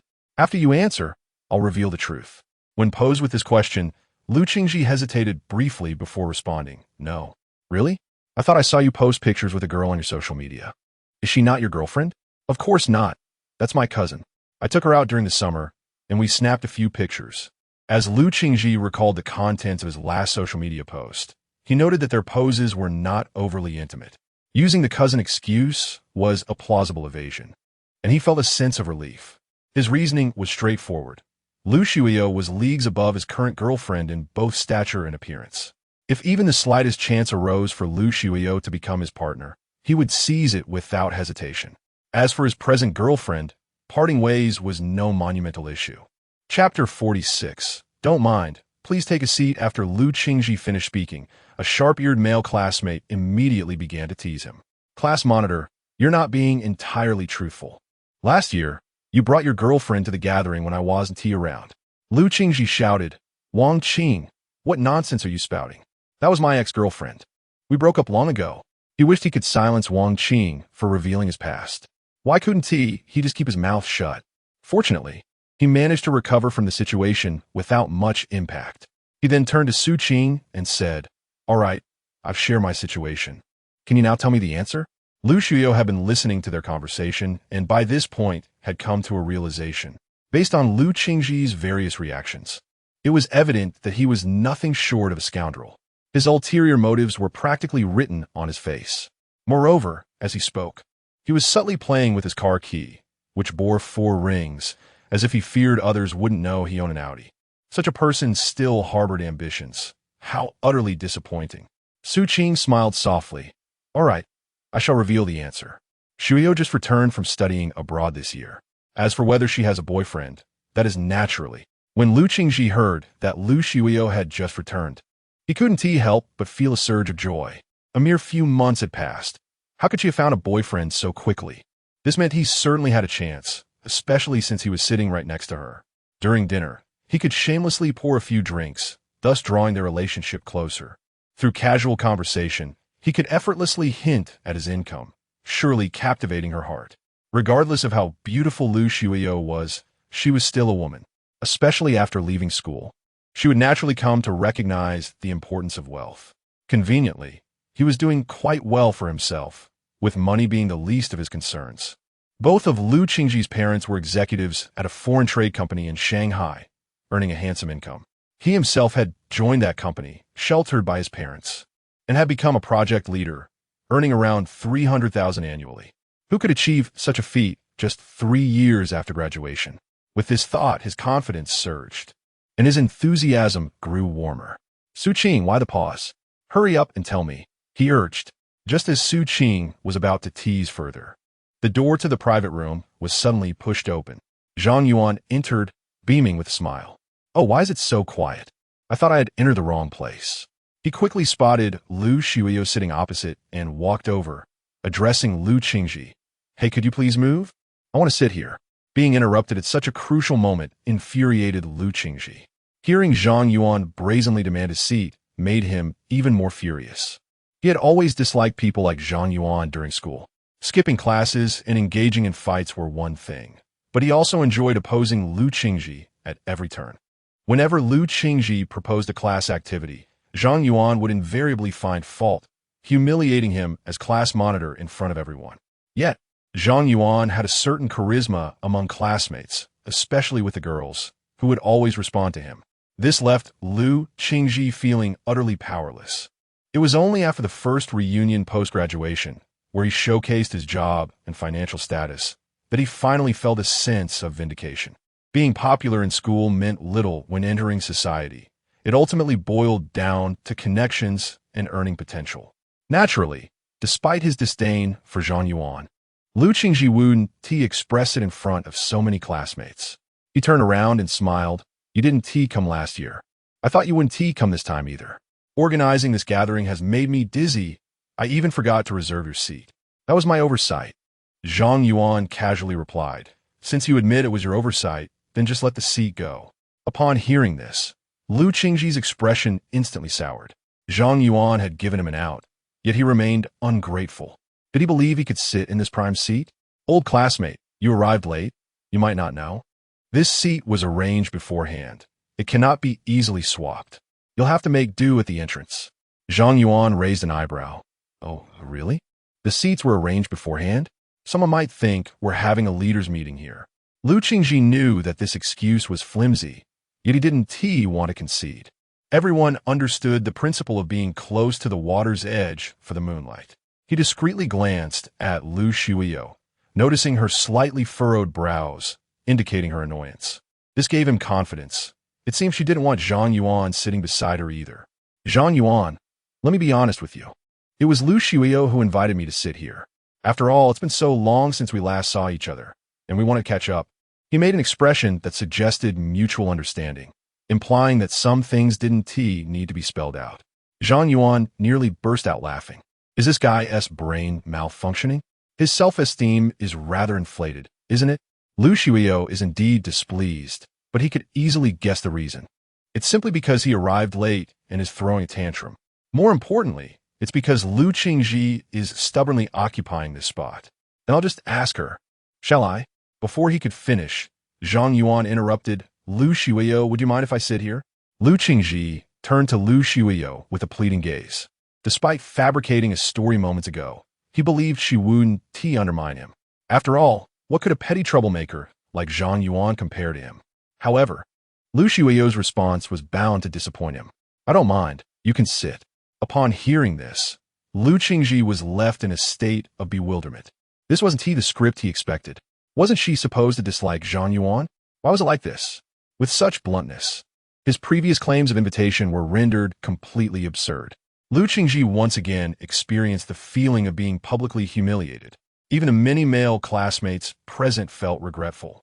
Had they known it would be so easy to sit next to the goddess, they would have seized the opportunity as well. Chapter 47, A Sycophant. "Spare us your hollow flattery since you have heard it all. Please proceed." However, Zhang Yuan did not grant him a chance to speak. He seized the collar and pulled him aside. Faced with such a brusque maneuver, Lu Qingji found himself utterly defenseless. He awkwardly adjusted his clothing, realizing that simply standing there was even more embarrassing. After surveying the surroundings, he could only retreat to a small stool that the waiter had just brought in. The stool was slightly lower than the regular chairs, which made him appear even shorter among his classmates. As Zhang Yuan settled into his seat, his right hand discreetly clasped Lu Xiuyo's delicate hand. "Traffic was a nightmare. I hope you're not upset by my tardiness. I even saved a seat for you. Had I known, I wouldn't have defended you. Let us see how you manage now." Zhang Yuan chuckled. "You are so kind to me, of course. I wouldn't be angry," Lu Xiuyo replied, though she feigned annoyance. After Zhang Yuan sat down, she subtly extended her leg under the table, resting it upon his foot. Such a gesture, imperceptible to anyone else, was their little secret. At that moment, Su Qing leaned over, greeting Zhang Yuan through Lu Xiuyo. "Long time no see. It has indeed been a while, perhaps a year or two. I heard you got married last year. I was too busy to attend your wedding." "I understand. Old classmates are often busy. I was just pretending to be occupied. Really had nothing pressing," she continued, chuckling. "Old classmates remain as witty as ever. We'll save more conversation for another day. I'll invite you over to my home," Su Qing suggested. "Certainly. Let us talk more then," Zhang Yuan replied. But their conversation soon came to an end. In truth, even if Zhang Yuan wished to continue, Lu Xiuyo was nearly pinching him to silence. "He's married now. Do you still harbor intentions toward him?" she whispered fiercely. "You don't understand. Married women possess their own allure. Their essay saying, when young, One fails to appreciate the charms of a married woman, mistaking a maiden for a treasure. Ah, stop pinching. It hurts. Zhang Yuan's sudden exclamation drew Su Qing's curious gaze. She lifted the edge of the tablecloth and, without surprise, spotted their clandestine interaction. Ah, Xueyou. So your boyfriend is Zhang Yuan, she exclaimed, placing her hand on Lu Xueyou's shoulder. You really should have mentioned it sooner. No wonder you let him sit here. Embarrassed by the revelation, Lu Xueyou's cheeks flushed. It's not that I didn't want to say. I simply didn't have the chance. Well, Zhang Yuan, you've quietly plucked the most beautiful flower from our finance university. Su Qing teased. Shall I shout out loud and see if you can survive the envious glares of those boys? I'm quite unbothered. I relish their envious, jealous looks. Perhaps I might even score a few extra meals. Zhang Yuan retorted. Your audacity remains unchanged. I want to say more. I wouldn't want Xueyou to resent me. This gathering, delayed due to Zhang Yuan's arrival, had now passed 6:30. With stomachs growling, the topic of Lu Xueyou's relationship was swiftly forgotten. Waiters entered the private room, bringing various dishes. With over 20 classmates seated around a large dining table, it was indeed crowded, leaving no time to serve the dishes. They glanced around and noticed that Lu Qingji's seat had a gap directly above his head, situated near the entrance. Left and right, it was the optimal spot for serving. Thus, plate after plate passed over him, making his appearance rather disheveled, a situation he could hardly protest, nearly bursting from the effort to contain himself. At last, once all the dishes were served, he rose and raised his glass. Today marks our Finance Engineering Class 1's annual reunion. Before we toast, I propose we first raise a glass to Director Li. After all, without his guidance, we would not have graduated smoothly or achieved our current successes.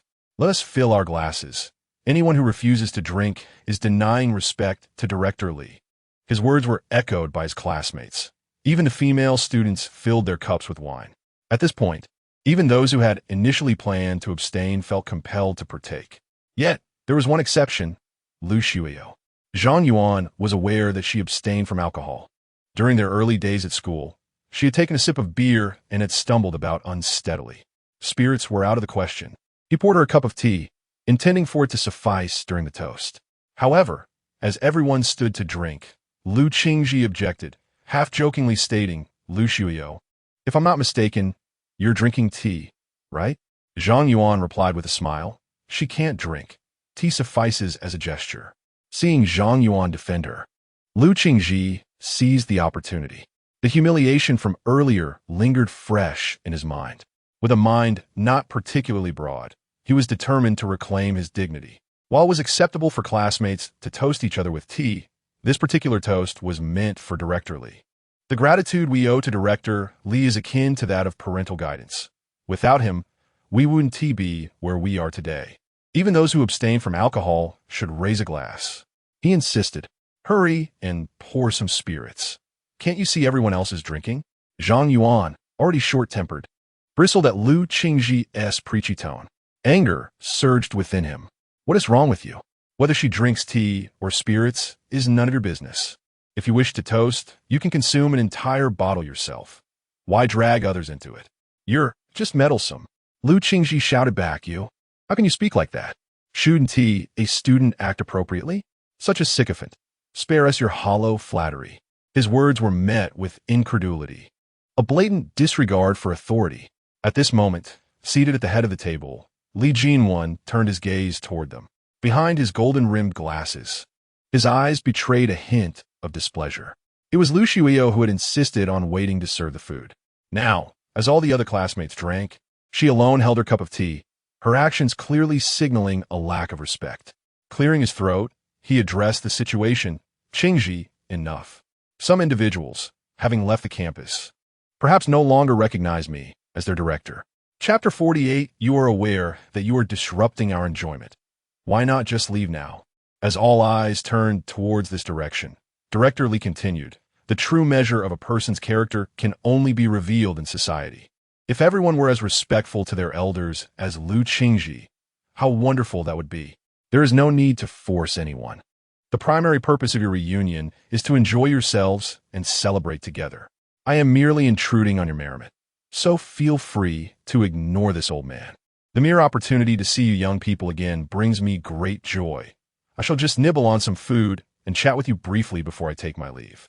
Listening to Li Jinwen's sarcastic remarks, Zhang Yuan's anger reached a boiling point. He raised his hand and coldly pointed at Li Jinwen, saying, "You are aware that you are disturbing our enjoyment. Why not just leave now? This reunion of our class is none of your business. You shamelessly attend, yet you still have the audacity to criticize us. Do you really think you are someone important?" Upon hearing these words, the room fell into an eerie silence. The sound of a pin dropping could be heard. The immediate reaction from the crowd was a collective sense of relief. That was so satisfying. Although such an outburst was neither polite nor justified, Li Jinwen's behavior was undeniably excessive. For someone who abstains from alcohol, a simple tea toast would suffice as a gesture of goodwill. Yet, he chose to side with the sycophantic Lu Qingji, incessantly berating Zhang Yuan and Lu Shuiyo for their lack of decorum and respect. Who could tolerate such condescension? If Li Jinwen were indeed their teacher, it might be acceptable. However, he was nothing of the sort, not even teaching any of their common courses. What right did he have to admonish others? To refer to him as teacher was already an overestimation. While everyone harbored similar thoughts, only Zhang Yuan dared to voice them. True to form, he remained unyielding in his university days, and his character had not changed one bit. Upon hearing this, Lu Qingji slammed his glass down onto the table. "Zhang Yuan, have you forgotten the respect owed to your former teachers since leaving school? Your behavior is disgraceful, akin to betraying one's mentor. And to even suggest you lack decorum is an understatement. Director Li is an esteemed individual, and I went through great lengths to invite him. Yet you dare to speak such vile words against him."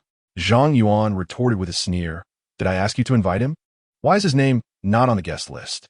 If you were footing the bill, that would be one thing, but you are not. You are merely using everyone else's contributions to curry favor for yourself. Only someone like you would stoop so low." Zhang Yuan's assertion held truth. The class reunion was organized on a shared cost basis, although having one more person would not significantly inflate the costs. Every cent had to come from the students' pockets, not that one would expect Li Jinwen to contribute. Had he behaved modestly, Zhang Yuan would not have raised any objections. Yet, he insisted on flaunting his seniority, standing on his moral high horse to criticize others. What audacity! Lu Qingji, clearly agitated, shot back. "Why are you so petty about a trivial sum of money? It is hardly a significant issue. If you are so generous, why not cover the entire bill yourself? Then you can invite whomever you wish without my interference." This left Lu Qingji momentarily speechless. The meal at this resort was far from inexpensive. A mere table could easily cost several thousand yuan. With a few bottles of premium liquor, the total could easily reach 10 to 20,000 yuan. It was no trivial amount. It was not that he could not afford it. He simply did not wish to be the fool footing the bill. Su Qing also stood up, stating, "I believe Zhang Yuan makes a valid point. If you're hosting, you can invite whomever you please. However, to unilaterally bring Director Li without consulting us first is rather presumptuous." Lu Qingji was taken aback to find someone opposing him. Acknowledging his own fault, he hastily shifted the topic. "Regardless, Zhang Yuan, your outburst against Director Li is unjustifiable. Apologize sincerely. Perhaps he will forgive your ignorance." As class monitor and the organizer of this gathering, Lu Qingji still had a few supporters. Some classmates chimed in, "The monitor is right. Zhang Yuan, you should drink 3 cups as a self-punishment and sincerely apologize. Director Li is magnanimous. He likely will not hold a grudge." On the other side of the room, Li Jinwen could hardly believe someone dared to insult him. As the head of the finance department at the university, he had not encountered such disrespect in many years. Even those who had risen to prominent positions in society treated him with deference. Though he could not ascertain what they thought behind his back, at least they maintained decorum in his presence. He waved his hand to quell the rising tension in the room, forcibly suppressing his anger while attempting to appear unconcerned. "Student Zhang Yuan, may I inquire where you are currently employed and what your income is? Hierbo no intentions. I merely observe your fixation on the costs of this gathering and surmise that your earnings may not be substantial." Before Zhang Yuan could respond, Lu Qingji interjected with a scoff. He is either toiling away at a small company or delivering takeout. Director Li, you may not know, but during a previous gathering, his pitiful appearance made me want to give him a few hundred yuan just to buy decent clothing. Li Jinwen chuckled. Qingji, we are all classmates. There is no need to speak disparagingly. After all, it has only been a few years since graduation. What remarkable job could one expect to find? However, I must say, you have impressed me. Earning a salary of several hundred thousand at such a young age is commendable. With your position at Huaidong International Import and Export Trade Company, your future is indeed bright. After a few years of honing your skills, securing a managerial role with a salary in the millions will be a certainty. Lu Qingji's heart swelled with pride upon hearing this. Through Li Jinwen's words, his income and position were highlighted far more effectively than if he had stated it himself. As he basked in the envy of his classmates, his vanity was thoroughly gratified. He shot a defiant glance at Lu Shuiyo, as if to say she lacked discernment. Surely, she could now see the disparity between him and Zhang Yuan. He then assumed a humble demeanor, respectfully addressing Director Li. I am merely fortunate to have benefited from your wise teachings. Otherwise, I would not have achieved my current success. Li Jinwen turned his attention back to Zhang Yuan, saying, Zhang Yuan, you must now recognize the disparity between you and others. To succeed, one must first learn how to conduct oneself. Arrogance and vulgarity will not lead to success in this world. He then looked at Lu Shuiyo, adopting a tone of earnest instruction. Both of you should take a page from Lu Qingji's book, Broaden Your Perspectives. Chapter 49. Only 600 years at this time, observing the harmonious exchange between the two, Zhang Yuan could not help but express his admiration. It was no wonder that he was the department head. His skill in sophistry was indeed remarkable. Regardless of the awkward position he found himself in, he could deftly redirect the tension, without addressing the appropriateness of attending the gathering. He instead ridiculed his own lack of wealth and influence, as well as his social ineptitude. The recent disparagement he faced did nothing to tarnish his dignity. His demeanor suggested a magnanimity that only reinforced his status as the esteemed university director. Such is the state of society. The words of the affluent are always deemed fragrant. Indeed, once they concluded their remarks, some classmates turned their disdainful gazes towards Zhang Yuan. What right did a penniless individual have to criticize Director Lu? Perhaps by belittling Zhang Yuan in front of him, they could curry favor, much like Lu Qingji, who had seized his opportunity for advancement. Zhang Yuan, you are indeed arrogant. Director Lu's assertion is not without merit.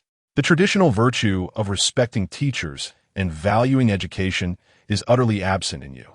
You should leave. This gathering does not welcome you, nor should you expect to return in the future. Indeed, the chance to dine with Director Lu is one we greatly covet.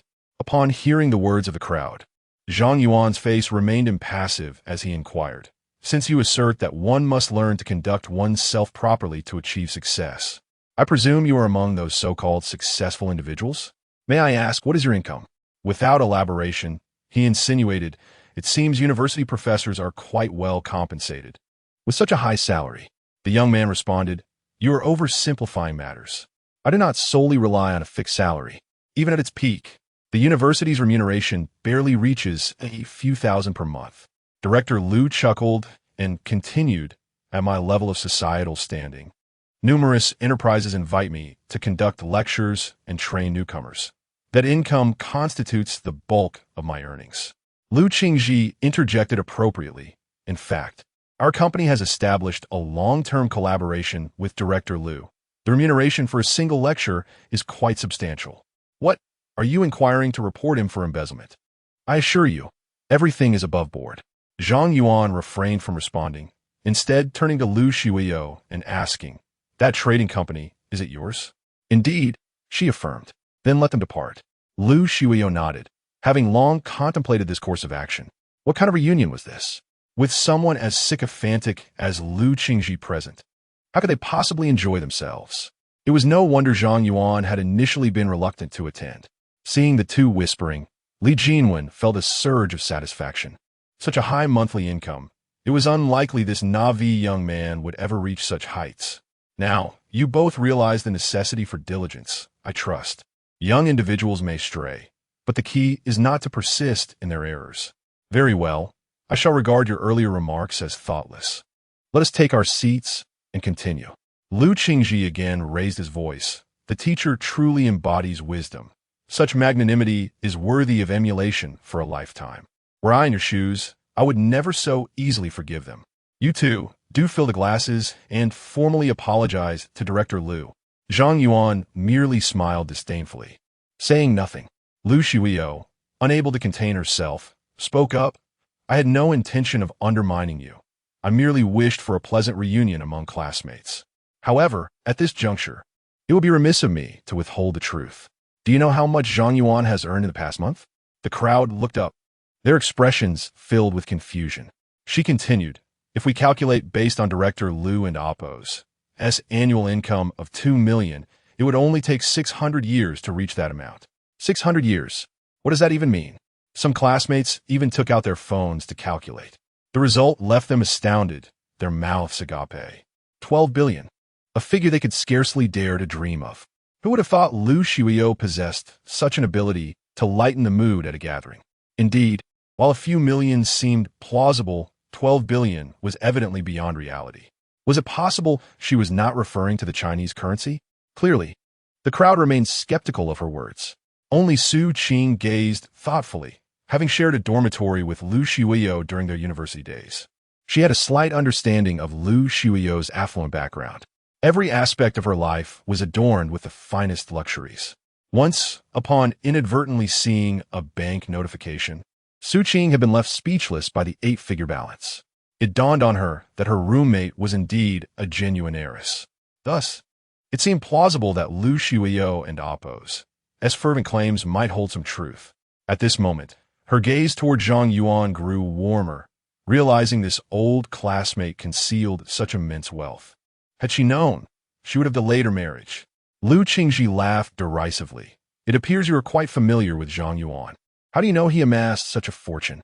He emphasized the phrase huge fortune with a tone laced with mockery.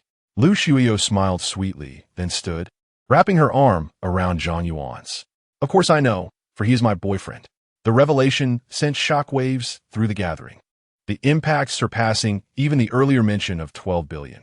While the wealth was unverifiable, the reality of their relationship was indisputable. She had publicly declared it.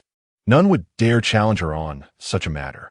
Alas, it was unexpected that the goddess of his dreams had been claimed by another.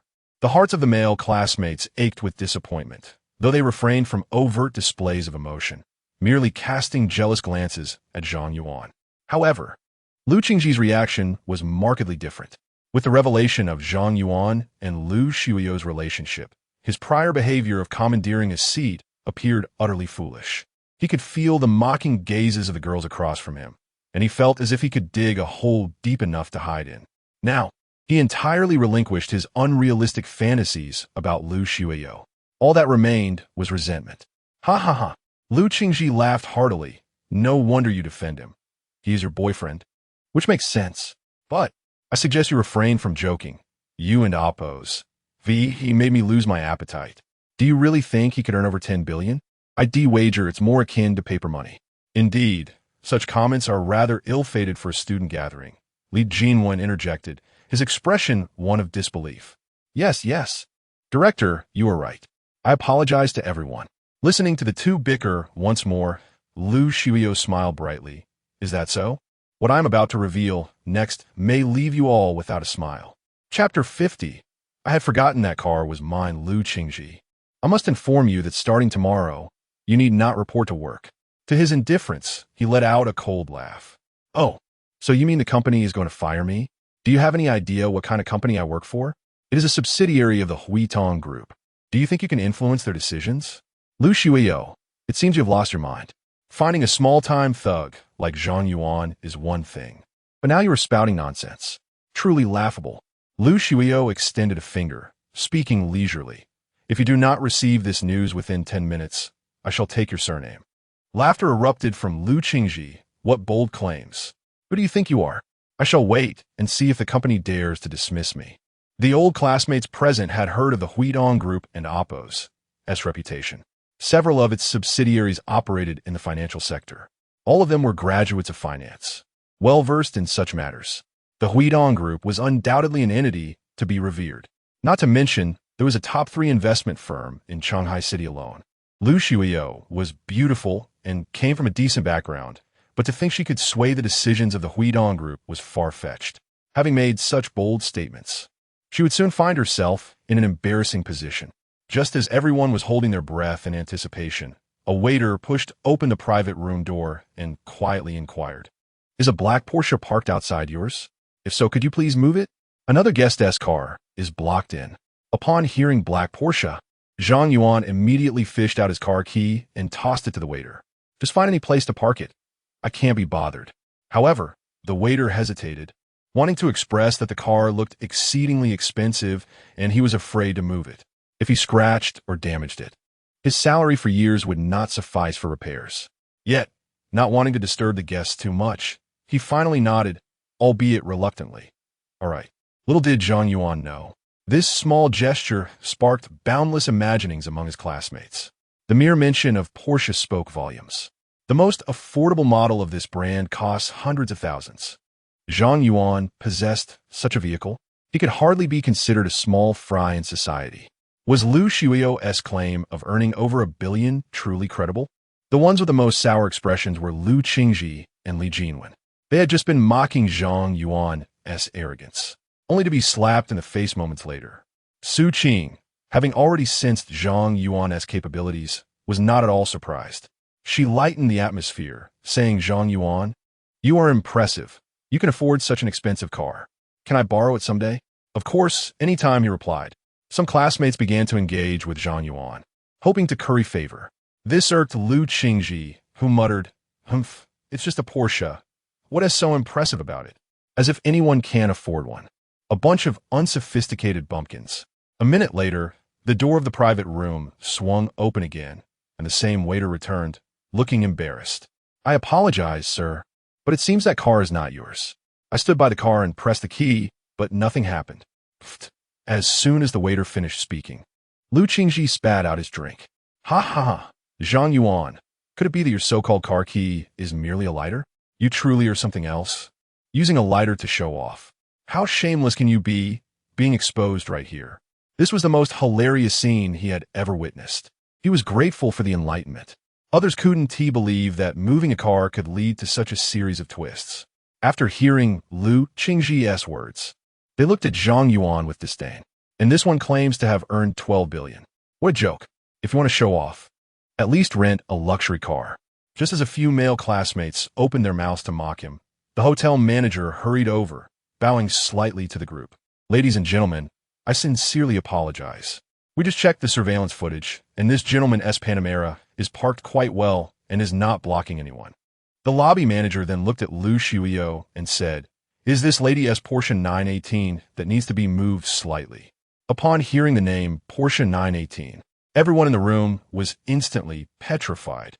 Such a vehicle belonged to the realm of exorbitantly priced luxury cars, one of the absolute top-tier models. Only 918 units had been produced globally. Due to its limited edition status, it had long been discontinued, with the current market price soaring to nearly 20 million. Even renting one was nearly impossible. Who would dare touch such a vehicle without a fortune of billions? Lu Shuiyo pulled the car key from her bag and handed it to the lobby manager. "I apologize. I had forgotten that car was mine. Could you please move it?" As she had just purchased the 918, she hadn't thought of it when the waiter first entered. "She truly had forgotten, madam. Perhaps you should move it yourself." "I fear something goes wrong.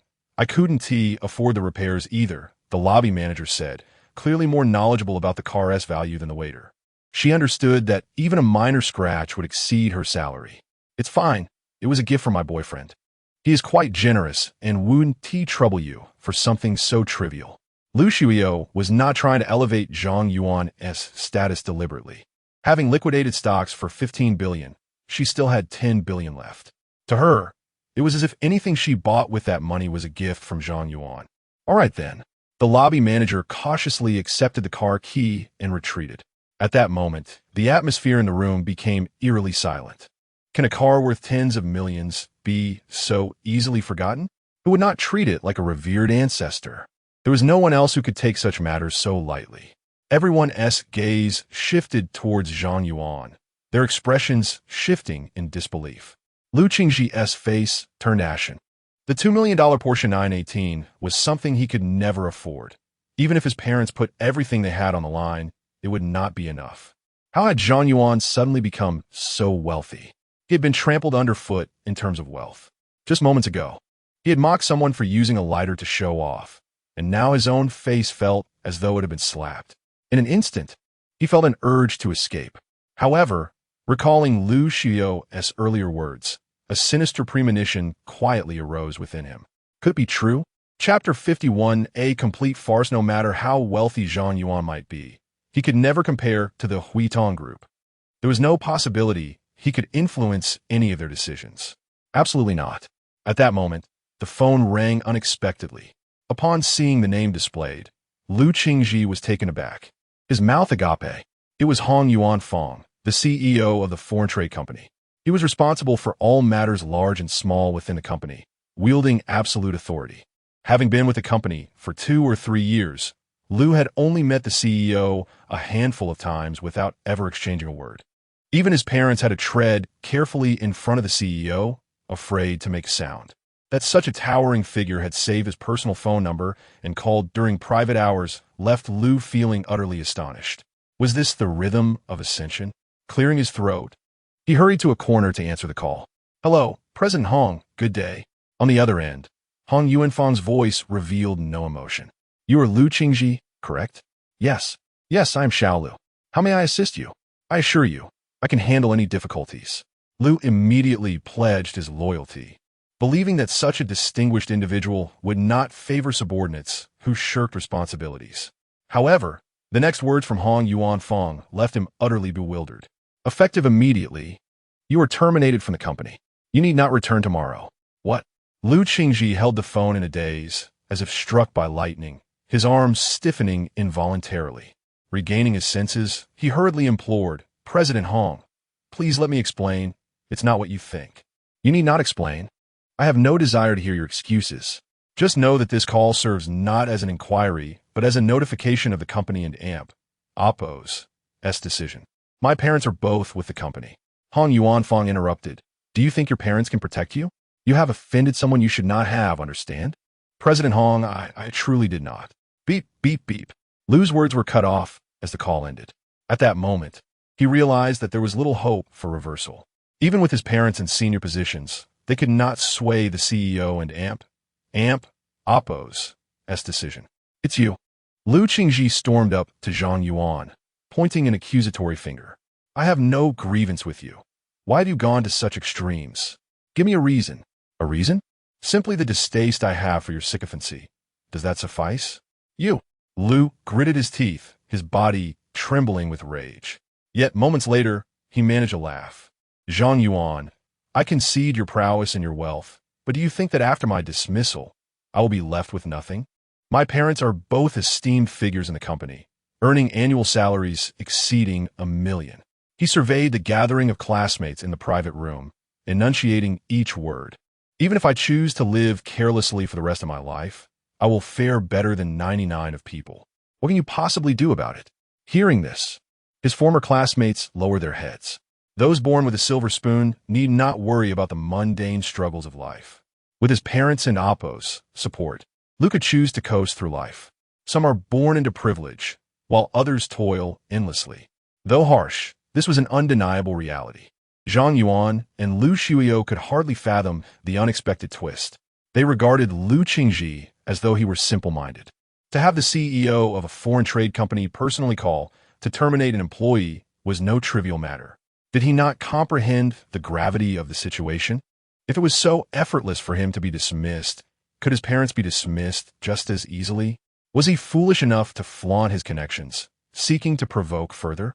Observing the envy in the eyes of his peers, Lu Qingji scoffed. What is there to be proud of in knowing Hong Yuanfang? His power may be substantial, but so what? Unless the board of directors of Huitong Group speaks, my parents and Oppo's positions are as secure as a mountain. If you have the capability, go ahead and expel my parents too. Lu Shuio smiled. Then may it be as you wish. She raised a finger. 10 minutes. If I do not receive news of this, I will still bear your surname. Upon her declaration, the atmosphere in the room grew eerily silent. The notion that a mere utterance could lead to the dismissal of two long-standing executives seemed ludicrous. Yet those who had witnessed the preceding events could not find humor in it. Lu Qingji coldly retorted, Lu Shuio, do you think being associated with a wealthy individual grants you any significance? There are many things in this world that wealth cannot accomplish. Do you know who my parents are? They have connections with the chairman of the group. Before you boast, ensure you are well prepared. Otherwise, you risk becoming a laughingstock. Is that so? Zhang Yuan replied with a wry smile. Do you know the surname of your group as chairman? For a moment, Lu did not grasp the implication of the question. His initial reaction was to wonder if Lu Shuio knew the chairman as well. If that were the case, it could indeed pose a problem. Yet it was just that, a problem. His parents had been with the company for over a decade. Their relationship with the chairman must surely be closer than Lu Shuio and Appo's. Yes. A few classmates appeared to realize something, staring at Lu Shuio in disbelief. One classmate, Wang Qing, pointed at his phone and exclaimed, I know. His surname is Lu. Full name Lu Zhou. You can find information online. He then glanced at Lu Shuio, mumbling, You can't possibly be. Wang Qing swallowed hard, leaving his sentence unfinished. Yet everyone present understood. It turned out she was indeed the daughter of Chairman Lu of Huitong Group, a genuine heiress, hidden within their school for 4 years without detection. How remarkably low-key. Ironically, Lu Qingji's entire family worked for her family subsidiary. Rather than clinging to this influential connection, he brazenly challenged her. One would need a decade of foolishness to act so recklessly. If not to expel them, who else would be dismissed? Truly, they were inviting their own downfall. His previously acceptable circumstances paled in comparison to Lu Shuio and Appo's status, rendering his situation a complete farce. With a mere flick of her fingers, she could cast them all into oblivion. Chapter 52. If he cannot keep up with the times, then return and rest upon regaining his composure. Lu Qingji wore an expression of disbelief. Simultaneously, a voice within him incessantly whispered that it was merely a coincidence of surnames. Such coincidences were unfathomable in this world. He muttered to himself, No, it cannot possibly be true. Whether it's true or not, you will soon find out. As soon as Lu Shuio's words fell, his phone rang once more. This time, the caller ID displayed his father and Appo's name. After a long moment of hesitation, he finally dared to answer. Hello, Dad. You wretched creature. What have you done? Lu Jun on the other end of the line erupted with rage. Do you have any idea that your mother and I have just been laid off by the company? This decision came directly from the chairman himself. Of all the people you could have offended, why did you have to provoke the daughter of someone so influential? Even President Hong must tread carefully around her. Lu Qingji attempted to defend himself softly. Dad, I truly did not intend for this to happen. Had I known her identity beforehand, I would have acted differently. His words only served to stoke Lu Jun's fury further. I have told you countless times to conduct yourself with humility, to refrain from flaunting your wealth. If you had heeded even a single word of my advice, we would not be in this predicament today. How could I have given birth to such a fool? Hurry back home. After hanging up, Lu Qingji felt as though his heart had shattered. He left the private room in a daze, without even a farewell. Externally, his family appeared prosperous, yet the reality was that their home in the bustling metropolis was mortgaged. If the entire family lost their jobs, how would they manage to repay nearly $100,000 in monthly mortgage payments? He could scarcely fathom the prospect of living in rented accommodations. He longed for time to rewind by an hour, certain he would have humbly appeased those two formidable figures. Yet reality would never grant him the luxury of regret. Once Lu Qingji departed, the atmosphere in the private room once again grew lively. The guests gathered around Zhang Yuan, engaging in light-hearted banter, their faces practically glowing with sycophantic smiles. However, amidst the revelry, one individual appeared noticeably anxious. Li Jinwen wished to discreetly slip away, even if it meant sacrificing a bit of his dignity. Yet he was acutely aware of the words he had previously uttered. If he were to leave without mending the relationship, future interactions would surely become difficult. Not to mention, the collaboration with Huitong Foreign Trade Company would undoubtedly be canceled. That represented a significant loss of income. With this in mind, he approached with a forced smile, raising his glass as he spoke. Who would have thought that our financial university is truly a hidden treasure trove of talent? Zhang Yuan's prowess in generating income is nothing short of astonishing, setting a commendable example for his peers. Lu Shuiyo's remarkable background, coupled with her humility, is equally admirable. Lu Shuiyo chuckled in response. It seems that Director Li has broadened his horizons? Hearing this, Li Jinwen's eyes involuntarily twitched. The very words he had previously used to admonish the two students were being thrown back at him, and he felt too intimidated to rebut even a single syllable. Nonetheless, conceding to such an extent was a formidable challenge. After all, at his age, he could not afford to lose face. After a moment's contemplation, he diplomatically replied, "A person's perspective is not immutable. Upon encountering such outstanding students, I realize that my previous views have unwittingly fallen behind the times. Truly, the younger generation is formidable." As the head of the financial university, Li Jinwen's statement was tantamount to a veiled admission of error. However, Lu Shuiyo was unfazed by such niceties. She vividly recalled how this old man had often disparaged both her and Zhang Yuan's character. Having never before endured such humiliation, she retorted, "Since you claim to be unable to keep pace with the times, perhaps you should retire and rest." Li Jinwen immediately grew flustered, inquiring Lu, "What do you mean by that?" "Quite simply, all lectures and training sessions with Huitong Foreign Trade Company are hereby canceled, and no business in Shanghai City will extend invitations to you henceforth." Li Jinwen and Appo's face flushed with rage, his beard bristling with indignation. He had initially sought to humble himself in hopes of salvaging his position, only to find Lu Shuiyo mercilessly denying him any quarter. While the income derived from corporate lectures was significant, it was not the sole means of survival. Although the school's official salary was only $7,000 to $8,000, when accounting for various allowances and bonuses, it could easily reach $20,000 to $30,000 per month. He reasoned that he could simply tighten his belt if needed. Having arrived at this conclusion, he regained his assertiveness. "I advise you two young people not to be too ostentatious. You will inevitably face hardships in the future. It is wise to leave a line of retreat for future encounters. Surely, you have heard this saying. The future's trajectory remains unpredictable. Perhaps after a rise, there could be a fall. We shall see," he concluded, departing with a flourish. However, Lu Shuiyo's murmured words compelled him a halt.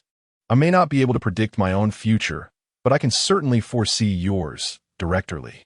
I believe your caliber is unfit for the position of department head at Financial University, and I will bring this matter to my father's attention directly."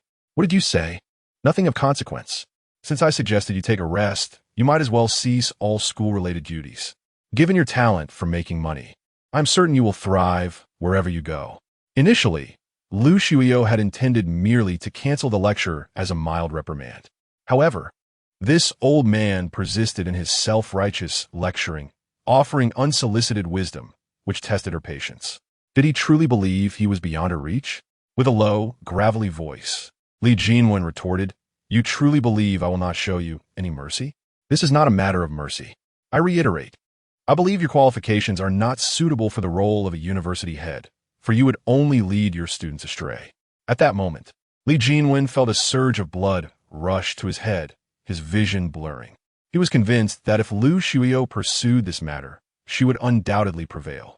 Given Huitong Group's immense influence, even the school's administration would buckle under pressure. If he were to be dismissed, his future would be grim. As a man well over 50, he lacked prospects for employment in the private sector, leaving him with little but a menial role as a doorman. Yet, realizing the gravity of the situation, he understood that even if he were to kneel and plead for forgiveness, it would likely alter nothing. After standing in stunned silence for several seconds, he erupted into a fit of laughter, storming out after merely uttering 3 polite words. As he stepped into the corridor, he could still hear the loud voice of a classmate from within the room exclaiming, it was clearly a split-bill gathering, yet he left without contributing a dime. With such behavior, how can he still hold the position of director? He is less than a dog, Upon hearing this, Li Jinwen could bear it no longer. His vision faded, and he collapsed to the ground. Chapter 53. This is how a gathering should be with the departure of Lu Qingji and Li Jinwen. Those who initially sided with them against Zhang Yuan felt a burning shame on their faces. After a few minutes, they could no longer bear the atmosphere and began to excuse themselves one by one. Moments later, only 15 individuals remained at the gathering, with merely 6 being male classmates. These were the ones who shared a closer rapport with Zhang Yuan. Having spoken for quite some time, the dishes had gone cold. Zhang Yuan called out, "Waiter, please bring us a new table." Su Qing chuckled. "Is that really necessary? We haven and oppose. Tea touch much, we can manage." Observing the lavish spread, which must have cost several thousand yuan, she felt a twinge of regret. "No worries. Now that the unpleasant company is gone, feel free to order whatever you like. It's all on me." "Zhang Yuan, you better keep your word," Su Qing teased. "Of course. Waiter, bring the menu." After receiving the menu, Su Qing casually ordered a couple of dishes before passing it to the others. She pretended to be generous, yet her selections remained modest, not intending to exploit Zhang Yuan and Appo's offer. Several classmates browsed the menu indecisively, contemplating trying new dishes while fearing Zhang Yuan and Appo's judgment. After much deliberation, they managed to choose fewer than 10 dishes. Observing their hesitation, Zhang Yuan summoned the waiter and inquired, "What are your signature dishes?" "Sir, our specialties include imperial golden soup with abalone and shark fin, jade and white jade soup with dried scallops, truffle-seared foie gras, black truffle braised sea cucumber." As the waiter rattled off the names, Zhang Yuan waved a hand, interrupting, "Just bring us 10 or so of those." "Certainly, sir." The boldness of his request shifted the gazes of those present to him, their expressions now a mixture of admiration and envy. The mere mention of these dishes made it evident that they were out of reach for most of them. Zhang Yuan, however, seemed unperturbed, making decisions without even inquiring about the prices. Such was the life of a man of his stature. For him, a meal costing tens of thousands might well be akin to purchasing a bottle of soda from a street vendor. How one wished to be as carefree as he. When the exquisite dishes were finally served, Zhang Yuan took the first bite, prompting the others to follow suit. After a few rounds of drinks, laughter and conversation filled the room once more, restoring the gathering to its intended spirit. However, most discussions revolve around Zhang Yuan and Lu Xueyou. "Old classmate, could you share how you amassed over 10 billion in just a month?" One asked. "I reckon even robbing a bank wouldn't yield such a sum without hitting multiple targets." Wang Qing, stop prying. He must have his own methods. He wanted amp. Appo's, "Tea just spill the beans," another interjected. Zhang Yuan chuckled. "They're an amp. Appo's, it's nothing to hide. It came from the stock market." Wang Qing exclaimed, "Did you buy shares in Hongyan Technology Group? I've seen it all over the financial news lately." He continued, "That stock was soaring, hitting the limit up for 17 consecutive days, only to suddenly crash, leaving those who bought at a high price stuck in a bind. They must be regretting it deeply." Zhang Yuan, having liquidated his shares, had not followed the company's development since. Hearing this, he realized he had narrowly escaped disaster just as the group encountered significant trouble. Had he been misled by its trend, he wouldn't just have lost money, but also the 3 billion given by Lu Xueyou. Ultimately, it was thanks to his astute judgment. After all, he had made the right call upon learning of the stock and Appo's trajectory. The system had indeed predicted that turn of events. Since then, the translucent interface had not appeared again. Had he merely dabbled, investing the 8,000 yuan in his pocket, he would have ended up with a mere 40,000, barely enough to cover this meal. "Old classmate, with your earnings in this market surge, I presume you bought low and sold high?" "Indeed, it seems fortune smiled upon me. I invested 3 billion and inexplicably earned 12 billion. His words evoked a heavy silence among the group. Only a fool would believe such luck alone could yield great returns in the stock market. One would need insider information to dare invest billions. "Really, I admire you. Even if I had your luck, I wouldn't be able to come up with 3 billion. Another remarked. Zhang Yuan replied with a smile. That 3 billion was actually provided by Lu Xueyou. Once more, silence enveloped the room. Suddenly, the food lost its appeal. It seemed that while they dined on lavish delicacies, Zhang Yuan and Lu Shuiyo were reaping fortunes in the stock market, leaving the rest to consume mere scraps. No wonder the wealthy only grew wealthier, while those of modest means struggled to make ends meet. Seeing how well you know that stock, did you invest as well? Wang Qing sighed, clenching his fist. I'm the one who bought in just before the last surge, and now find myself trapped in losses. This stock is plummeting. He lamented, Bro, you're my only brother. Please show some pity for your poor little sibling. At precisely 9:00 and Amp, Oppo's clock, after finishing their meal, Zhang Yuan and his companions proceeded to the third floor of the hotel, where a KTV named Joyful Era awaited them. This KTV, with its opulent private rooms accommodating over 20 guests, boasted exquisite decor. The gathering was not merely a dinner. The remote resort hotel was chosen with the intention of hosting evening activities and spending the night reveling. As a familiar haunt from their university days, the group was well acquainted with KTV. Fueled by a slight inebriation, they eagerly seized microphones and sang with wild abandon. Zhang Yuan reclined on a nearby sofa, smiling as he watched his old classmates revel in nostalgia. Singing had never piqued his interest. He hadn't sung a note since graduation. Shueyo, why don't you join in and sing? He encouraged. I remember you had a lovely voice. What would you like to hear? She replied. Anything you choose would be wonderful. He smiled. At that moment, some classmates began to cheer for Lu Shueyo to perform a few songs. Without hesitation, she grabbed the microphone and selected a song. As Zhang Yuan leisurely sipped his beer, he suddenly caught a whiff of a delightful fragrance. Su Qing had approached, holding a glass, and settled beside him. Chapter 54. The only white moonlight for you, old classmate. You are quite the center of attention at the dining table. I haven't found the opportunity to share a drink with you yet. Zhang Yuan filled his glass to the brim and raised it. It's never too late, is it? The two clinked their glasses and drank heartily. Zhang Yuan was the type who could hold his liquor well, having continuously sipped throughout the meal. Whether it was white or beer, he handled it with ease.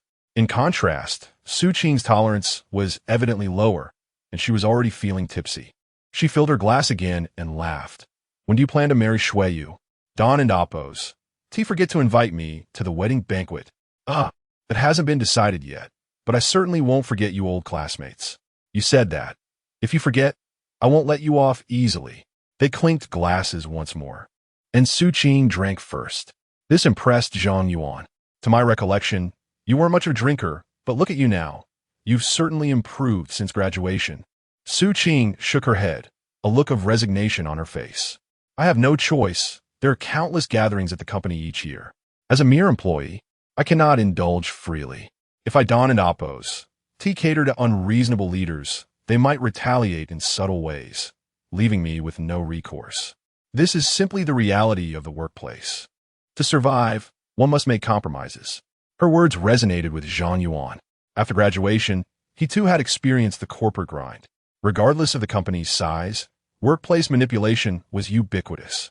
Those who diligently worked behind the scenes often remained anonymous, while sycophants thrived. This was precisely why he held disdain for people like Lu Qingji. Zhang Yuan finished his beer and refilled his glass. What about your husband? What does he do? He's just a low-ranking civil servant. On the surface, it seems quite glamorous, but his situation is not much different from mine. Whatever orders come from above, he has no choice but to comply. Su Qing sighed, old classmate.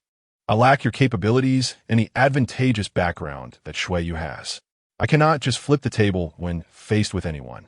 Living freely and without concern for others and Oppos. Feelings is a luxury for someone like me. Sometimes even expressing anger feels like a luxury, but you surely wound and Oppos, to understand. This is the sorrow of the ordinary. Since I lack the power to resist, I must simply endure. Of course, I'm just chatting with you casually, and I mean no offense. Please don't read too much into it. What Zhang Yuan did not say was that had it not been for the system and Oppos as support, he might not be doing any better than her. He understood Su Qing and Oppos' mindset. At school, everyone was treated equally, but once they stepped into the real world, social hierarchies became glaringly apparent. Lu Shuiyo, who shared a dorm with him, was the daughter of a billion-dollar conglomerate, possessing an extraordinary capacity for wealth generation. The disparity in class became stark.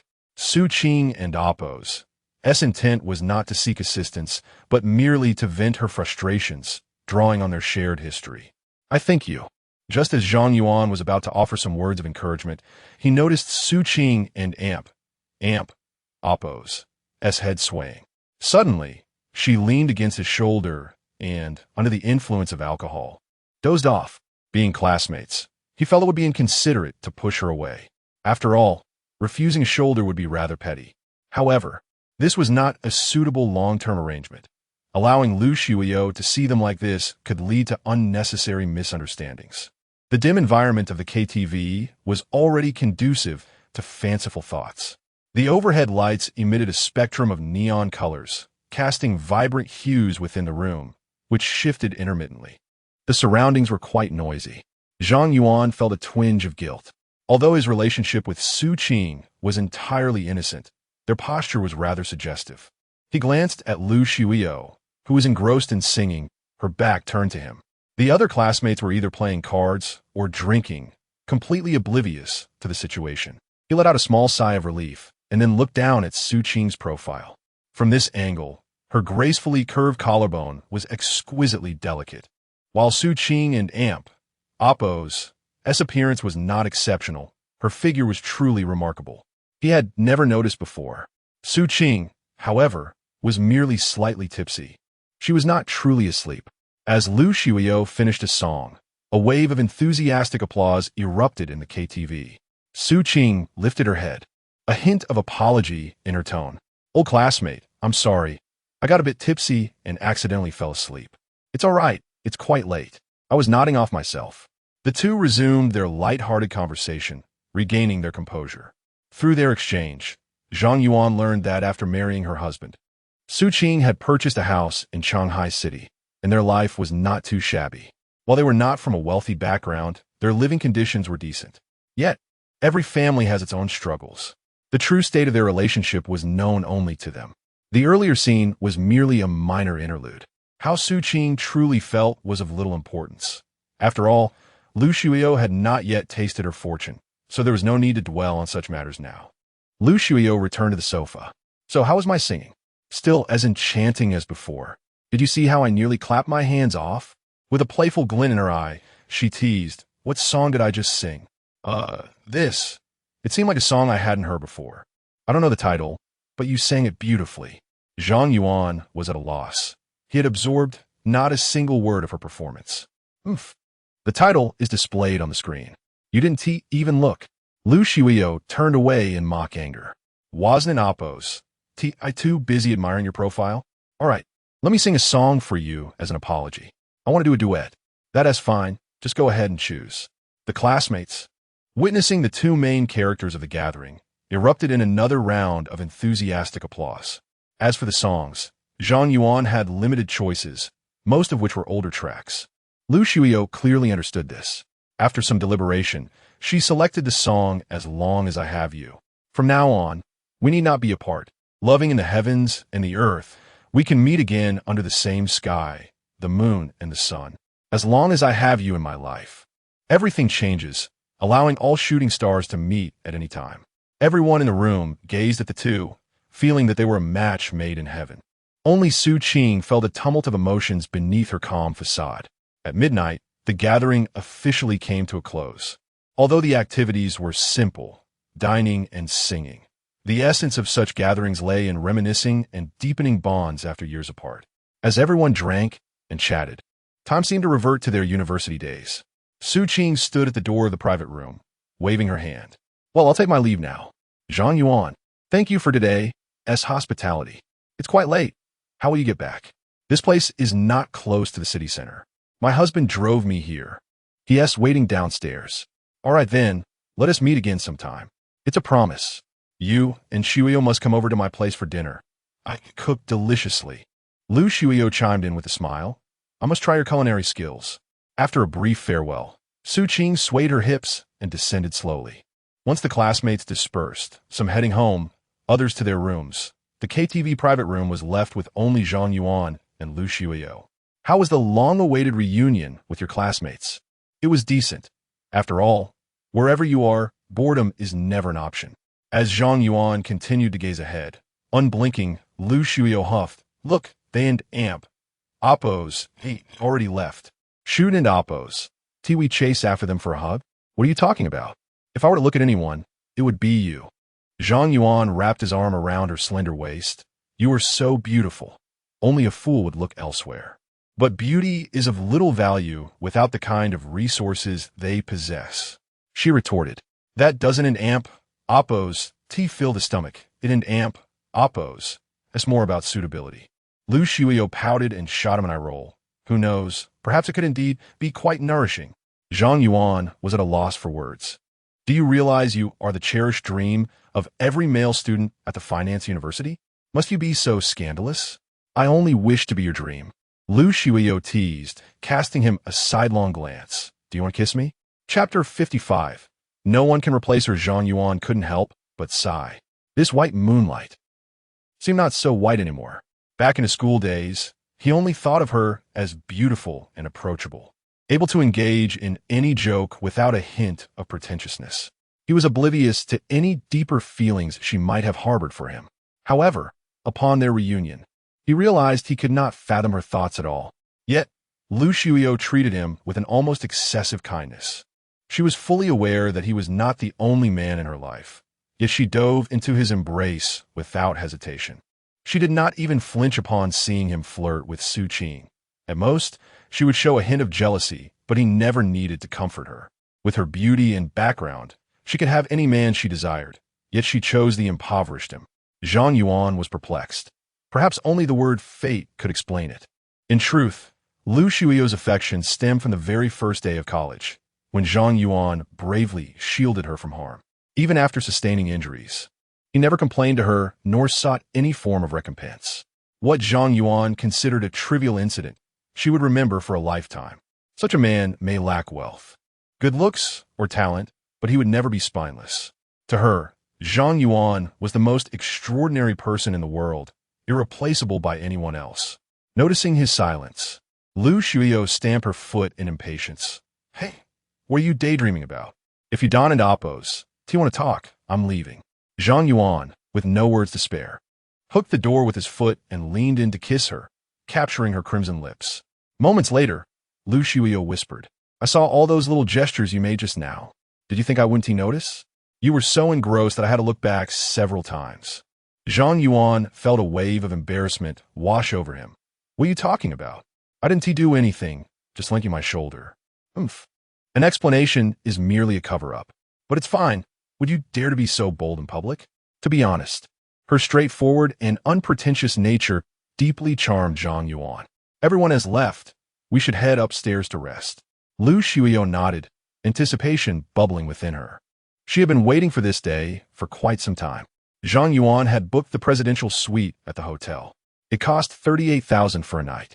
Although expensive, the amount was merely a number to him now. Stepping into the suite, he was greeted by a spacious and bright living room, adorned with luxurious furniture arranged neatly, and the pure white light illuminating the entire space. The suite featured a private study, bedroom, and a reception area. The bedroom contained a soft, large bed draped in pristine linens, with a personal butler available 24 hours a day to attend to any issues. After locking the door, Zhang Yuan eagerly embraced Lu Shuyo, kissing her again. She pushed him away with a look of disdain.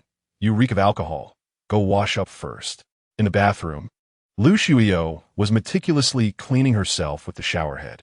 Zhang Yuan couldn't and Amp, Oppos. Help but think that if their classmates knew their goddess was in this state, they might very well be heartbroken. He shook off distracting thoughts and solemnly asked, "Shuyo, you know what kind of person I am. I can in Oppos, offer you a unique love. Are you sure you want to regret this?" Lu Shuyo retorted indignantly, "You idiot. If I were to regret it, I would have done so long ago. Why would I wait until now?" Hearing this, Zhang Yuan let go of his worries, pulling her tightly into his embrace. Under the soft glow of light, the water in the bathtub reflected a warm, hazy hue. The surface gently rippled, like delicate silk dancing in a breeze, creating circles of fine ripples. Vivid rose petals floated atop the water, swaying with the gentle waves. A hint of steam rose, carrying a faint floral fragrance, enhancing the intoxicating atmosphere of the tranquil space. You're deceiving me. What did I deceive you about? You seem quite. Before Zhang Yuan could finish, Lu Shuiyo covered his mouth. Although they were alone, discussing this felt utterly embarrassing. In a fit of playful anger, she bit his chest sharply. Instantly, 2 neat rows of teeth marks appeared. Don and Appos, T say a word. Did you hear me? Are you a dog? If you don't want me to say anything, then I won T, yet you still bite. Zhang Yuan teased. Are you trying to transfer the pain to me? Exactly. Let you experience it. Oh, the positioning is all wrong. Lu Shuiyo gazed at him intently, revealing her adorable little canines. Are you sure? Zhang Yuan felt an inexplicable chill and hurriedly waved his hands. No, I was just joking. Chapter 56. The aura of a 20 million luxury car. As the clock approached 2 in the morning, Zhang Yuan held his beloved close and soon drifted into slumber. After an indeterminate period, he felt a gentle tickling sensation, awakening to find Lu Shuiyo playfully teasing him. What time is it? Aren't you going to sleep? She chided softly. Zhang Yuan, I think I've just realized something quite significant, she continued. At the sound of her words, Zhang Yuan jolted awake, urgently inquiring, What is it? With a bashful expression, Lu Shuiyo asked, could I be pregnant? Is that all? Zhang Yuan closed his eyes again, responding wearily, Don and Appos. T worry, it's the safe period. You can amp, Appos, T get pregnant. What is the safe period? Lu Shuiyo asked, her face a portrait of confusion.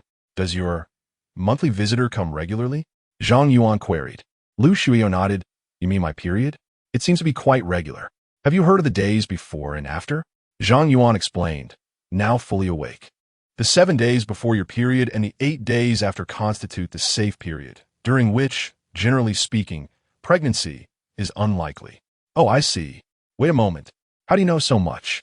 Even I, as a girl, am unaware of these things.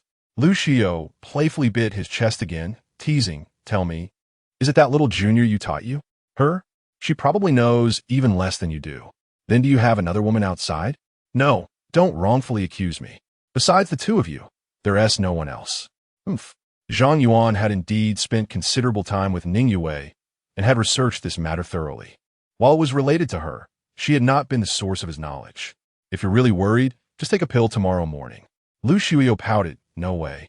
If I really am pregnant, I'll carry it to term. You don't know how many times my father has mentioned wanting a grandson. He would be over the moon. Zhang Yuan felt a wave of dread wash over him. Over the moon?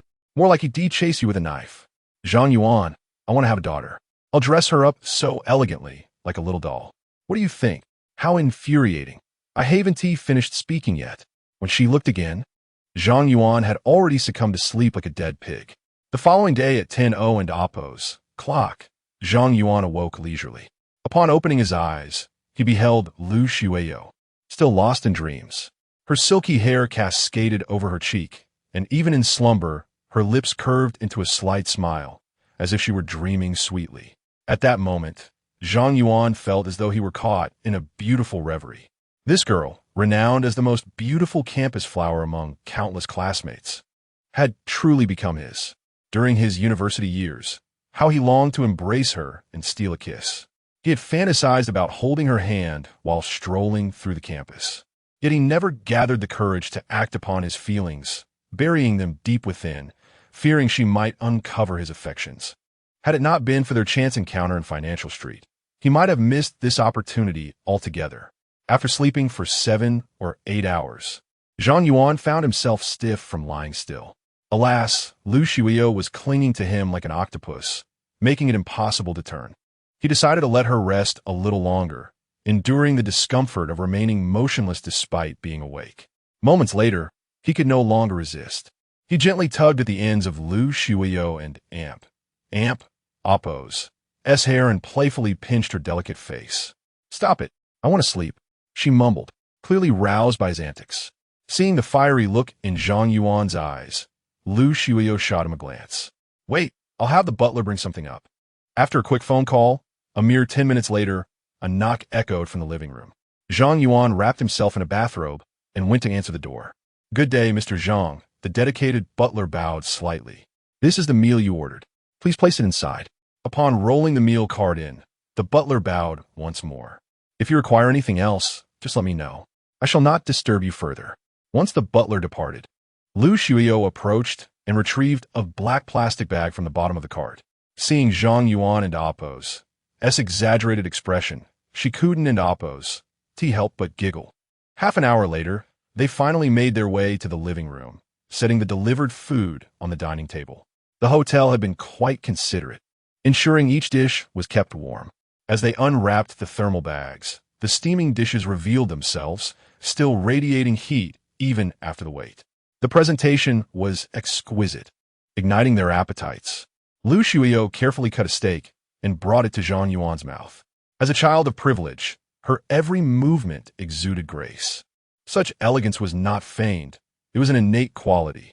If Zhang Yuan had been the one to cut it, he would have clumsily hacked at the steak with little finesse. How is it? Tasty? Not bad. You should try it. After a small taste, Lu Shuio scrunched her nose in disdain. Not very fresh. It and Appo's, as certainly not a professional restaurant. It and Appo's, as barely acceptable. Don and Appo's, to be so picky. When you and Appo's, re-hungry, everything tastes good. Steak here will never compare to France. That's where it originates. True, Lu Shuio, though accustomed to luxury, did not possess the spoiled temperament of a true heiress. After a brief complaint, she continued to eat with delight. After checking out, Zhang Yuan once again opened the system panel. Spending accumulated for the opposite sex, 747,760 yuan, 100 million yuan. Activation conditions not met. He calculated roughly that the cumulative amount had increased by over 60,000. Since he had spent the entire gathering with Lu Shuio, the system had accounted for all expenses. Once outside the hotel, they arrived at the open-air parking lot. Lu Shuio's recently acquired Porsche 918 was parked head out in its spot. Although the resort was somewhat secluded, it was thriving in business, with a small parking lot nearly filled to capacity. However, no cars were parked on either side of the 918, likely due to the aura that a 20 million luxury car naturally emanated. She took out the key, unlocking the car with a playful tone. You have no idea how hard it is to buy this car. Most on the market are used ones with high mileage. I had to ask my father, who contacted several acquaintances just to obtain this nearly new car with less than 50 kilometers on it. It was only delivered from Yinjing yesterday morning. Chapter 57. The beauty of pristine luxury cars. Every man harbors a dream of owning a luxury vehicle deep within his heart, and Zhang Yuan is no exception. Although the 3 million yuan Panamera represents the pinnacle for the average person, it pales in comparison to the magnificent 918. Its wide air intakes resemble the gaping maw of a beast, voraciously consuming the air ahead, while the sleek contours and sharp headlights create a stunning interplay. The carbon fiber spoiler stands tall, akin to an eagle poised for flight. The most recognizable features are undoubtedly the large caliber exhaust pipes, located at the rear and enveloped in a carbon fiber shell. Beneath these pipes lies a formidable 4.6-liter V8 engine, boasting an impressive 608 horsepower. Observing Zhang Yuan's rapturous expression, Lu Shuio teased, "So what do you think? Isn't it beautiful? With that kind of money poured into it, how could it not be?" Zhang Yuan replied, "Then take it for a spin. I no longer desire it."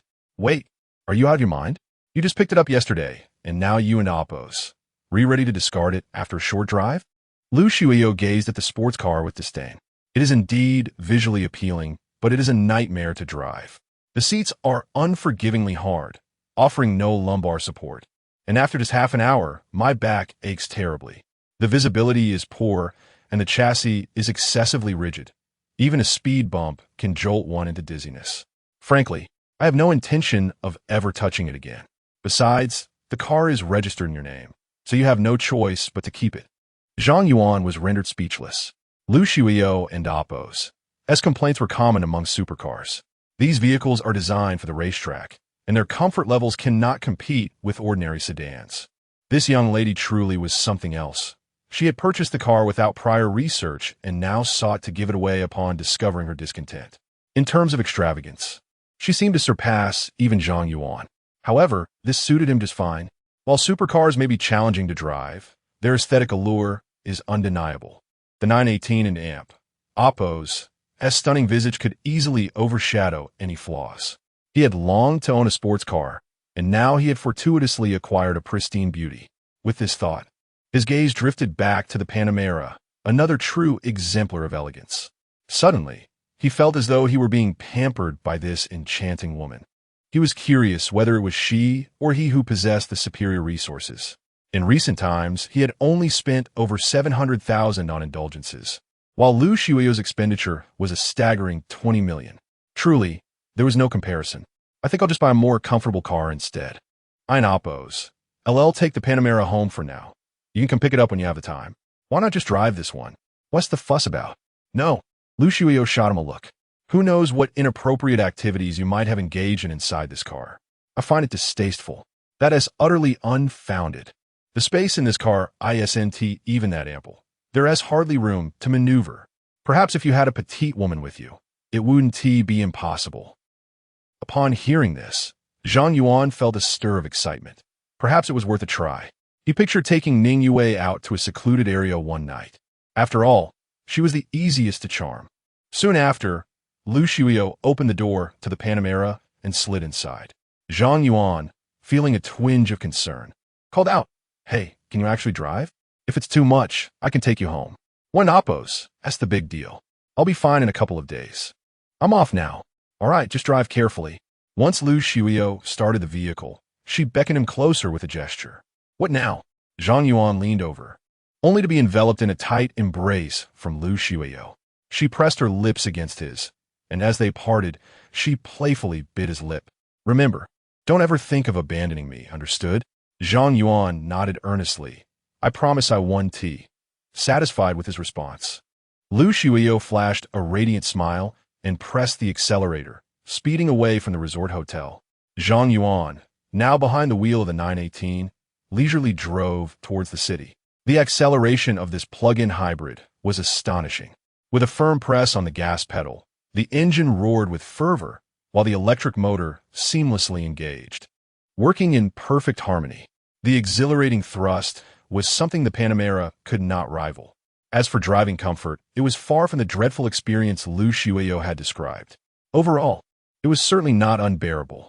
He had already opened the convertible top, and as the speed increased, the brisk wind rushed into the cabin. Even at noon, he felt no discomfort from the sun. However, a pressing issue loomed before him. Where would he park his two vehicles? Moreover, with the 918 being a plug-in hybrid, a charging station was indispensable. It would be unthinkable to take such an expensive car out for charging.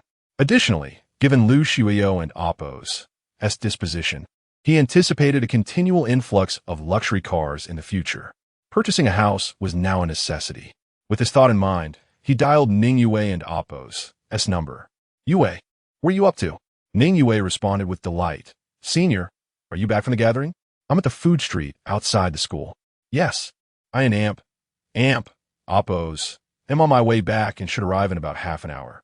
Have you had lunch yet? Would you like to join us?" "We just ordered, and we haven't started eating." Ning Yue spoke cautiously. "It's just a few classmates from our dorm, whom you've met before. If you have other matters to attend to, it's perfectly fine, I understand." Hearing her tentative tone, as if she feared displeasing him, Zhang Yuan felt an urge to rush to her side. "Send me your location. I'll be there shortly." "Okay." After sending the location, Ning Yue set her phone down. Suyin tentatively asked, "Yue, is your boyfriend coming?" "I'm sorry. I originally invited you all to dinner, but he called unexpectedly. If it's inconvenient, I can invite you again next time." Suyin waved her hands. "It's fine. We're familiar with him now, so it doesn't Oppo's matter." "Qingqing, what about you?" Zhou Qingqing smiled slightly. "I'm fine too. The more, the merrier." Observing Zhou Qingqing and Oppo's expression, Suyin sensed something was amiss. Typically, she wouldn't appreciate having outsiders join a gathering among classmates, especially a man. Yet, upon learning it was Zhang Yuan, she offered no objections, her demeanor suggesting a hint of anticipation. It seemed that competition was far from scarce. Suyin, with a knowing smile, remarked, "I didn't realize you were so fond of a lively atmosphere." "Qingqing." Zhou Qingqing's cheeks flushed with a rosy hue as she stammered, "Why, yes, I do enjoy it." Chapter 58. Sharing a table, the dining venue for the three was a Chinese restaurant named Li Ji Fan Pu, nestled within a bustling food street. This establishment was renowned for its excellent value, making it a popular choice among students. Today marked the final day of the holiday before the new semester commenced. The restaurant buzzed with activity, every table occupied. When Ning Yue and her companions arrived, only a large round table for 10 remained. To retain customers, the waiter accommodated the three of them at this table. As they engaged in conversation, a woman in her 30s approached them, her face adorned with a warm smile. "Xiao Su, could you do me a small favor and ask your friends if they would be willing to share the table?" "Lu Jia, it's not that I don't want to help, but I'm not the one treating today, and I would prefer not to share a table with strangers," Su Yun replied. Lu Jia was the owner of the restaurant, and Su Yun had frequented the place often enough to become somewhat acquainted with her. While she was willing to assist with other matters, she was reluctant to share a table, especially since Zhang Yuan was expected to join them soon. Lu Jia chuckled. "Look at this table. There are 2 rows of sofas. You can sit on one side, and the other side is quite distant, essentially creating 2 small booths. Besides, it an amp, oppos, as just one girl joining you, it won't affect you much." Upon hearing that it was merely another girl, the trio's resistance diminished significantly. Moreover, the spacious table meant they had ordered only a few dishes, and it seemed somewhat ungracious to refuse. Su Yun, having some rapport with Lu Jia, did not outright decline, but turned to Ning Yue and asked, "What do you think?" Ning Yue's immediate concern was whether Zhang Yuan would mind. If he were uncomfortable with the presence of another girl, they wouldn't agree to it at all. However, after a moment of contemplation, she concluded that Zhang Yuan would likely be indifferent to the addition of another female, and thus nodded. "All right then. Thank you for your understanding. I'll give you a discount later," Lu Jie said. A short while later, Lu Jie returned with a woman who appeared to be around 27 or 28. "You can sit across from them," she instructed. However, when the woman hesitated, Lu Jie added, "Oh, Ting Ting, don't be picky. It's just too crowded today. I'll hurry the kitchen to get your food out quickly." Ultimately, Zhang Tingting acquiesced. Once seated, she glanced at the trio across from her and was instantly captivated. They looked like students, each possessing remarkable beauty, truly a sight to behold. The girl in the center, with her delicate features and a slight blush, was particularly striking. Her visage almost perfect. She offered a slight, apologetic smile as a greeting and then settled quietly on the sofa, her gaze fixed on the entrance of the restaurant. Meanwhile, Ning Yue and her friends scrutinized this unexpected guest. Zhang Tingting was dressed in a sharp business outfit, adorned with a silk scarf around her neck. A nameplate on her chest read, "New Century Real Estate, Zhang Tingting." It turned out she was a real estate agent. Zhang Tingting was indeed striking, with willow-like brows and bright, clear eyes. Upon closer inspection, a subtle hint of sadness lingered in her expression, as if she had recently endured a significant sorrow. Such a demeanor often evokes a sense of compassion in men. This prompted Su Yun to feel a twinge of caution. Who knew what might occur if Zhang Yuan were to see her? Yet, since even Ning Yue remained silent, she felt less entitled to voice her concerns. Furthermore, someone of Zhang Tingting's age should have already settled down, reducing the perceived threat significantly, perhaps even less than that posed by the girl next to her, Zhou Qianqian. Approximately 5 minutes later, a middle-aged man, portly in stature, entered the restaurant. Upon surveying the bustling dining area, his brows furrowed in displeasure. Zhang Tingting immediately stood and waved. "Manager Wang, over here." Wang Weiguo smiled at her, then, with a briefcase in hand, meandered over. Upon noticing that Zhang Tingting was not alone at the table, his brows knitted together in irritation. "My apologies, Manager Wang. I arrived a bit late, and there was simply no space available. Let us just grab a bite here, and I promise to choose a better place next time." However, Wang Weiguo did not relax his frown. Instead, he reprimanded her. "Is this how your new Century Company treats clients? This is rather shabby. You should know that those wishing to dine with me have already booked a month in advance. If it weren't for your sincerity, I wouldn't even consider it." Zhang Tingting softly defended herself. "Manager Wang, as a junior staff member, I cannot claim entertainment expenses, so I hope you can understand. This is unacceptable." He was about to continue his tirade, but caught sight of Ning Yue and her friends. Upon closer inspection, his tone shifted entirely, a broad smile replacing his earlier discontent. To be honest, this place is quite nice. The ambience is good, and you put in a lot of effort, Xiao Zhang. He then tentatively inquired, "Are these ladies all your friends? Why not introduce them?" Zhang Tingting, feeling slightly awkward, replied, "No, we just happen to share a table. I'm not acquainted with them." She quickly added, "They arrived first, and they're all very kind-hearted, so please don't take offense." Wang Weiguo waved his hand dismissively as he sat beside Zhang Tingting. "Not at all. I enjoy making new friends." With that, Zhang Tingting breathed a sigh of relief, finally appeasing this demanding client. However, Ning Yue and her companions were less than pleased. Suyin spoke up. "Didn't T. Lu Jie say you were alone? What's going on here?" Fan Tintin, surprised, replied, "No. I informed Lu Jie that I would be having a meal with a male client, and I assumed you were all aware." Suyun scoffed, realizing that had they known a man would be present, they would have never agreed to share the table. Zhang Tingting's expression turned even more apologetic as she repeatedly said, "I'm truly sorry. It wasn't my intention.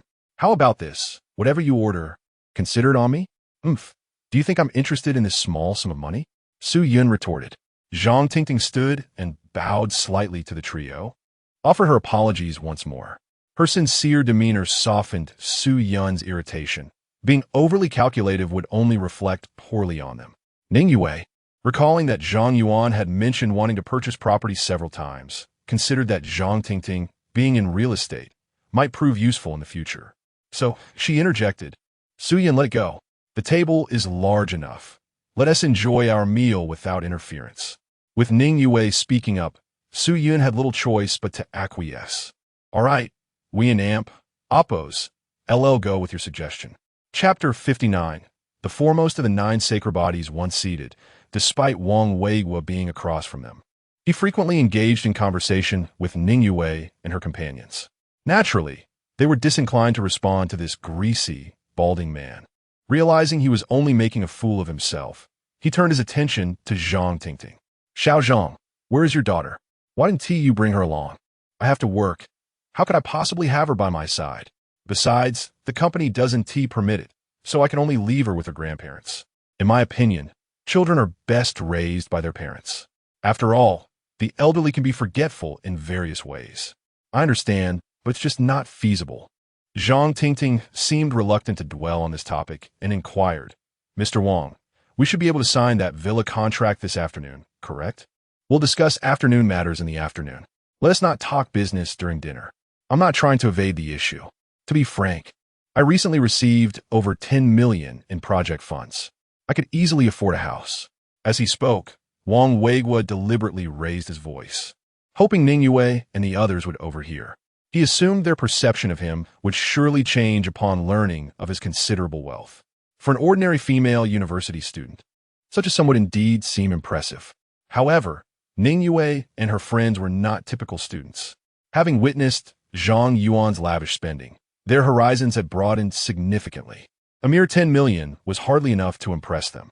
Wang Weiguo observed them engrossed in their own conversation, seemingly oblivious to his presence, which caused him to furrow his brow in frustration. His usual tactics had failed him this time. Fortunately, Zhang Tingting spoke up, alleviating the awkwardness. "Mr. Wang, you truly are influential. I've never seen so much money in my life. So, I assume the contract." Wang Weiguo waved his hand dismissively, his tone laden with implication. "The contract can be signed, and I could even buy you a small car and provide you with a generous monthly allowance. However, that depends on your performance." Zhang Tingting fell silent, fully aware of what he meant. He was essentially offering her a role as his mistress. She felt an overwhelming urge to hurl her teacup at this overweight man, yet reality forbade such an act. After a moment of reflection, she forced a smile. "Mr. Wang, may I have some time to consider? Of course, I never pressure anyone. However, my patience is quite limited, and you don't have much time left. You know your situation well. Your husband has been deceased for quite some time. In today's society, surviving without a man's protection is exceedingly difficult." Zhang Tingting felt a pang of bitterness.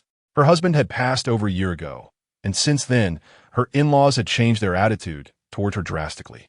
They had forcibly taken over their marital home and driven her and her young daughter out. Faced with her domineering in-laws, she had no choice but to return to her parental home, where her aging parents struggled, especially her mother, who was often bedridden. Thus, she had to work to support them. Her colleagues were aware of her circumstances and envied her beauty, gossiping behind her back. She endured their insulting remarks in silence. After enduring the harsh realities of life, she sometimes wished for a wealthy, powerful man to support her, not seeking love, but rather the comfort of a worry-free life for herself and her daughter. Wang Weigua was indeed capable of providing such material support. He was the richest man she had ever encountered. However, in other respects, he left much to be desired. If there were any other options, she would be reluctant to consider him. Mr. Wang, let's put that aside for now. This afternoon, I'll take you to see the house. Wang Weigua sat back comfortably, a barely perceptible smile on his face. He knew that, with a little more encouragement, he could completely win her over. With a few well-placed words, he might even secure her affection by nightfall. Observing the pitiable expression on her face, he found it difficult to suppress his growing desire. Their conversation was low, yet Ning Yue and her friends caught the gist of it, their gazes filled with disdain. This man, with such an unappealing appearance, dared to think he could secure a mistress? Su Yun even privately mused that Zhang Tingting would be better off with Zhang Yuan. At least that flower wound tea be planted in cow dung. Before long, the dishes ordered by Ning Yue's group were served. Yet none of the girls touched their chopsticks until a familiar voice broke the silence. Why aren't you eating? Senior, you're here. Upon seeing Zhang Yuan's arrival, the girls stood, allowing him to take a seat in the center. Su Yun sat to his left, Ning Yue to his right, while Zhou Qianqian occupied the innermost seat on the right. I've already eaten. You all should enjoy your meal without waiting for me. We promised to wait for you. So of course we wouldn't go back on our word. Zhang Yuan picked up his chopsticks and served Ning Yue a generous helping of her favorite dishes. Beneath the table, he discreetly grasped her hand. You must be starving. Hurry and eat. Ning Yue replied obediently. Even though Zhang Yuan had already dined, he rushed over simply because she had mentioned it, filling Ning Yue with a profound sense of happiness. By the way, who are those two? Su Yun quickly explained the situation to him. Zhang Yuan had indeed been considering purchasing a property, and coincidentally, a real estate agent had approached him. He then glanced seriously at Zhang Tingting across the table, recalling a nonsensical term he had encountered on Douyin, the foremost of the 9 sacred bodies. Coupled with the information he had just learned, it made even more sense. It just so happened that her profession aligned as a real estate agent. Having already been mildly flirted with by Qi Qing, he found himself increasingly drawn to the exceptionally beautiful Zhang Tingting. He realized he had little resistance left. Seeing him stare intently, Su Yun felt a sense of inevitability. In a playful gesture, she extended her foot and stepped on Zhang Yuan's shoe. He shot her a glare, but she mischievously stuck out her tongue. This girl's audacity was truly boundless. Did she really think he would discipline her? Zhang Yuan decided to give her a light slap, which had an immediate effect. Su Yun promptly withdrew her foot, just as he thought he had triumphed. She gently grasped his hand again. Chapter 60. What fault lies with a girl who merely desires to lead a life of privilege? In the past, Zhang Yuan sought nothing more than to find a soulmate with whom he could live a fulfilling life. However, after enduring Zhao Xiaolin's betrayal and the subsequent acquisition of a system, his mindset underwent a subtle transformation. Coupled with Lu Shuiyo's unprincipled indulgence and Ning Yue's unconditional compliance, he became increasingly unrestrained. Life, after all, is but a fleeting few decades. Why not live it with abandon? With 2 women already in his life, the notion of singular devotion seemed rather shameful, even to himself. He could play the role of a libertine, but would not erect a fade of virtue. Those who genuinely cared for him would be treated well in return, while those who were enamored with his wealth could be entertained in a superficial manner. He adhered to one principle: do not let good girls down, and do not waste time on bad ones. Although he had not yet resolved to accept Su Yun into his life, her intentions had been transparent from the outset. A modest return on his investment was only reasonable, especially considering the watch he had gifted her, valued at over 8,000. If calculated at 400 per encounter, he could indulge in over 20 such experiences. Of course, one could not measure a student like Su Yun by that standard. Even a single encounter would suffice. As a vibrant young woman, her energy was palpable. At this point, even if he were to release her hand, he would not withdraw, but instead clutched her delicate hand even tighter. Su Yun's cheeks flushed crimson, her ears betraying her as they turned a deep shade of red. As for dining, she could scarcely touch her food. Observing her blushing visage, Zhang Yuan found amusement in the situation and playfully tickled her palm. Su Yun couldn't suppress a sound. Ning Yue turned her head and inquired, "What's the matter?" "Oh, I was merely remarking that the dishes at this restaurant are quite delectable." "Then do eat more. I feel quite guilty about the little mishap with this meal." No, it's fine. I meant to say next time. Let me treat you." At that moment, Su Yun set aside her chopsticks, her hands firmly grasping the mischievous hand. Meanwhile, she maintained an air of nonchalance, fearful that even a hint of her true feelings might be revealed. "You seem a bit off today. Are you unwell?" "Just a tad uncomfortable, but it's nothing.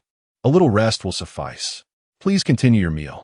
Ning Yue thought little of it and addressed the quiet Zhou Qianqian. "Qianqian, try not to take offense." Zhou Qianqian softly replied, "You've been treating us for the past few days. I feel quite embarrassed." As Ning Yue spoke, Zhang Yuan withdrew his hand, sensing Su Yun's evident relief.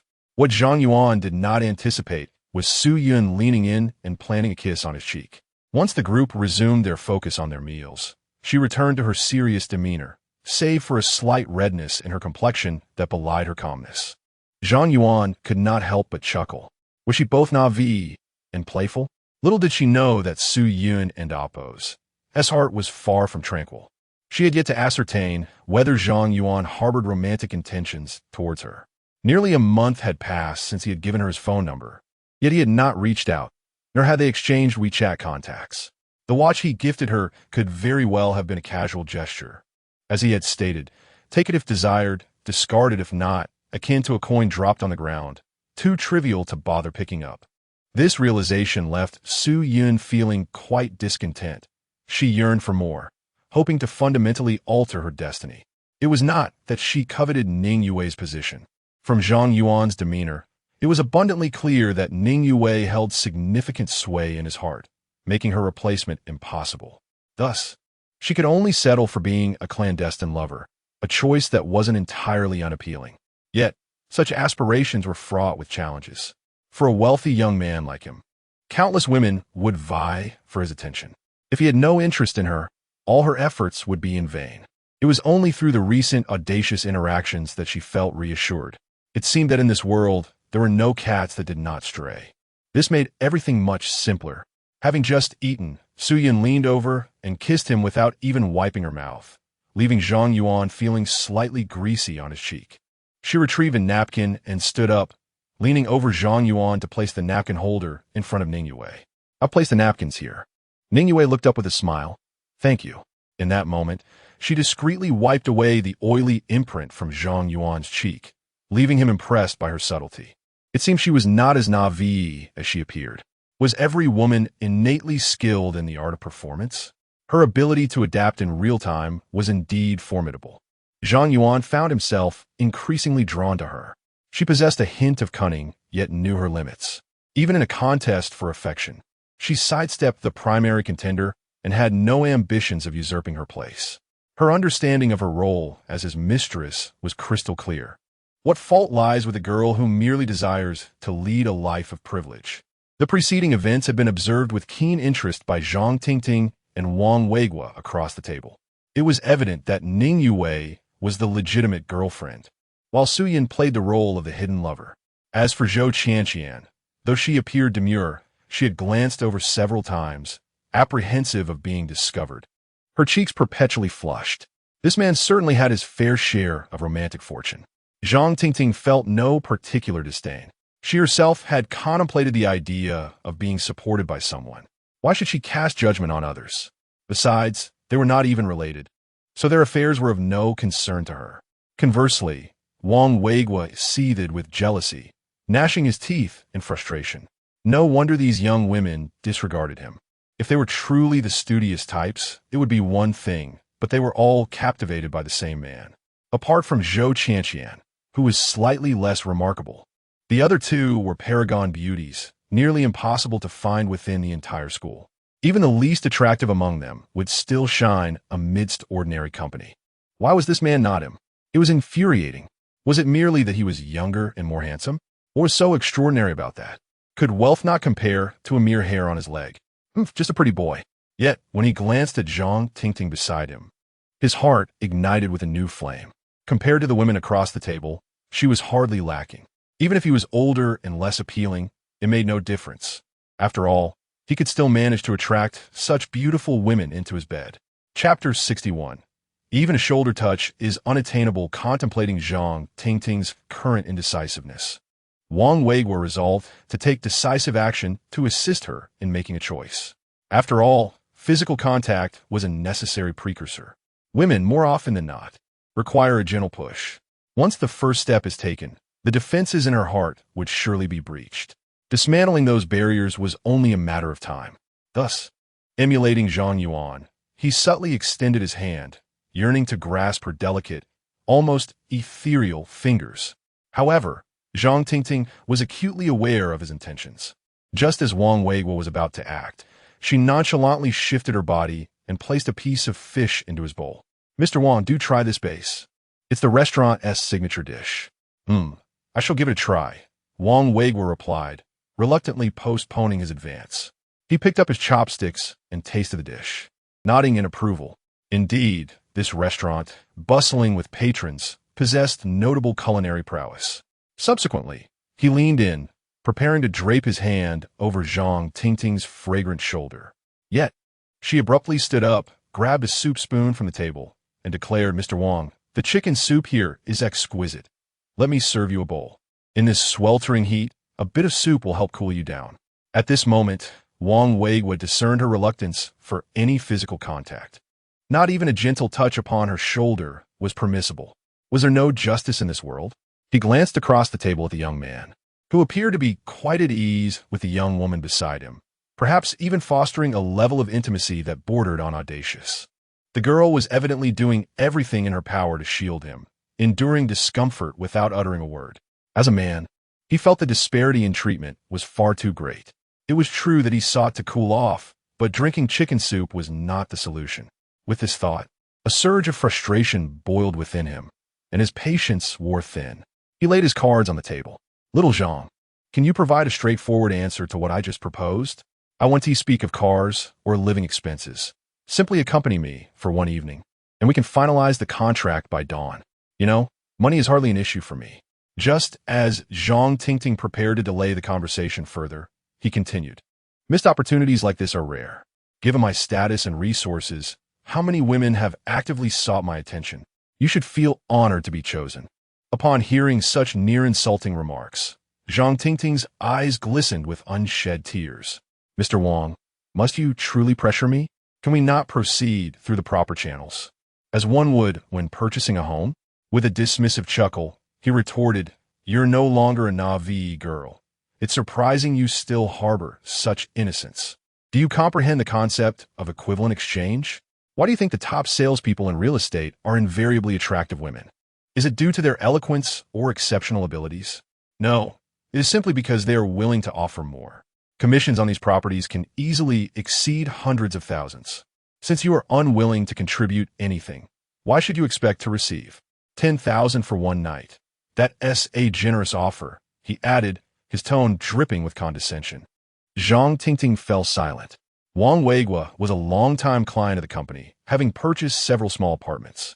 Upon learning of his interest in the villa, her colleagues had cast envious glances.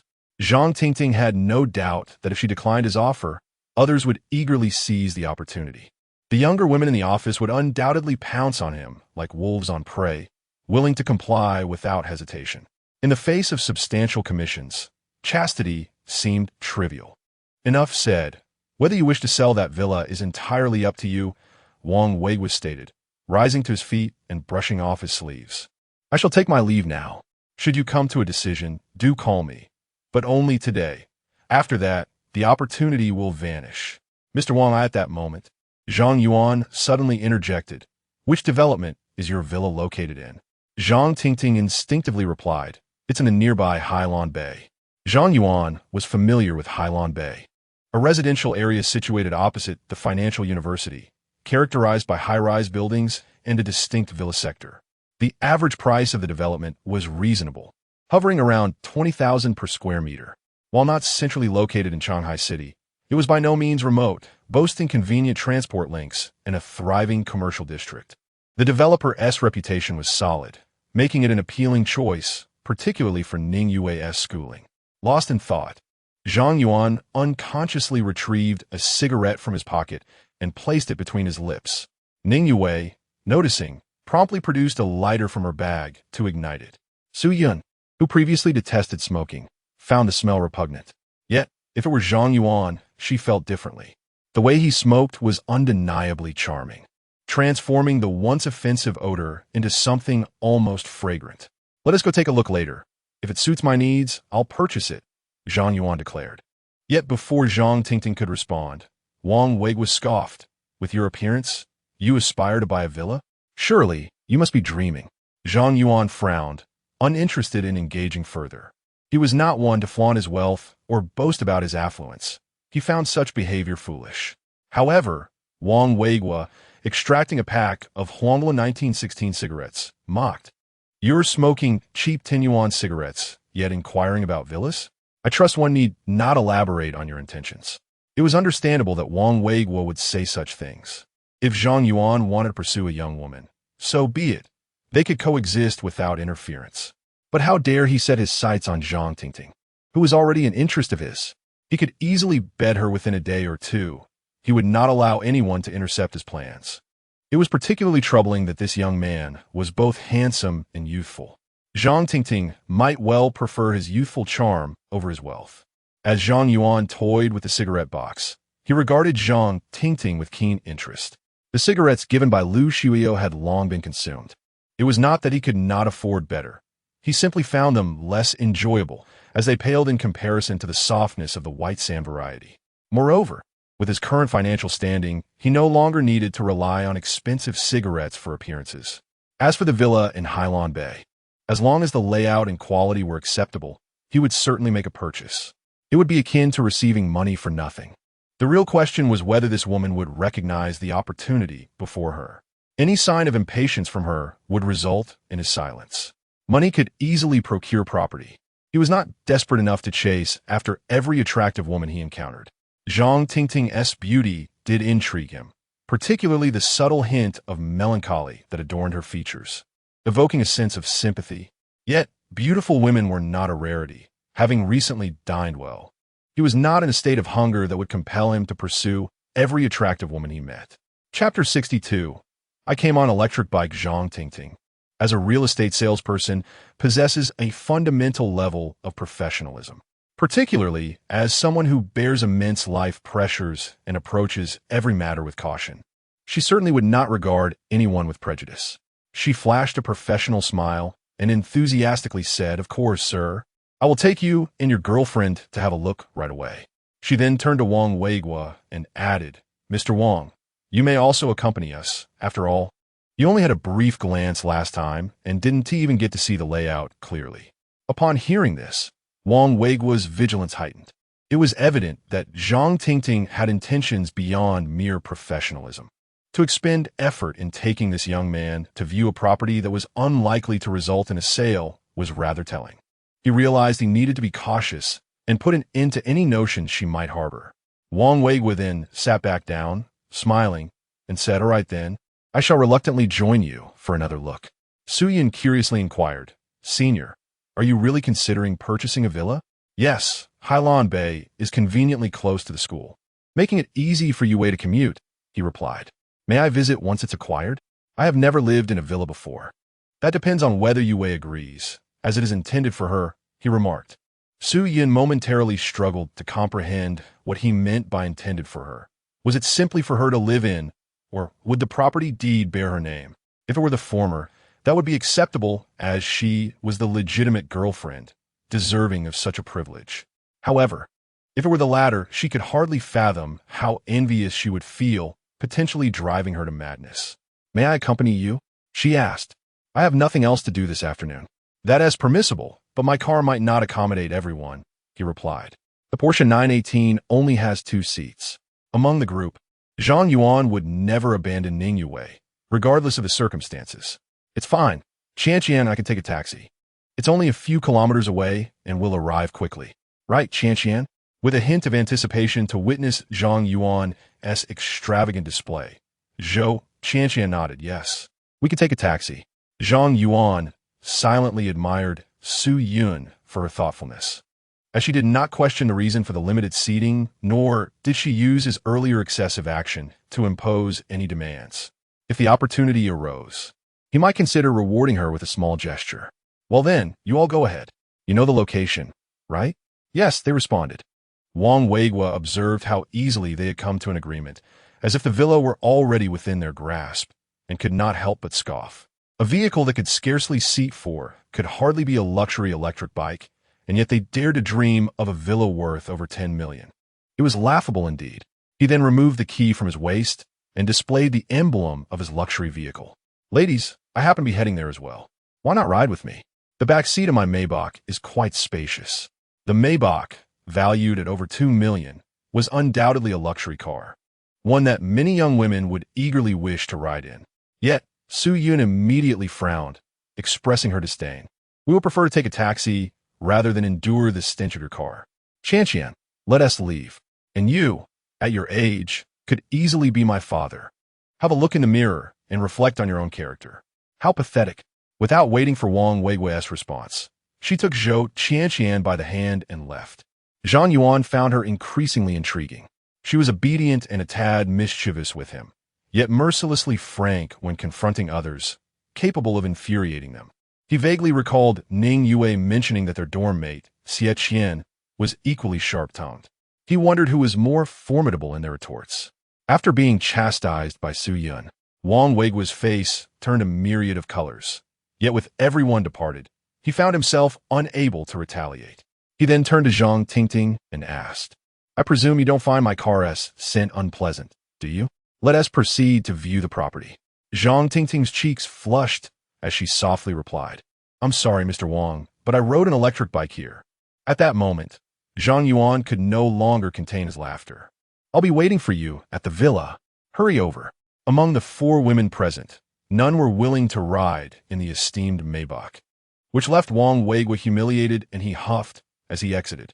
Zhang Tingting took out her phone. Sir, let us connect on WeChat so I can send you the villa's address. Certainly. After they added each other as friends, Zhang Tingting glanced at his WeChat nickname, struggling to suppress a laugh. My stomach is weak, and I require soft food. It was rather blunt. However, observing him surrounded by several charming young women, it seemed unlikely he was the kind to indulge in such luxuries. Rather, it appeared he was accustomed to being pampered by affluent women. May I ask your surname? Zhang Yuan, fixing his gaze on her name tag, replied, like yours, Zhang. Ah, so we share the same surname. Mr. Zhang, I have sent you the location. Zhang Tingting stated somewhat awkwardly, my vehicle cannot accommodate more passengers, so I must trouble you two to go on ahead. No problem. I drove, he responded. Well then, I shall take my leave. Goodbye. With that, Zhang Tingting departed from the restaurant. When Ning Yue summoned the waiter to settle the bill, she was informed that Zhang Tingting had already taken care of it. Although the meal was modestly priced at just over 100 yuan, it was evident that as a single mother, her financial circumstances were likely limited. Yet she insisted on paying for a shared meal as a gesture of gratitude, leaving Zhang Yuan with a newfound respect for her character. After a brief wait, they made their way to the parking lot. Zhang Yuan opened the passenger door and urged, What are you waiting for? Get in. Senior, did you buy another car? This one must be quite expensive. Not particularly. It's not too costly. Come on. Get in before you bake in the sun, he replied. If Zhang Yuan were the sort to flaunt his wealth, he would undoubtedly feel a profound sense of inadequacy in front of Ning Yue. Whether it was a 100,000 yuan car or one worth millions, her expression remained unchanged, as if she were entirely unfazed. It was clear that even if he were to ride a decrepit bicycle, she would happily sit behind him, indifferent to the elements. It was not that she disliked the comforts of a privileged lifestyle, but such luxuries were not necessities to her. in stark contrast to his former girlfriend, Zhao Xiaolin. They were two entirely different worlds. Chapter 63. The bet. A few minutes later, Zhang Yuan arrived at Blue Bay, where he briefly registered at the gate before being granted access. Upon entering the community, the villa area lay to his left. He followed the address, meandering along the path in search of the villa that was up for sale. Meanwhile, Su Yun and Zhou Qianqian stood on the steps of the entrance, eagerly awaiting his arrival. From a distance, Su Yun spotted a Porsche 918 gliding along the road, her eyes lighting up with excitement. She covered her mouth and exclaimed, "Qianqian, look quickly. That's a Porsche 918, one of the legendary 3 divine cars. I can't believe they're S1 in Shanghai City. Could the owner possibly reside in this community?" As her words echoed, not only did Zhou Qianqian look up, but even Wang Weiguo raised his head. Given his age and poor eyesight, he could only discern a rough silhouette from afar. He scoffed, "I know most prominent business owners in Shanghai City, but I've never heard of anyone owning a 918. Do you realize there are only about 100 of these cars nationwide? The actual number on the road is likely less than 50. Wang Weiguo, still brooding over being rebuffed earlier, seized this opportunity to lecture them, relishing the chance to showcase his extensive knowledge in front of Zhang Tingting. He continued, "You're just a little girl who hasn't even hit puberty yet, spouting nonsense. A Porsche 918? I'd wager it's more likely a 911. Hearing this, Su Yun became displeased and muttered, "Do you think I can't distinguish between a 918 and a 911? You should donate those useless eyes of yours. They've wasted your years." You, Wang Weiguo, having been continuously rebutted by Su Yun, felt his temper rise. "How about we make a bet? Are you brave enough to accept?" "What kind of bet?" Su Yun asked cautiously. "Let me clarify, if it involves any dirty tricks, don't even bother. Not at all. If that car isn't a Porsche 918, you simply need to apologize to me and admit you were wrong. And if it is?" She retorted. Wang Weiguo glanced at the Maybach parked in the courtyard and said nonchalantly, "If it is, you're free to smash my car." Su Yun raised her phone, declaring, "Fine. Just so you know, I've recorded this conversation. Don't try to weasel out of it. I, a businessman worth several tens of millions, would stoop to playing games with a girl like you. Remember what you said?" Without a moment's hesitation, Su Yun accepted the wager, harboring a long-standing disdain for the older man, whose pretentious demeanor and attempts to flaunt his wealth irked her. The thought of smashing his car brought her a sense of exhilaration. Even if she lost, admitting her mistake wouldn't be too humiliating. Unbeknownst to her, Wang Weiguo was equally confident. He was certain that no one in the small town of Shanghai had ever owned a 918. Over the years, not even a single one had passed through. It would be a pleasure to witness this sharp-tongued girl admit her mistake. Once the bet was established, he jested. "Where's your little boyfriend? Is he still on his way, or did his electric bike run out of battery, and he has to push it here?" Su Yun regarded him as if he were foolish, responding, "Your self-proclaimed wealth means nothing to him. Understand?" Though she spoke the truth, the others present, except Zhou Qianqian, didn't believe her. Even Zhang Tingting simply smiled, unsure of how to intervene. Wang Weiguo mockingly added, "So you're a rich second generation. Let me ask, why can't this rich kid even afford a car, resorting to taking taxis? Who says he doesn't have a car? So Yun is tamerith. He has his reasons for doing things. What does it matter to you?" Hearing her faltering explanation, Wang Weiguo felt triumphant, reveling in his perceived victory. This naive girl, infatuated with her boyfriend, would soon learn the harsh reality of adulthood. Love, after all, cannot be exchanged for sustenance. Moments later, the car finally approached. Su Yun focused intently and, to her delight, confirmed it was indeed a Porsche 918. She leapt up in excitement, fearing Wang Weiguo might attempt to renege on his claim. She quickly searched for a few images online to present before him. "Open your eyes and see clearly. Tell me, is this not a 918? Wang Weiguo was momentarily at a loss for words, never anticipating he could be mistaken. He had only jested about smashing the car. After all, a vehicle worth over 2 million would require a hefty repair bill. While he was wealthy, he wouldn't squander money recklessly. But what could he do if this girl insisted on making a fuss? He retorted, "It could very well be a modified 911 from this distance. How can you be certain?" Furious, Su Yun shot back, Can your 911 have its engine relocated to the rear? You lost, accept it. Are you so old that you've lost your sense of dignity? I want to concede unless I see it up close, he obstinately replied. Fine. I will ensure you acknowledge your defeat. Su Yun descended the steps, sprinting towards the slowly approaching 918. Her intention was not to damage the car, but to elicit an admission of guilt from Wang Weigua. She wouldn't dare break something as expensive as a Maybach. His obstinacy was simply infuriating. The roads in the villa area were narrow, and as Zhang Yuan navigated cautiously, he finally spotted a black Maybach parked in front of a standalone villa. Just as he prepared to accelerate into the driveway, he saw Su Yun storming out, arms outstretched, blocking the path. He immediately slammed on the brakes, coming to a near stop just in time. Su Yun quickly jogged to the driver's side and gently tapped on the glass. Excuse me, could you please drive into the courtyard? I want to... Zhang Yuan rolled down the window, exasperated. What on earth are you doing standing in the middle of the road? I was heading in there. Upon recognizing the driver of the 918 was Zhang Yuan, Su Yun's jaw dropped in disbelief, and she rubbed her eyes repeatedly. Incredulously, she stammered, Senior brother, you. You this car, is it yours? Well, who else would it be? But this car is so incredibly expensive. Chapter 64. Reluctance, what's the harm in being expensive? Hurry inside. The sun is blazing outside, and you ought to fear sunstroke. Su Yun followed behind the car, still in a daze, walking into the courtyard. She had yet to fully process the scene unfolding before her. This was a Porsche 918. There were only a few dozen or so in the entire country, a divine vehicle she had only encountered online. Yet here it was, manifesting vividly before her eyes. And its owner was none other than Zhang Yuan, the very person she had dreamed of getting close to. What kind of wealth must one possess to afford such a car? She realized her understanding of Zhang Yuan was still superficial. The background of such a wealthy scion. Could it possibly rival that of Principal Wang? However, he was undoubtedly much more discreet. Wang Weigua, standing on the steps, saw Su Yun genuinely allowing the car into the courtyard, and his expression soured instantly. It was merely a jest. Did it warrant such seriousness? So what if he was being unreasonable? If she truly dared to damage the car, he would ensure she received a fitting response. A girl with neither wealth nor influence. He thought, surely he could handle her.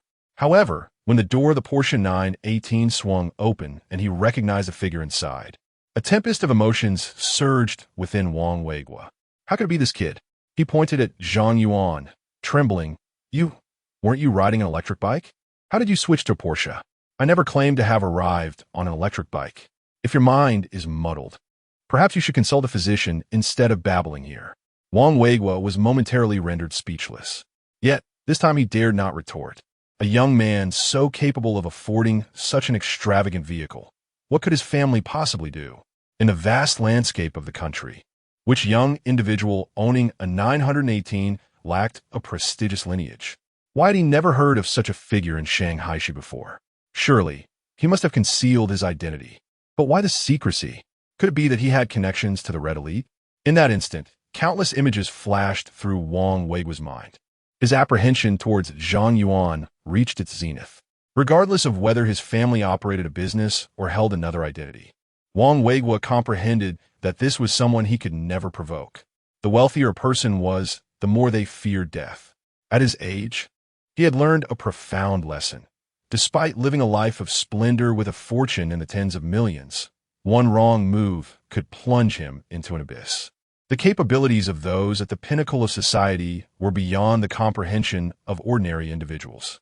Losing one's life over lust was the most lamentable folly. The young man was right. It was indeed his mind that was askew. Remembering how he had mocked Zhang Yuan in the restaurant, Wang Weigua felt cold sweat trickle down his back. I unintentionally offended you before. Please do not take it to heart. He was fearful that Zhang Yuan might hold a grudge, and hastily turned to Zhang Tingting. Xiao Zhang, my previous remarks were utter nonsense. Please do not mind them. Quickly take this young man to see the villa. He is likely to make a purchase. Zhang Tingting was unaware of the true value of the Porsche 918. Seeing Zhang Yuan drive it over, she was not particularly astonished, assuming it was merely a common sports car. It was not unusual for families with a modicum of wealth to buy their children a car worth around $1 million. She hastily inquired, Mr. Wang, are you not buying this house? Wang Weiguo waved his hands repeatedly. No, I don't want it. Then, would you reconsider? Zhang Tingting was on the verge of tears. The value of this villa was exorbitant, and there were not many wealthy individuals in Shanghai. It had been on the market for a long time without a buyer. It was rare to have a potential client, and she did not wish to let go of this opportunity. A commission of over 100,000 was crucial for her. Her mother had been ill for quite some time, and further delays were unacceptable. Contemplating this, she wore a resolute expression, prepared to acquiesce to Wang Weiguo's demands. What was it to spend a night with him? She could endure it. After all, it would be like being nibbled by a dog. Mr. Wang, I have made up my mind. As long as you sign the contract, I will agree to that matter. This unexpected maneuver left Wang Weiguo bewildered. Was she truly bringing up such matters? This young master's interests were beyond his reach, and he would never dare to entertain such thoughts. What do you mean by agreeing? I have not stated anything. Zhang Tingting, flustered, interjected, I meant to say I am willing to accompany you for a night. Wang Weiguo shook his head vigorously. Stop right there. I am not interested. Mr. Wang. Zhang Tingting's face turned pale, baffled by the sudden turn of events. If only she had been decisive and agreed during dinner. Wang Weiguo, observing her expression, began to understand the implications of her thoughts. As this enigmatic young master had shown interest in her, he might as well lend a helping hand. He sought no favor in return, only that she would not hold past grievances against him. He discreetly glanced at Zhang Yuan, noting that he was not paying attention to them, and softly remarked, Xiao Zhang, why worship a false Buddha when there is a true one before you? You are choosing the long way around. What do you mean? Wang Weiguo gestured toward the 918. This vehicle is worth 20 million, and it is not something one could simply buy. Thus, you ought to have an inkling of this young gentleman's strength and background. Upon hearing 20 million, Zhang Tingting's eyes widened in disbelief.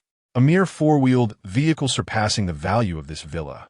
She could comprehend spending such sums on a house, as it would appreciate in value, but a car was a depreciating asset.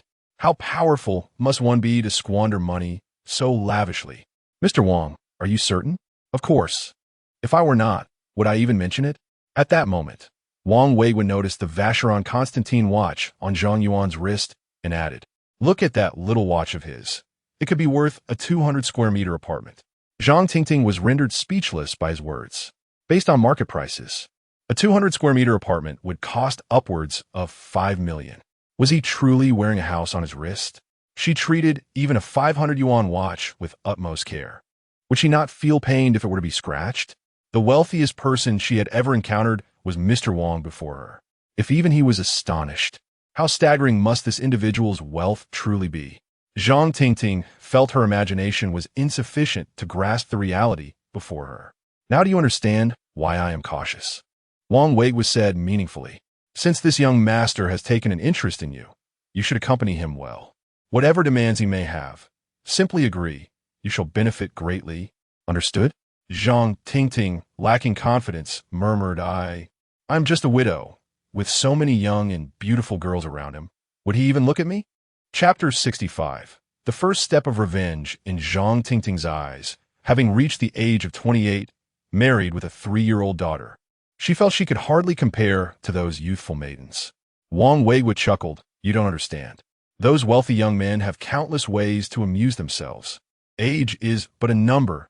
Even at 48, they might still be interested. The intricacies of high society are endless. Besides, you are remarkably beautiful. Unless one is a portrait hanging on the wall, they would undoubtedly be drawn to you. Zhang Tingting felt her worldview shaken. When did married individuals become more sought after than innocent young girls? Yet, given that it was the worldly Wang who spoke, it must hold some truth. She discreetly assessed Zhang Yuan once more. His physique and appearance were impeccable, exuding youth and vigor. In comparison to Wang Weiguo, he was like a celestial being against the mundane. Coupled with his mysterious background and astonishing wealth, if you were to take an interest in her, it would undoubtedly be the best outcome. Initially resistant to the notion of being kept, her apprehensions began to dissolve. Very well, I shall take the initiative when the time comes. Brother, I can only assist you so much, Wang Weiguo said with a sycophantic smile. hoping for a few kind words in return. Zhang Tingting numbly nodded. Wang Weigua then approached Zhang Yuan, adopting a lowly demeanor. Young man, if there's nothing pressing, I shall take my leave. At that moment, Zhang Yuan was preoccupied with Su Yun, who was eagerly inspecting a vehicle. Upon hearing Wang's words, he waved his hand dismissively. The rapid shift in Wang Weigua's attitude had not gone unnoticed. Zhang Yuan could sense something amiss. A car worth 20 million could indeed inspire endless fantasies. It must be said, money often proves to be quite effective. Though he despised such individuals, Wang had not committed any overt transgressions. It seemed unreasonable to retaliate over mere light jests. Just as Zhang Yuan intended to dismiss Wang and continue his examination of the villa, Su Yun interjected with a huff. Senior, you must help me seek justice. Zhang Yuan's anger flared instantly. Did Wang Weigua take advantage of Su Yun in his absence?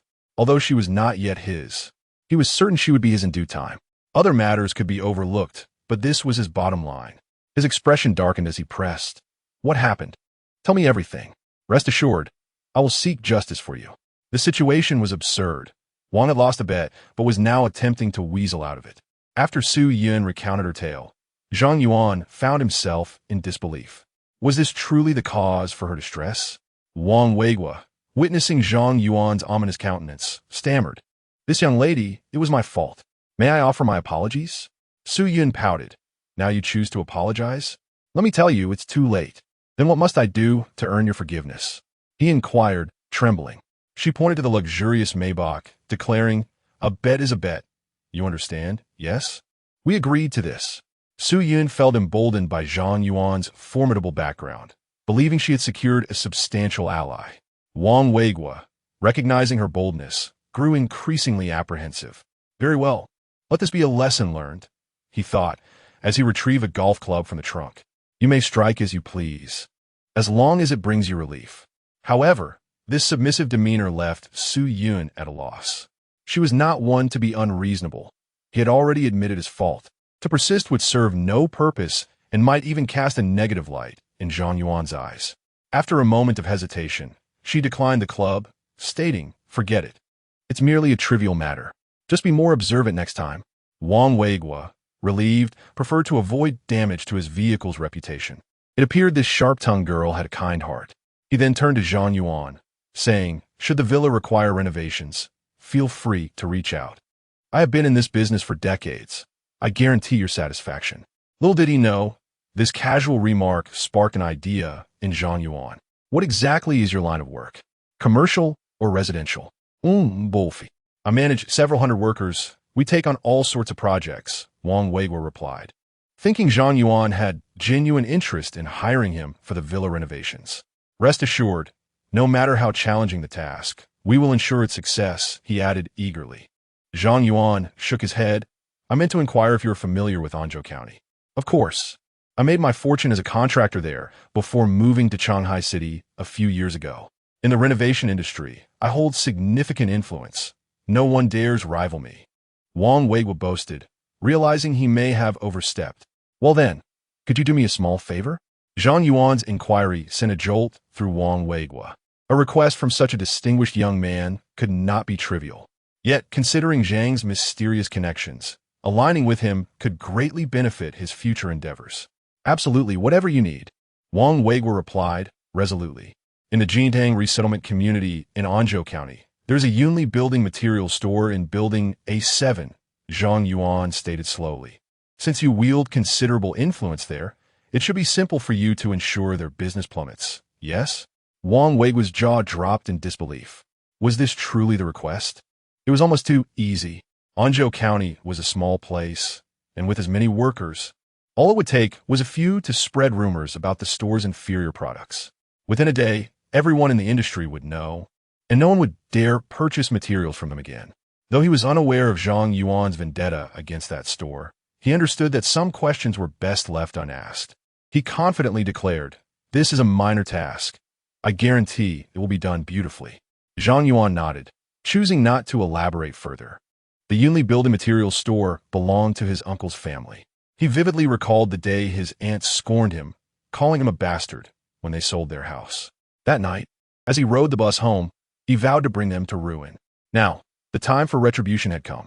He would meticulously orchestrate their downfall, step by step, until they were ensnared in an abyss. And that plump cousin of his, he should pay him a visit too. An 18-year-old boy introduced to the worldly pleasures ahead of time. Surely, his parents would thank him for it. How entertaining that would be. Chapter 66. What could be done? After explaining everything, Wang Weiguo hurriedly departed in his Maybach. It took little effort to secure a small favor from Zhang Yuan, which filled him with delight. At this moment, Zhang Yuan began to scrutinize the villa seriously. The villa spanned 3 floors above ground and 1 subterranean garage. There were courtyards both in front and behind, with the front yard covering approximately 200 square meters. The rear yard was slightly smaller, and the villa was enclosed by white walls, ensuring safety and privacy. As he approached the entrance, he noticed Zhang Tingting lost in thought. He asked, "Aren't you going to let us in to take a look? Did you forget the keys?" "I have them. I'm sorry, I was just distracted," Zhang Tingting replied, initially managing to maintain her composure. However, after Wang Weiguo's revelations, her mindset had subtly shifted. The realization that he harbored intentions toward her left her uncertain about their relationship.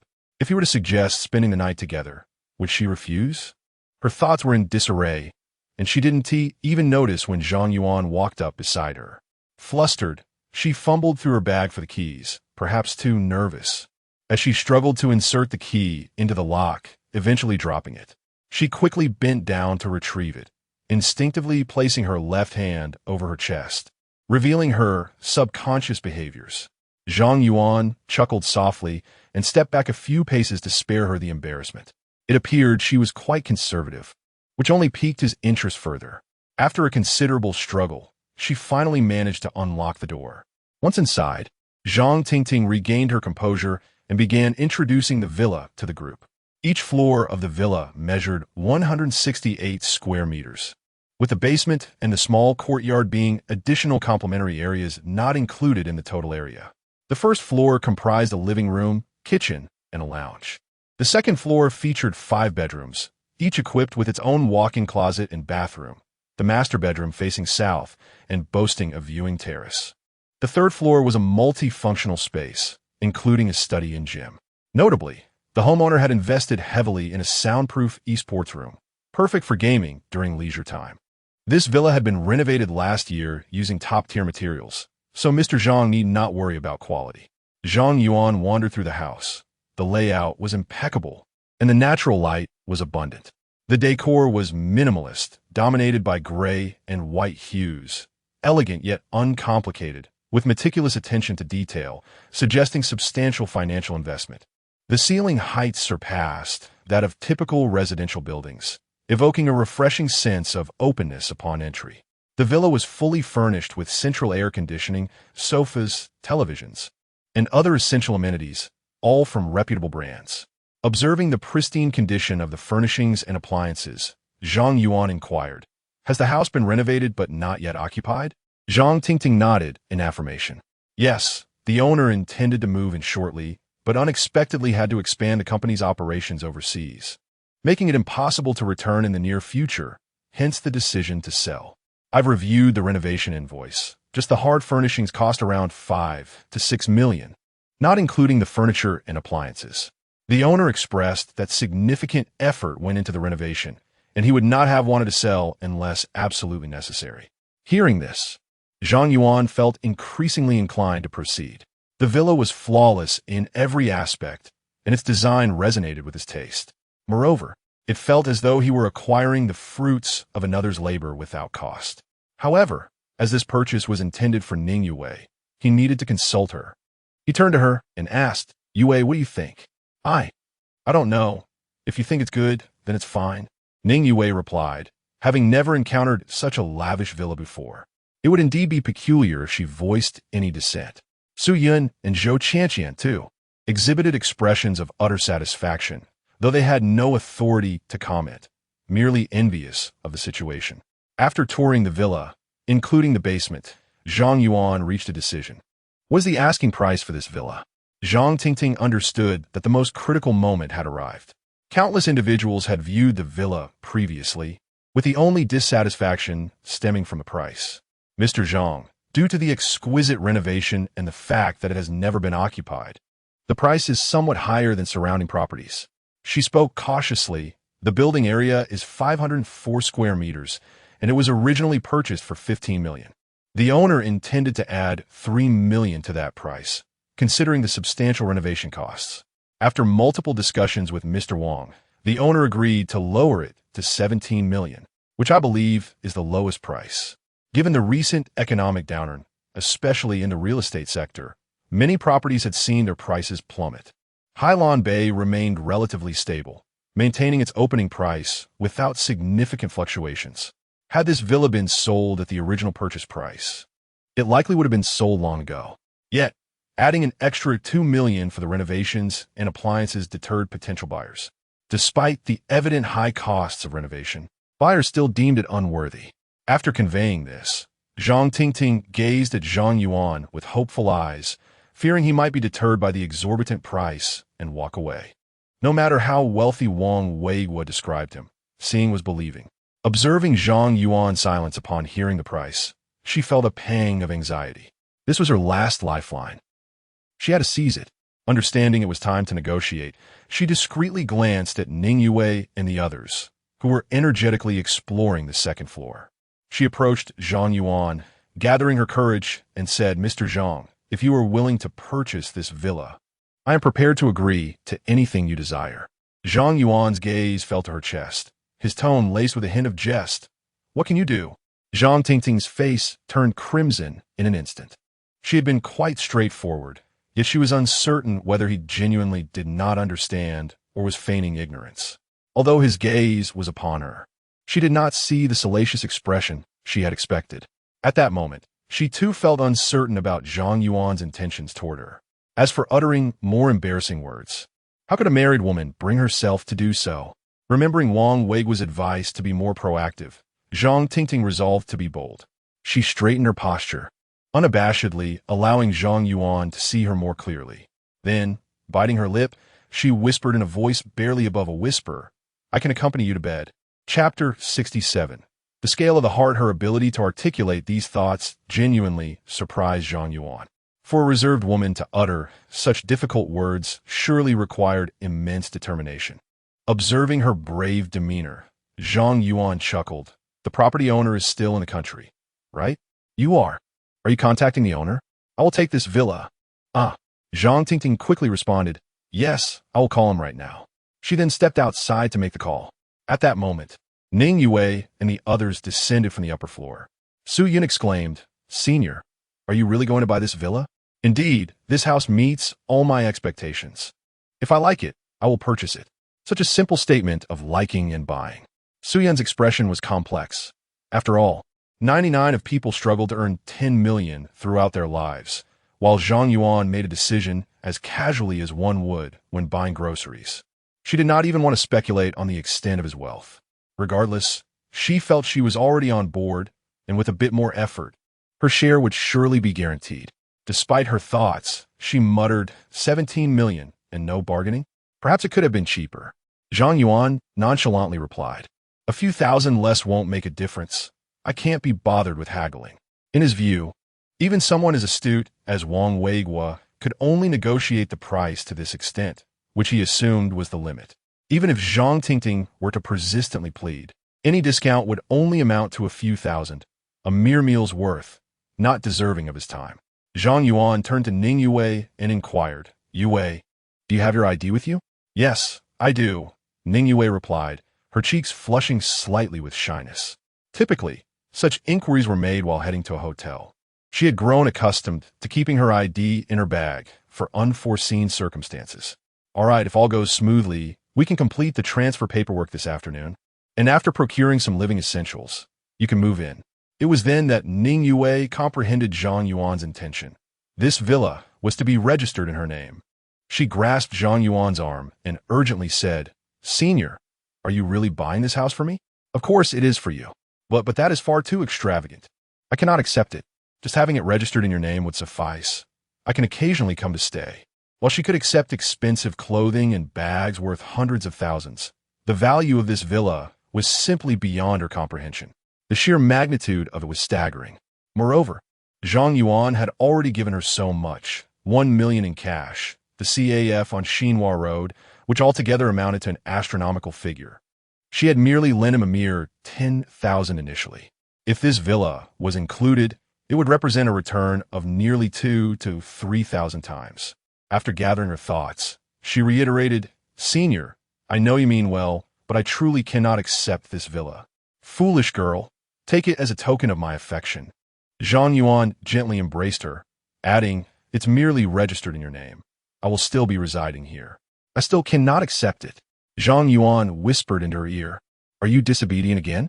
I might just have to spank you. Look at Su Yun and the others. They are all envious. If you refuse, I shall give it to them." This threat proved effective, and after a furtive glance, Ning Yue ultimately nodded. In truth, even if she adamantly refused, he would not transfer the villa to Su Yun. Each person possesses a scale within their heart. Ning Yue had stood by him during his most challenging times, lending him her hard-earned savings. Although that 10,000 may not have had a significant impact, the sentiment behind it was invaluable, priceless beyond measure. The same sentiment applied to Lu Shuiyo. The positions of these two women in his heart were irreplaceable. He could reward Su Yun, Zhang Tingting, or even Zhou Qianqian as deserved, but he would not extend the same unconditional kindness to anyone else as he did to Ning Yue. He would never stoop to the level of a sycophant, indiscriminately pleasing women or spending on them to activate a system. When Su Yun learned that Zhang Yuan intended to place the villa in Ning Yue's name, she felt a pang of envy. Yet, she knew her place and understood that her role was merely to admire. With a bright smile, she said to Ning Yue, when it's time to clean, "Remember to call me. I'm always available to help." "Sure, such a large place will indeed require your assistance," Ning Yue replied. A minute later, Zhang Tingting re-entered the room. "The owner is not far away and is on his way. He should arrive in about 10 to 20 minutes. Then let us wait. We shall complete the process today." Hearing this urgent declaration, Zhang Tingting couldn't help but entertain strange thoughts. Was the urgency due to the nearly 20 million villa? Within half an hour of entering, they had already settled the deal without even a hint of negotiation. It seemed to be connected to the exchange she had proposed. "Mr. Zhang, may I ask if you're opting for a full payment or a mortgage? I need to prepare the materials in advance." "Full payment." Zhang Tingting appeared somewhat numb, her heart devoid of any reaction. Quietly, she rummaged through her bag for the necessary documents, her thoughts drifting elsewhere. 15 minutes later, the owner arrived as promised. Since it was a full payment transaction, the process was remarkably straightforward. After signing the contract and completing the payment, they proceeded to the housing authority for the transfer. By the time this entire procedure was finalized, it was already evening. "Mr. Zhang, ladies, thank you for your support in my work. As a token of gratitude, may I treat you to a meal?" Zhang Yuan waved his hand. "No need. Meals can be had at any time. You've worked hard all afternoon. Please return home." "Well then, that's fine." Zhang Tingting smiled, pointing at her phone. "If you have any further questions, feel free to contact me." All right. After Zhang Tingting departed, he took Ning Yue and the others to a nearby restaurant for dinner. Shortly thereafter, they returned to the rental apartment. Although it seemed as if a great deal of time had passed, the arrival of 200 million in funds was merely a day prior. After spending the night in the presidential suite with Lu Shuiyo, Zhang Yuan could hardly endure the disheveled state of the rental apartment for even a night longer. However, this arduous chapter of his life was finally coming to an end. As he contemplated whether to book a hotel room, he suddenly realized he had forgotten something. Today's spending spree must have accumulated nearly 20 million, right? Upon accessing the system panel, the information displayed before him left him utterly astounded. Chapter 68. What exactly do you want, Tongzi? Why is there only a little over 10 million? Clearly, that villa was already valued at 17 million. Adding the hundreds of thousands spent on watches, clothes, and bags for Ning Yue, the total should far exceed this amount. Zhang Yuan immediately checked his messages and confirmed that his bank account indeed reflected a reduction of 17 million. The transfer was accurate. Could it be that the difference was consumed by Tongzi? Frowning deeply, he fell into contemplation. After a while, a realization dawned on him. The expenses from yesterday's S-class reunion amounted to 66,000 yuan, The watch gifted to Su Yun was 8,600. And a barbecue he treated Lu Shuyo to earlier was 158. The total of these three expenses was 74,758, coincidentally matching the figure displayed on the system panel. The remaining 10 million was solely attributed to Ning Yue. Thus, the answer became evident. There exists a consumption cap of 10 million for each woman. Anything beyond that does not count. Upon grasping this reality, Zhang Yuan felt an overwhelming urge to curse. Is there truly such a challenging system to activate in this world? 100 million is insufficient. He must spend on different women as well. Tongzi, what do you truly desire? At that moment, mechanical words resonated in his mind once again. First phase reward unlocking loading. Loading complete. Host gains the ability to view information about the opposite sex. Zhang Yuan was taken aback. What does this ability to view information about the opposite sex entail? Rubbing his eyes, he noticed no discernible changes before him. Just as he was puzzled, a message notification suddenly appeared on his phone. Zhang Tingting. Mr. Zhang, are you there? Seeing her WeChat icon, which depicted her in professional attire, an idea struck him. He clicked to enlarge the icon, silently wishing to view her information. A light blue screen promptly materialized. Name, Zhang Tingting. Age, 28. Height, 171 cm. Weight, 54 kilograms. Attractiveness, 93. Value, 99. The items above were easily comprehensible, but what did the value signify? He then noticed a line below explaining the value. A perfect score is 100, decreasing incrementally. Could it be the number of partners? With a value of 99 for Zhang Tingting, does this imply she has only experienced it once? However, he quickly dismissed this notion. A woman with a child could not possibly have had only one encounter. At this point, Zhang Yuan had a vague suspicion. Could it refer to the number of different men? Each encounter with a new man deducts a point. With this in mind, he glanced at the photo frame on the bedside table, featuring a solo shot of Lu Shuyo. After silently wishing to check her information again, the screen's content changed. Name, Lu Shuyo. Age, 25. Height, 168 cm. Weight, 49 kilograms. Attractiveness, 97. Value, 99. Upon seeing this information, Zhang Yuan sighed inwardly. After all, she was the reigning campus beauty of the financial university for 4 consecutive years. Her attractiveness was indeed remarkable. A score of 97 is undoubtedly at a ceiling level. It's unlikely to encounter someone of higher caliber in a lifetime. Yet her value was also 99, and he had only been intimate with her once last night. This makes sense if it's based on encounters, not frequency. However, this enigma could be easily unraveled with Ning Yue in the picture. Over the past month, he had been with her at least 5 or 6 times. Checking her information would clarify matters. Zhang Yuan scrolled through his phone gallery, only to find no photos of her. Checking Ning Yue's social media, he discovered her last post was from a year ago, with no selfies to be found. He decided to call her instead. Yue, could you send me a photo of yourself? Senior, what do you want it for? Just to look at when I can't sleep. Zhang Yuan, naturally, would not reveal the truth about the system. Such sweet talk might even please the girl. Upon hearing this, Ning Yue seemed delighted, her tone betraying a hint of shyness. If you miss me, I can come out to keep you company. All right, I'll find you later. Just send me a photo first. I want to see you now. Okay. After hanging up, Ning Yue quickly sent a picture. In the photo, her lips curled into a gentle smile, her delicate oval face devoid of makeup yet radiating charm. Her attractiveness score could not possibly be low. Name, Ning Yue. Age, 19. Height, 172 cm. Weight, 50 kilograms. Attractiveness, 96. Value, 99. Zhang Yuan scanned the screen, and upon seeing the impressive score of 96, he couldn't help but exclaim in admiration. It was nearly on par with Lu Shuyo's, just slightly inferior. The minuscule difference was undetectable to the naked eye. No wonder both had been crowned campus beauties. The judgment of the masses is indeed astute. The value of 99 further solidified Zhang Yuan's previous conjecture. It is indeed linked to the number of partners, not the frequency of encounters. As for the 10 million consumption cap for each woman, verifying it wouldn't be difficult. Aside from Ning Yue, He could conduct an experiment with any woman. Considering Lu Shuio had already been through an entire night of activities, he decided against calling her. The first person that came to mind was Su Yun. If she knew he wanted to meet, she would undoubtedly rush over. However, he was dismayed to discover he had not saved her contact information. The note he received was not lost, but remained in the glove compartment of his Palamara. To summon Su Yun, he would have to ask Ning Yue to relay the message.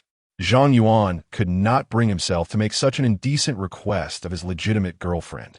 In an old residential complex in Longhai City, Zhang Tingting stared blankly at her phone. She was a woman of principles.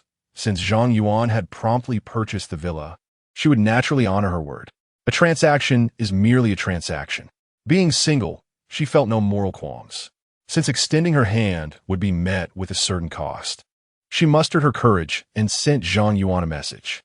However, half an hour passed without a reply. Zhang Tingting began to waver. What does this young master truly mean? Should she proceed or not? She could not possibly prepare the house and invite him over. After all, she had not changed her clothes or removed her makeup since returning, and she was still contemplating going out soon. Just as she was about to take a shower, her phone chimed. I have a sensitive stomach. Send me your location. I'll come pick you up. Chapter 69. Where do you want to go? Upon receiving this message, Zhang Tingting felt a jolt in her heart. Indeed, what was destined to happen would eventually come to pass. It was already 9 o'clock in the evening, and it was obvious to anyone that Zhang Yuan's intention to take her out at this hour was rather clear. Just then, her 3-year-old daughter ran over, sweetly asking, Mommy, will you sleep with me tonight? Zhang Tingting gently stroked her daughter's head, replying with affection, cursing, Mommy can't sleep with you tonight. I have to step out for a bit. Can you sleep with Grandpa and Grandma? The little girl, her face etched with disappointment, nodded understandingly. Okay, but you must promise to sleep with me tomorrow. Yes, I'll definitely accompany you tomorrow. After settling her daughter, she checked her makeup in the mirror, preparing to leave. In the living room, her mother inquired, Why are you going out so late? Well, a major client suddenly came to the company, and they need us salespeople to accompany them. Zhang Tingting was not one to lie, and even these half-truths came out stammeringly. Her mother, however, did not detect anything amiss and cautioned. It's really unsafe to ride night. Your company is unreasonable. Who makes people work this late? It's exhausting, and the pay isn't even that much. Zhang Tingting thought of the substantial commission she would soon receive and replied, Actually, the company is doing well. We just sold a property today, and in a few days, I'll receive a significant sum, which will allow me to take you for surgery. Her mother shook her head. This is just an old ailment of mine. It's nothing serious. No need to fuss over it. Tingting, don't blame your mother for being chatty, but while you're still young, you should find a man to settle down with. In just a couple of years, you'll be 30, and it will be hard to find someone. By the way, that little Chun from Building 5 seems to have asked you out a few times. What do you think? Have you agreed to meet him? Thinking that Zhang Yuan wouldn't arrive so soon, Zhang Tingting moved to the sofa. While giving her mother a back massage, she replied, He hasn't asked me out. Her mother, holding onto her shoulder, said earnestly, You're not being honest. That young man even sent someone to our house today, saying he wanted to see you. He mentioned he sent you several messages, and you Haven T replied. He wants to take you out for lunch tomorrow. Will you go or not? Zhang Tingting shook her head. I don't want to go. What can I say to you? Xiao Chun is 32, around your age. Although he is divorced. What about your situation? He has a more than 100 square meter apartment in the city, a car worth 300,000, and a stable job with a monthly income exceeding 20,000. With such conditions, he could easily find a girl of 18 or 19. He is more than suitable for you. The matchmaker even mentioned that he is willing to offer a dowry of 100,000 to marry you. And your father and I wouldn't take a cent. It would all go to you. The fact that he is willing to go this far speaks volumes about his sincerity. Remember, you're also a divorcee. Why not give it a try? Zhang Tingting fell into silence. She had contemplated finding another man, but she had yet to meet someone suitable. The Chen Gaoji her mother mentioned did not appeal to her at all. The few messages he sent had a rather frivolous tone. He often sent cheesy compliments that felt inappropriate for their level of acquaintance, giving her the impression that he lacked responsibility. Not blocking him altogether was already showing him some courtesy.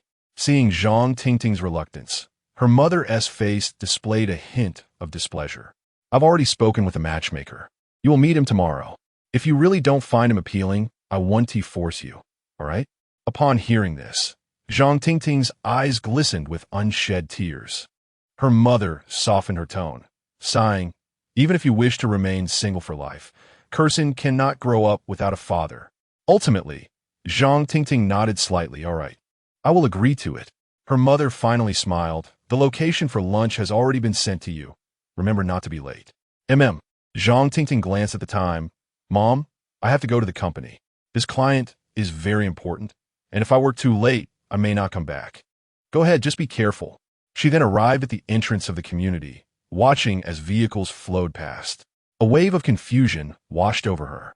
A young couple strolled by, hand in hand, their sweet demeanor eliciting a pang of sorrow in her heart as she thought of what lay ahead.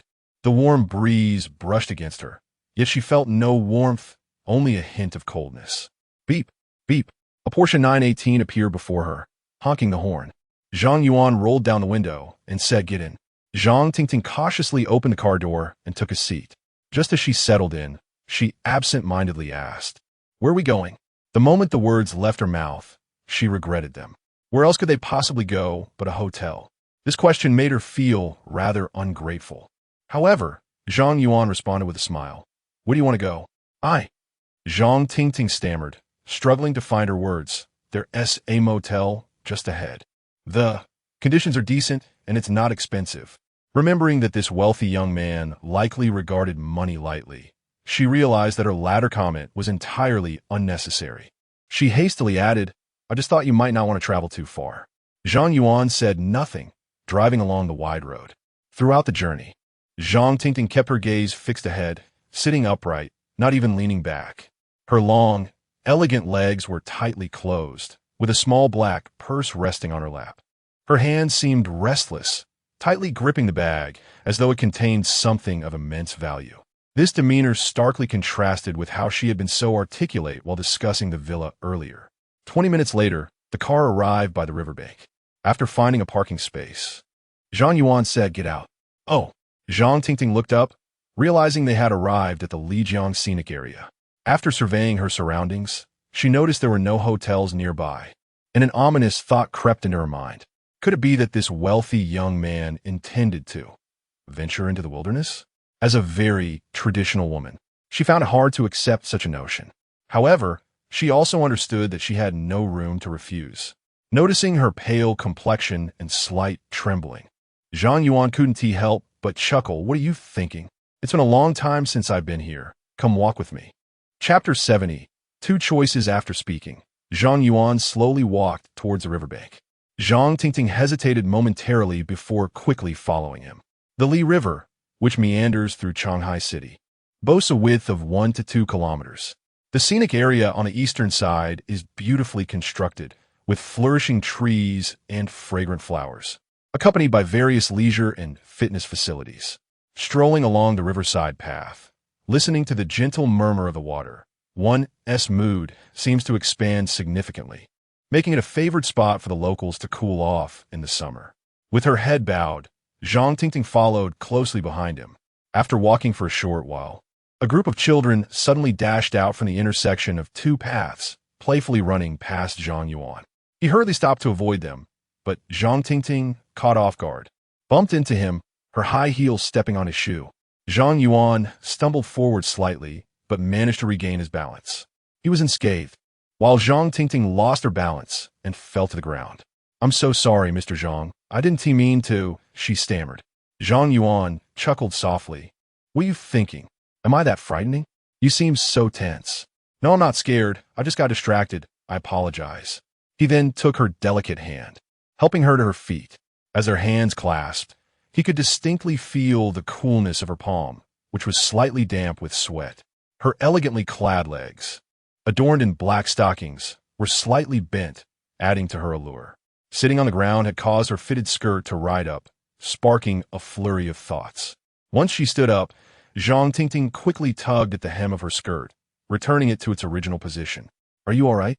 Can you walk?" "Yes, I'm fine. I should be able to walk slowly," she replied. Zhang Yuan took a few steps forward, then turned back to extend his hand toward her. "Take my hand." so you don't fall again. Oh. Without hesitation, Zhang Tingting grasped his hand, continuing to stroll towards the riverbank. Throughout this, her expression appeared calm, yet her trembling hand betrayed her inner feelings. Aside from her late husband, this was the first time she had held a man's hand. His rough yet sturdy palm instilled a profound sense of security within her, a feeling she had not experienced in far too long. Initially, she feared the judgmental gazes of onlookers as they walked hand in hand, feeling as if she were a married woman being led by another man in public, akin to an act of infidelity. However, she soon realized that she was overthinking it. The Lee River promenade was filled with couples holding hands.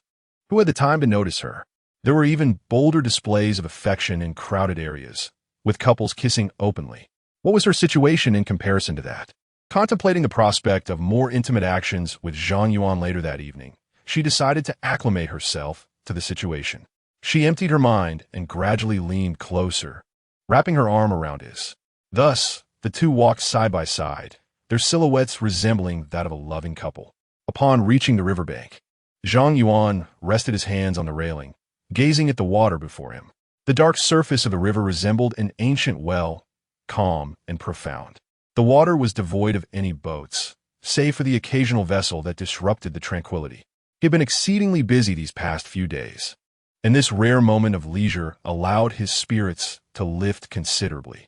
As he enjoyed the view, Zhang Tingting leaned her head gently against his shoulder, inching closer.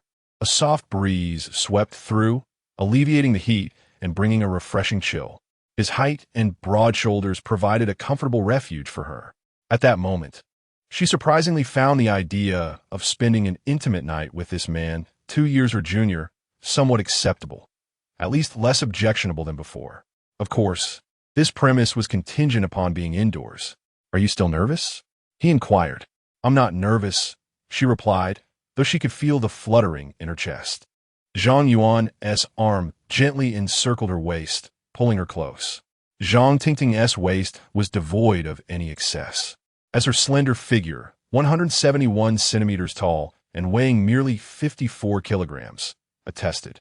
Even after having given birth, her physique remained enviable. When his hand first made contact, she noticeably trembled.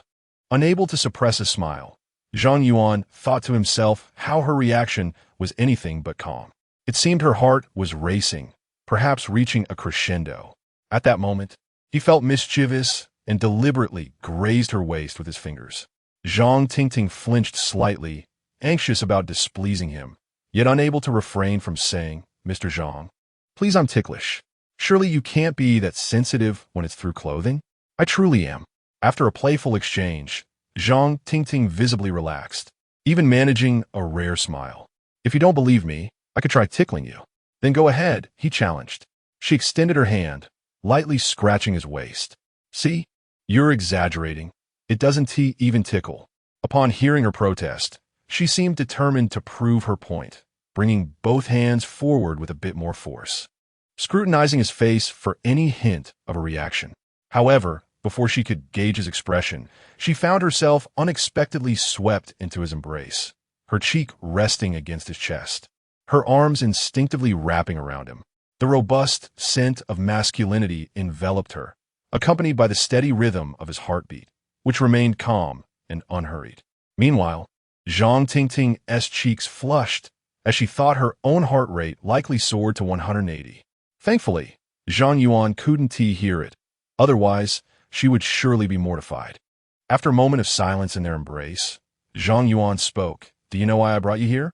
Zhang Tingting shook her head, harboring suspicions, but not daring to voice them. Gazing directly into her eyes, he continued, "You must not have seen the night scenery in quite some time." His words sent her spiraling into memories. Over the past year, the pressures of life had consumed her, leaving little room for personal enjoyment. Rising early and toiling late for meager wages, her life as a salesperson lacked fixed holidays. Even on the rare occasion she had a day off, it was filled to the brim with obligations. Upon returning home, she was burdened with the care of her family, and the mundane chores seemed never-ending. By the time she tidied up everything, the night would have settled in, leaving no opportunity for leisurely outings. After a pause, Zhang Yuan spoke again. I dislike forcing anyone into uncomfortable situations. Now, I present you with two choices. Chapter 71. Sealing a major deal. Upon hearing this, Zhang Tingting's beautiful eyes narrowed. Her gaze fixed intently upon him. Firstly, if you wish to sever ties with me, you may leave at this very moment. As for the villa purchased this afternoon, it is already acquired, and I will not retract my commitment to you. Before she could finish her sentence, Zhang Tingting hastily shook her head. However, this was an agreement I made from the outset. Though I am a woman, I would never engage in deceitful conduct. You may have consented, but I have never made any promises. Concerning the commission, regardless of the amount, it is rightfully yours, for you have rendered the necessary service. Thus you owe me nothing. Zhang Tingting pondered over these words, her expression growing increasingly intricate. Indeed, he had never once alluded to any demands for intimacy. All such notions had arisen from her own imagination. Could it be that he had never harbored such intentions, and it was merely her one-sided yearning? Reflecting on the flamboyant young women around her, Zhang Tingting suddenly came to a realization. A hint of bitterness crossed her lips as she asked, "Is it that you disdain me for having been married?" Zhang Yuan chuckled, gesturing for her to come closer. "If I were to disdain you, would I exert myself to bring you along? Or do you believe that aside from you, no other woman would choose to accompany me?" This statement rendered her somewhat uncomfortable. The array of his previous actions indicated that this gentleman certainly harbored an interest in her. A flicker of irritation crossed her mind as she chastised herself for speaking without contemplation. Purchasing a property was merely a customary transaction. I desired it and therefore acquired it, with no ulterior motives. To leverage it to coerce you into actions you would rather avoid is far beneath my dignity. Do you comprehend this? Zhang Tingting nodded slightly. All afternoon, she had been engulfed in worry, and even upon returning home, her mind remained restless. Yet, she ultimately recognized that her anxieties were unfounded. At this juncture, she understood. Although this wealthy gentleman possessed both fortune and power, he was utterly distinct from Wang Weigua, who had also set his sights on her. Had she heard these words prior, she would have been filled with elation. To obtain a commission exceeding 100,000 without any cost was akin to discovering a hidden treasure. However, now she found herself reluctant to depart. "May I hear the second option?" "The second option is to become my woman, for which I shall provide you with a monthly allowance of 50,000. Should you require funds urgently, I can even pay you a year's worth in advance." Upon hearing the figure of 50,000, Zhang Tingting's eyes sparkled. This amount was exceedingly generous. 60,000 a year. A 20-year-old girl from her company was also being kept by a wealthy man, receiving less than 20,000 a month. Yet, she was blissfully unaware of her good fortune, only attending to her benefactor a few times a month while enjoying her freedom. However, recalling the peculiarities of some affluent young men dimmed her expression, and she hesitantly inquired, "Are there any additional conditions?" "None," he replied. "As long as I contact you, you simply need to come forth. Rest assured, I am a normal man, not some deviant." Zhang Yuan added one more thing, and I must be frank. Once an agreement is reached, you are not permitted to seek other men. Not even once. I possess a strong sense of possessiveness. In that moment, Zhang Yuan realized that the system's ability to access information was indeed a remarkable asset. It would be a simple matter to discern if his lover strayed. He would never need to worry about infidelity. This was rather clever, anticipating that his women would multiply, thus facilitating management. Zhang Tingting's face flushed with anger. "I am not as unworthy as you imply. Should I agree to your terms, I shall remain steadfastly devoted to you for life."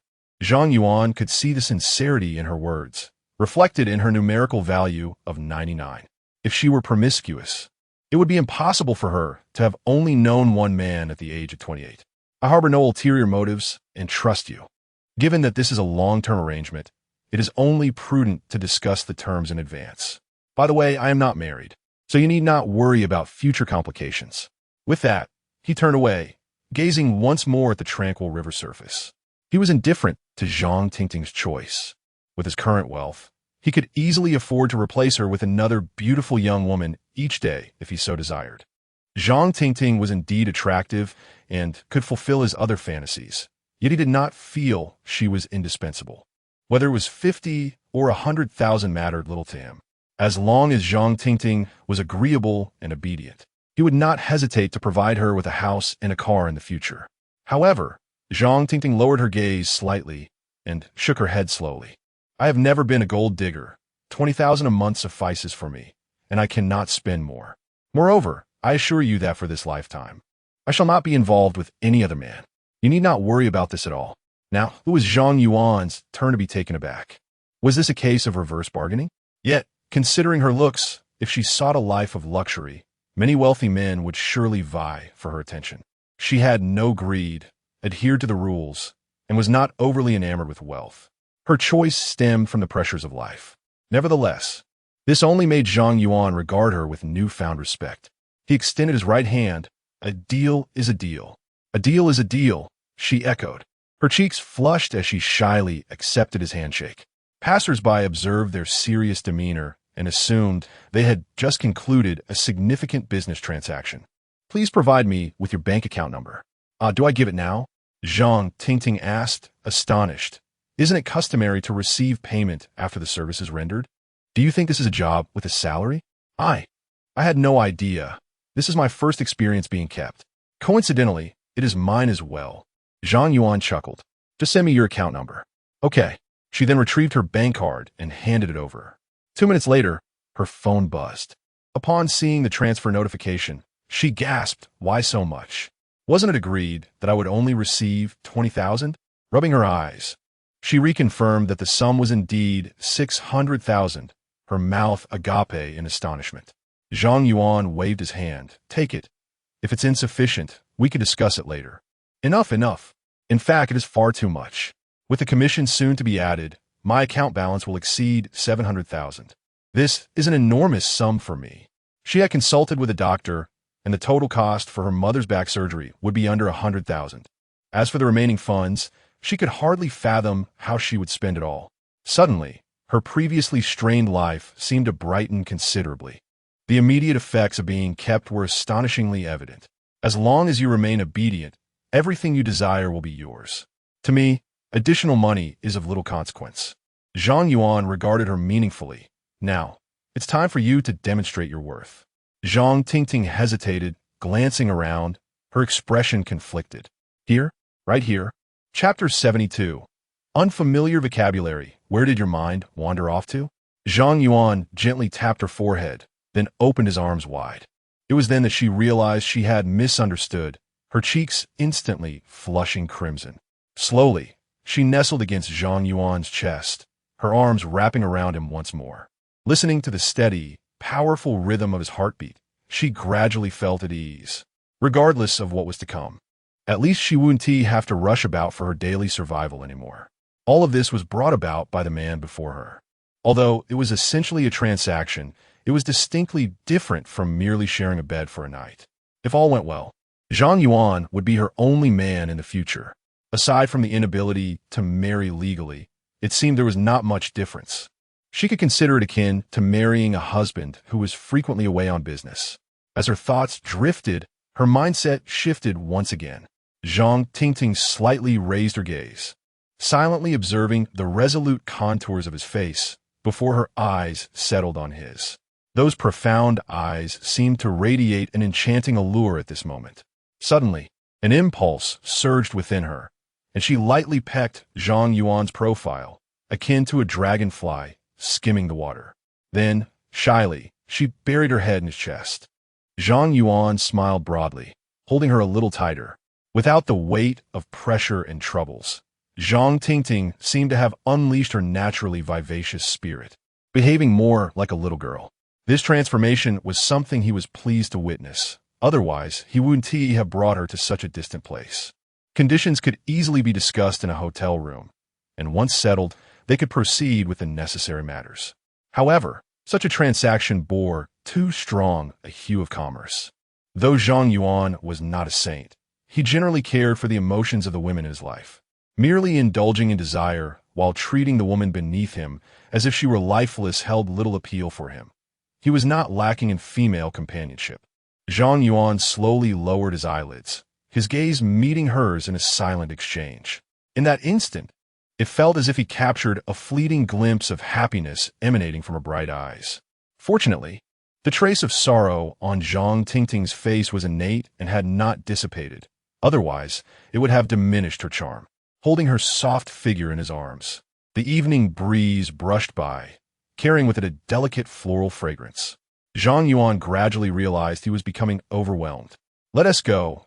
We should change locations. Zhang Tingting understood instinctively where they were headed and no longer asked foolish questions as she had before. She allowed him to take her hand and return to the car. This time, she was markedly different from when they had arrived. She appeared much more relaxed, sitting casually and even initiating conversation. Mr. Zhang, does this car really cost 20 million?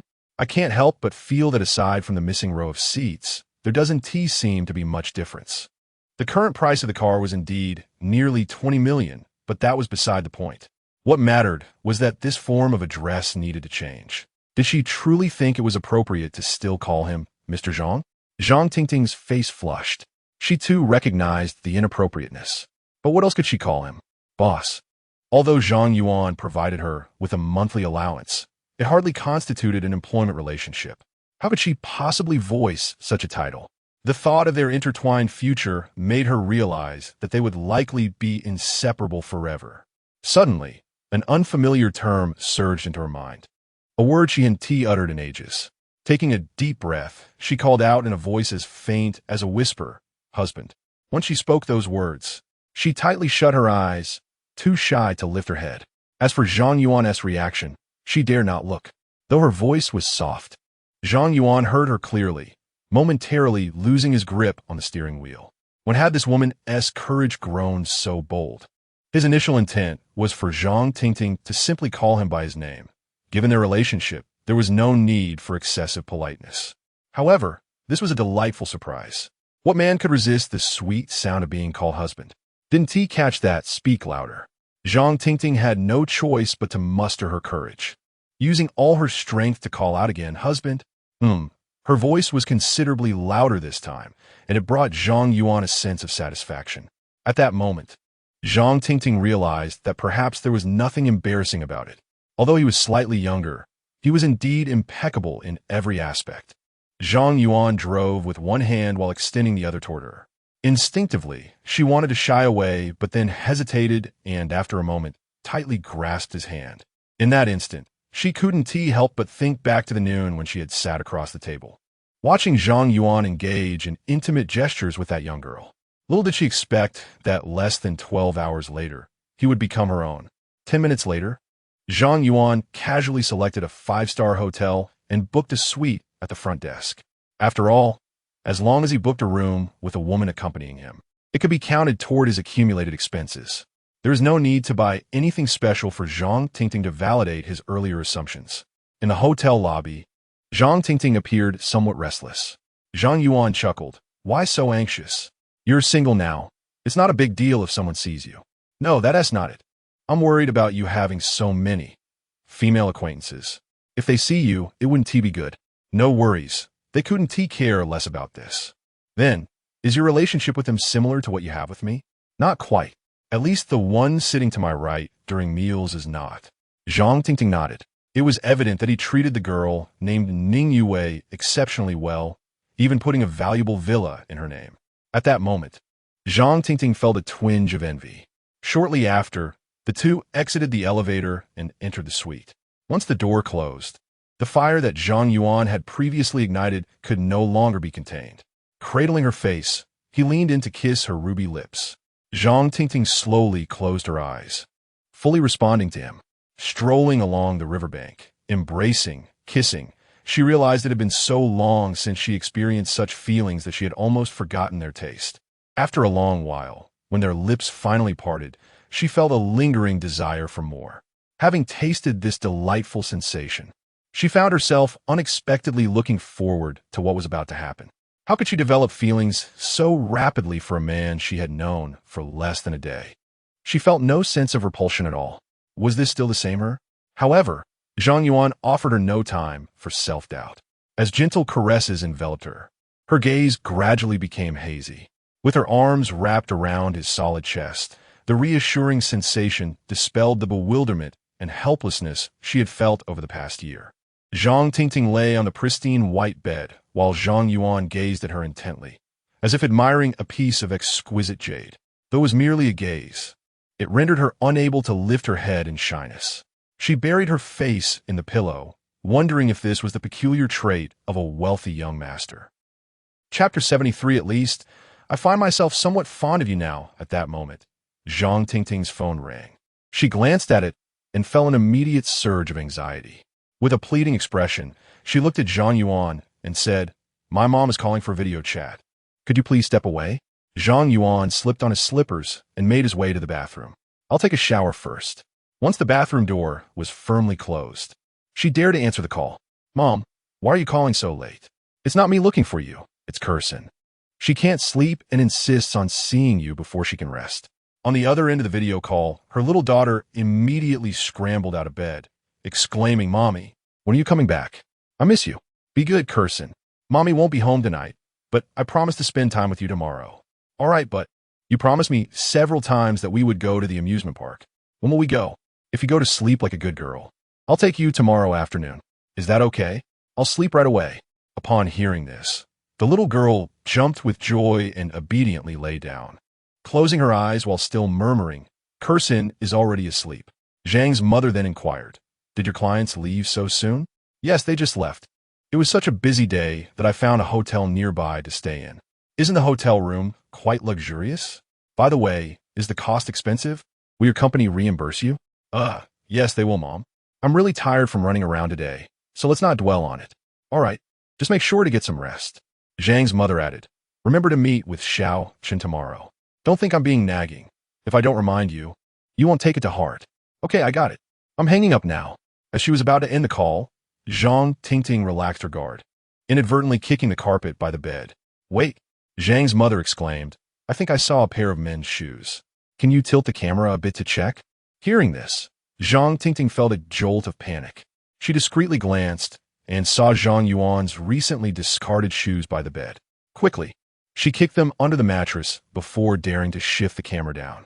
"There are no men's shoes here. You must be mistaken." "Oh, I suppose so. My eyes aren't what they used to be." "All right, you should rest now." It was only when the phone screen locked that Zhang Tingting let out a long sigh of relief. She had almost been exposed.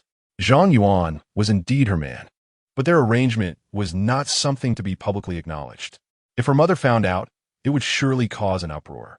Thinking of the ample time she would have to spend with her daughter and family in the future, a knowing smile spread across her face. Life would surely shift towards a more beautiful direction, largely thanks to Zhang Yuan. Without him, everything would revert to its former state. Through the frosted glass of the bathroom, she could still discern a blurred figure inside. Zhang Tingting knew she could not hesitate any longer. An hour later, Zhang Yuan asked, "That was your daughter calling, wasn't it?" "Yes," Zhang Tingting replied with a hint of apology. "I'm sorry. I promised to settle my family matters before coming out again, ensuring this one and oppose happen in the future." Zhang Yuan toyed with her silky hair, unsure of what to say. Her humble demeanor tugged at his heartstrings. It was her initial vulnerability, waiting on the roadside for him, that had compelled him to take her for a stroll by the river. That forlorn and helpless look reminded him of his own past. "Do you really think this is just a job? Are you afraid I might cause you trouble as your boss?" "I didn't mean that. It's just... Zhang Tingting stammered, unable to articulate her thoughts. But Zhang Yuan could guess her worries. She was merely concerned that he might not care for her daughter and that he might be displeased. "What did you initially call me?" "Mr. Zhang," she replied, but then hesitated and said, "Husband." Zhang Yuan embraced her gently, saying, "Now that's more like it. While our relationship may be transactional, it does not imply a lack of affection. As long as you are willing to invest your true feelings and genuinely regard me as your husband, rather than merely uttering the words. How could you possibly think I would view you as a dispensable tool? I am not a heartless person and wish for my woman to be happy. Therefore, you need not be constantly on edge, fearing my displeasure. As long as you do not act irrationally, I can understand. Do you understand?" Zhang Tingting nestled closely against him, softly weeping. Her tears quickly dampened his chest. After all, he could have simply walked away. Yet, he chose to speak to her in such a manner. She was merely a pampered canary, a pitiful plaything. Whether she felt joy or sorrow was of no consequence to him. Yet, his words made Zhang Tingting feel as though things were not so one-dimensional. It turned out he cared about her feelings. Zhang Yuan wiped the tears from her cheeks and smiled. Of course, it may be too early to say this, but I do find myself somewhat fond of you now. Zhang Tingting's eyes sparkled as she softly called out, "Husband." The sincerity in her voice was far more profound than before. "What is your daughter's name? I'd like to know." Hearing Zhang Yuan inquire about her daughter filled Zhang Tingting with an inexplicable joy.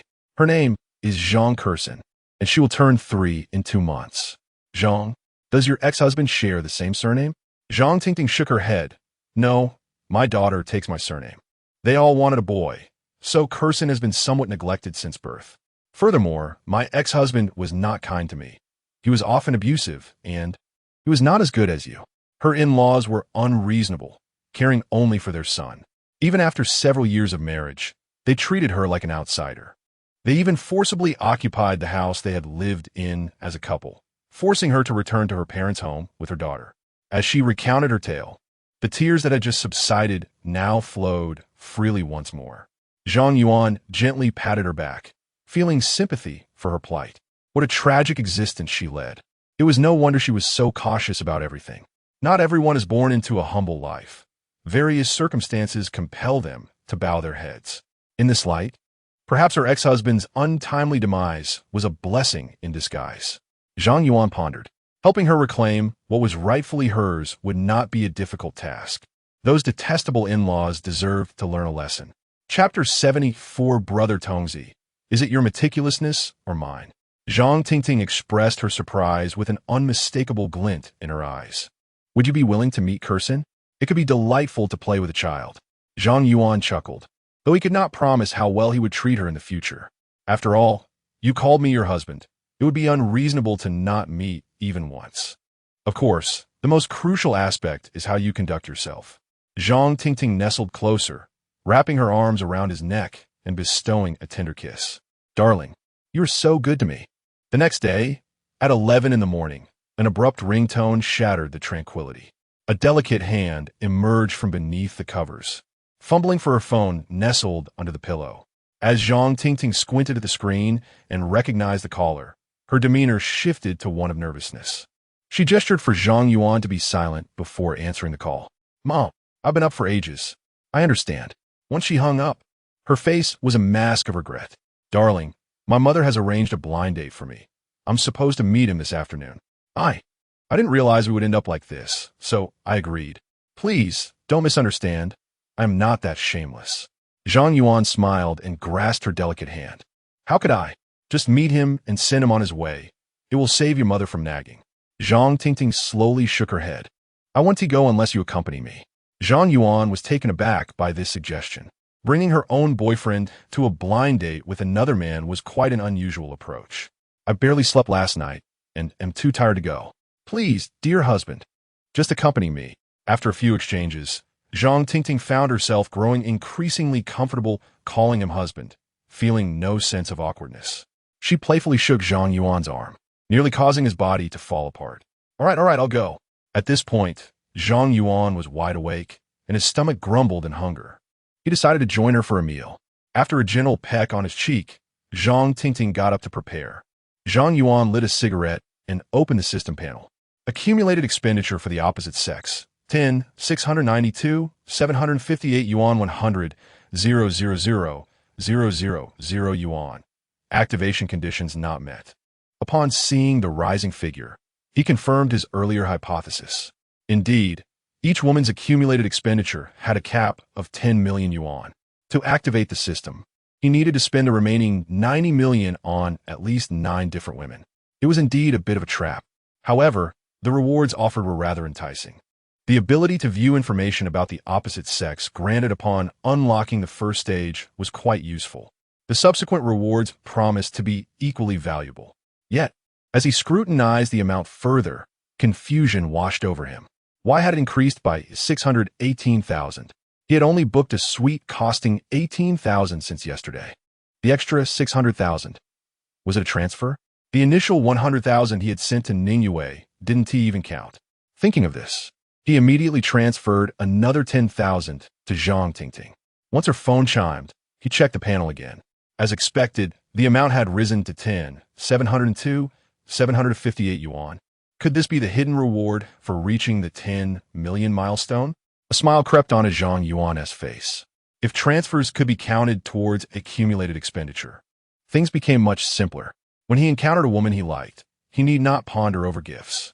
He could simply send money her way and let her spend it as she pleased, saving him considerable effort. At that moment, a bold thought struck him. If transfers counted as expenditure, wouldn't there be a monumental loophole? In less than a day, not only could he unlock the second stage, but potentially the third stage rewards as well, effectively activating the entire system. He quickly retrieved his phone, pulled up a bank account number, and initiated a substantial transfer. 2 minutes later, a message notification chimed. Shui Luo Yuan Fong. Why did you transfer me 10 million? Because I was worried you might run out of money. So I thought I'd help. After sending this message, Zhang Yuan eagerly checked the system panel again. The results did not disappoint him. Accumulated expenditure for the opposite sex, 20, 636, 600 yuan 100, 000, 000 yuan. Activation conditions not met. This figure aligned correctly. After deducting the more than 60,000 spent on Lu Shuiyo, she too had reached the 10 million cap. However, the anticipated second stage reward did not materialize. It remained unclear how many additional rewards could be attained before fully activating the system. Nevertheless, this was inconsequential. The condition to accumulate 100 million yuan would soon be met. All he needed was to find 8 more women, prearranged to transfer 10 million each, and subsequently retrieve the funds. Wouldn't that be a freebie? Brother Tongzi, you're quite lax. How could you leave such a loophole unaddressed? Activating the system isn't that difficult. Theoretically, with an initial fund of 20 million, complete activation was attainable. Spend 10 million genuinely to unlock the first stage rewards, and thereafter, he could enjoy the benefits for free. The 100 million yuan requirement was merely a ruse. Just then, Zhang Yuan received 2 messages. One was from Lu Shuiyo, and the other was a notification about the bank transfer. Shui Luo Yuan Fong. I don't want it. I have so much money now that even my father is envious. But it's all yours. No one else can have it. I'm just concerned about your finances. Checking the bank notification, he discovered that Lu Shuiyo had returned the 10 million and added an additional 90 million. Zhang Yuan's bank account, arranged by Lu Shuiyo, was of the highest caliber. Even such frequent large transfers were seamless, almost instantaneous. As long as the funds did not flow abroad, no one would investigate them. After reading the messages, he shook his head in disbelief. This girl was truly generous. Was this what they called a tenfold return? Yet this maneuver suited his purposes perfectly. Once Lu Shuiyo returned a recent transfer, he could test if the loophole would succeed. However, as he eagerly gazed at the panel once more, he was left speechless. Accumulated expenditure for the opposite sex, 10, 702, 758 yuan 100, 000, 000 yuan. Activation conditions not met. Why had it regressed? It was evident that the recent round of operations had been entirely futile. At this point, Zhang Yuan could not help but admire the system. Brother Tongzi, is it your meticulousness or mine? Chapter 75. How wonderful it would be to spend a lifetime like this with him. Zhang Yuan found himself at a loss. He transferred another 10 million to Lu Shuiyo, repeatedly urging her not to return it. He aimed to maintain the cumulative expenditure at 636, 600 yuan. Though it bore little practical significance, at least it did not seem so unattainable anymore. After all, he had accomplished 1/5 of his goal. He felt justified in accepting the additional 90 million from Lu Shuiyo. Now that she was his woman, there was no longer a need for the politeness of the past. What was wrong with enjoying the fruits of her labor? As for the remaining 80 million, he still had to adhere to the original plan and take it slow. The only individuals he could trust unconditionally were Ning Yue and Lu Shuiyo. Even though he had recently developed an intimate relationship with Zhang Tingting, he would not transfer 1 million to her card. Human hearts are inscrutable, and no one could predict how things would unfold in the future. Although he could see that Zhang Tingting was a devoted and good woman, he still needed to maintain a degree of caution. Perhaps he would consider transferring funds later, but certainly not now. Since the system had no bugs, there was no urgency to activate anything.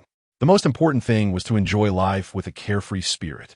He gazed at Zhang Tingting, who was washing up, and silently willed himself to check her information. A pale blue light screen appeared before him. Name, Zhang Tingting.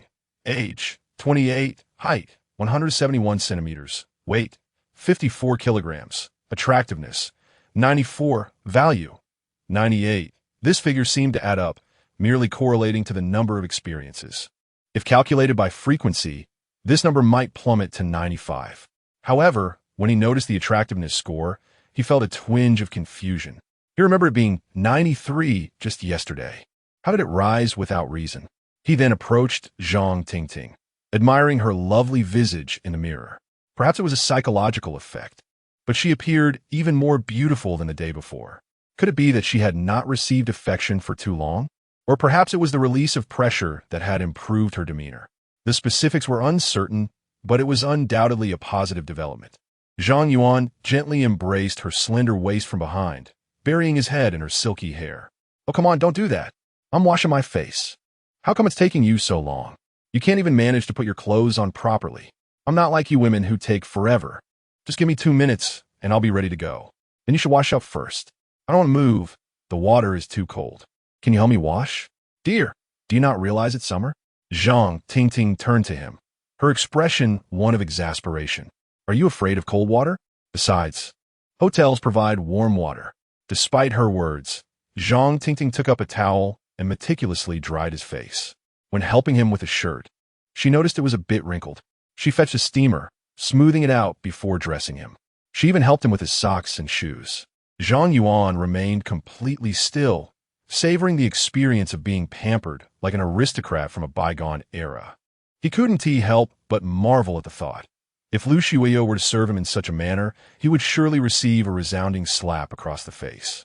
As for Ning Yue, while she would not refuse, she could never perform as well. Unbeknownst to him, Zhang Tingting was equally delighted. Engaging in these mundane tasks did not vex her. Rather, she found a sense of domestic bliss that she had long yearned for. Half an hour later, as they prepared to leave, Zhang Tingting glanced at her phone and noticed an additional 10,000 in her bank account. Why did you transfer me more money? This is really more than enough. I was quite pleased with your performance just now, so consider it a reward. Zhang Tingting rolled her eyes. Do you think I can't tell the time? You transferred it half an hour ago. Her cheeks flushed slightly as she added. It's more like a reward for last night. Zhang Yuan chuckled. Think of it however you like. I simply transferred it. You can keep it. Zhang Tingting pondered deeply. She finally grasped the essence of what Wang Weigua had said yesterday. As long as she served these wealthy young masters well, benefits would surely follow. A mere 10,000 yuan might not seem significant to her now, but previously, during a poor performance, it would have taken a month of hard work, rising early and staying late to earn just 3,000 to 5,000. And here Zhang Yuan, in high spirits, had casually bestowed it upon her, even eschewing a thank you. She linked her arm with his, sweetly saying, "Let us go, darling." After checking out their hotel, they arrived at the parking lot, standing before the Porsche 918. Zhang Yuan asked, "Where shall we dine?" "I haven't looked yet," she replied, opening WeChat to check the location. "It's quite far, and the city is congested. It'll probably take 30 to 40 minutes. If you don't want to go, we could just grab something quick. Can you drive?" Zhang Tingting nodded hesitantly. "I can, but I haven't driven in years." Yawning, Zhang Yuan handed her the car keys. "Then you drive. I'll take a nap in the car." Reluctantly, she accepted the keys, but after settling into the driver's seat, she hesitated, her voice barely above a whisper. "Darling, maybe you should drive instead. This car is too powerful. I'm afraid I might accidentally crash it. If you do crash, it's no big deal. It can be repaired. Besides, as a novice, how fast can you really drive? You won't cause a major accident." Zhang Yuan patted her hand reassuringly. "Once you hit the road, you'll find this car has absolute road authority. It's easier to handle than you think." With his encouragement, Zhang Tingting finally started the car, cautiously pulling out of the parking lot. Once on the spacious road, she gradually became accustomed to the handling of the 918, finding it much easier to drive. The other vehicles seemed to intentionally yield to her. Not only did no one cut in front of her, But even at traffic lights, no one rushed her when she started late. In the rearview mirror, the cars behind maintained their distance, as if fearing a collision. At that moment, she understood the meaning of road authority. The allure of wealth truly could be experienced in myriad ways. She glanced sideways to see Zhang Yuan comfortably asleep in his seat, softly snoring. This triggered a memory from long ago. She had been driving, but her ex-husband occupied the passenger seat. He drove a car worth less than $300,000, yet he treated it with more reverence than she did, fearing every little bump. Even crossing a speed bump would elicit a barrage of criticism. After that, she resolved never to drive again, preferring to ride an electric bike wherever she went. In stark contrast, Zhang Yuan, upon entering the car, had uttered not a single unnecessary word. And to think this car was worth $20 million, did he truly trust her that much? Zhang Tingting was a woman easily satisfied. Even this simple act of trust filled her with a gentle sense of happiness. The disparity between people was indeed vast. Her memories of her emotionally distant ex-husband began to fade, replaced by thoughts of Zhang Yuan. If only it could be this way for a lifetime. Chapter 76. You are unmarried, and I am unmarried. Why not let the sun and moon depend on each other? 40 minutes later, Zhang Yuan was awakened by the sound of a ringing phone. Yue, what is the matter? Senior, I have no classes this afternoon. I've arranged with a few classmates from the dormitory to clean the villa and purchase some daily necessities. On the other end of the line, Ning Yue said shyly, Is there anything you would like me to bring? I don't need anything. As soon as Zhang Yuan finished speaking, he realized, listening to her bashful tone, he suspected she wanted to ask if he would come to stay over that night, but was too shy to ask directly. He continued, just by the usual daily necessities. And by the way, give me a few sets of clothes. Don't forget the underwear. I certainly don't want to be caught unprepared. Sure enough, Ning Yue's tone brightened considerably after hearing this. Oh, then where will you be staying? I can help put your things away in advance. Wherever you stay, I will stay too. What? Do you wish to separate rooms? No, I want to choose the room on the second floor with the terrace as the master bedroom, all right? That's fine. Don't bother cleaning yourself. It would be much quicker to hire some maids to tidy up. You just need to focus on buying things and choose the more expensive options. By the way, do you have enough money? I could transfer you some more. Hearing that Zhang Yuan was willing to transfer more money, Ning Yue hurriedly replied, I have enough, senior. The 1 million you gave me last time, I hardly spent any of it. Zhang Yuan chuckled, I need to buy clothes and shoes, and you'll need some too. Let me transfer you another 1 million. Let me know if it's still not enough. After hanging up, Zhang Yuan promptly transferred the money. Although Ning Yue had a spending limit with the system, in his heart, there were no such restrictions. Setting down his phone, Zhang Yuan muttered, How long has it been? She should be arriving soon. This blind date of yours really insists on meeting at such a distant location for a meal. In truth, the dining location was not far from his home. It was just that they had traveled too far the previous night. Zhang Yuan felt awkward, recalling how they had first gone to the riverside and then spent another 20 minutes reaching the hotel. The distance was essentially a straight line, which only led them further away from her home. A few minutes later, Zhang Tingting parked the car by the roadside. Darling, we've arrived. Yes, the drive was smooth. Well done. Although Zhang Yuan praised her, he leaned in closer, exposing his profile. Zhang Tingting understood and gently pecked his cheek. This was not praise for herself. It was clearly for him. Yet, the more she did so, the stronger her sense of happiness grew. After getting out of the car, she instinctively linked her arm with Zhang Yuan's as they walked towards the restaurant. Wait, should we just walk in like this? What if your blind date sees us? Who knows what they would say behind your back? It doesn't matter. I'm just here to send him away. I want him to know I have a husband, and that should deter him. Even though you just established a relationship with me last night, others don't know that. They might think you're a woman of questionable character, clearly with a man, yet still seeking a blind date. Isn't that playing with feelings? Zhang Tingting protested softly. As long as you know it's fine. I don't care what others think of me. Zhang Yuan tapped her on the forehead. You might think it's fine, but what about your parents? Do you think they wouldn't care about these rumors? She pondered for a moment and nodded. Yes, I didn't consider that. Then her eyes glistened slightly with unshed tears as she said, Darling, I'm beginning to understand what you said yesterday is true. The only person who can empathize with me, aside from my parents, is you. Zhang Yuan gently caressed her face. Of course. Who told you to call me darling? After a moment, she steadied her emotions and said, Then can I trouble you to pretend to be my ordinary friend? I'll just go in and say a few words to that person and leave. I only need to fulfill my mom's request. All right, actually, I'll wait in the car. Before Zhang Yuan could finish, she hurriedly interrupted. No, you promised to accompany me. Seeing her cautious demeanor, Zhang Yuan couldn't help but chuckle. Was she so afraid of misunderstandings? There was truly no need for such caution. If one couldn't even speak a few words with a stranger, how would they communicate with others in the future? However, this also reflected how significant he had become in her heart. Fine, once we send him away, we can enjoy a good meal. I'm starving.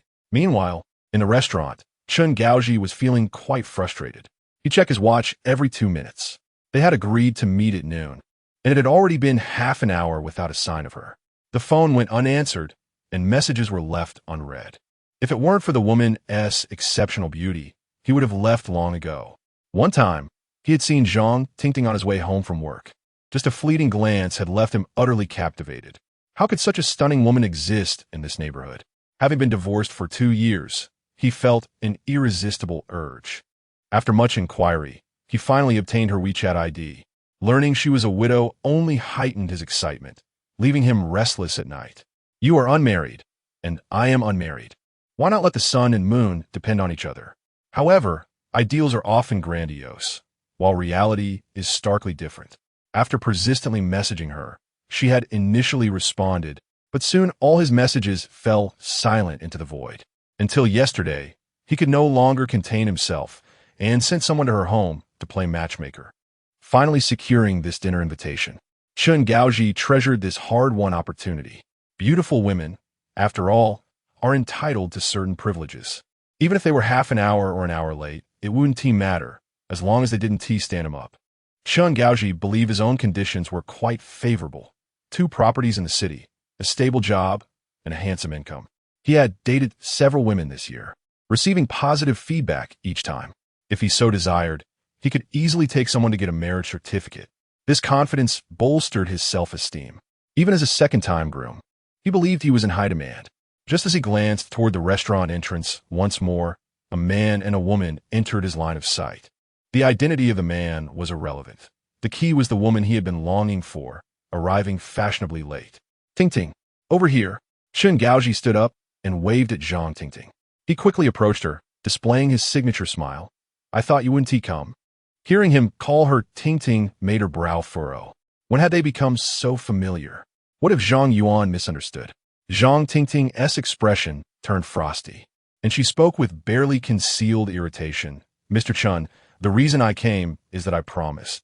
However, she was interrupted by Chen Gaoji, who said, Whatever the reason, it's fine. You're here now. Let us sit down. The food is getting cold. We can chat while we eat. Chapter 77, The Pretty Boy. I've endured you for long enough. Noticing that Zhang Tingting showed no intention of taking a seat, Chen Gaoji reiterated, Come on, I've ordered a whole table of dishes. They've just arrived.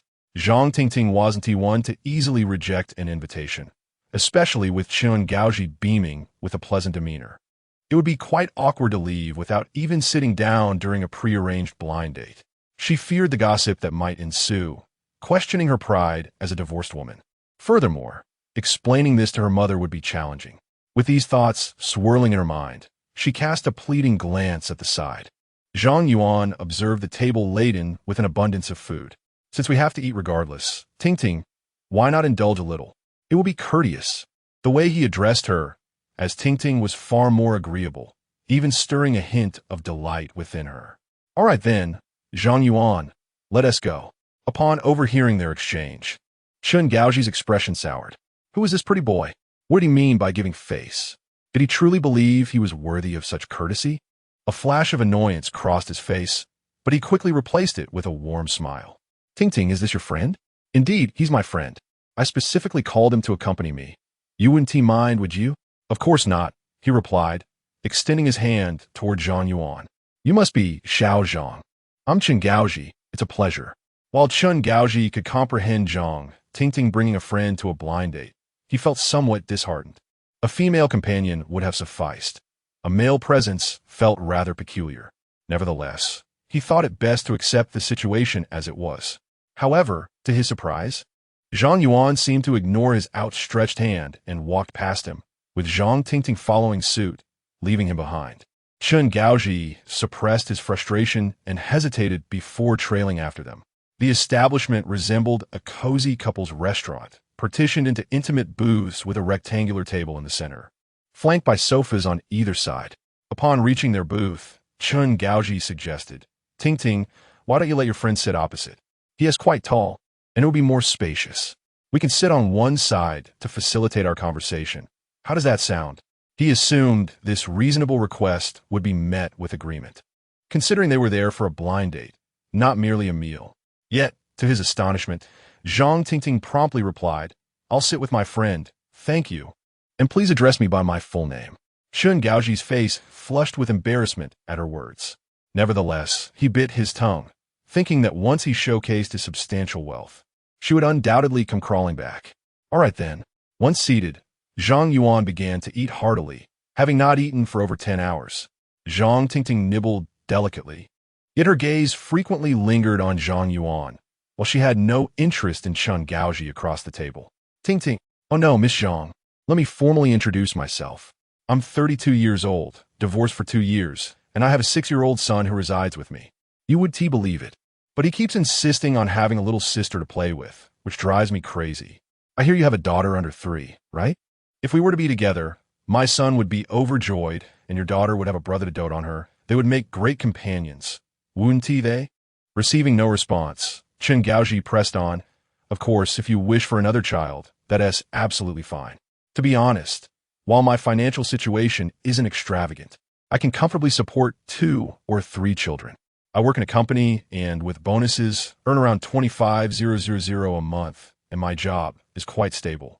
As for housing, aside from the apartment in your neighborhood, I also own a 120 square meter flat in Yulong Garden.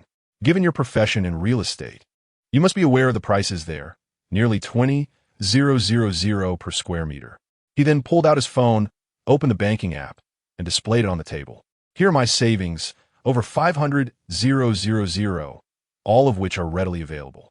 Apart from a monthly mortgage of about 5,000, I have no other debts." After sharing this information, Chen Gaoji wore a confident smile and calmly addressed Zhang Tingting. "That is pretty much my situation. There are further details we can discuss later. Miss Zhang, would you kindly share your criteria for a partner?" While Chen Gaoji spoke at length, Zhang Tingting was busy serving food to Zhang Yuan. Beneath the table, their hands intertwined, engaging in sweet little gestures.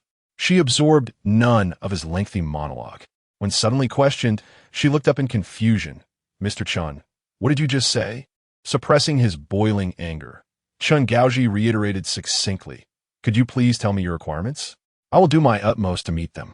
I don't have many requirements." His expression brightened with excitement. "So, does that mean you can accept me?"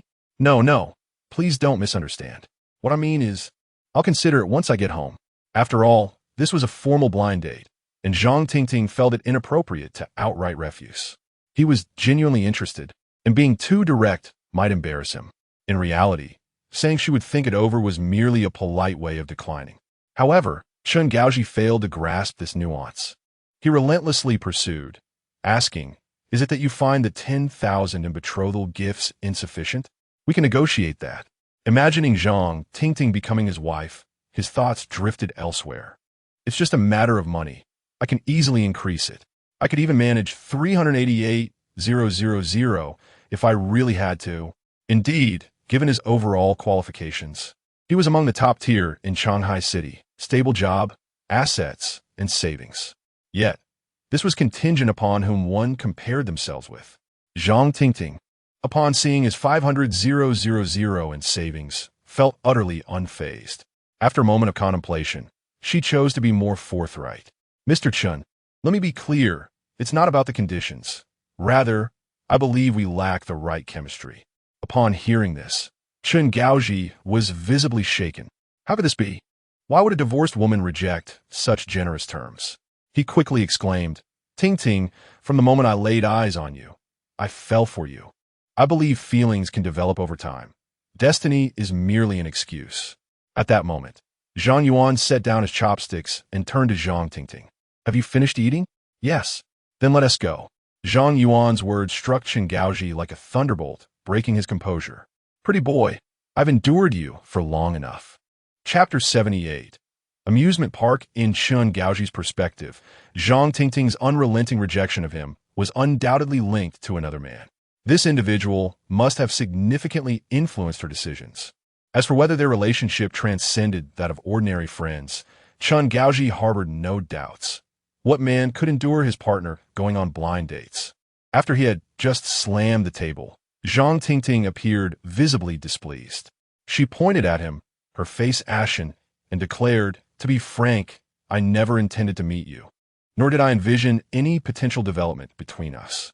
I only acquiesced to this meeting to fulfill my mother's request. Do you understand? Furthermore, your so-called superior conditions mean nothing to me. I kindly ask that you refrain from bothering me in the future."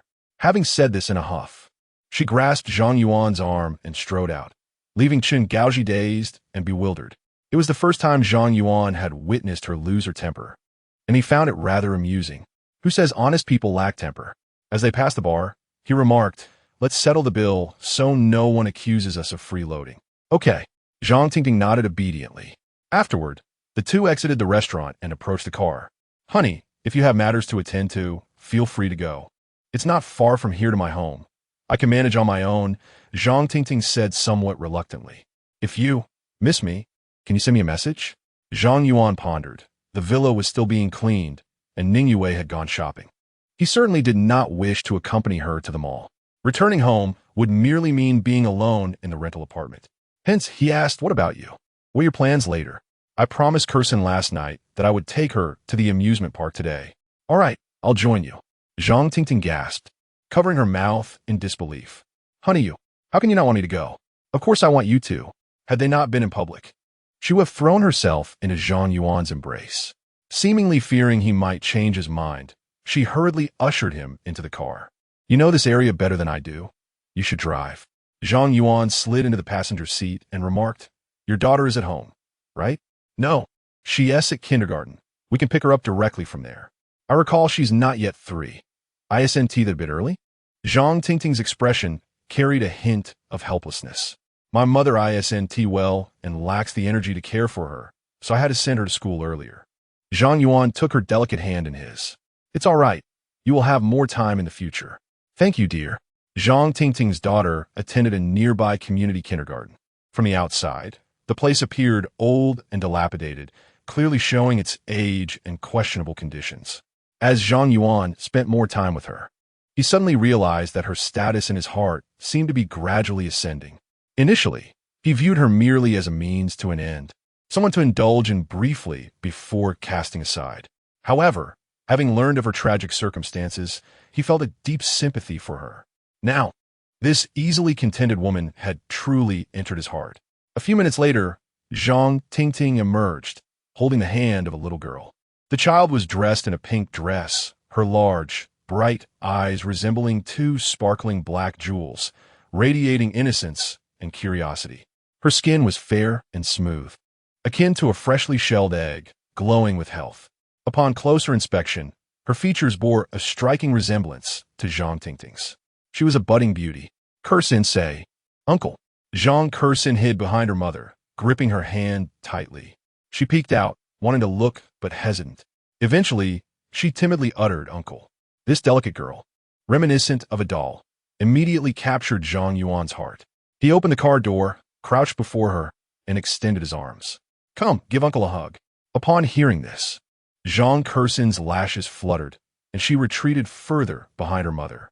Zhang Tingting, sensing the tension, quickly interjected, "Kirsten just needs a bit more time to get familiar. It's not." Zhang Yuan rose, gently caressing the child's cheek. "No need for explanations. Your daughter indeed resembles you. She's very beautiful." He turned to the little girl. "Kirsten, where would you like to go? The zoo or the amusement park? Uncle will take you." Zhang Kirsten peered out again. "I want to go to both, but I want to go with my mommy." "Don't worry, I won't leave your mommy behind." Zhang Yuan retrieved a large lollipop from the car and offered it to her. "Would you like some?" Zhang Kirsten swallowed nervously and shook her head. "No, Mommy says I can't eat things given by strangers, and it will give me cavities. Zhang Tingting, feeling awkward, explained, cursing. This uncle isn't a stranger. He has someone you can trust. Really? She inched closer to Zhang Yuan, extending her little hand to accept the lollipop. Thank you, uncle. With the lollipop as an icebreaker, Zhang Curson became much more comfortable, though she still refused to let Zhang Yuan hold her. Thus, on their way to the amusement park, Zhang Yuan took the wheel while Zhang Tingting held her daughter in the passenger seat. The Joyful Wonderland was the largest amusement park in Shanghai City, boasting a vast area filled with an array of attractions. After parking, they purchased tickets and entered the park. Inside, Zhang Curson was greeted by a kaleidoscope of colorful decorations. And behind a castle, she beamed with joy, chattering incessantly. "Mommy, I want to ride that," she exclaimed, pointing excitedly at the carousel. "All right." Zhang Tingting turned to her partner. "Honey, would you accompany us?" If Zhang Yuan were alone, he would never consider indulging in such childish amusements. Wasn't it beneath his dignity? Bungee jumping and drop towers were more suitable for someone of his age. Yet, observing many couples with children enjoying themselves, he felt a surge of enthusiasm. "Okay, I'll join you." As the bell rang, the carousel came to a halt, and they entered, taking their places on the horses. "Curse, let Uncle hold you, all right? Mommy's not strong enough to hold you tight." Having warmed up to the uncle who had given her a lollipop, and with the excitement of being at the amusement park, Zhang Curson opened her arms. "Uncle, hold me." Zhang Yuan picked up the little girl, shifting slightly so she could sit in front of him. As the bell rang again, the carousel began to spin. Zhang Curson's bright eyes turned into crescent moons, her laughter ringing out joyfully. Holding such a doll-like girl in his arms, with his woman beside him, Zhang Yuan felt a warmth he had never experienced before. This carousel seemed quite fitting for someone of his age, after all. Chapter 79, A Family of Three. In the ensuing hours, he took Zhang Curson to enjoy the inflatable castle and ride the miniature train. When fatigue set in, they settled down at the children's theater. Time passed swiftly, and before they knew it, evening had arrived. As they made their way back, Zhang Curson quietly darted ahead and grasped Zhang Yuan's hand. "Uncle, I can't walk anymore. Carry me," she implored. After spending half a day together, Zhang Yuan and the little girl had grown quite familiar. Exhausted, Zhang Curson no longer sought her mother's comfort and clung to Zhang Yuan. "I can't carry you anymore," he teased, pinching her chubby cheek. "If you give Uncle a kiss, I'll let you ride high. Okay?" "Yes, yes." Without hesitation, Zhang Curson pressed her lips against his cheek and then wiped her mouth, declaring, "I kissed you. Is it good now?" Zhang Yuan lifted her high, placing her atop his shoulders. The little girl, weighing merely over 20 pounds, felt as light as a feather. She wrapped her arms around his head, bursting into a series of melodious giggles. As they neared the exit of the amusement park, Zhang Curson inquired, "Mommy, I heard from Zhou Tao in my class that his daddy often lets him ride high. Why don't I have a daddy?" The innocent words of her daughter caused Zhang Tingting's eyes to glisten with unshed tears. She could endure any hardship, but the absence of a father in her daughter's life left her anxious and unsettled. Zhang Curson was still young enough to be shielded from this reality, but as she grew older, she would inevitably confront the truth of being from a single-parent household. This was also why she had not entirely dismissed her mother's attempts at matchmaking. Taking a moment to compose herself, she began softly, "Curson, your daddy." At that moment, Zhang Yuan, supporting Zhang Curson with one hand, extended his other hand to gently grasp hers and said, "Curson, I am your daddy." Zhang Curson hesitated. "Aren't you my uncle? How did you become my daddy? Do you want me to be your daddy?" She nodded earnestly, replying, "Yes." "Then it's settled. From now on, I will be little Curson's daddy." Zhang Yuan lowered her back down and embraced her affectionately. "Now call me that." Zhang Curson cupped his face in her small hands, feeling the roughness of his stubble. After nuzzling against him, she called out, "Daddy." "Good girl, Daddy will take you to buy ice cream." Witnessing this tender moment, the tears that Zhang Tingting had held back finally flowed freely, soaking her collar. Staring at the pair as they walked further away, she stood dazed, momentarily lost in thought. From her previous struggles to now having a father figure for her daughter, such a transformation had occurred in just a single day. Reflecting on the changes since Zhang Yuan's arrival, It felt as though everything had shifted. Even the air seemed fresher. "Mommy, hurry up. Can't you see Daddy is getting far away?" Zhang Kursin called from the amusement park exit. "Coming." Zhang Tingting quickly wiped her cheeks dry and hurried to catch up. She then linked her arm tightly with Zhang Yuan's. Nestling close to him, in the golden glow of the setting sun, this trio formed the most beautiful tableau. On their way home, Zhang Kursin fell asleep resting against her mother. After a moment of hesitation, Zhang Tingting spoke. "Darling, Kursin has no memory of her real father. He passed away when she was just over a year old. Moreover, my ex-husband never cared for her. I doubt he held her as much as you have. Perhaps she doesn't fully grasp the significance of the word daddy." In truth, Zhang Tingting had not articulated everything. Once their daughter uttered daddy, an unspoken responsibility would emerge, a burden that Zhang Yuan need not bear. Their relationship had always been transactional, perhaps with some emotional nuance. Yet for Zhang Yuan, the sentiment did not warrant significant investment. "I accept Kursin as my daughter, not solely for your sake," he replied, glancing over at her. "She is delightful and sensible. I find her charming. Besides, do you wish for us to part ways in the future?" "Never. Even if you were to push me away, I would not leave." With glimmering eyes, Zhang Tingting added, "From now on, I won't ask you for money. The 60,000 you gave me yesterday is unnecessary. I wish to be your lover for a lifetime." Zhang Yuan chuckled. "How will you support yourself and your family?" "I can work. It's not as if I cannot earn money. I only need to set aside around 100,000 for my mother's medical treatment." Listening to her heartfelt words, Zhang Yuan realized that this woman had thoroughly captivated him. Apart from Ning Yue and Lu Shuiyo, she was the third person he could trust. As long as he treated her with kindness and occasionally took Zhang Kursin out for fun, there would be no chance of betrayal. She was not drawn to him for his wealth, a stark contrast to others. At that moment, Zhang Yuan's phone chimed with a message. He glanced down to find that Zhang Tingting had indeed returned the money. Pulling over to the side of the road, he took out his phone and entered the bank account number from the text, transferring 10 million. A minute later, Zhang Tingting stared at her phone in a daze, struggling to comprehend the information before her. She blinked in disbelief, counting the digits repeatedly until she finally confirmed it. 10 million. Quietly, she tugged at Zhang Yuan's sleeve, her voice trembling. "Husband, did you transfer the wrong amount?" "I am your husband and Kursin's daddy," he reassured, grasping her delicate hand. "How could I let you bear the burden of supporting the family? But this is far too much. I cannot accept it. Take it and use it to buy a nicer house. Enroll Kursin in a better preschool, and please refrain from riding electric bikes. Get yourself a small car for your safety."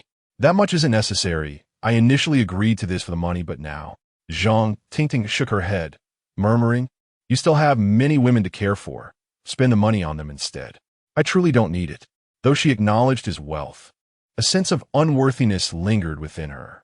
"Do you think I would secretly look down on you for being a widow?" Zhang Tingting instinctively nodded before quickly denying it. "No, I just feel like I'm a second wife. And so what? That's all in the past. Just remember, you are not inferior to anyone." Chapter 80. The interrogation of Zhang's mother for Zhang Yuan. It was ideal that his woman remained chaste and devoted to him. However, this was not the sole criterion for value. In stark contrast to someone like Zhao Xiaolin, Zhang Tingting undoubtedly possessed an intrinsic difference. Enough of overthinking. Zhang Yuan gently caressed her silky hair, reassured that since she had chosen to be with him, providing her with a comfortable life was certainly feasible. As for her job, she could pursue it or resign at her discretion. $1 million seemed substantial, yet in reality, it was merely a drop in the ocean. Presently, Zhang Yuan held nearly 300 million in cash. Taking out $1 million was truly insignificant. Moreover, he speculated that the system would grant him further financial rewards in the future. Even in the absence of such rewards, there were substantial funds with Lu Shuiyo. Even if deposited in a bank, the interest accrued at the lowest rate would ensure a lifetime free from financial worries. Initially, he had not intended to present this sum so soon. However, since Zhang Tingting had earned his trust, he was determined not to shortchange a woman who genuinely cared for him. After a moment of contemplation, Zhang Tingting ultimately decided to accept the money. "Husband, your kindness overwhelms me. I hardly know how to repay you." Zhang Yuan smiled. Isn't your presence the greatest reward? However, she insisted, I still feel it is insufficient. How about this? After pondering for a moment, she continued, there are several lovely ladies in our company. Perhaps I could speak with them, and hearing this astonishing suggestion, Zhang Yuan widened his eyes. Do I appear to be a lecherous fiend? Zhang Tingting giggled. Not just appear, you are. A few minutes later, the car arrived at Zhang Tingting's residential complex. The dilapidated buildings and the untidy surroundings prompted Zhang Yuan to shake his head disapprovingly. In the coming days, let us find a better place. Since you are in this business, you must know which neighborhoods in Longhai City meet our requirements. I do not wish for my daughter to reside in such a poor environment. If funds are insufficient, do not hesitate to let me know. Zhang Tingting quickly responded. It is more than enough. A 100-square-meter apartment costs less than 2 million. We won't even exhaust that amount.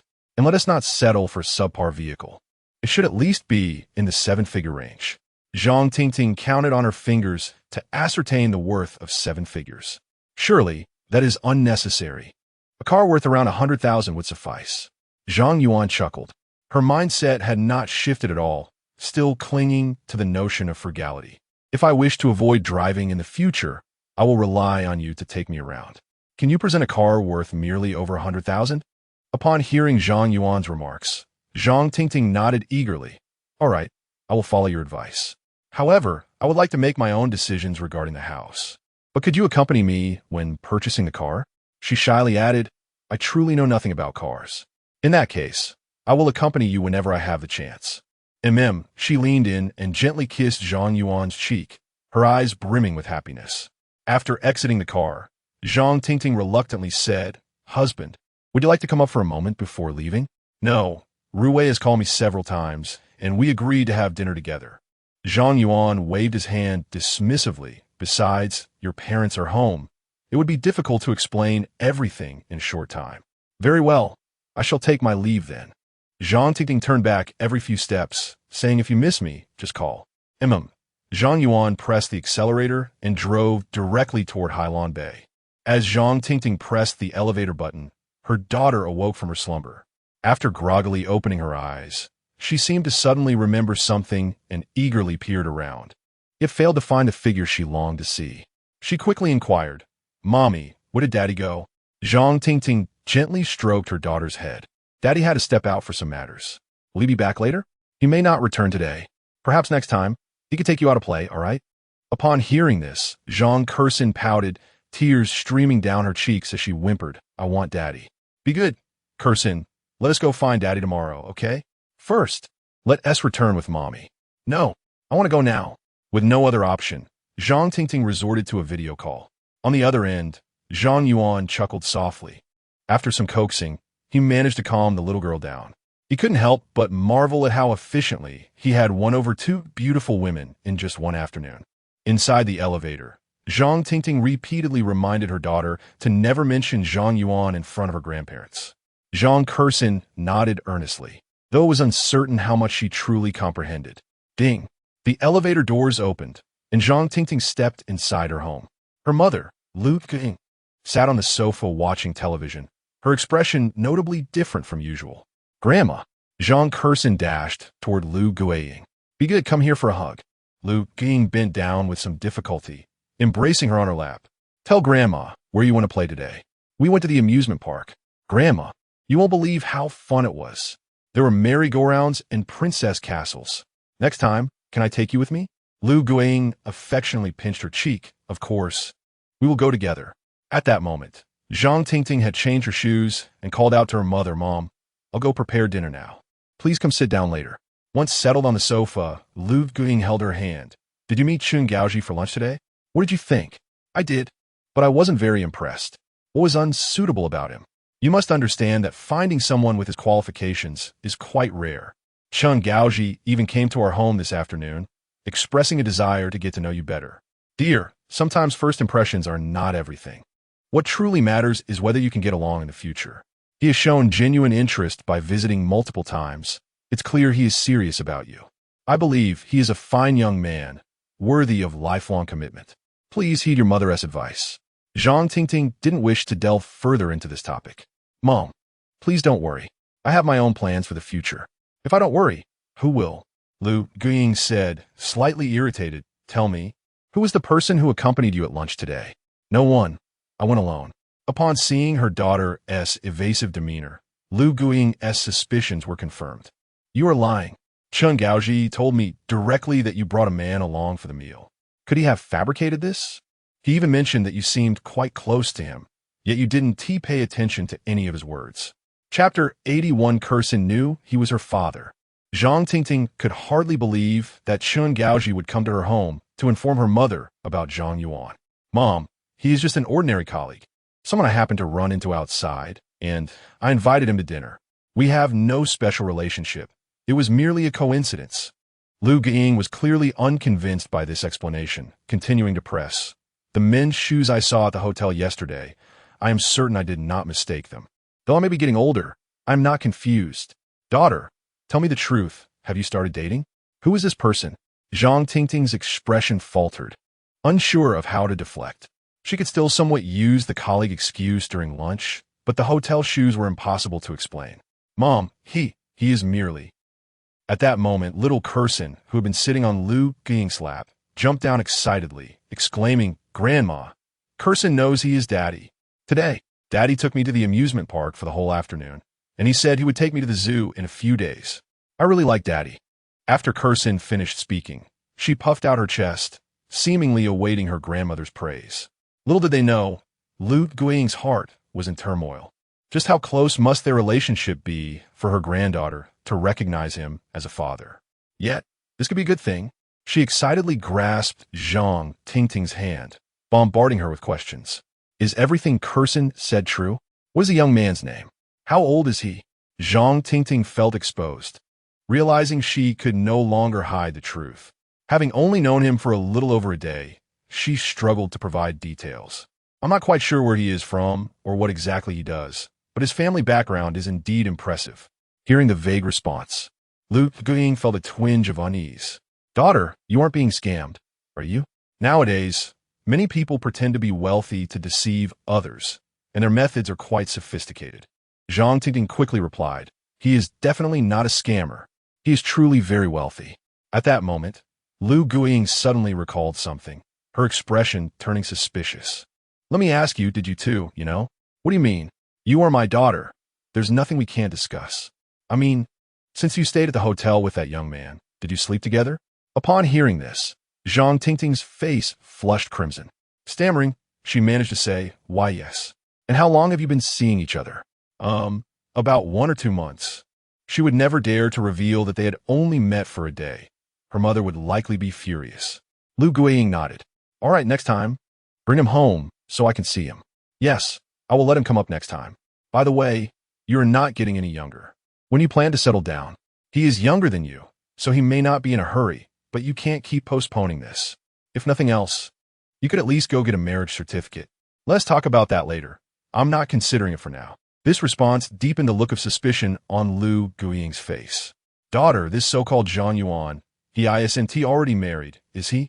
That would be unacceptable. Zhang Tingting hurriedly reassured her. Mom, he is definitely not married. I can assure you of that. Lu Guiying shook her head. That doesn't make sense. A young, wealthy man would choose to date you. I think you might be falling for a scam. You must be cautious and not dive headfirst into something that could make your already difficult life even harder. Zhang Tingting was at a loss for words. Though her mother's tone was gentle, she could still detect a hint of condescension regarding her status as a widow. Though this bias was not intentional, it left her feeling quite uncomfortable. Is my daughter really so undesirable? In frustration, she retorted, Mom, he just gave me 10 million. She pulled out her phone, displaying the bank notification to Lu Guiying. He even told me to move to a better neighborhood for Curson to attend a good school. You want me to buy a car, so I want to have to endure the elements every day. Tell me, would someone like that deceive me? As she spoke, tears began to flow uncontrollably down her cheeks. He has never looked down on me. He treats Curson very well, truly seeing her as his own daughter. Finding someone like him is impossible elsewhere. Lu Guiying did not easily believe Zhang Tingting's words. Giving 10 million to a woman who has been married before? Even if my daughter is stunning, that is not something a normal person would do. She took the phone from Zhang Tingting, examining it closely, even putting on her reading glasses to count the zeros thoroughly. Finally, she had to accept the reality of the situation. Tingting, is this really true? Of course it is. I told you he was wealthy, but you never believed me. However, this is an extraordinary amount. It seems he treats money as if it were nothing, Lu being used. Is this considered a betrothal gift? It should be considered that. That's good, that's good. Lu Guiying patted her chest. If he can give you such a large sum, then he is certainly serious and not just playing around. Your father and I can finally rest easy. As for marriage and obtaining a certificate, you two can decide. I want to rush you. All right. Zhang Tingting continued, Mom, in the next few days, I will take you to the hospital to get your health sorted out, and afterward, we can move to a new home. Good. I will follow your arrangements. But remember to bring little Zhang home for me to see. Pay attention to your demeanor. Don't think that just because you are beautiful, you can always wear a sour face. Understood, understood. Hearing her mother's nagging, Zhang Tingting held her tongue. In front of him, she was as meek as a kitten, too afraid to show any displeasure. Half an hour later, Zhang Yuan returned to Hailan Bay. By now, darkness had enveloped the sky. From a distance, the villa was ablaze with light, the windows gleaming. A slender figure stood on the steps, eagerly awaiting his arrival. As the car came to a halt, Ning Yue jogged over. The warmth in her gaze seemed capable of melting even the coldest of hearts. Senior, you're back. Zhang Yuan pulled her into a gentle embrace. Murmuring softly, silly girl, why stand outside? It's the same waiting for me at home. I just want to see you sooner. Chapter 82. The feeling of home as the two entered the villa. The dining table was already adorned with an array of exquisite dishes, each more appetizing than the last. Zhang Yuan remarked with a smile, this takeaway is quite impressive. The aroma is enticing. It's my own creation. Ning Yue protested softly, Senior, I've never had the chance to cook for you before. Now that we have a home, you can finally savor my culinary skills. The word home stirred deep emotions within Zhang Yuan. Since the passing of his parents 3 years ago, he felt like a drifting reed, moving from one rented room to another, each more disheveled than the last. Some places lacked even windows, permeated by the musty odor of mildew. A narrow bed occupied most of the cramped space, leaving little room for comfort. Yet now, the villa's tiled floor reflected the light from the ceiling, and the entire space was immaculate. The living room boasted a genuine leather sofa, bright floor-to-ceiling windows, and an array of tasteful decorations, so different from his previous abodes. The television played a lively program, filled with banter and laughter, while the table was laden with steaming dishes. Most importantly, there was a tender woman gazing affectionately at him. This was the essence of home. Ning Yue handed Zhang Yuan chopsticks and a bowl. Senior, I'll quickly stir-fry a couple of vegetables. There's more than enough food. Don't trouble yourself, he replied. They're already prepped. It would be wasteful not to use them. In the kitchen, Ning Yue, dressed in an apron, skillfully sauteed the vegetables, her mastery of seasoning evident. Having grown up doing household chores, her confidence in her cooking surpassed that of Lu Shuiyo, who had only dabbled. Zhang Yuan approached and embraced her slender waist from behind. You should eat first. It won't be long now. I don't feel like eating right now, she replied, blinking her beautiful eyes in confusion. What else would you have me do? He asked, placing a gentle kiss on her cheek.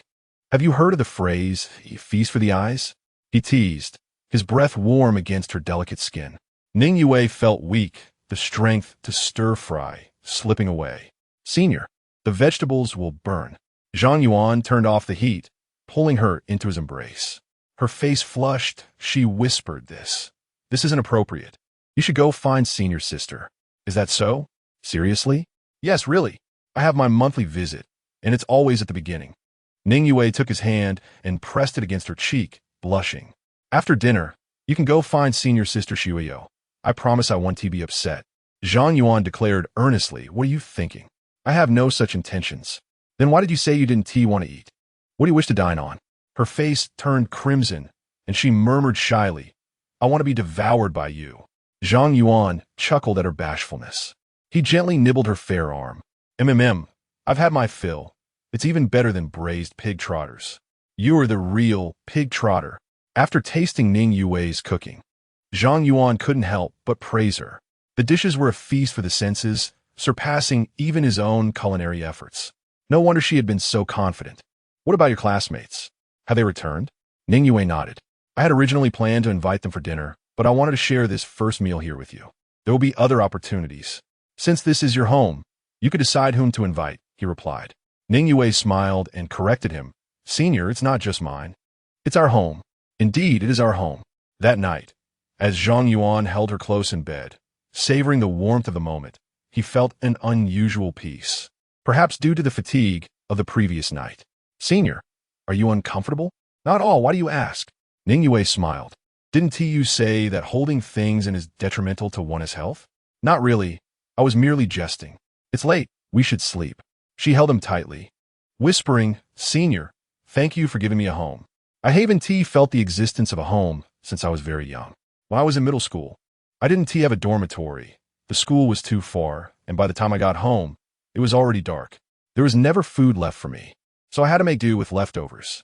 While other classmates could return to their parents when bullied, I had to endure it alone, swallowing my grievances in silence. For so many years, it felt as though I was surviving alone in this world. It was only after meeting you that I truly felt someone was there to shield me from the storm. Tears streamed down Ningyue's face as she spoke. So, Senior, thank you. Zhang Yuan remained silent, drawing her closer. Compared to Ningyue, he considered himself fortunate. Though his parents were also gone, he had matured enough to face the storms of life independently. Life is indeed strange. Sometimes I ponder, what if I hadn't asked you to accompany me back to school that night? What if I hadn't lent you money? Will we have never crossed paths? Gently stroking her back, he reassured her, that wouldn't have happened. You know my nature. I would have been wandering around the school every day, eventually finding you. With your beauty, how could you escape the grasp of a wolf like me? I would have inevitably approached you. Ningyue giggled. You have no idea how many people try to flirt with me daily. No matter how rich or handsome you are, I would share my contact information. Then I shall persist, daily pestering you. If that fails, I'll simply take you home. You can forget about ever escaping. I wouldn't even dream of running away.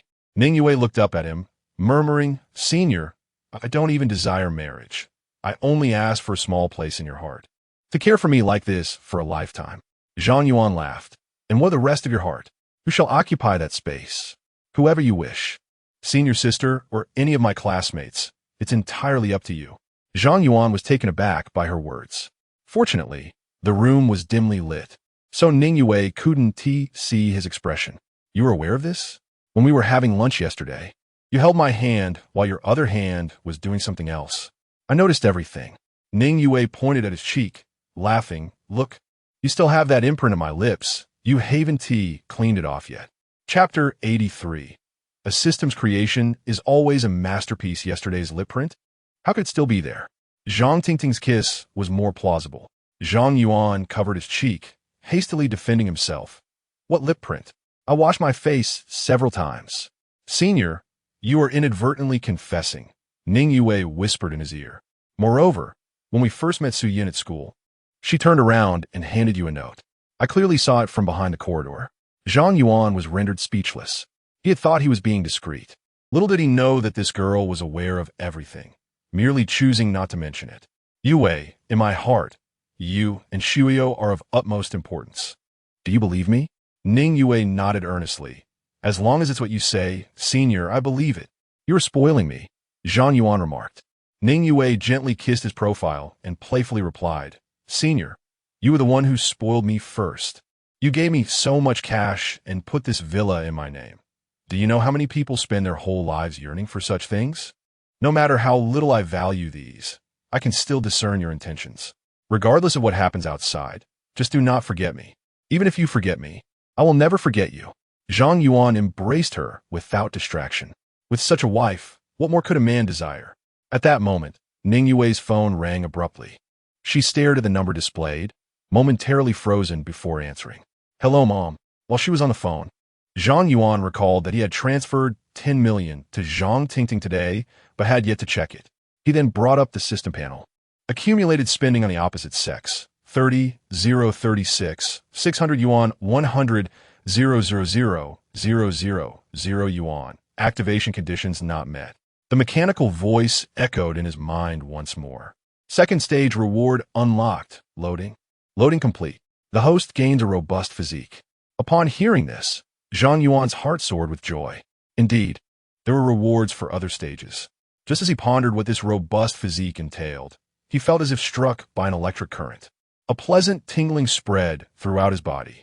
A warm flow suddenly surged within him, beginning from his head and cascading downward. With every area it passed, it felt as if undergoing acupuncture, accompanied by slight, throbbing pain and waves of warmth. Fortunately, the warmth lingered for only a brief moment at each point, remaining within tolerable limits. After a mere 2 minutes, the unusual sensations vanished. Zhang Yuan opened his eyes, feeling invigorated. It seemed even his vision had improved. The fatigue from a day's toil had dissipated entirely. He felt as robust as an ox. He couldn't help but marvel at this side-effect-free enhancement that had completely fortified his physique in just 2 minutes. If this were to be made public, he feared he would be whisked away for experimental research. After acclimating, Zhang Yuan noticed some minor residual effects. However, they were manageable, with numerous solutions available. He glanced at Ning Yue beside him, unable to suppress the heat rising within him. Yue. Yet after hanging up, Ning Yue appeared as if her soul had been lost, her complexion pale. Zhang Yuan quickly suppressed his own tumultuous feelings and asked with concern, "What's wrong?" Ning Yue clung tightly to him, tears flowing down her cheeks like a string of pearls. "Senior, my mom, she wants me to return home tomorrow. Then just go back. I have no plans for tomorrow. I can accompany you. It's about time I meet your future mother-in-law." "No, it's not that," Ning Yue stammered. "My mom said she has arranged a marriage for me, and the betrothal gifts have already been accepted. She wants me to meet the other party and finalize things. After graduation, I am to marry." At this revelation, Zhang Yuan's anger surged uncontrollably. What sort of mother was this? After years of neglecting Ning Yue, she had the audacity to arrange a marriage without even consulting her and had accepted the betrothal gifts. He felt an urge to question whether she was marrying off her daughter or selling her. Such arrangements should not even be entertained. What era was this? Still adhering to arranged marriages? "I understand." Ning Yue shook her head, murmuring, "But she is still my mother. I cannot forget the grace of giving life." "Senior, I did not want to leave you. Not for a moment." Zhang Yuan firmly grasped her delicate hand and assured her, "Do not worry. No one can take you from me. Not even the King of Heaven." His words were filled with conviction. After all, it was merely a matter of money. For Ning Yue, he would spare no expense. His impression of this yet-to-be-met mother-in-law had already dropped to an all-time low. Ning Yue nestled against Zhang Yuan's sturdy chest, comforted by his domineering words. Her heart gradually found peace. As long as her senior was by her side, there was no obstacle insurmountable. The following morning, Zhang Yuan inquired, "Yue, where's your hometown?" Feeling a bit embarrassed, he admitted, "You mentioned it once before, but I forgot. Nanzhou County, nearly 1,000 kilometers from here. The last time I went back, it took me 2 days just to travel. Isn't there a plane or high-speed train?" Ning Yue shook her head. "Only to Chongyan City. Nanzhou County is still quite far from the city." "Then let's drive there. 1,000 kilometers can be covered swiftly." Ning Yue hesitated. "Senior, the distance is really too far. I can manage on my own. Don't worry, I will handle things with my family." Zhang Yuan gently kissed her forehead and softly said, "Yue, since you are with me, any difficulties will be mine to bear. Once we resolve these matters, we can take our time traveling and enjoy the scenery. Don't you want that? All right, I will listen to you." Once they were ready, Zhang Yuan said, "Wait for me at home. I will go fetch the Panamera, and then we can set off." After considering the rough roads typical of a small place like Nanzhou County, he decided to take the Panamera for comfort on the long drive. The low chassis of the 918 would not fare well on rugged mountain paths. As he started the vehicle, Zhang Yuan asked, "By the way, do you have a larger backpack?" "Yes," Ning Yue nodded. "I have already packed my clothes." "Why do you need a backpack?" "I have my reasons. Just bring it to me." "Oh." She then went upstairs to fetch a black backpack and placed it in the car. "I will wait for you at home. Drive safely." An hour later, Zhang Yuan returned to Hailan Bay, picking up Ning Yue as they rushed toward Nanzhou County. Since it was not a holiday, The highway was relatively clear. He maintained a speed of 120. They had a casual meal at a service area around noon before continuing their journey. By 2 in the afternoon, under the scorching sun, the temperature inside the car was quite pleasant. Ning Yue felt drowsy but held back her fatigue, concerned that Zhang Yuan might become bored. Senior, after driving for so long, are you tired? Do you want to take a break? I'm not in a hurry. I'm not tired. I feel like I could drive straight to the destination. At that moment, Zhang Yuan also recognized the benefits of his enhanced physique. He had been driving for 5 or 6 hours without a hint of fatigue. Indeed, products crafted by the system are invariably of exquisite quality. Chapter 84. Deceive me for a lifetime, I can't even drive. I'm utterly useless in alleviating your burden, senior. Zhang Yuan chuckled. Who says you're useless? Having you in the passenger seat to chat with me makes my driving skills improve. Not true. You just know how to flatter me, Ning Yue exclaimed joyfully. Senior, I've already enrolled in a driving school. This semester, I'll surely learn to drive. Then, wherever we go, I can help out. I didn't expect you to act so quickly, he remarked. Actually, it was our dorm mate, Xie Qian, who signed up during the summer. When she heard I wanted to get my license too, she convinced me to join her. That's great. It's best to have a companion while learning to drive. It won't be so dull. As they conversed, time passed swiftly. By 6 in the evening, they had arrived at the outskirts of Nanzhou County. Upon exiting the highway, the roads became noticeably more challenging. The cement surface of a national road had deteriorated over the years, riddled with potholes. Even traveling at a modest speed of 40 kilometers per hour felt exceedingly bumpy. The road twisted and turned, with mountains on one side and cliffs on the other. A moment's inattention could lead to catastrophe. No matter how skilled Zhang Yuan was, he had to remain entirely focused, driving cautiously. Senior, we're approaching the county seat of Nanzhou. My home is still 50 to 60 kilometers away along mountain roads. You've been driving all day. You must be exhausted. How about we rest for the night in the county and set off again in the morning? Having just bolstered his stamina, Zhang Yuan didn't feel fatigued. However, considering that Ning Yue had been in the car all day, she might be feeling unwell. So it would be beneficial for her to stretch her legs. All right, let us get something to eat first and then find a hotel to rest. Ning Yue replied shyly. I doubt there are any hotels in our small county. It will be fortunate to find a decent inn. Does the county not even have hotels? To my recollection, there aren't any, but it has been a long time since I last visited. Perhaps new establishments have been built in the past 2 years. Zhang Yuan couldn't help but glance at her, feeling somewhat regretful. If her relatives hadn't come, it might have been acceptable to spend the night in the car. After driving for another 10 minutes, they finally reached the county seat. The scale of Nanzhou County's city was quite small, easily visible at a glance. The town consisted of a single main road lined with 2 rows of self-built houses. The few vehicles that passed were mostly vans. A gust of wind stirred up dust, giving the place a desolate, backward atmosphere reminiscent of the last century. It was barely 7 o'clock, and there were few pedestrians on the streets. In contrast, the nightlife in Shanghai City was just beginning. Even in Zhang Yuan's hometown of Anzhou County, the economic development was far superior to this place. The disparity in wealth between different regions of Huaxia was indeed striking. After a brief exploration, Zhang Yuan extinguished any thoughts of a lavish meal and simply sought a place to satisfy his hunger. Senior, how about we go to that restaurant outside my school? I remember the food being quite decent. Your school? What kind of school? Ning Yue covered her mouth with a giggle. It's high school, senior. I studied here for 3 years. All right then, since we're in your territory, I'll follow your lead and reminisce about the past. As long as you don't mind, I'm happy to share any meal with you. Flatter me again. After turning off the main road, they arrived at the restaurant Ning Yue mentioned.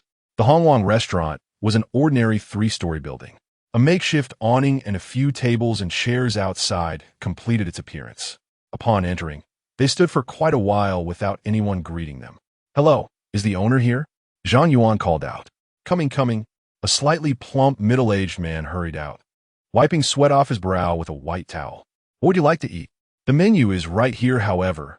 Upon seeing Ning Yue, his words faltered. Instinctively, he tucked the towel behind him, his gaze evasive. After a moment's hesitation, he inquired, Are you Ning Yue? Ning Yue was initially surprised to see him, but her expression quickly relaxed. Yes, I didn't expect you to remember me, Li. Of course I remember. There were only a few of us who left our class. How could I forget in just a year or two? Ning Yue introduced Zhang Yuan, Senior. This is my high school classmate, Li Wei. He took good care of me back then. Zhang Yuan extended his right hand with a smile. Hello. Li Wei hastily wiped his greasy hands on his clothes before cautiously shaking Zhang Yuan's hand. Hello, hello. Observing Li Wei's simple demeanor, Zhang Yuan couldn't help but chuckle. Given that he was a classmate of Ning Yue, he should be around her age, perhaps in his early 20s. Yet, his unkempt appearance could easily lead one to believe he was in his 30s. Ning Yue asked, "Are you working here?" Li Wei awkwardly rubbed his hands together. "This is my family's small restaurant. I didn't get into university, so I have to help out with the family business and scrape by. That's good. At least you're helping your family." Li Wei was evidently not a talkative person, and after exchanging a few sentences, a silence fell between them. He discreetly stole glances at Ning Yue, though he dared not linger his gaze upon her. "You must be starving. Please find a seat, and I'll prepare some of our specialties for you." "Thank you, Li." As he headed to the kitchen, he turned back to ask, "Yue, who is this?" Ning Yue affectionately linked her arm with Zhang Yuan's and replied, "Sorry, I forgot to introduce him. This is my boyfriend, Zhang Yuan." Oh, I'll get to work then. Just wait a moment." Upon hearing the words boyfriend, Zhang Yuan noticed a fleeting shadow of melancholy in Li Wei's eyes. After they settled at a round table, Zhang Yuan remarked with a smile, "You certainly have many admirers. You seem to run into them everywhere." Ning Yue blushed and whispered, "That is not true. Senior, you're just teasing me. It's only natural for someone as beautiful as you to have admirers. But you, my lovely flower, ultimately fell into my grasp. That is not quite accurate. I was broke back then, and in a fit of passion, I kissed you in the dorm. That is how I captured your heart." Zhang Yuan held her delicate hand, reflecting, looking back, that was indeed the wisest decision I ever made. Ning Yue shyly replied, "Even if it was a deception, it was one I willingly accepted. Senior, you can deceive me for a lifetime." Chapter 85. The former deskmate Zhang Yuan marveled quietly. For with just a simple declaration of affection, this girl could easily ensnare one's heart in a whirlwind of emotions. Observing Li Wei bustling about in the kitchen, Zhang Yuan chuckled. "Your classmate is quite enthusiastic, isn't he?" "Indeed," Ning Yue reminisced. "He was always the righteous type back in school, well-liked among classmates. I sometimes asked him for help, and he never turned me down. But does he ignore others who seek his assistance? I never really paid attention to that," she admitted. Then, realizing her own words, playfully chided, "Senior, are you teasing me? Perhaps he merely harbors no ulterior motives and is simply being kind. Well, I must thank him later." "For what?" "Naturally, for the care he once extended to you." True enough, she conceded. A few moments later, Li Wei brought several dishes to the table. "Taste them while they are fresh," he urged. After sampling a bite, Ning Yue nodded appreciatively. "They are quite delicious." Scratching his head, he shyly remarked, "That's a relief. Regulars at the restaurant say I've inherited my father's culinary skills, and even my wife praises my cooking." "Are you married?" "Yes. My family urged me to marry right after graduation. My child is nearly 2 now." Li Wei continued, "You know my wife, right? Sun Jiao from our class. Do you remember her?" Ning Yue laughed, "Of course. We were deskmates back in the day." Seeing Li Wei standing awkwardly, Zhang Yuan suggested, "Why don't you sit down and share a drink with us?" Li Wei rubbed his hands, hesitating. "I wouldn't want to disturb you." "It's fine. Yue mentioned you helped her a lot during school. She wants to express her gratitude." "Not at all. Just some trivial matters, really," he replied, glancing around the nearly empty restaurant. After a moment's consideration, he nodded. "All right then. Shall we have some cold beer? Let us get 2 bottles of ice-cold beer." After a long day of driving, Zhang Yuan found immense satisfaction in the refreshing beer. Li Wei was also a straightforward person, drinking heartily without hesitation. They engaged in light conversation, delving into various topics. Suddenly, a young woman appeared behind Li Wei, her tone laced with irritation. "What are you drinking at this hour? The tables outside are still uncleaned. Who do you plan to leave these tasks for?" Upon recognizing her, Li Wei sprang to his feet, awkwardly responding, "I'll take care of it shortly." The woman continued to grumble, "You always procrastinate. Marrying you has been a stroke of bad luck." While others enjoy their meals and play cards, I am left to tend to both the elderly and the young. When will this ever end? Li Wei hastily pulled her aside, whispering, Sun Jia, let's discuss this later. We have classmates present. Please give me some face. Sun Jia scoffed. Classmates? With your few acquaintances. Who doesn't know your character? Are you afraid of losing face? Enough. Li Wei's temper flared as he reacted to her public reprimand. Stop embarrassing me in front of them. You. Sun Jia gasped in disbelief. You, a pathetic coward, dare to shout at me? As their quarrel grew more heated, Ning Yue stood up and gently tugged at Sun Jia's arm. It's been a while since we last met. Sun Jia's expression shifted to surprise. Yue, when did you return? I just got back, dealing with a few matters. Sun Jia excitedly seated herself at the round table. It's been over 2 years. Just yesterday, I was wondering how our school's top student was faring. Now that you're back, tell me all about your university life. Surely, a big city is far more exciting than this humble county. She then turned to Li Wei, commanding him, what are you waiting for? Go cook a few more dishes. I want to have a good chat with Yue. All right, Li Wei replied quietly, retreating to the kitchen. Though Sun Jia's words had humiliated him, he seemed accustomed to it by now. Zhang Yuan observed the scene silently, feeling a pang of self-mockery. He realized how similar he once was to Li Wei, unable to voice even a single word of dissent against the arrogant Zhao Xiaolin. A woman's beauty and youth grant her the power to command, while a man, to have any standing, must possess wealth or status, or at least one of the two. Yue, you have no idea how envious I am of you for getting into university, Sun Jia remarked. Look at your attire. Compared to you, I feel like a country bumpkin. Not at all. You look lovely too, Yue replied. I know my own appearance, Sun Jia sighed. Alas, I fear I am destined to remain here in this small county, forever unable to rise. You married Li Wei, and he seems to treat you well. Your life must be quite fulfilling. Fulfill my foot. Sun Jia huffed. What good is a man who lacks ambition? He merely hopes to get by with this shabby restaurant. If he were wealthy and powerful, I would gladly endure his shouts and treat him like royalty. Ning Yue chuckled softly, unsure how to respond. Meanwhile, Zhang Yuan frowned at Sun Jia's remarks. After all, Li Wei was her husband. Was it appropriate to demean him so brazenly in front of others? Such domestic grievances should remain private. After a while, Li Wei returned with more dishes, preparing to join them when Sun Jia suddenly recalled something. Our son has been playing outside for quite a while. Go fetch him. Okay. He hurriedly dashed out, flustered. Wife, I can't find Xiao Tian. Where could he be playing? He must be nearby. Why don't you look? What are your eyes for? I've checked all his usual spots. I'll go have another look. Hearing this, Sun Jia grew anxious. Yue, excuse me, I need to go find him. There's no one here I can rely on. Go ahead, Ning Yue replied. Once Li Wei and his wife left, Ning Yue quietly said, Senior, I was so caught up in conversation that I neglected you. Please don't be upset. Do I seem like such a petty person? Zhang Yuan laughed. But your deskmate's temperament leaves much to be desired. She is a world apart from you. Sun Jia was never like this. She used to be gentle and soft-spoken with everyone. Perhaps the burdens of life have changed her. If I ever become like that, please scold me harshly. Zhang Yuan replied softly, you will never change. Ning Yue, feeling contemplative, murmured, Senior, my family has always opposed my education, believing that for a girl, studying is of little use.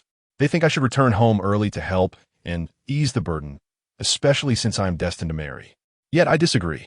As a child from a mountain village, the only way to broaden my horizons is through diligent study.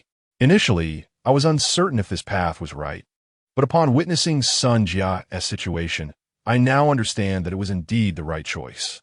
Different circles expose us to diverse individuals. Had I not pursued higher education, I might have already become someone else's wife by now. Chapter 86. You are the most important person in my life. No one can take you away, Ning Yue continued.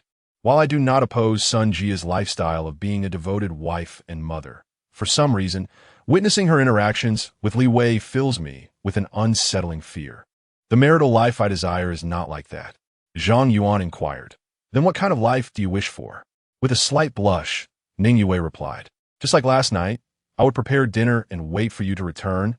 Then we could watch television, engage in conversation, and eventually fall asleep in each other's embrace. I truly cherish that warm feeling.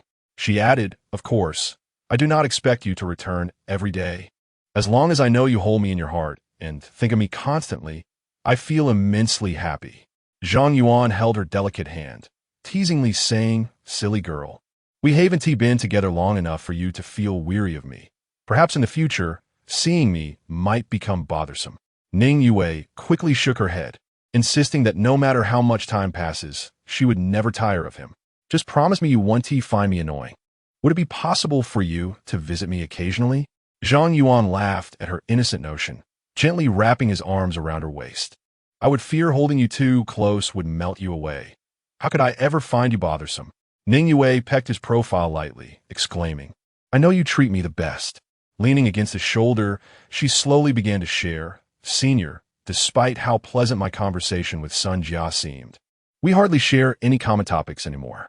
It feels as though we are no longer of the same kind. Back in high school, we were quite close, always chatting endlessly. Zhang Yuan chuckled, of course, your positions and experiences differ greatly, so it is natural that common ground is scarce. Ning Yue raised her gaze slightly and continued. There is one more thing I must confess, and please do not laugh at me.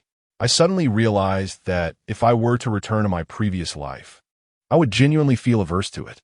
Just like when you drove me back, although the journey was a bit long, it was comfortable, and we conversed until we arrived. If I had to endure a whole night on a train followed by hours on a bus to return home, I find I would resist that. Her eyes carried a hint of confusion as she asked, Senior, do you think I have changed? Have I become indulgent? Zhang Yuan responded, it is a common human trait.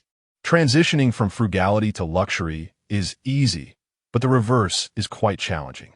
Just like you, I find the previous life, which was hardly worth living, utterly terrifying and would never wish to experience it again. If you were truly indulgent, you wouldn't reflect upon these matters. Those who possess a comfortable life, yet choose to live miserably, are either putting on a show or are unwell. Your thoughts are perfectly normal. Ning Yue giggled. You only pick the flattering words to comfort me. What I say is not mere flattery, it is the truth. Zhang Yuan insisted. Even if you were indulgent, I would support you for life, for you have latched onto me like a stubborn leech, making it impossible to shake you off. Ning Yue couldn't help but smile, retorting, You're the one resembling a leech, speaking so harshly. Nonetheless, Yue, I'm grateful you managed to get into Shanghai City. Otherwise, no matter my capabilities, I would never have found you in this place. Thus, not giving up on your education due to family reasons was indeed your wisest decision. I did not mean that. She corrected. What I intended to express was that with a broadened perspective, my mindset towards past events has drastically shifted. However, for me, securing you in my grasp is of utmost importance. Ultimately, it is due to my studies that I have reached this point. You always twist things around. I cannot argue with you, and thus I am left to be bullied, she teased. Perhaps I might occasionally tease you, but I shall never permit anyone else to bully you. At this point, Zhang Yuan's expression darkened. Even if that person were your mother, it would not be acceptable. Would you understand my feelings? You are the most significant person in my life. No one could take you away. Senior, certainly, if your mother were to accept me as her son-in-law, I would treat her with utmost respect. However, should she stubbornly oppose our relationship and insist on marrying you off to someone else, I would show no leniency. Hearing Zhang Yuan's resolute words made Ning Yue chuckle. I am not as antiquated as you perceive. While I cannot forget the debt of gratitude for giving life, I do not think it warrants sacrificing my happiness for the latter half of my life. However, if I truly fell out with my family, you would be my only kin. This declaration eased Zhang Yuan's mind. Though Ning Yue appeared delicate, she possessed a tenacious spirit. If she were unwilling to defy her mother-esque commands, even Zhang Yuan's wealth would be of no avail. Zhang Yuan smiled. That cannot be entirely true. Do you not plan on having children in the future? Ning Yue blushed. If you desire me to have children, then I shall comply. Let us make an effort these next few days to conceive swiftly. How dreadful! I am still in school, and if I were to bear a large belly, my classmates would surely mock me. Would it not be better to wait until after graduation? All right, I shall heed your advice. During their conversation, Li Wei and Sun Jia had been searching for quite some time. Li Wei, drenched in sweat, anxiously traversed the premises. He had checked the kitchen, the storage room, and the upper floors, yet still found no sign of his son, Xiao Tian. Fuming, he shouted at Sun Jia. Where was Xiao Tian playing when you came in? He is so small. How could you leave him unattended outside? What if a stranger were to take him away? Sun Jia, equally distressed, retorted, How would I know? He usually enjoys playing in your van. How could I have anticipated he would vanish in the blink of an eye? Am I the only one responsible for him? You spend all day busy in this tiny restaurant, while I am the one who takes care of him. There are bound to be oversights. Now you dare to blame me. If our son is lost, we shall divorce. Li Wei, infuriated, laughed bitterly. Divorce? I have truly had enough of your temperament. This is clearly your fault. How dare you agree to that? Sun Jia's face flushed crimson as she exclaimed, You dare to claim this is my fault? Had you not rushed in to drink, would Xiao Tian have gone missing? Do you think I am unaware of your intentions? You believe that by divorcing, you would have a chance? What do you mean? Nothing much. Your intentions are as clear as day. Crazy woman, you are utterly unreasonable. Hearing Sun Jia's fury directed at Ning Yue, Zhang Yuan could no longer remain seated. While he understood the anxiety over her lost son, her words were inexcusable. Did she think him easy to bully? Senior, please do not be angry, Ning Yue urged, tugging at his sleeve as she stood up to mediate. The priority is to find a child. The transient population in Nanzhou County is not large. He is unlikely to have been abducted. I will report to the police and help you search. Li Wei offered a wry smile. I appreciate your assistance. Sun Jia turned her head away, scoffing. Just as Ning Yue was about to pull out her phone, a small boy stumbled through the entrance. Upon reaching Sun Jia, he excitedly gestured with animated arms and spoke in a hurried, indistinct manner. Mom, over there. There's a plethora of money. Chapter 87. This money is mine. Upon witnessing her son return on his own, Sun Jia was instantly overwhelmed with emotion. She tightly embraced Xiao Tian, delivering a few firm pats on his backside. Did I not tell you? One must not wander off too far. What if a bad person takes you away? Xiao Tian burst into tears, releasing the object he had been clutching tightly in his hand onto the ground. The others then turned their gaze to the floor, where the discarded item was revealed to be a bundle of pristine Huaxia currency, bound tightly with rubber bands, remaining intact. Sun Jia, upon noticing this, promptly picked it up and concealed it within her bosom. Moreover, her eyes instinctively darted towards Zhang Yuan and Ning Yue, observing that they had witnessed the entire scene. She spoke in an unnaturally affected tone. This child truly lacks understanding, rummaging through our family savings and causing you to laugh at us. Li Wei furrowed his brow at her words. Wife, this is hardly our home. Sun Jia hastily interrupted, Darling, you mentioned this morning your intention to deposit this money into the bank. Why have you not done so yet? If Xiao Tian were to lose it, to see how I will deal with you. While speaking, she cast numerous meaningful glances at Li Wei. Understanding her intent, Li Wei hesitated momentarily, but ultimately chose to swallow his words. Yue, I sincerely apologize for my hasty remarks earlier. Please do not take it to heart. It's all right. Just be more careful next time, Ning Yue replied, not one to hold a grudge. Sun Jia continued, Look, it's already quite late. Our shop is about to close. Let me treat you to dinner. You must be exhausted after a long day. Why not rest for a while? If time permits, we can visit our alma mater tomorrow. Shall we? Though Ning Yue found the sudden appearance of the cash peculiar, she opted not to dwell on it. Regardless of its origin, it was of no concern to her. She nodded in agreement. Very well, let's find another opportunity to gather. Sun Jia eagerly urged them to leave, repeatedly affirming, Yes, yes. Let's gather again sometime. Senior, shall we take our leave? However, Zhang Yuan suddenly interjected, Could you please show me that bundle of money? At his words, Sun Jia felt a jolt of anxiety, yet she maintained a faint smile. It's merely 10,000 yuan. What is so remarkable about it? I said, Show me the money. Zhang Yuan's tone grew more insistent. His disdain for this sharp-tongued woman was evident, and he was far from polite. What do you intend to do? This is my family's money. Sun Jia retreated a few steps until she stood beside Li Wei. Darling, say something. But Li Wei remained silent, seemingly oblivious to the unfolding tension. Do not make me take it by force. The aggressiveness in Zhang Yuan's voice compelled Sun Jia to cast a desperate glance at Ning Yue. Will you not intervene with your boyfriend?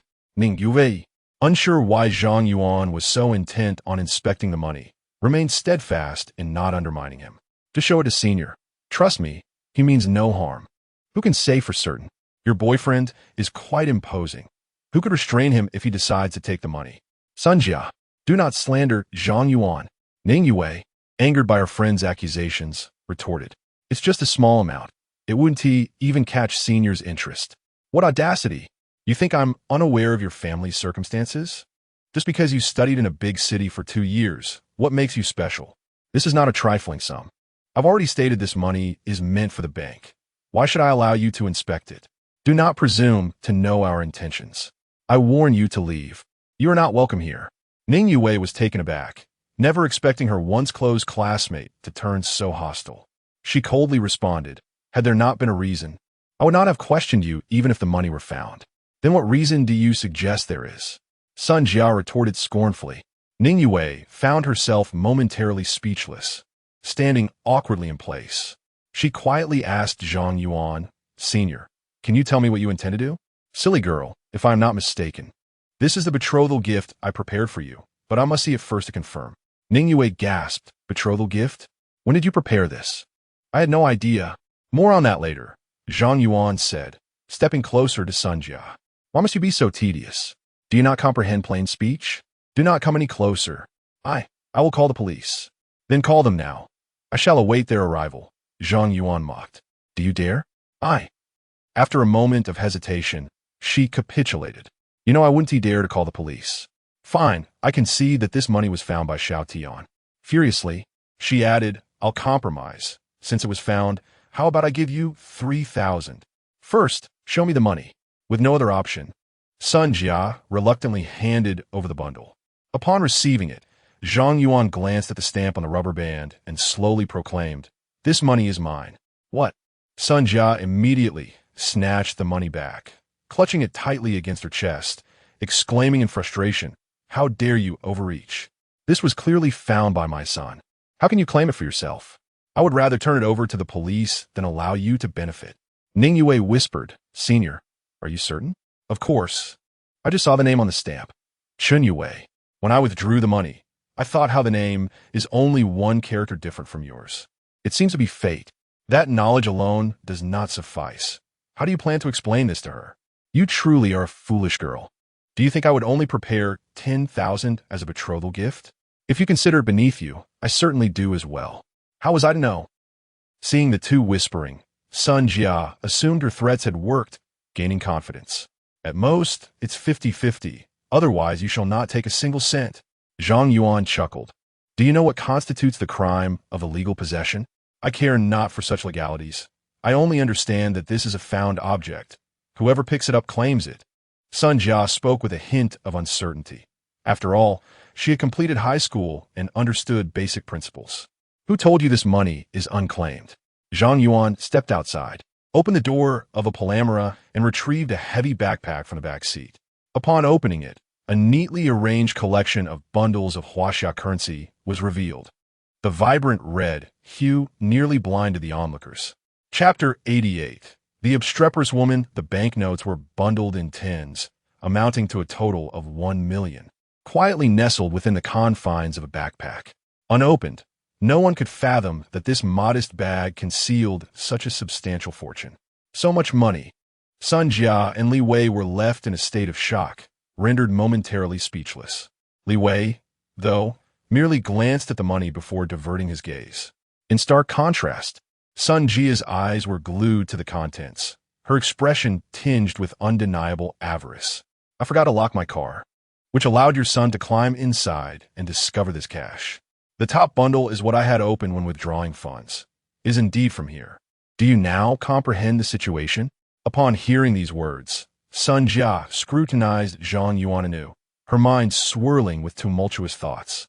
Ning Yue's boyfriend not only carried such a significant sum of money, but also seemed entirely unconcerned, neglecting to lock his vehicle. If it were her, even a mere 10,000 would be guarded fervently.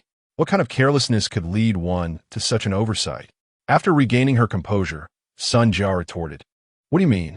This alone cannot prove that the money found by Xiao Tian originated from your car. Zhang Yuan casually extracted 2 bundles of Huaxia currency from the bag, pointing to the stamped paper. Examine the inscriptions. Are they not identical? Sun Jia removed her own bundle of money and compared them repeatedly, confirming the resemblance. At that moment, her belief in Zhang Yuan's words solidified.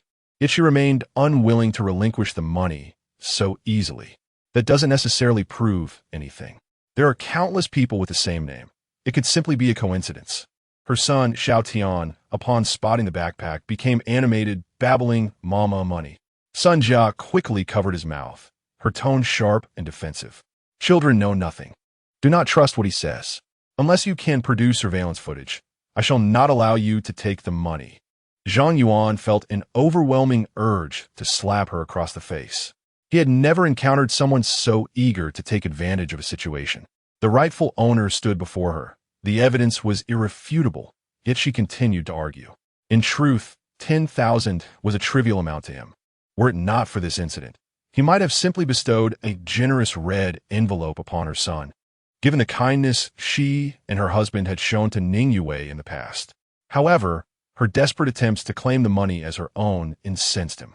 You truly do not comprehend the concept of illegal appropriation, Zhang Yuan said, turning to Ning Yue with a serious tone. Call the police. All right. Ning Yue was thoroughly disillusioned with her classmate, realizing for the first time her greed. She took out her phone and decisively pressed 110. Yet, just as she was about to connect, Zhang Yuan raised his hand to stop her. I can inform you of another matter. Each Huaxia note has a serial number that can be traced. The origins, the time of withdrawal, and the identity of the person who withdrew it can all be verified. The absence of surveillance footage does not negate the ownership of the money. Put aside your schemes. Once this call is made, the police will arrive and the matter will become public knowledge. Do not concern yourself with the legal consequences you may face. One thing is certain. The one who will be embarrassed is you. I offer you one last chance. Decide whether to make that call.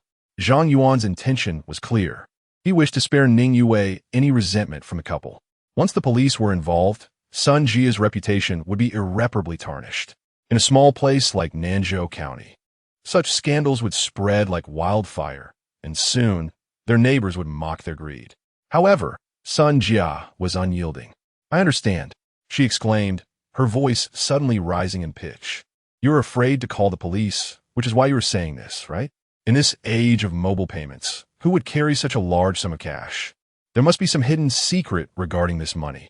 Thus, its origins may not withstand scrutiny. With that, Sun Jia reveled in Zhang Yuan's stunned expression, a triumphant smile gracing her lips. I am not greedy, nor am I meddling unnecessarily. I merely want this 10,000. What you choose to do after is none of my concern. Is that request truly unreasonable? The atmosphere grew tense, silence enveloping the moment.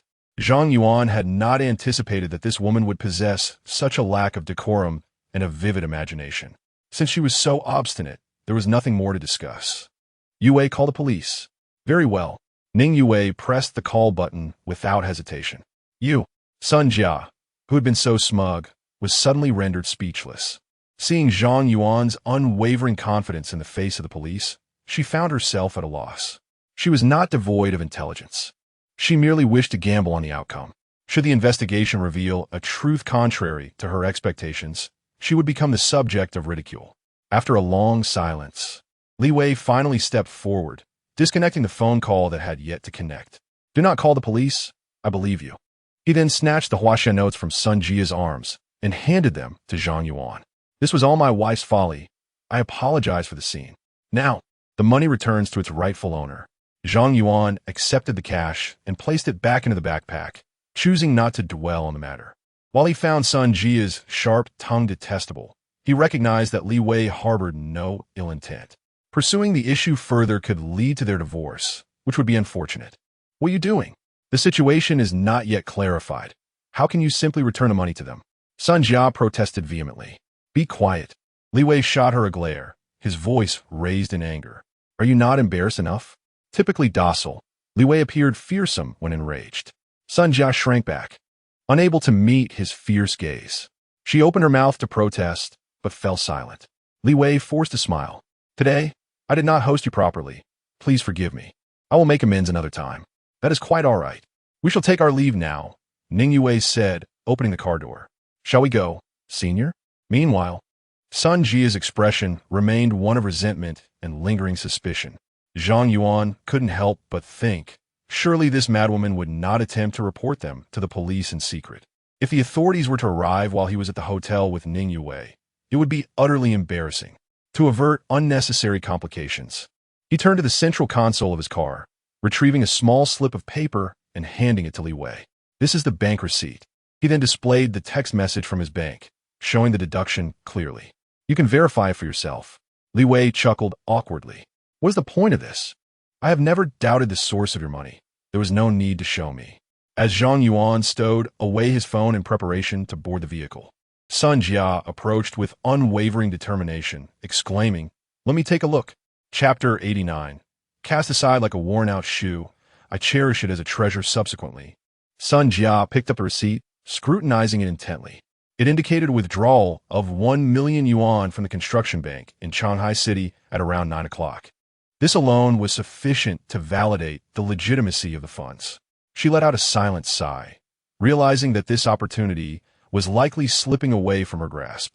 Thankfully, she had refrained from calling the police. Otherwise, it would have been a humiliation beyond measure. She then cast a glance at the text message from Zhang Yuan's bank card. However, this fleeting look left her utterly speechless. Your account 0300 withdrew 1,000,000 yuan at 9:35 a.m. on September 2nd, with a usable balance of 253,026. 601. 89 yuan, construction bank. The amount withdrawn matched perfectly. Yet the subsequent string of numbers was so extensive that she could not immediately discern how many digits it contained. Honey, please take a look at this. Unable to contain her astonishment, she seized Zhang Yuan's phone and approached Li Wei, her voice trembling as she implored. Count it for me. How much is it? Am I seeing things? Li Wei, bewildered by her erratic demeanor, scolded. Why are you using someone else's phone? Get it back. But just take a look. Only then did Li Wei direct his gaze to the screen.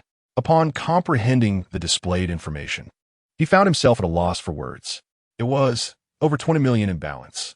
To be fair, his family's circumstances in this small county were already considered quite favorable.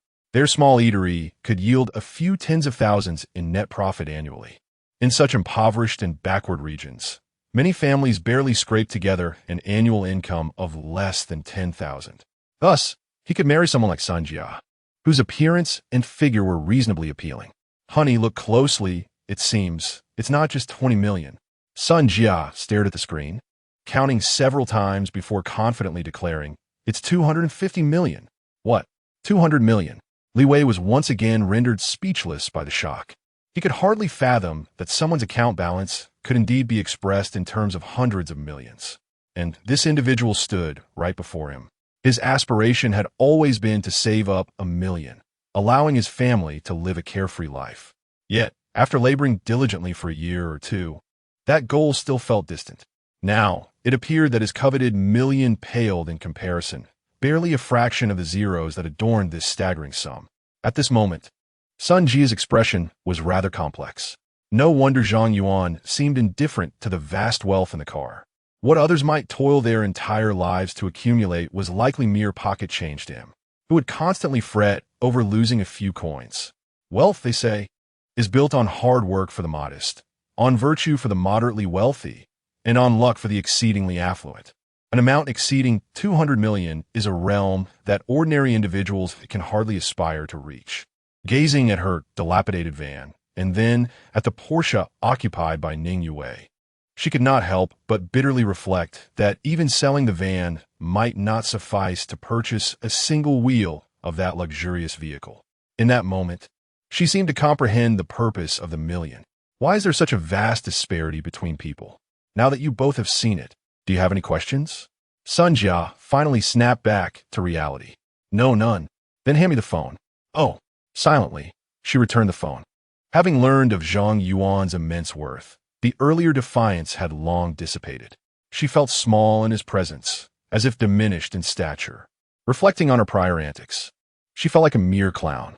Even after the car vanished from view, Sun Jia continued to murmur, Ning Yue, how fortunate you are.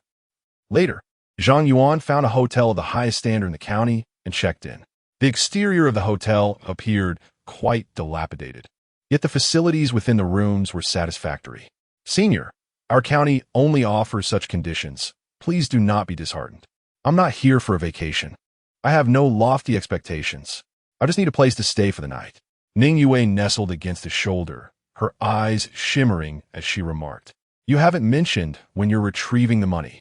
So that's why you wanted my backpack, to carry cash. I picked it up while switching cars this morning. I just forgot to mention it. I need to negotiate with your mother. How can I go without some leverage? If I hadn't only managed to arrange for $1 million in cash, I would have aimed for more. Is that still not enough? In my hometown, offering 20 to 30,000 is considered very courteous. Ning Yue chuckled, With your $1 million, you'll probably leave our village in shock. I want them to understand your significance in my life. Marrying you must be a grand affair. Zhang Yuan declared with fervor, As long as I can marry you, I would willingly spend any amount. In my heart, you are a priceless treasure. In just a few brief exchanges, Ning Yue felt profoundly moved. Her family had cast her aside like a worn-out shoe, while Zhang Yuan regarded her as a treasure. Senior, kiss me. She embraced Zhang Yuan, pressing her crimson lips against his. At 11 o'clock that night, the phone on the bedside table rang. Zhang Yuan, you actually switched the car keys while I was asleep without informing me. On the other end, Lu Shuyo huffed angrily. I had to take that 918 out today. It's a nightmare to drive. Zhang Yuan was momentarily speechless. What's the matter? Driving a 20 million sports car is a hardship? Who told you to let me sleep until after 9? I saw you were still sound asleep when I peeked upstairs, so I didn't wake you. Well, couldn't you have kissed me before leaving? How do you know I didn't kiss you? Zhang Yuan continued. You set the air conditioning so low, and you didn't cover yourself with a blanket. Your sleeping posture was quite distressing, with your clothes askew, exposing your belly. I was the one who covered you back up. That is something I can't control. I was covered up just fine before sleeping. Lu Shuyo retorted, her face slightly flushed. Hearing that Zhang Yuan had done so much for her, even sneaking kisses while she slept, stirred a wave of tenderness in her heart. Then from now on, if you sleep with me, you can cover me with a blanket every day. By the way, your junior ISNT around, is she? Zhang Yuan chuckled. Not only is she here, but she heard every word you said. Chapter 90. Mother, I have returned. How embarrassing. You scoundrel. Why didn't you inform me beforehand? You didn't ask at the beginning either. Lu Shuyo was rendered speechless by his evasive attitude. With a slight roll of her eyes, she languidly remarked, It's all your fault that my privacy was overheard, so I deserve to hear her secrets too. That would be fair. Zhang Yuan noticed Ning Yue leaning against his chest, listening with a radiant smile, showing no signs of protest. He promptly activated the speakerphone. Whatever you wish to inquire. I assure you I will leave nothing unspoken. What are you up to? Preparing for bed, of course. What else could one do at this hour? And before that? We discussed a business deal worth several $100 million. Upon hearing this, Lu Shuyo instantly understood. She giggled, saying, What's wrong? Is the junior sister unwell? Indeed. It just so happens that I've been under the weather for a few days. Then why didn't you come find me? I would have minded. I wish I could, but I'm currently 1,000 kilometers away. Far water cannot quench near thirst. 1,000 kilometers. Lu Shuyo's tone grew urgent. You didn't sneak off on a trip with the junior sister, did you? I have no objection to your traveling. But how could you abandon me without even a word? Send me your location. I'll set off immediately and arrive by morning. Zhang Yuan chuckled teasingly. You're not worried about the difficulties of driving the 918 anymore? Not at all. Its speed is just right. Hurry and send me the location. All right. No more jokes. I'm at Yue's hometown right now. I'll return in a couple of days. Besides, there's nothing of interest here. I came to help with some family matters. Lu Shuyo asked with a hint of concern. Do you need any assistance? If so, just say the word. Don't let it turn out like last time. No need to worry. I can handle it. You're just a stubborn fool. Zhang Yuan smiled. Isn't that precisely what you admire about me? You treat me so well. I promise not to leave you behind in whatever I do in the future. That is more like it. But aren't you worried about upsetting the junior sister? To placate me, you might provoke her into displeasure. Oh dear, Are you trying to sow discord? Yue wouldn't T fall for such tricks. Be careful, or I'll come back and give you a smack. Then come. Lu Shuio shifted the topic. The junior sister must have a lovely voice, right? How does it compare to mine?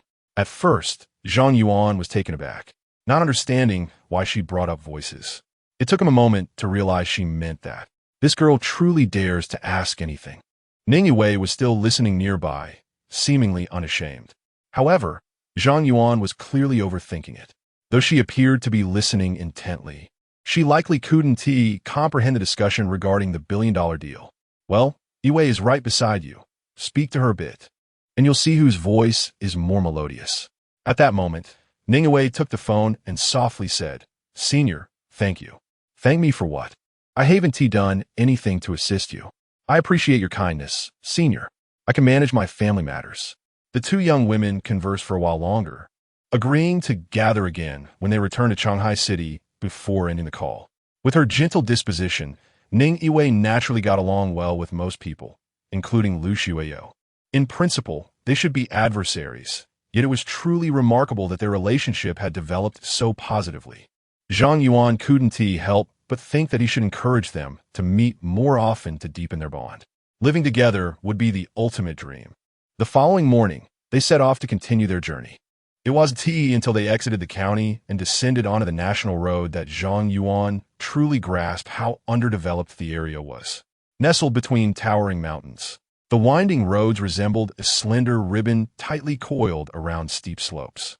The narrow and tortuous paths had cliffs rising high on either side, as if they might close in at any moment, demanding his full attention while driving. The road conditions were abysmal, riddled with potholes and strewn with broken stones and mud, causing the vehicle to jolt incessantly.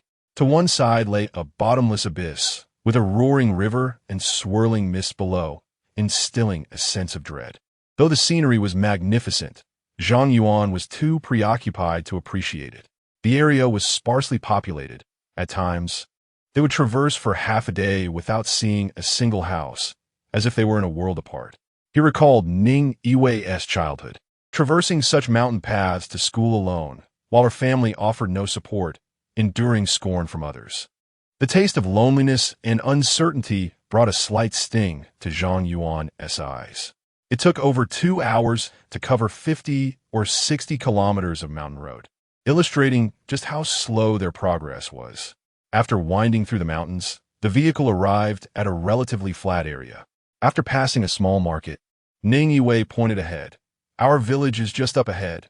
We'll be home in a few minutes. As they neared home, her mood grew increasingly anxious. Initially chatty and animated during their departure, she now fell mostly silent. Senior, Ning Yue tugged at his arm, hesitating. Should we just return to Shanghai City? I don't want to go home. Zhang Yuan gently grasped her hand. We're already at the doorstep. There is no turning back now. I understand your concerns, and I will handle everything. Yes, Senior, you're my only one. He reached out to caress Ning Yue's smooth hair and asked, I remember you mentioned having an older brother, right? Is he married? My brother is only 3 years older than me. He is not married yet. And your mother? Has she remarried? Ning Yue shook her head. No, but my mother has a rather strong personality. I'm not sure how she will react, and if she says anything, please don't take it to heart. Of course, but surely a son-in-law as affluent as I wouldn't be turned away, would I? Ning Yue rarely smiled, but now she did. How confident you are, Senior. 5 minutes later, a 2-story self-built house came into view. The exterior showed signs of age, with white tiles adorning the walls and the courtyard's cement floor meticulously clean. Not a single fallen leaf in sight. The steps and interior floors were made of colorful polished stone. In Zhang Yuan's memory, most self-built houses in rural areas from the previous century were constructed this way, though the house appeared outdated compared to modern standards. It was quite luxurious compared to the neighboring homes. This led to a surprising conclusion. Ning Yue's family seemed to be in fairly decent circumstances. The courtyard was not large, with a Highlander blocking the entrance, forcing Zhang Yuan to park on a nearby side road. After exiting the vehicle, he held Ning Yue's hand tightly as they walked inside. Mother, I'm back. Inside the main hall, several people sat around a large round table. Upon hearing the call from the courtyard, they all turned their gazes toward the entrance. After being confined in the small dark room for half a month, I nearly lost my mind. I deleted nearly 10,000 words and revised it 5 or 6 times before releasing it. I could barely bear to look at the earlier content. Starting today, I'll resume posting twice daily. If any esteemed readers find this book tolerable enough to pass the time, please send some free gifts and click to urge updates. Thank you. Moi. Chapter 91. The Zhou family of 3 back so soon? A woman in her 40s remarked languidly as she peered outside the courtyard. Upon noticing Zhang Yuan, who stood beside Ning Yue, her brows instinctively furrowed. Particularly, the sight of their tightly clasped hands elicited an inscrutable expression in her eyes. After a moment, she rose and approached Ning Yue with a smile, inquiring, "Yue, who is this young man? Won't you introduce him to your mother?" Blushing, Ning Yue replied in a hushed tone, "This is Zhang Yuan, my boyfriend. He brought me back this time." Zhang Yuan politely greeted her, "Hello, Annie." However, Ning Yue's mother, Ren Fangyan, merely nodded in acknowledgement before addressing her daughter. "Just a friend, is it? Well then, since it's mealtime, let's have a simple meal before you leave." As she spoke, Ren Fangyan subtly pulled Ning Yue's hand, discreetly separating the two. Her gaze lingered on Zhang Yuan for barely a second before she looked away. "Mom, he is my boyfriend, not just a friend," Ning Yue protested. But Ren Fangyan pulled her aside and admonished in a low voice, "What boyfriend? Has this gone through my approval? I've already arranged a marriage for you with a respectable family. Who gave you the permission to make decisions on your own? Do you take my words lightly? Or do you think that after a few years in the big city, you've grown wings? Listen to your mother. After dinner, send him away." Desperate, Ning Yue stamped her foot, her voice tinged with a hint of tears. "No. Then I'll go too. Wherever the senior goes, I will follow." Ren Fangyan, suppressing her anger, replied, "Why do you still act like a child, refusing to listen? In our household, a child's marriage is arranged by their parents. Since your father is no longer here, I will manage your marriage entirely. There is nothing to discuss." Ning Yue declared resolutely, "Mom, if you force this." "Yue." At that moment, Zhang Yuan interjected, his tone devoid of emotion. "Let us head inside. It's quite warm out here." Though the mother and daughter spoke softly, their words did not escape Zhang Yuan's ears in the tranquil courtyard. From just those few exchanges, he had already discerned Ren Fangyan's character, a typical mindset of the old society. She was exceedingly difficult to engage with, stubborn to an alarming degree, disregarding her children's thoughts entirely. After 2 years away from home, Ning Yue's mother should have been overjoyed at her return, yet her demeanor was utterly flat, and she had not intended to rise to welcome her daughter. Regardless of how much she might disapprove of Ning Yue, she was still her daughter. Observing the various gazes in the main hall, Zhang Yuan found himself curious about the conditions set forth by this so-called reputable family. Swallowing her imminent words, Ning Yue followed Zhang Yuan into the house. At the round table, a middle-aged man in his 40s or 50s occupied the seat of honor. He sported short hair, donned a brown shirt and black trousers, and wore a gleaming gold watch on his wrist.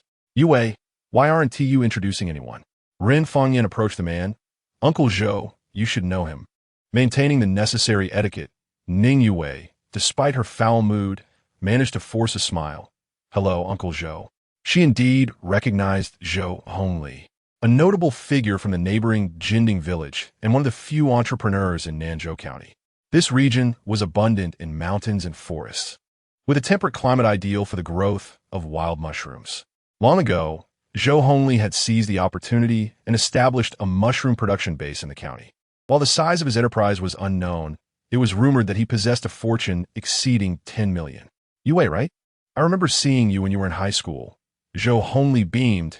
"You've become even more beautiful in just a few years. It's hard to find anyone in the entire county who rivals your looks." "Thank you for the compliment, Uncle," Ning Yue replied modestly. Zhou Hongli then turned to a young man seated to his right. "Wenyin, what do you think? I hope this match meets your expectations." At the sight of Ning Yue, Zhou Wenyin was utterly captivated, his face reddening with excitement as he stammered, I'm very satisfied." "Ha ha." Zhou Hongli laughed heartily. "Initially, you were quite reluctant. Have you not realized that since it's your father who arranged this, it's surely one TB lacking? What are you waiting for? Greet the young lady, he urged. Oh, right. Zhou Wenyin stood, extending his hand towards Ning Yue. Hello. However, Ning Yue ignored the outstretched hand, not uttering a word in response. She was aware that her mother had arranged a match for her, but she had not anticipated that this individual would be Zhou Hongli's son. To her astonishment, she encountered him on the very first day of her return. Zhou Wenyin, in his 20s, was well-dressed and reasonably good-looking. On the surface, he seemed unoffensive. Yet, Ning Yue's heart belonged to another. Regardless of how admirable this young man might be, she felt an instinctive rejection. As the atmosphere grew awkward, a young woman seated nearby approached Ning Yue with a friendly smile, linking her arm with hers.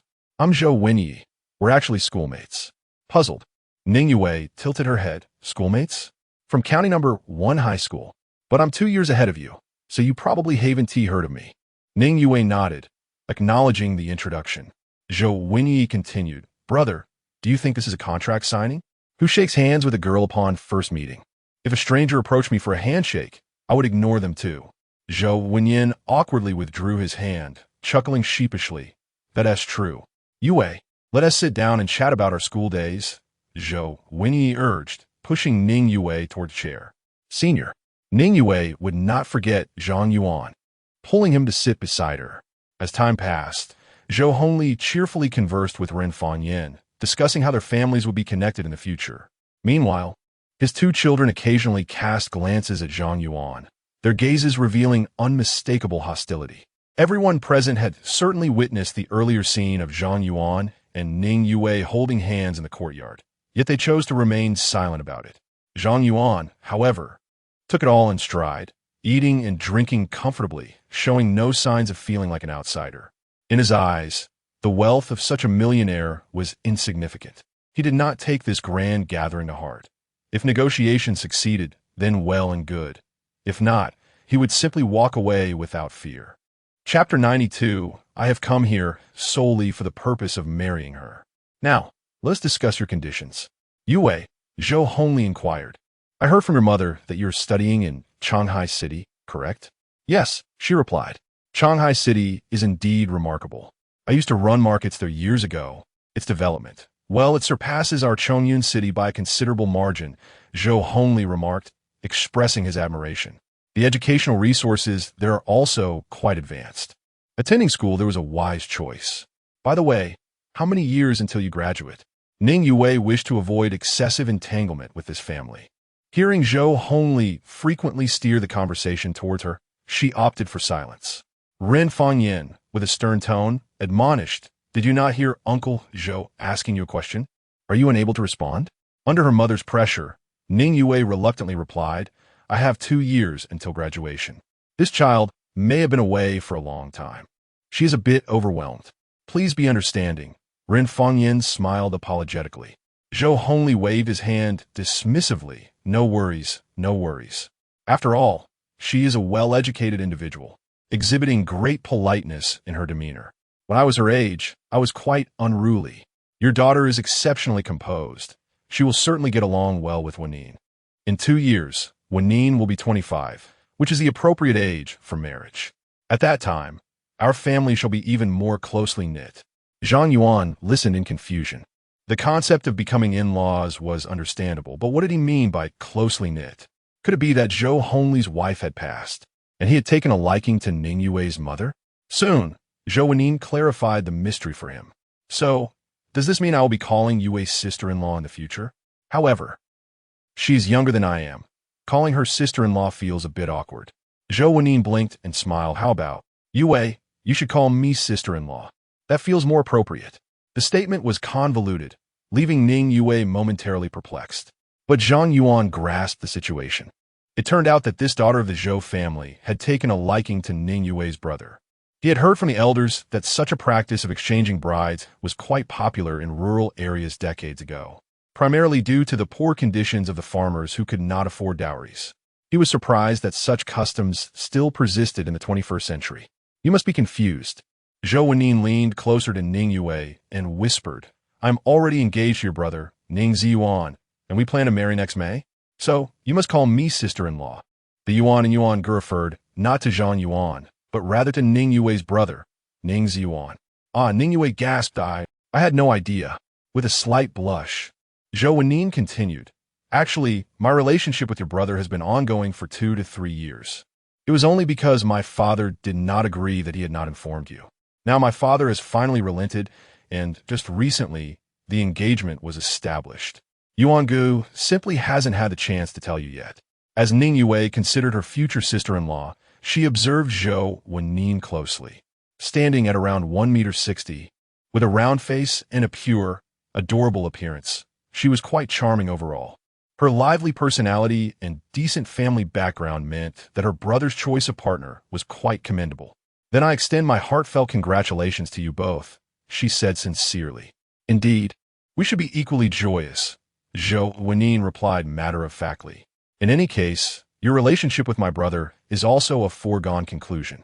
Ning Yue refrained from responding, shaking her head firmly instead. Zhou Wenin, undeterred, turned to Ren Fangyan and asked, Auntie, why hasn't Yuan Gu returned yet? Dinner is nearly finished. Upon hearing the future daughter-in-law's inquiry, Ren Fangyan immediately adopted a warm tone. He should be back soon. He informed me 2 hours ago that he was nearing the county. It has been over a month since I last saw Yuan Gu.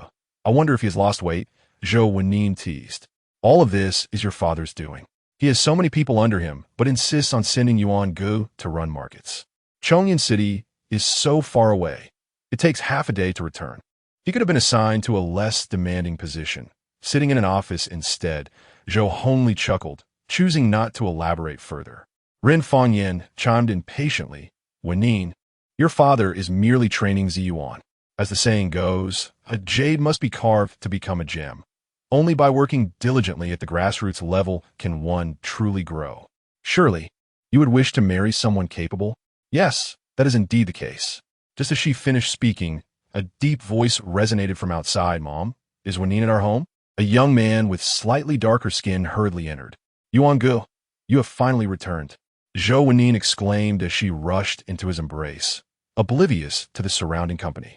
Ren Fangyan could not help but tease. This lad has eyes only for my daughter. He doesn't even spare me a glance. Haha, my daughter is no different. After a moment, Ning Yuan realized the inappropriateness of the situation. Reluctantly separating, he greeted everyone in turn. Upon spotting Ning Yue, he expressed surprise. I thought you wouldn't arrive until tomorrow. I didn't expect you to be here before me. I just arrived. A senior sent me back, she replied. Ning Yuan then turned to Zhang Yuan, his gaze unfriendly. At that moment, Zhou Wenin whispered a few words in his ear, and he instantly erupted in anger. So, you are. Please leave my house. You are not welcome here. Upon hearing this, not only Ren Fangyan, but even the Zhou family turned their attention to Zhang Yuan, voicing their collective sentiments. Zhang Yuan, an outsider of unknown origin, felt distinctly out of place among this family, especially as he was the so-called boyfriend of Ning Yue during such a sensitive discussion of marriage. However, Zhang Yuan, unperturbed, set down his chopsticks, surveyed the room, and spoke steadily. I am Yue's boyfriend, and I have come here solely with the intention of marrying her. Now, let's discuss your conditions. At this declaration, a profound silence enveloped the room. The sound of a falling needle could be heard. Ning Yue grasped his hand tightly, while Ren Fangyan's expression darkened considerably. What do you mean? I have already arranged for Yue's engagement. Did you not hear what I just said? Ning Yuan echoed vehemently. This is a matter that our family has unanimously agreed upon. Who are you to interfere? Zhang Yuan maintained his calm demeanor, responding, Is that so? If your entire family has agreed, does that include Yue herself? If she consents to marry that other person, I shall not utter another word and will take my leave immediately. Ning Yuan grew anxious. Sister, you may not be aware, but Zhou Wenin is not only kind and gentle, her family is well off. Marrying her would ensure a life free of financial worries. Please say you are willing, so that this man can give up. Ren Fangyan too gazed at her daughter with eager eyes. Yet, Ning Yue's response was destined to disappoint them all. I do not wish to. Chapter 93. What are you even? Ingwei, heed my advice. Ning Yuan trembled with agitation, insisting that their circumstances were indeed favorable. A mere glance at his household would suffice to reveal the truth. Zhang Yuan was perplexed by his brother's emotional outburst. Although the siblings had maintained a close bond since childhood, the conclusions drawn from Ning Yinggui's account painted a starkly different picture. When her father passed away, Ning Yuan was still quite young, and under their mother's influence, he had never shown Ning Yingui a kind face, nor offered her even the slightest care. Ning Yingui had to swallow her grievances in silence, devoid of anyone at home to confide in. And now, this brother, who had always maintained a distant relationship with her, suddenly appeared to be concerned for her well-being. Could there be hidden motives? Since you claim his family is so well off, why don't you marry him yourself? Why presume to decide for others? Just because you are her brother, does that grant you the authority to dictate her choices?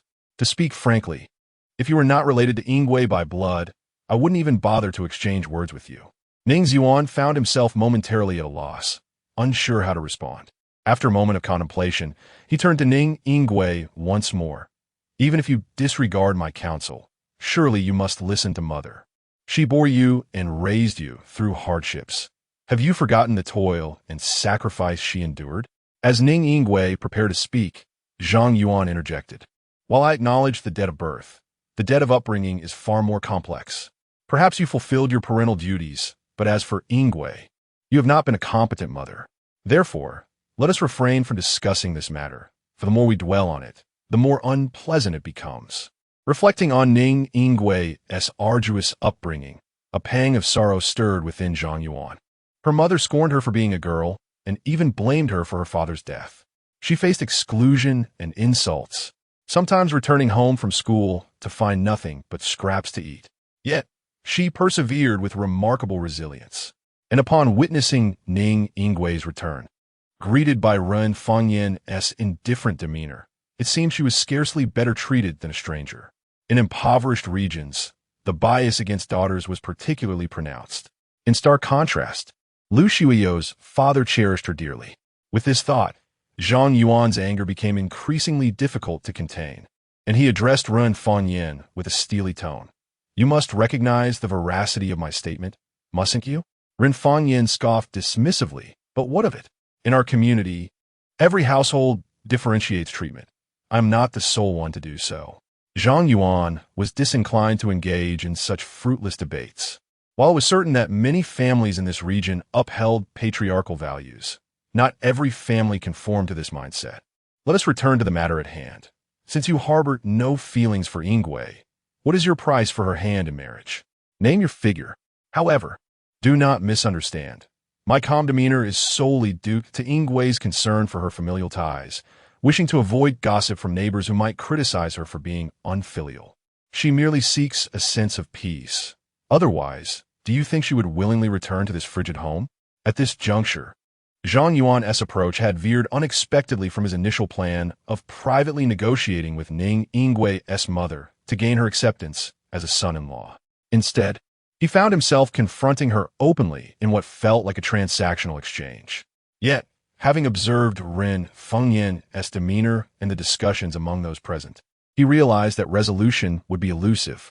Meanwhile, Zhou Hongli, seated at the head of the table, noted that Zhang Yuan, despite being in hostile territory, spoke with confidence, rendering Ren Fengyan and her son speechless. This composure and sharp rhetoric were not typical of an average youth. In contrast, his own son, Zhou Wenin, wore a flushed expression, remaining mute despite their advantageous position. Does he not comprehend that this individual is vying for his future wife? With a sigh, Zhou Hongli stated, the customs of parental consent and matrimonial arrangements have existed throughout history. Naturally, it is the responsibility of her parents to decide whom Yingui marries. Others have no right to interfere. Am I not correct? Therefore, let us dismiss this discussion of terms. You should return from whence you came. Zhang Yuan raised an eyebrow, casting a sidelong glance at him. You acknowledge that others lack the right to meddle. Might I inquire as to your relationship with her? I am, of course, an elder. I have watched Yingui grow up and can be considered a parental figure. Zhang Yuan scoffed. With so many villagers having watched Yingui grow, by your logic, does that not imply that everyone is her half-parent? If you were her father, I might concede you some authority.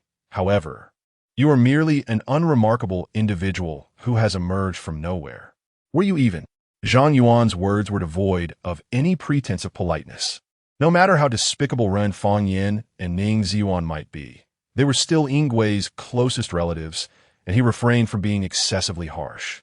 But Zhou Hongli, a mere outsider, did not merit any courtesy. The room fell into an eerie silence following his declaration. Such audacity was remarkable. Zhou Hongli, a prominent entrepreneur, was unceremoniously criticized by this brash youth. How could he possibly save face?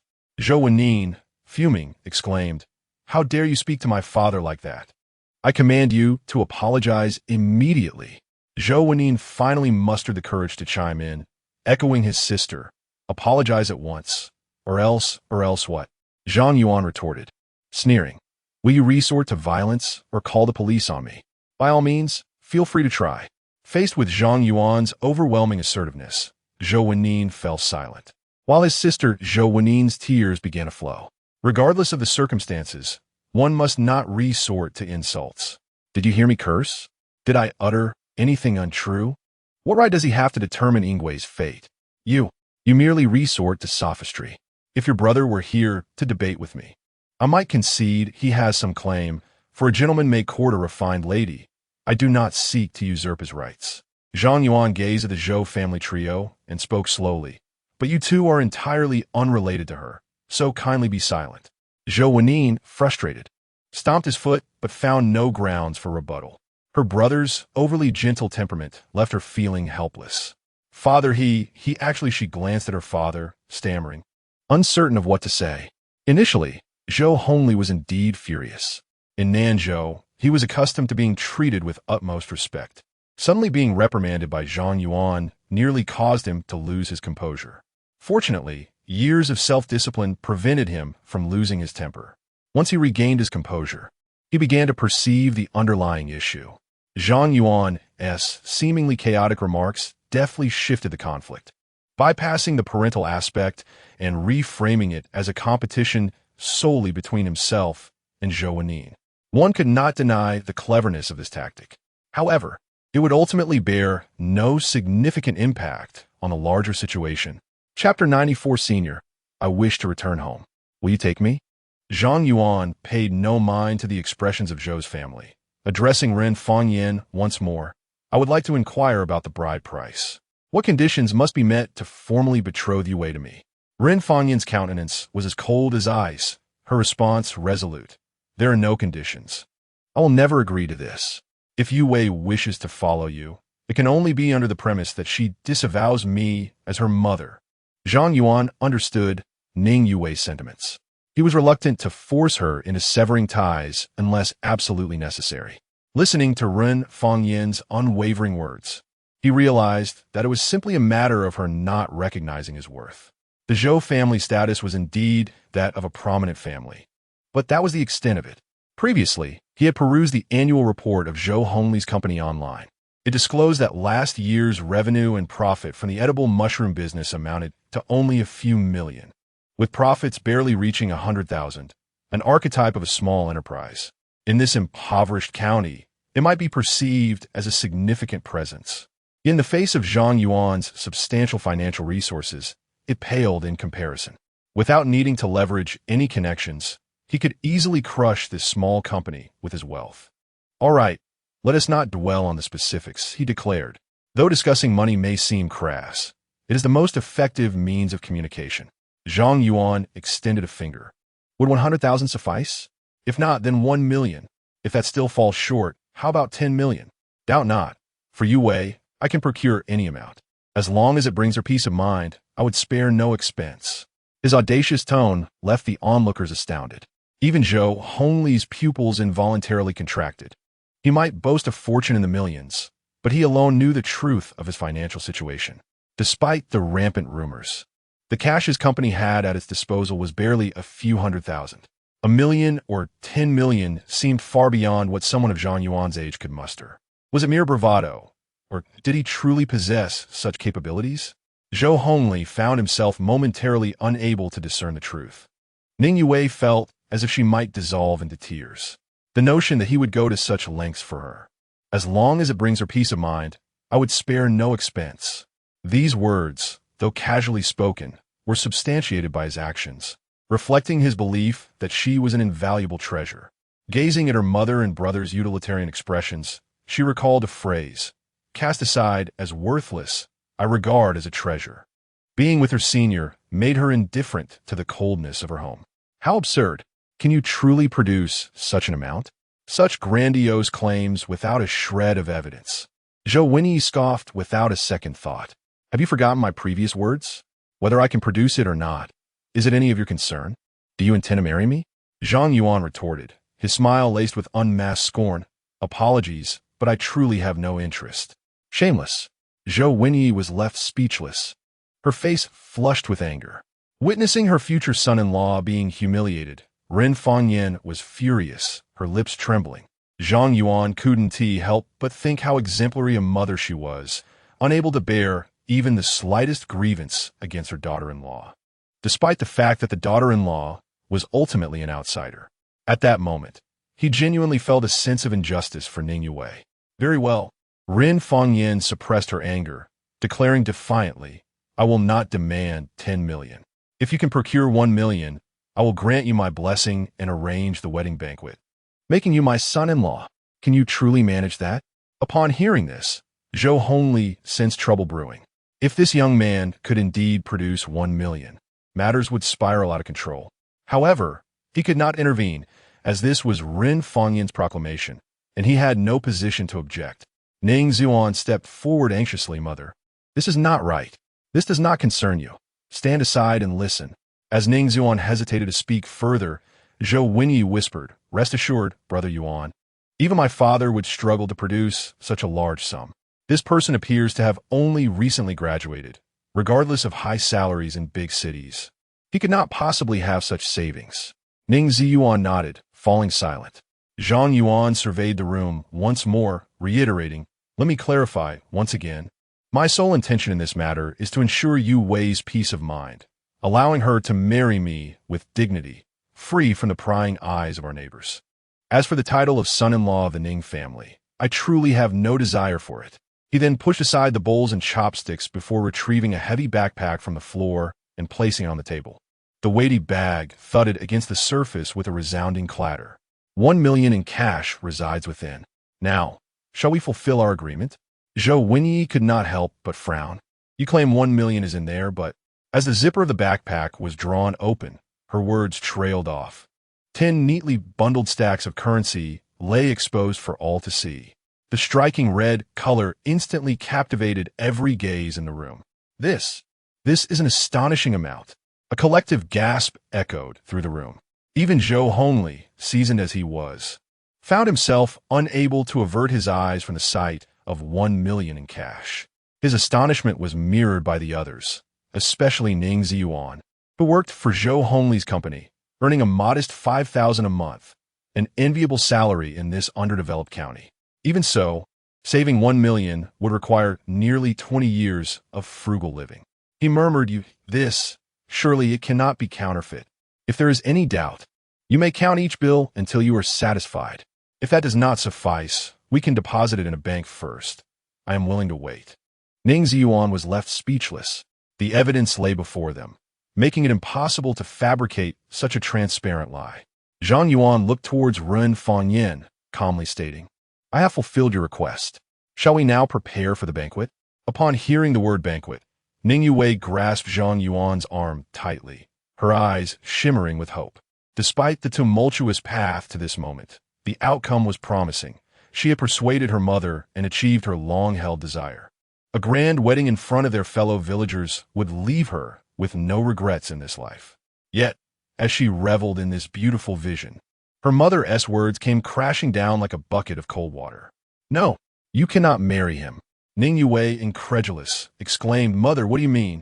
Ren Fangyan glanced at Ning Ziyuan and Zhou Wenyi before letting her gaze linger on Ning Yue. "I still do not approve of your marriage. You can only wed Zhou Wenyi.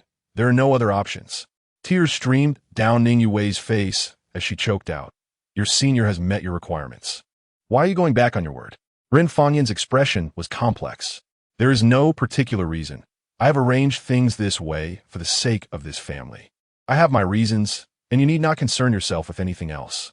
Ning Yue felt as if she had plunged into an icy abyss, her heart utterly shattered. Throughout her life, the phrase "for the sake of this family" had echoed incessantly in her ears. Yet, where had her place ever been within that family? Wiping the burning tears from her cheeks, she looked up at Zhang Yuan, her eyes filled with sorrow. "Senior, I wish to return home. Will you take me?" Chapter 95. Try saying that again? All right, let's return home. Zhang Yuan understood that this declaration of going home signified a complete severance of ties between Ning Yue and her mother and brother. He slung his backpack over his shoulder and assisted Ning Yue as they proceeded toward the exit. "Stop!" Ning Yuan abruptly positioned himself in front of the pair. Raising his voice, "You may leave, but my sister must stay." "She cannot go." "On what grounds?" Zhang Yuan retorted. "Her legs are her own. She could go wherever she pleases, and it is none of your concern. Regardless, she cannot leave without my mother's consent." Zhang Yuan scoffed. "Are you living in a feudal society? Do you still wish to restrict personal freedoms? Let me kindly remind you, that is illegal. Since Yue is willing to leave with me, no one can stop her. That is my declaration." Though Ning Yuan found himself momentarily speechless, he remained steadfast at the door, his robust frame standing like an iron tower before Zhang Yuan. "Step aside. I will not, unless you kill me. Otherwise, you shall not pass through this door." The commotion at the Ning family's entrance had caught the attention of local villagers. This is the nature of rural life. Any minor incident in a household quickly spreads throughout the village. Before long, curious onlookers began to gather, and the small courtyard was soon filled with a dozen people. "Why is that lad from the Ning family back today? He seems to have made quite a name for himself, driving around in a van, reportedly earning thousands a month. Just look at whose son-in-law he is. Climbing the family tree of the Zhou clan will surely propel him to success. That off-road vehicle belongs to Boss Zhou, doesn't it?" One elderly woman remarked, fanning herself. "Boss Zhou has been frequenting this area quite often lately. He comes by every few days." Of course, the relationship between the two families is now inseparable. At that moment, the elderly woman's expression shifted, and she shook her head. "But I do pity the girl from the Ning family." "Hush! Keep your voice down. If your eyesight is poor, be more discreet. The girl from a Ning family has returned. Be careful not to speak carelessly." What a pity. After a while, Ning Yue's emotions had settled. When she looked back at her brother, her eyes revealed no trace of sentiment. "Brother, if you still value our sibling bond, please let us leave. Why are you so stubborn? Both mother and I only wish what is best for you, which is why we want you to marry Zhou and Yang. He is from a neighboring village. We know his background, and he is far superior to Zhang Yuan. Can you not respect my own wishes? Zhou and Yang may be good, but in my heart, he cannot compare to my senior. They are not on the same level. Do you understand? No matter what you say, I will not let you pass through this door." Ning Yuan remained firmly positioned before them, not budging an inch. Zhang Yuan's expression turned icy as he declared, "Move aside. I reiterate, unless you kill me, you will not prevent our exit." Seeing Ning Yuan's obstinate resistance, Zhang Yuan's temper flared. He took 2 steps forward and swiftly seized Ning Yuan by the neck, using his strength to trip him. Thud! Ning Yuan was forcefully brought down to the ground, landing heavily. When it came to fighting, Zhang Yuan had never backed down. He was well versed in the art since childhood. Especially after undergoing systematic physical enhancement, his strength was astounding, and his reflexes sharper than before. Had it not been for the fact that Ning Yuan was Ning Yue's brother, a single strike could have rendered him completely incapacitated. "Yuan-go, are you all right?" Zhou Winnie rushed over, kneeling beside Ning Yuan. "I'm fine. I just wasn't paying attention and got careless," he replied. "That's good to hear." Zhou Winnie turned her furious gaze toward Zhang Yuan. "How can you be so rude? Don't you understand the principle of resolving disputes without resorting to violence?" "Huh. He was attempting to unlawfully detain Yue. Do you expect me to stand by idly? You are lying. Yuan-gu clearly meant no such thing. Then why not call the police and see who bears greater responsibility? Do you dare?" Zhang Yuan challenged confidently. "I." Zhou Winnie found herself at a loss for words once again. "Oh." In her fury, she lunged at Zhang Yuan, but he easily blocked her. Nonetheless, her sharp nails left several scratches on his arm.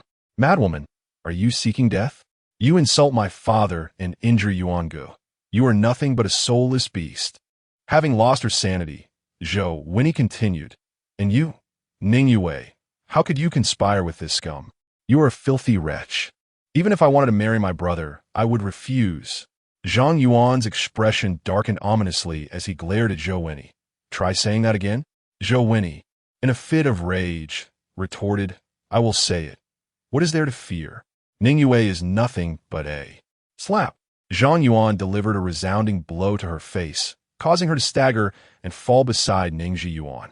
Did you think I would hesitate to strike a woman? Zhou, when he clutched her cheek tightly, defiantly proclaiming, If you have the guts, kill me. Otherwise, I will continue to speak. Wretch, filthy wretch. What do you do about it? As she writhed on the ground, Zhang Yuan silently activated his information checking feature. Typically, he would only utilize this function on individuals of interest. He was no lecherous man, prying into the privacy of women indiscriminately. However, Zhou Winnie had incited his ire to an extraordinary degree. He was eager to discover what kind of person this woman, who incessantly labeled others as wretches, truly was. A pale blue screen materialized before him. Name, Zhou Winnie, age, 22, height, 158 cm, weight, 50 kilograms, appearance, 79, value, 94. Upon seeing this, Zhang Yuan felt a sense of clarity. He had initially presumed that someone who would go to great lengths for love would be a paragon of virtue. Yet, to his astonishment, at the tender age of 22, she had already been with 6 men. What audacity she had to label others as wretches. Clearly, being a wealthy young lady from Nanzhou County made changing boyfriends as easy as drinking water. Zhang Yuan spoke with a hint of disdain etched across his face. What do you mean by that? Zhou Winnie felt a pang of anxiety, hastily retorting, I warn you, do not speak nonsense. My feelings for Yuan Ge are genuine. Whether her feelings were genuine remained uncertain. All Zhang Yuan knew was that she had already been involved with 6 boyfriends. Upon hearing this precise number, Zhou Winnie's mind was engulfed in turmoil. How did you know this? Could it be that he had conducted prior investigations? Now, she found herself too intimidated to converse with Zhang Yuan, even lacking the courage to meet his gaze. With so many witnesses present, any further slip of the tongue could lead to utter disgrace.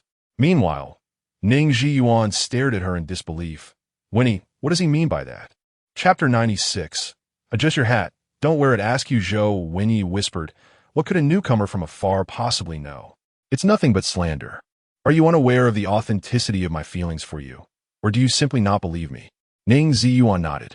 Throughout their time together, Zhou Winnie had indeed devoted her entire heart to him, a fact he had never doubted.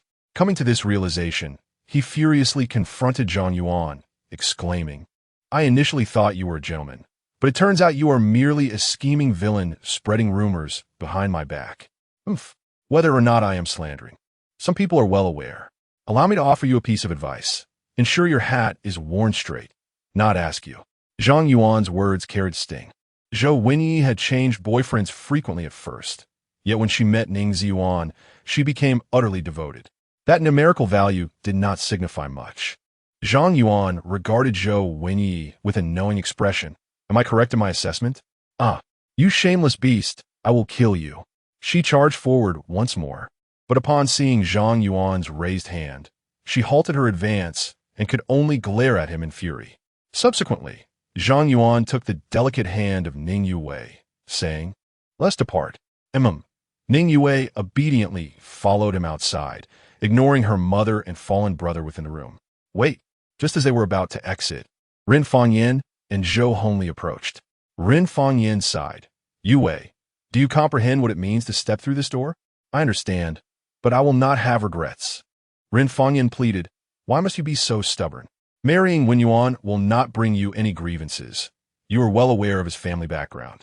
Where else could you find such excellent conditions? Even if Zhang Yuan were to present 1 million, it still cannot compare to the Zhou family's fixed assets, which amount to astronomical figures. Ning Yue let out a rare laugh. Astronomical figures. Mother, you have likely never encountered true astronomical figures. Do you believe my senior can only produce a mere 1 million? Do you think he couldn't possibly afford the 10 million dowry he mentioned? What do you mean? Could he truly manage it? It's merely a deception. Only naive girls like you would fall for such nonsense. Faced with her mother's mocking words, Ning Yue could no longer contain herself. He purchased a villa for me in Shanghai for 17 million, with my name on the property deed. Do you think that can be faked? He has also provided me with several million in pocket money, which still lies in my account. Can that be faked? His most expensive car is a limited edition worth 20 million, and I have ridden in it several times. Can that be faked? Perhaps you believe a million is all he possesses, but I can assure you, the balance in his bank account is the true astronomical figure, counted in billions. Would you care to open your eyes? Don't underestimate the truly wealthy. Their financial power is beyond your imagination. I did not wish to say these things. I love my senior not for his wealth. He came with genuine intentions, yet you have gone back on your word, disregarding the promises made. Instead, you have continually exalted the Zhou family while belittling my senior, forcing me to speak out in his defense. Since you are indifferent to my thoughts, perhaps this household no longer requires my presence. With that, she called out one last time, "Mother, I am leaving. Perhaps we shall not meet again." Having uttered these words, Ning Yue stepped resolutely through the grand door. Her declaration struck the hearts of those present like a heavy hammer. In a realm where 2,000 yuan is regarded as a fortune, it is hard for people to fathom what a billion truly represents. Such figures, often utilized in news broadcasts, might one day be personally applied by individuals. Perhaps those unfamiliar with Ning Yue would doubt the veracity of her claims. However, Ren Fangyan believed her. Though her daughter possessed a stubborn character, it was accompanied by a notable virtue. She never lied, nor would she exaggerate to flatter someone. In this light, the so-called Zhang Yuan's capabilities were far more formidable than imagined. $1 million sports cars, $1 million villas, and billions in savings. Such matters were unheard of and unseen. Zhou Hongli's 10 million fortune paled in comparison to the brilliance of a firefly against the moon. What had he done to reject a son-in-law whom others would pray for? In an instant, the scales within Ren Fangyan's heart tipped dramatically. Yue, wait. Please don't rush to leave. Do you have something to say? Ning Yue paused, turning back with indifference in her eyes. Well, it's not easy for you and Zhang Yuan to return. Why not stay a few days before leaving? Ren Fangyan struggled to articulate her words. Just moments ago, she had nearly driven them out with a broom, yet now she sought to retain them. Her face nearly in tatters, yet she had no choice but to do so. Before Ning Yue could respond, her brother, Ning Zuan, disregarding the pain in his backside, hurriedly rose from the ground. Mother, how can you? Be quiet. Rest assured, this will not delay your matters. Upon hearing his mother's command, Ning Zuan awkwardly scratched his head and stood obediently, though worry lingered in his gaze. Then, Ren Fangyan turned to Zhou Hongli with an apologetic tone. Old Zhou, I sincerely apologize. You have seen the situation. Yue is simply too headstrong, and I am at a loss. Tomorrow, I will personally visit your home to apologize, and the previously received betrothal gifts will be returned in full. Ren Fangyan added, Your 1 yuan is truly outstanding. You will undoubtedly find an even better girl in the future. The return of betrothal gifts is tantamount to a broken engagement, a tremendous scandal. Yet, Zhou Hongli dared not voice a word of dissent, and even managed a smile. He was well aware of Ren Fangyan's nature. Shrewd, capable, and opportunistic, she would not relent without a compelling reason. The only possibility that could induce such a drastic change in her attitude was that Ning Yue's previous statements were entirely factual, coupled with Zhang Yuan's nonchalant demeanor as he casually produced $1 million. It resembled the behavior of the wealthy young masters he had encountered before. Such young masters could thrive even without leveraging connections, merely utilizing $1 million from their backpacks against a company, ensuring their livelihood. Not to mention that terrifying cash flow. If he were to wield 10 million recklessly to suppress competition, it would likely take mere months for the company to go bankrupt. Regardless, even if my son's affair does not succeed, does that mean your Ziyuan will not marry Wenyi? In the end, we are still in-laws, and we must grow closer. Zhou Hongli could not help but exclaim, Your daughter is truly fortunate. Upon hearing this, Ren Fangyan's eyes revealed a hint of a barely perceptible smile. Chapter 97. Even if the whole world abandons you, I never will. As anticipated, events unfolded in a predictable manner. Zhou Hongli dared not offend Zhang Yuan, especially with Zhang Yuan on the verge of becoming his son-in-law. His attitude shifted dramatically, laden with ingratiating undertones. Dad, how can you do this? We had clearly reached an agreement. How will my brother live with this? Zhou, Winnie protested, pouting defiantly. Her objections stemmed from genuine concern for her brother, as well as a heartfelt desire to prevent Zhang Yuan from becoming a member of the Ning family. After all, he harbored numerous secrets and was, in essence, a ticking time bomb. Best to avoid any connection with him for life. Zhou Hongli shot her a glare and scolded, "You two, be quiet. We will discuss this later. Oh, future mother-in-law, since you have esteemed guests, we shall take our leave and visit another day," Ren Fangyan said with a beaming smile. "No need for such formalities. We are always at your service," she replied graciously. "Winnie, go call your brother out. It's time for us to return." After resolving matters with the Zhou family, Ren Fangyan approached her daughter, taking her arm with sincerity. "Yue, I apologize for my previous actions. It's exceedingly hot outside. Let us step inside." "No, I want to go home with my senior." "You child, always speaking in anger. Is this not your home?" She continued. "Though you have yet to reach the legal age for marriage, we can hold the banquet first and handle the paperwork later. With many villagers present, I will announce your engagement to Zhang Yuan right away, and we can host the wedding in a few days. What do you think?" Ren Fangyan tenderly stroked her daughter's silky hair. "I can hardly believe my little girl has grown up. The thought of seeing you in a pure white wedding dress brings me such joy." Ning Yue felt her mother's earnest words soften her resolve. Pouting, she stood at the door, unsure of how to proceed. Ren Fangyan then addressed the gathering. "Dear neighbors and friends, I am here to officially announce the engagement of my daughter, Ning Yue, to Zhang Yuan. We will hold the banquet in 3 days, and I hope you will all join us in celebration." At this proclamation, the small courtyard erupted in enthusiastic cheers. "Wonderful. We'll definitely come.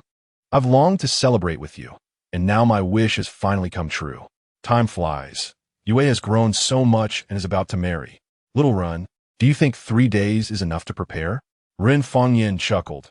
"Though time is tight, we cannot let this opportunity slip away. I will ensure everything is beautifully arranged, even if it means sleepless nights. Of course, if you need help, just ask." "Absolutely." Having witnessed the unfolding excitement, the crowd clearly understood the dynamics at play.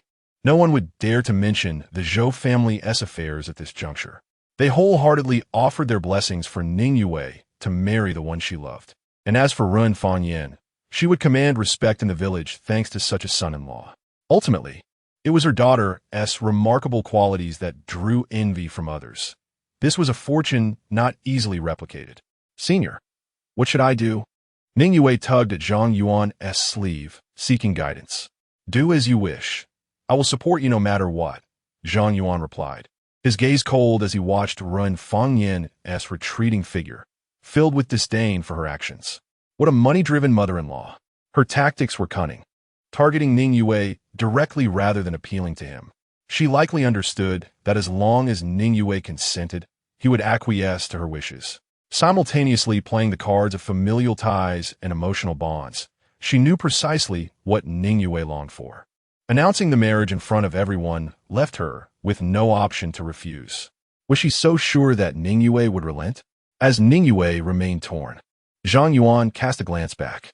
However, that single look ignited a storm of fury within him, awakening a violent urge to annihilate. Zhou Winnie assisted her brother Zhou Yuan as he emerged slowly from the house. Indeed, she was helping him walk. It became apparent that Zhou Yuan lacked the ability to walk unaided. He was disabled. His upper body appeared entirely normal, and one would not suspect anything amiss while seated. Who could have guessed that beneath his trousers lay 2 emaciated legs? No wonder he needed to lean on the table to rise and shake hands. Zhang Yuan finally pieced it all together. Why Ren Fangyan remained unmoved by a bride price of 1 million, and why Ning Yuan insisted his sister marry Zhou Yuan, all became clear. Zhou Hongli's agreement to the marriage was a sordid exchange. This so-called marriage arrangement was conditional, sacrificing his sister's lifelong happiness to secure his brother's future. What a farce. All for the sake of her son's happiness. They were willing to sacrifice anything. Ning Yue was barely 20. How could they bear to push her into the fire? Zhang Yuan's fist clenched tightly, his body trembling with rage. He feared he might act impulsively and eliminate that loathsome mother-son duo. At that moment, Ning Yue noticed his distress and asked with concern, "Senior, what's wrong? If you don't want to be here, we can go home. Wherever you are, I will be there too."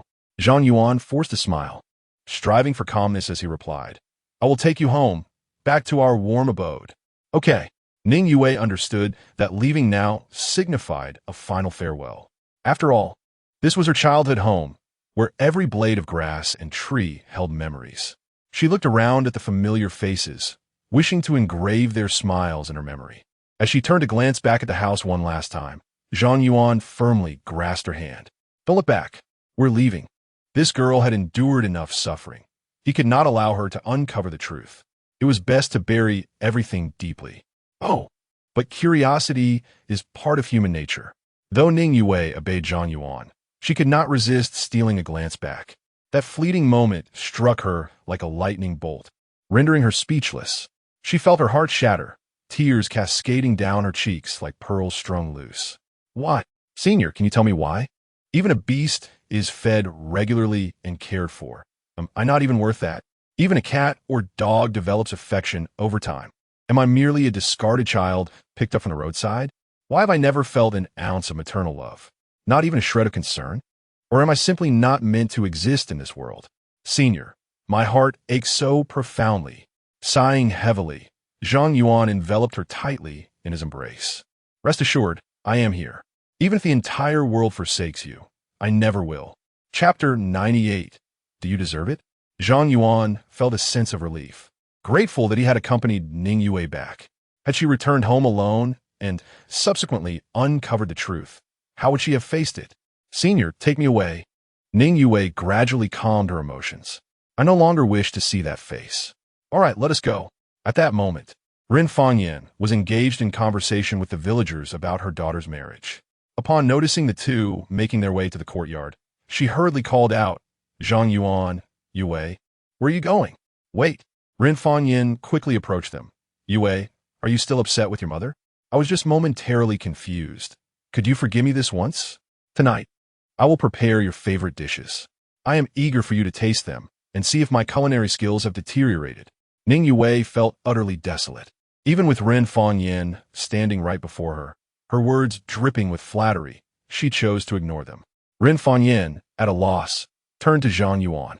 "Xiao Zhang, I truly appreciate your care for Yue during her studies. This child may appear mild-mannered, yet she is quite stubborn. I hope you will be patient with her in the future. I admit my previous words were inconsiderate, and I apologize. As for the bride price, I do not wish for a single cent.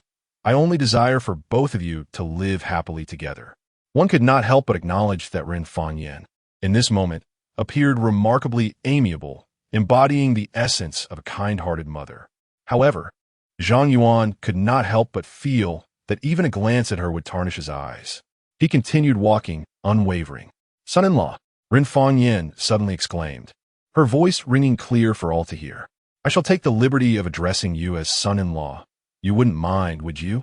Your relationship with Yue has already been proclaimed before the villagers, and marriage is imminent.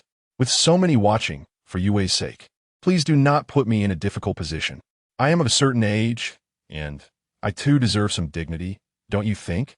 "Son-in-law." Zhang Yuan turned, his gaze laden with sarcasm. "Do you truly deserve it?" The words, though softly spoken, detonated like a nuclear bomb amidst the crowd, causing an uproar. In this world, while it is not uncommon for individuals to speak thus to their biological parents, such blatant disrespect toward a mother-in-law is rare.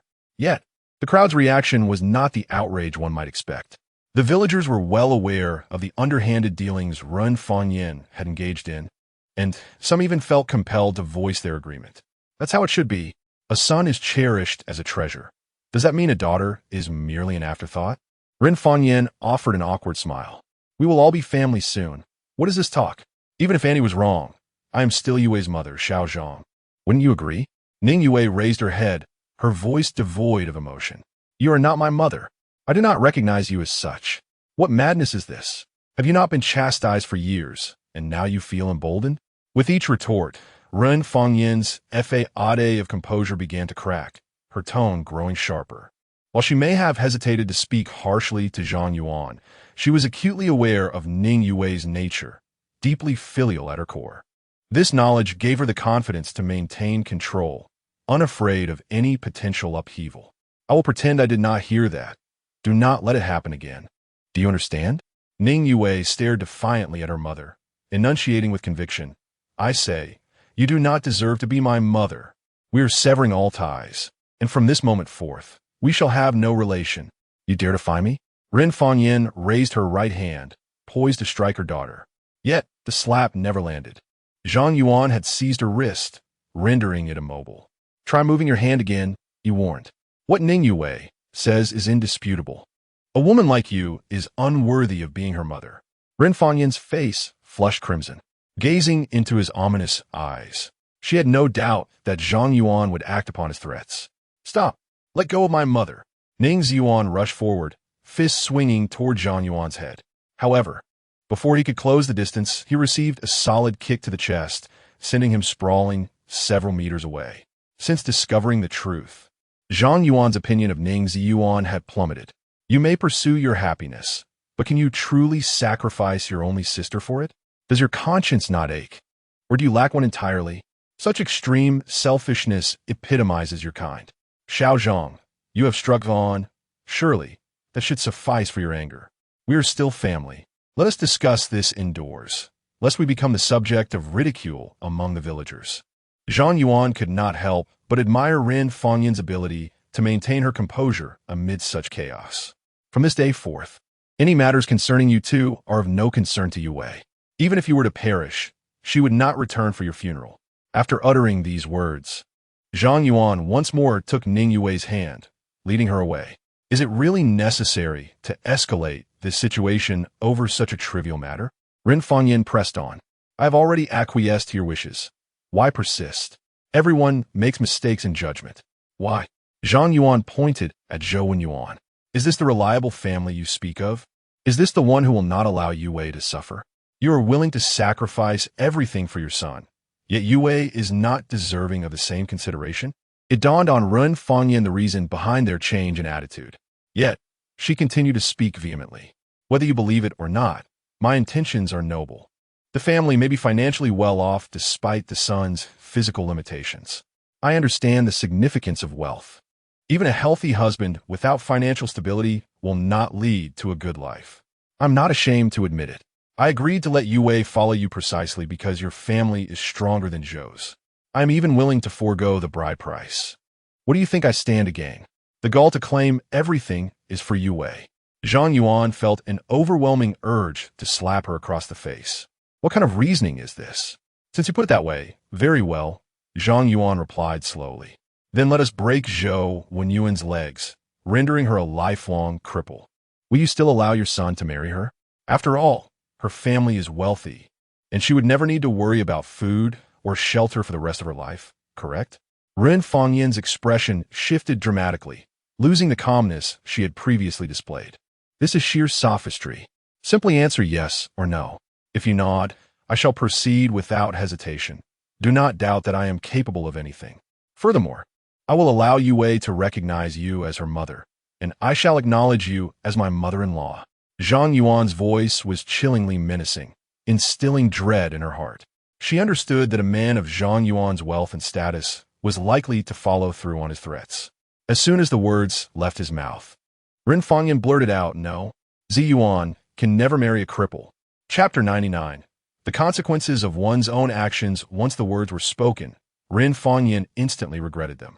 She had publicly acknowledged that her daughter held a position in her heart far inferior to that of her son, reducing her to nothing more than a mere commodity to be exchanged. The lofty excuses she had previously articulated were nothing but a complete farce. How could she even claim to be a mother? How could she consider herself a person? Zhang Yuan was suddenly overwhelmed by a sense of powerlessness. What would it achieve to hurl a few more insults?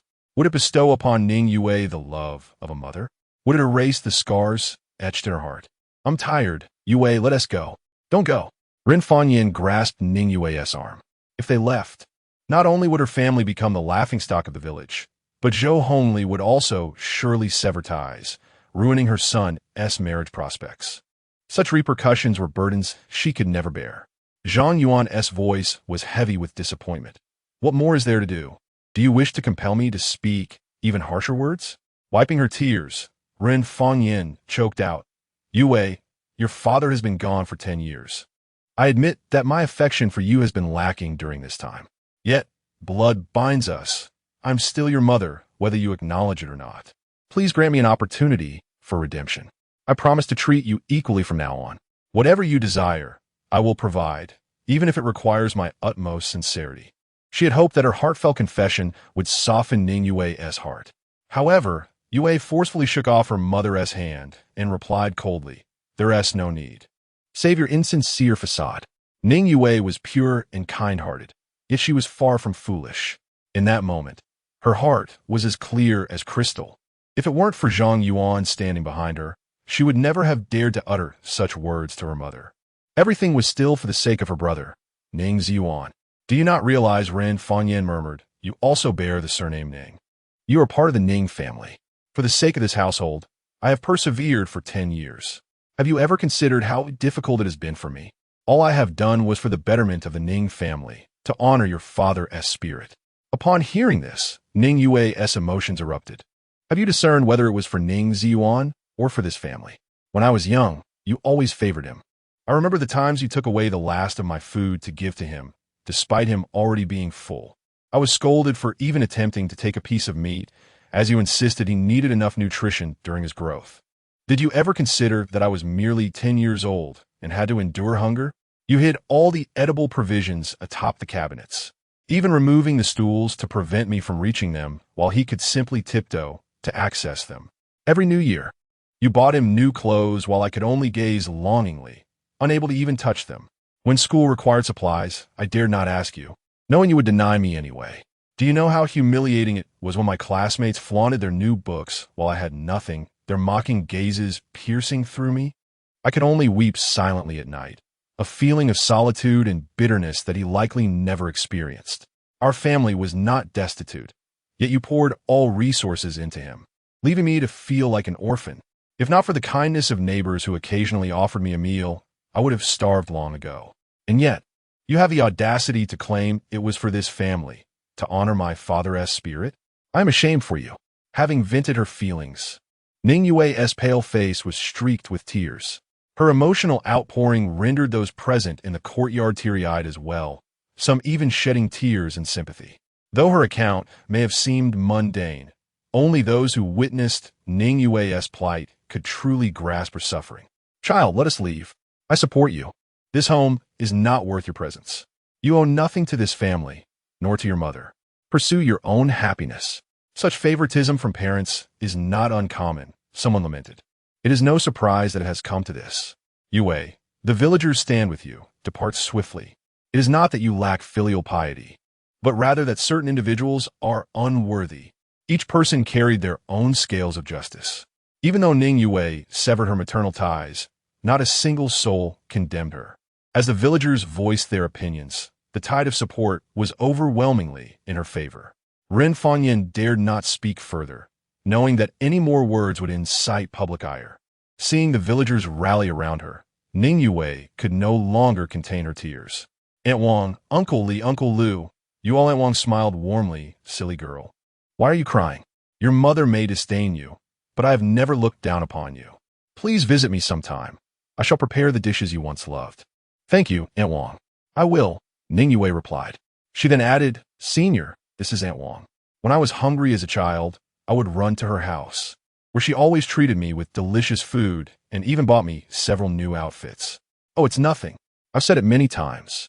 Those clothes were meant for my own daughter, but they didn't fit her, so I couldn't just throw them away. Aunt Wang then turned to Zhang Yuan. Yue is a wonderful girl. You must treat her well in the future, or I shall not forgive you. Of course, Zhang Yuan responded, pulling out bundles of cash from his bag, without counting, and placing them in Aunt Wang's hands. What is this for? Even the smallest kindness must be repaid in kind. I will forever remember the aid you extended to Yue. Zhang Yuan's voice trembled slightly. I am rather mundane. This is all I can offer. I hope you'll accept it. No, this is too much. What value do a few items of clothing hold? I cannot accept. Aunt Wang insisted, refusing to take the money. Please do not decline. This is also Yue's heartfelt gratitude. Ning Yue chimed in, yes, Aunt Wang, I am not ungrateful. It would trouble me if you didn't accept. Seeing the sincerity in their eyes and their determination, Aunt Wang ultimately accepted the money. Yue, what other kindness have you received from our villagers? Let us repay them as well. There's also Zhang Yuan was generous with the money, as if it were not currency at all, distributing it in bundles until they finally departed in their vehicle. The villagers remained in a stupor, astonished. Those who received the generosity could not help but reflect on how unexpected the rewards for their past kindness had become.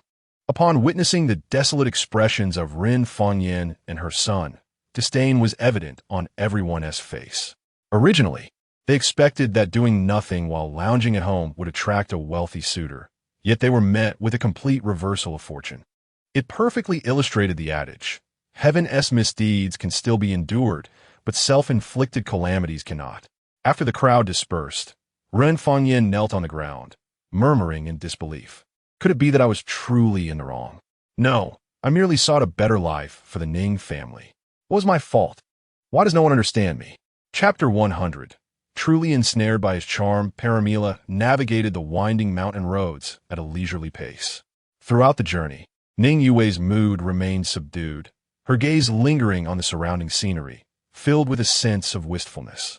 Unless unforeseen circumstances arose, it seemed she would never again tread upon this land. Zhang Yuan, unsure of how to console her, recognized the discomfort of being treated as a commodity by one's own mother. All he could do was allow time to heal the wounds. 2 hours later, upon returning to the county town and merging onto the national highway, Ning Yue's spirits lifted slightly. Yue, let us avoid the expressway and take our time on the national road. We can stop and enjoy interesting places along the way. How's that sound? But we'll never get back in a week at this rate. She retorted, I have no pressing matters. Just tell me if you wish to see the sights of different locales. I do wish to, Ning Yue replied playfully, but aren't you afraid of your senior causing trouble for you? Upon hearing her lively tone, Zhang Yuan was astonished. You're feeling better already? I've come to a realization. From now on, I shall live solely for my senior. All past grievances are inconsequential, not just for me, but for yourself as well. Zhang Yuan corrected. Your happiness and joy are paramount. Indeed, you are right, senior. But you still Haven T answered. Are you not worried about your senioress' anger? Why tell her? If you don't say anything, and I don't say anything, how would she know we've gone traveling, right? Ning Yue giggled. Do you think she is foolish? If we don't return for a week, she would surely guess. Even if she does, she can't do anything about it. We shall simply deny it. I refuse to collude with you. Senior, you graduated from a legitimate university, yet you misuse idioms. Then let us go with the flow. Or perhaps we could say we are in cahoots, or the same breed of foul creatures. Zhang Yuan exclaimed dramatically. We can't possibly describe ourselves as snakes and rats sharing the same den. Snakes and rats? How vulgar. Can't you think of something more pleasant? What would you suggest? How about lovers and mutual affection? Zhang Yuan laughed heartily. That works. After all, you're a university student. Your standards are commendable. Unlike me, who has already returned everything to the teacher. We are lovers in mutual affection, our bond stronger than gold. Ning Yue was well aware that Zhang Yuan was intentionally trying to amuse her, warming her heart in the process. By the way, how long did you request leave from school? I hope you want to receive an expulsion notice before you even return. I wasn't sure how long I would be gone, so I asked for 2 weeks. Plenty of time, he replied. At this point, Ning Yue's expression dimmed slightly. She had initially thought she would stay home for several days, but unexpectedly, she had only spent 2 hours there. She and T even managed to retrieve a change of clothes from the car before embarking on a return journey. Suddenly, a hand reached over and clasped her small hands tightly. In that moment, the shadows of sorrow in Ning Yue's eyes vanished completely. Being with her senior was truly a source of happiness. He was nearly flawless, save for his slight flirtatiousness. Yet, that sentiment was perhaps a tad premature. Gradually, that hand grew restless again. Ning Yue couldn't help but recall their first car ride from the night market, which was remarkably similar. Senior, Could you please drive properly? This is quite distracting. I'll let you in on a secret. Zhang Yuan suddenly lowered his voice. When I drive, I can't feel anything my hands touch. I'm not sure if something's wrong. Should I see a doctor? Hey. What S with that expression? You don't believe me? Let me properly feel it then. Listening to his earnest nonsense, Ning Yue found it amusing. She was well aware of her own fears. Senior, can we save that for later tonight? Focus on the road for now. I need a thorough experience from every angle. Otherwise, I want to feel at ease. Fine. Do as you wish, Ning Yue responded, her expression one of exasperation. This senior of hers was serious when it came to being serious, yet utterly ridiculous when he chose to be playful. Ironically, she found herself deeply enamored, unable to refuse any of his embarrassing requests. She would not hesitate to sacrifice her life for him. Truly, she was ensnared by his allure, yet found it impossible to let go. Yue, may I pose a question? Go ahead, senior. I'm listening. What do you think is the most supple part of the human body? Here we go again. Ning Yue chuckled softly. Upon seeing his serious demeanor, she momentarily thought it was a legitimate inquiry. Is it the waist? Zhang Yuan shook his head. The hand? Closer, but still wrong. Then, is it this? Ning Yue playfully stuck out her tongue. She knew exactly what answer Zhang Yuan sought. It was merely a playful exchange between lovers. Little did she expect him to tap her on the head, declaring with righteous indignation, "Where is your mind wandering?" Such impure thoughts. Ning Yue pouted defiantly. Then what is it, senior? Of course it is the heart. The heart is the softest part. Look at you, always thinking about trivial matters, and you're a university student. Senior, you're intentionally trying to irritate me, aren't you? I'm ignoring you now. Teasing her was a delightful pastime for Zhang Yuan, who continued, Let me ask you one more question. Do you know where the hardest part of the body is? Senior, please focus on driving and keep your eyes on the road. Ning Yue found herself both amused and exasperated by her shameless boyfriend. Yet, she truly adored him. The surface of a national road was rather uneven, but fortunately, they had ample time, and their banter made the return journey far from dull. Although their trip home had not gone as expected, it ultimately brought closure. After a week of wandering and playing, they finally returned to Shanghai City. Ning Yue felt that time flew by when she was with her senior. However, she realized a significant issue. She was starting to feel overwhelmed. At times, she had to exert all her strength merely to manage her problems. What to do? Her brows knitted together in worry. Unbeknownst to her, Zhang Yuan was grappling with a colossal dilemma of his own. They had promised to be in this together, yet the following day, she had inadvertently exposed him during a phone call. Lu Xiuyo was likely already on her way to Shanghai City, armed with a metaphorical sword. And here they were, claiming to be lovers in mutual affection, their bond stronger than gold. Women, it seemed, were truly unreliable. At 7 o'clock in the evening, they entered the Hailong Bay community. Zhang Yuan had never been particularly fond of travel, spending most of the trip accompanying Ning Yue in her revelry. Even though he had gained some stamina, he still felt quite fatigued after a week. As he caught sight of their villa from afar, a wave of familiarity washed over him. Yue, didn't we leave the lights on at home? I checked. Everything was turned off, she assured him. Then, why is it so brightly lit inside? Ning Yue stifled a laugh. Perhaps we were robbed? We'll find out when we get back. Zhang Yuan was perplexed. You're laughing so merrily at the thought of robbery? That is quite strange.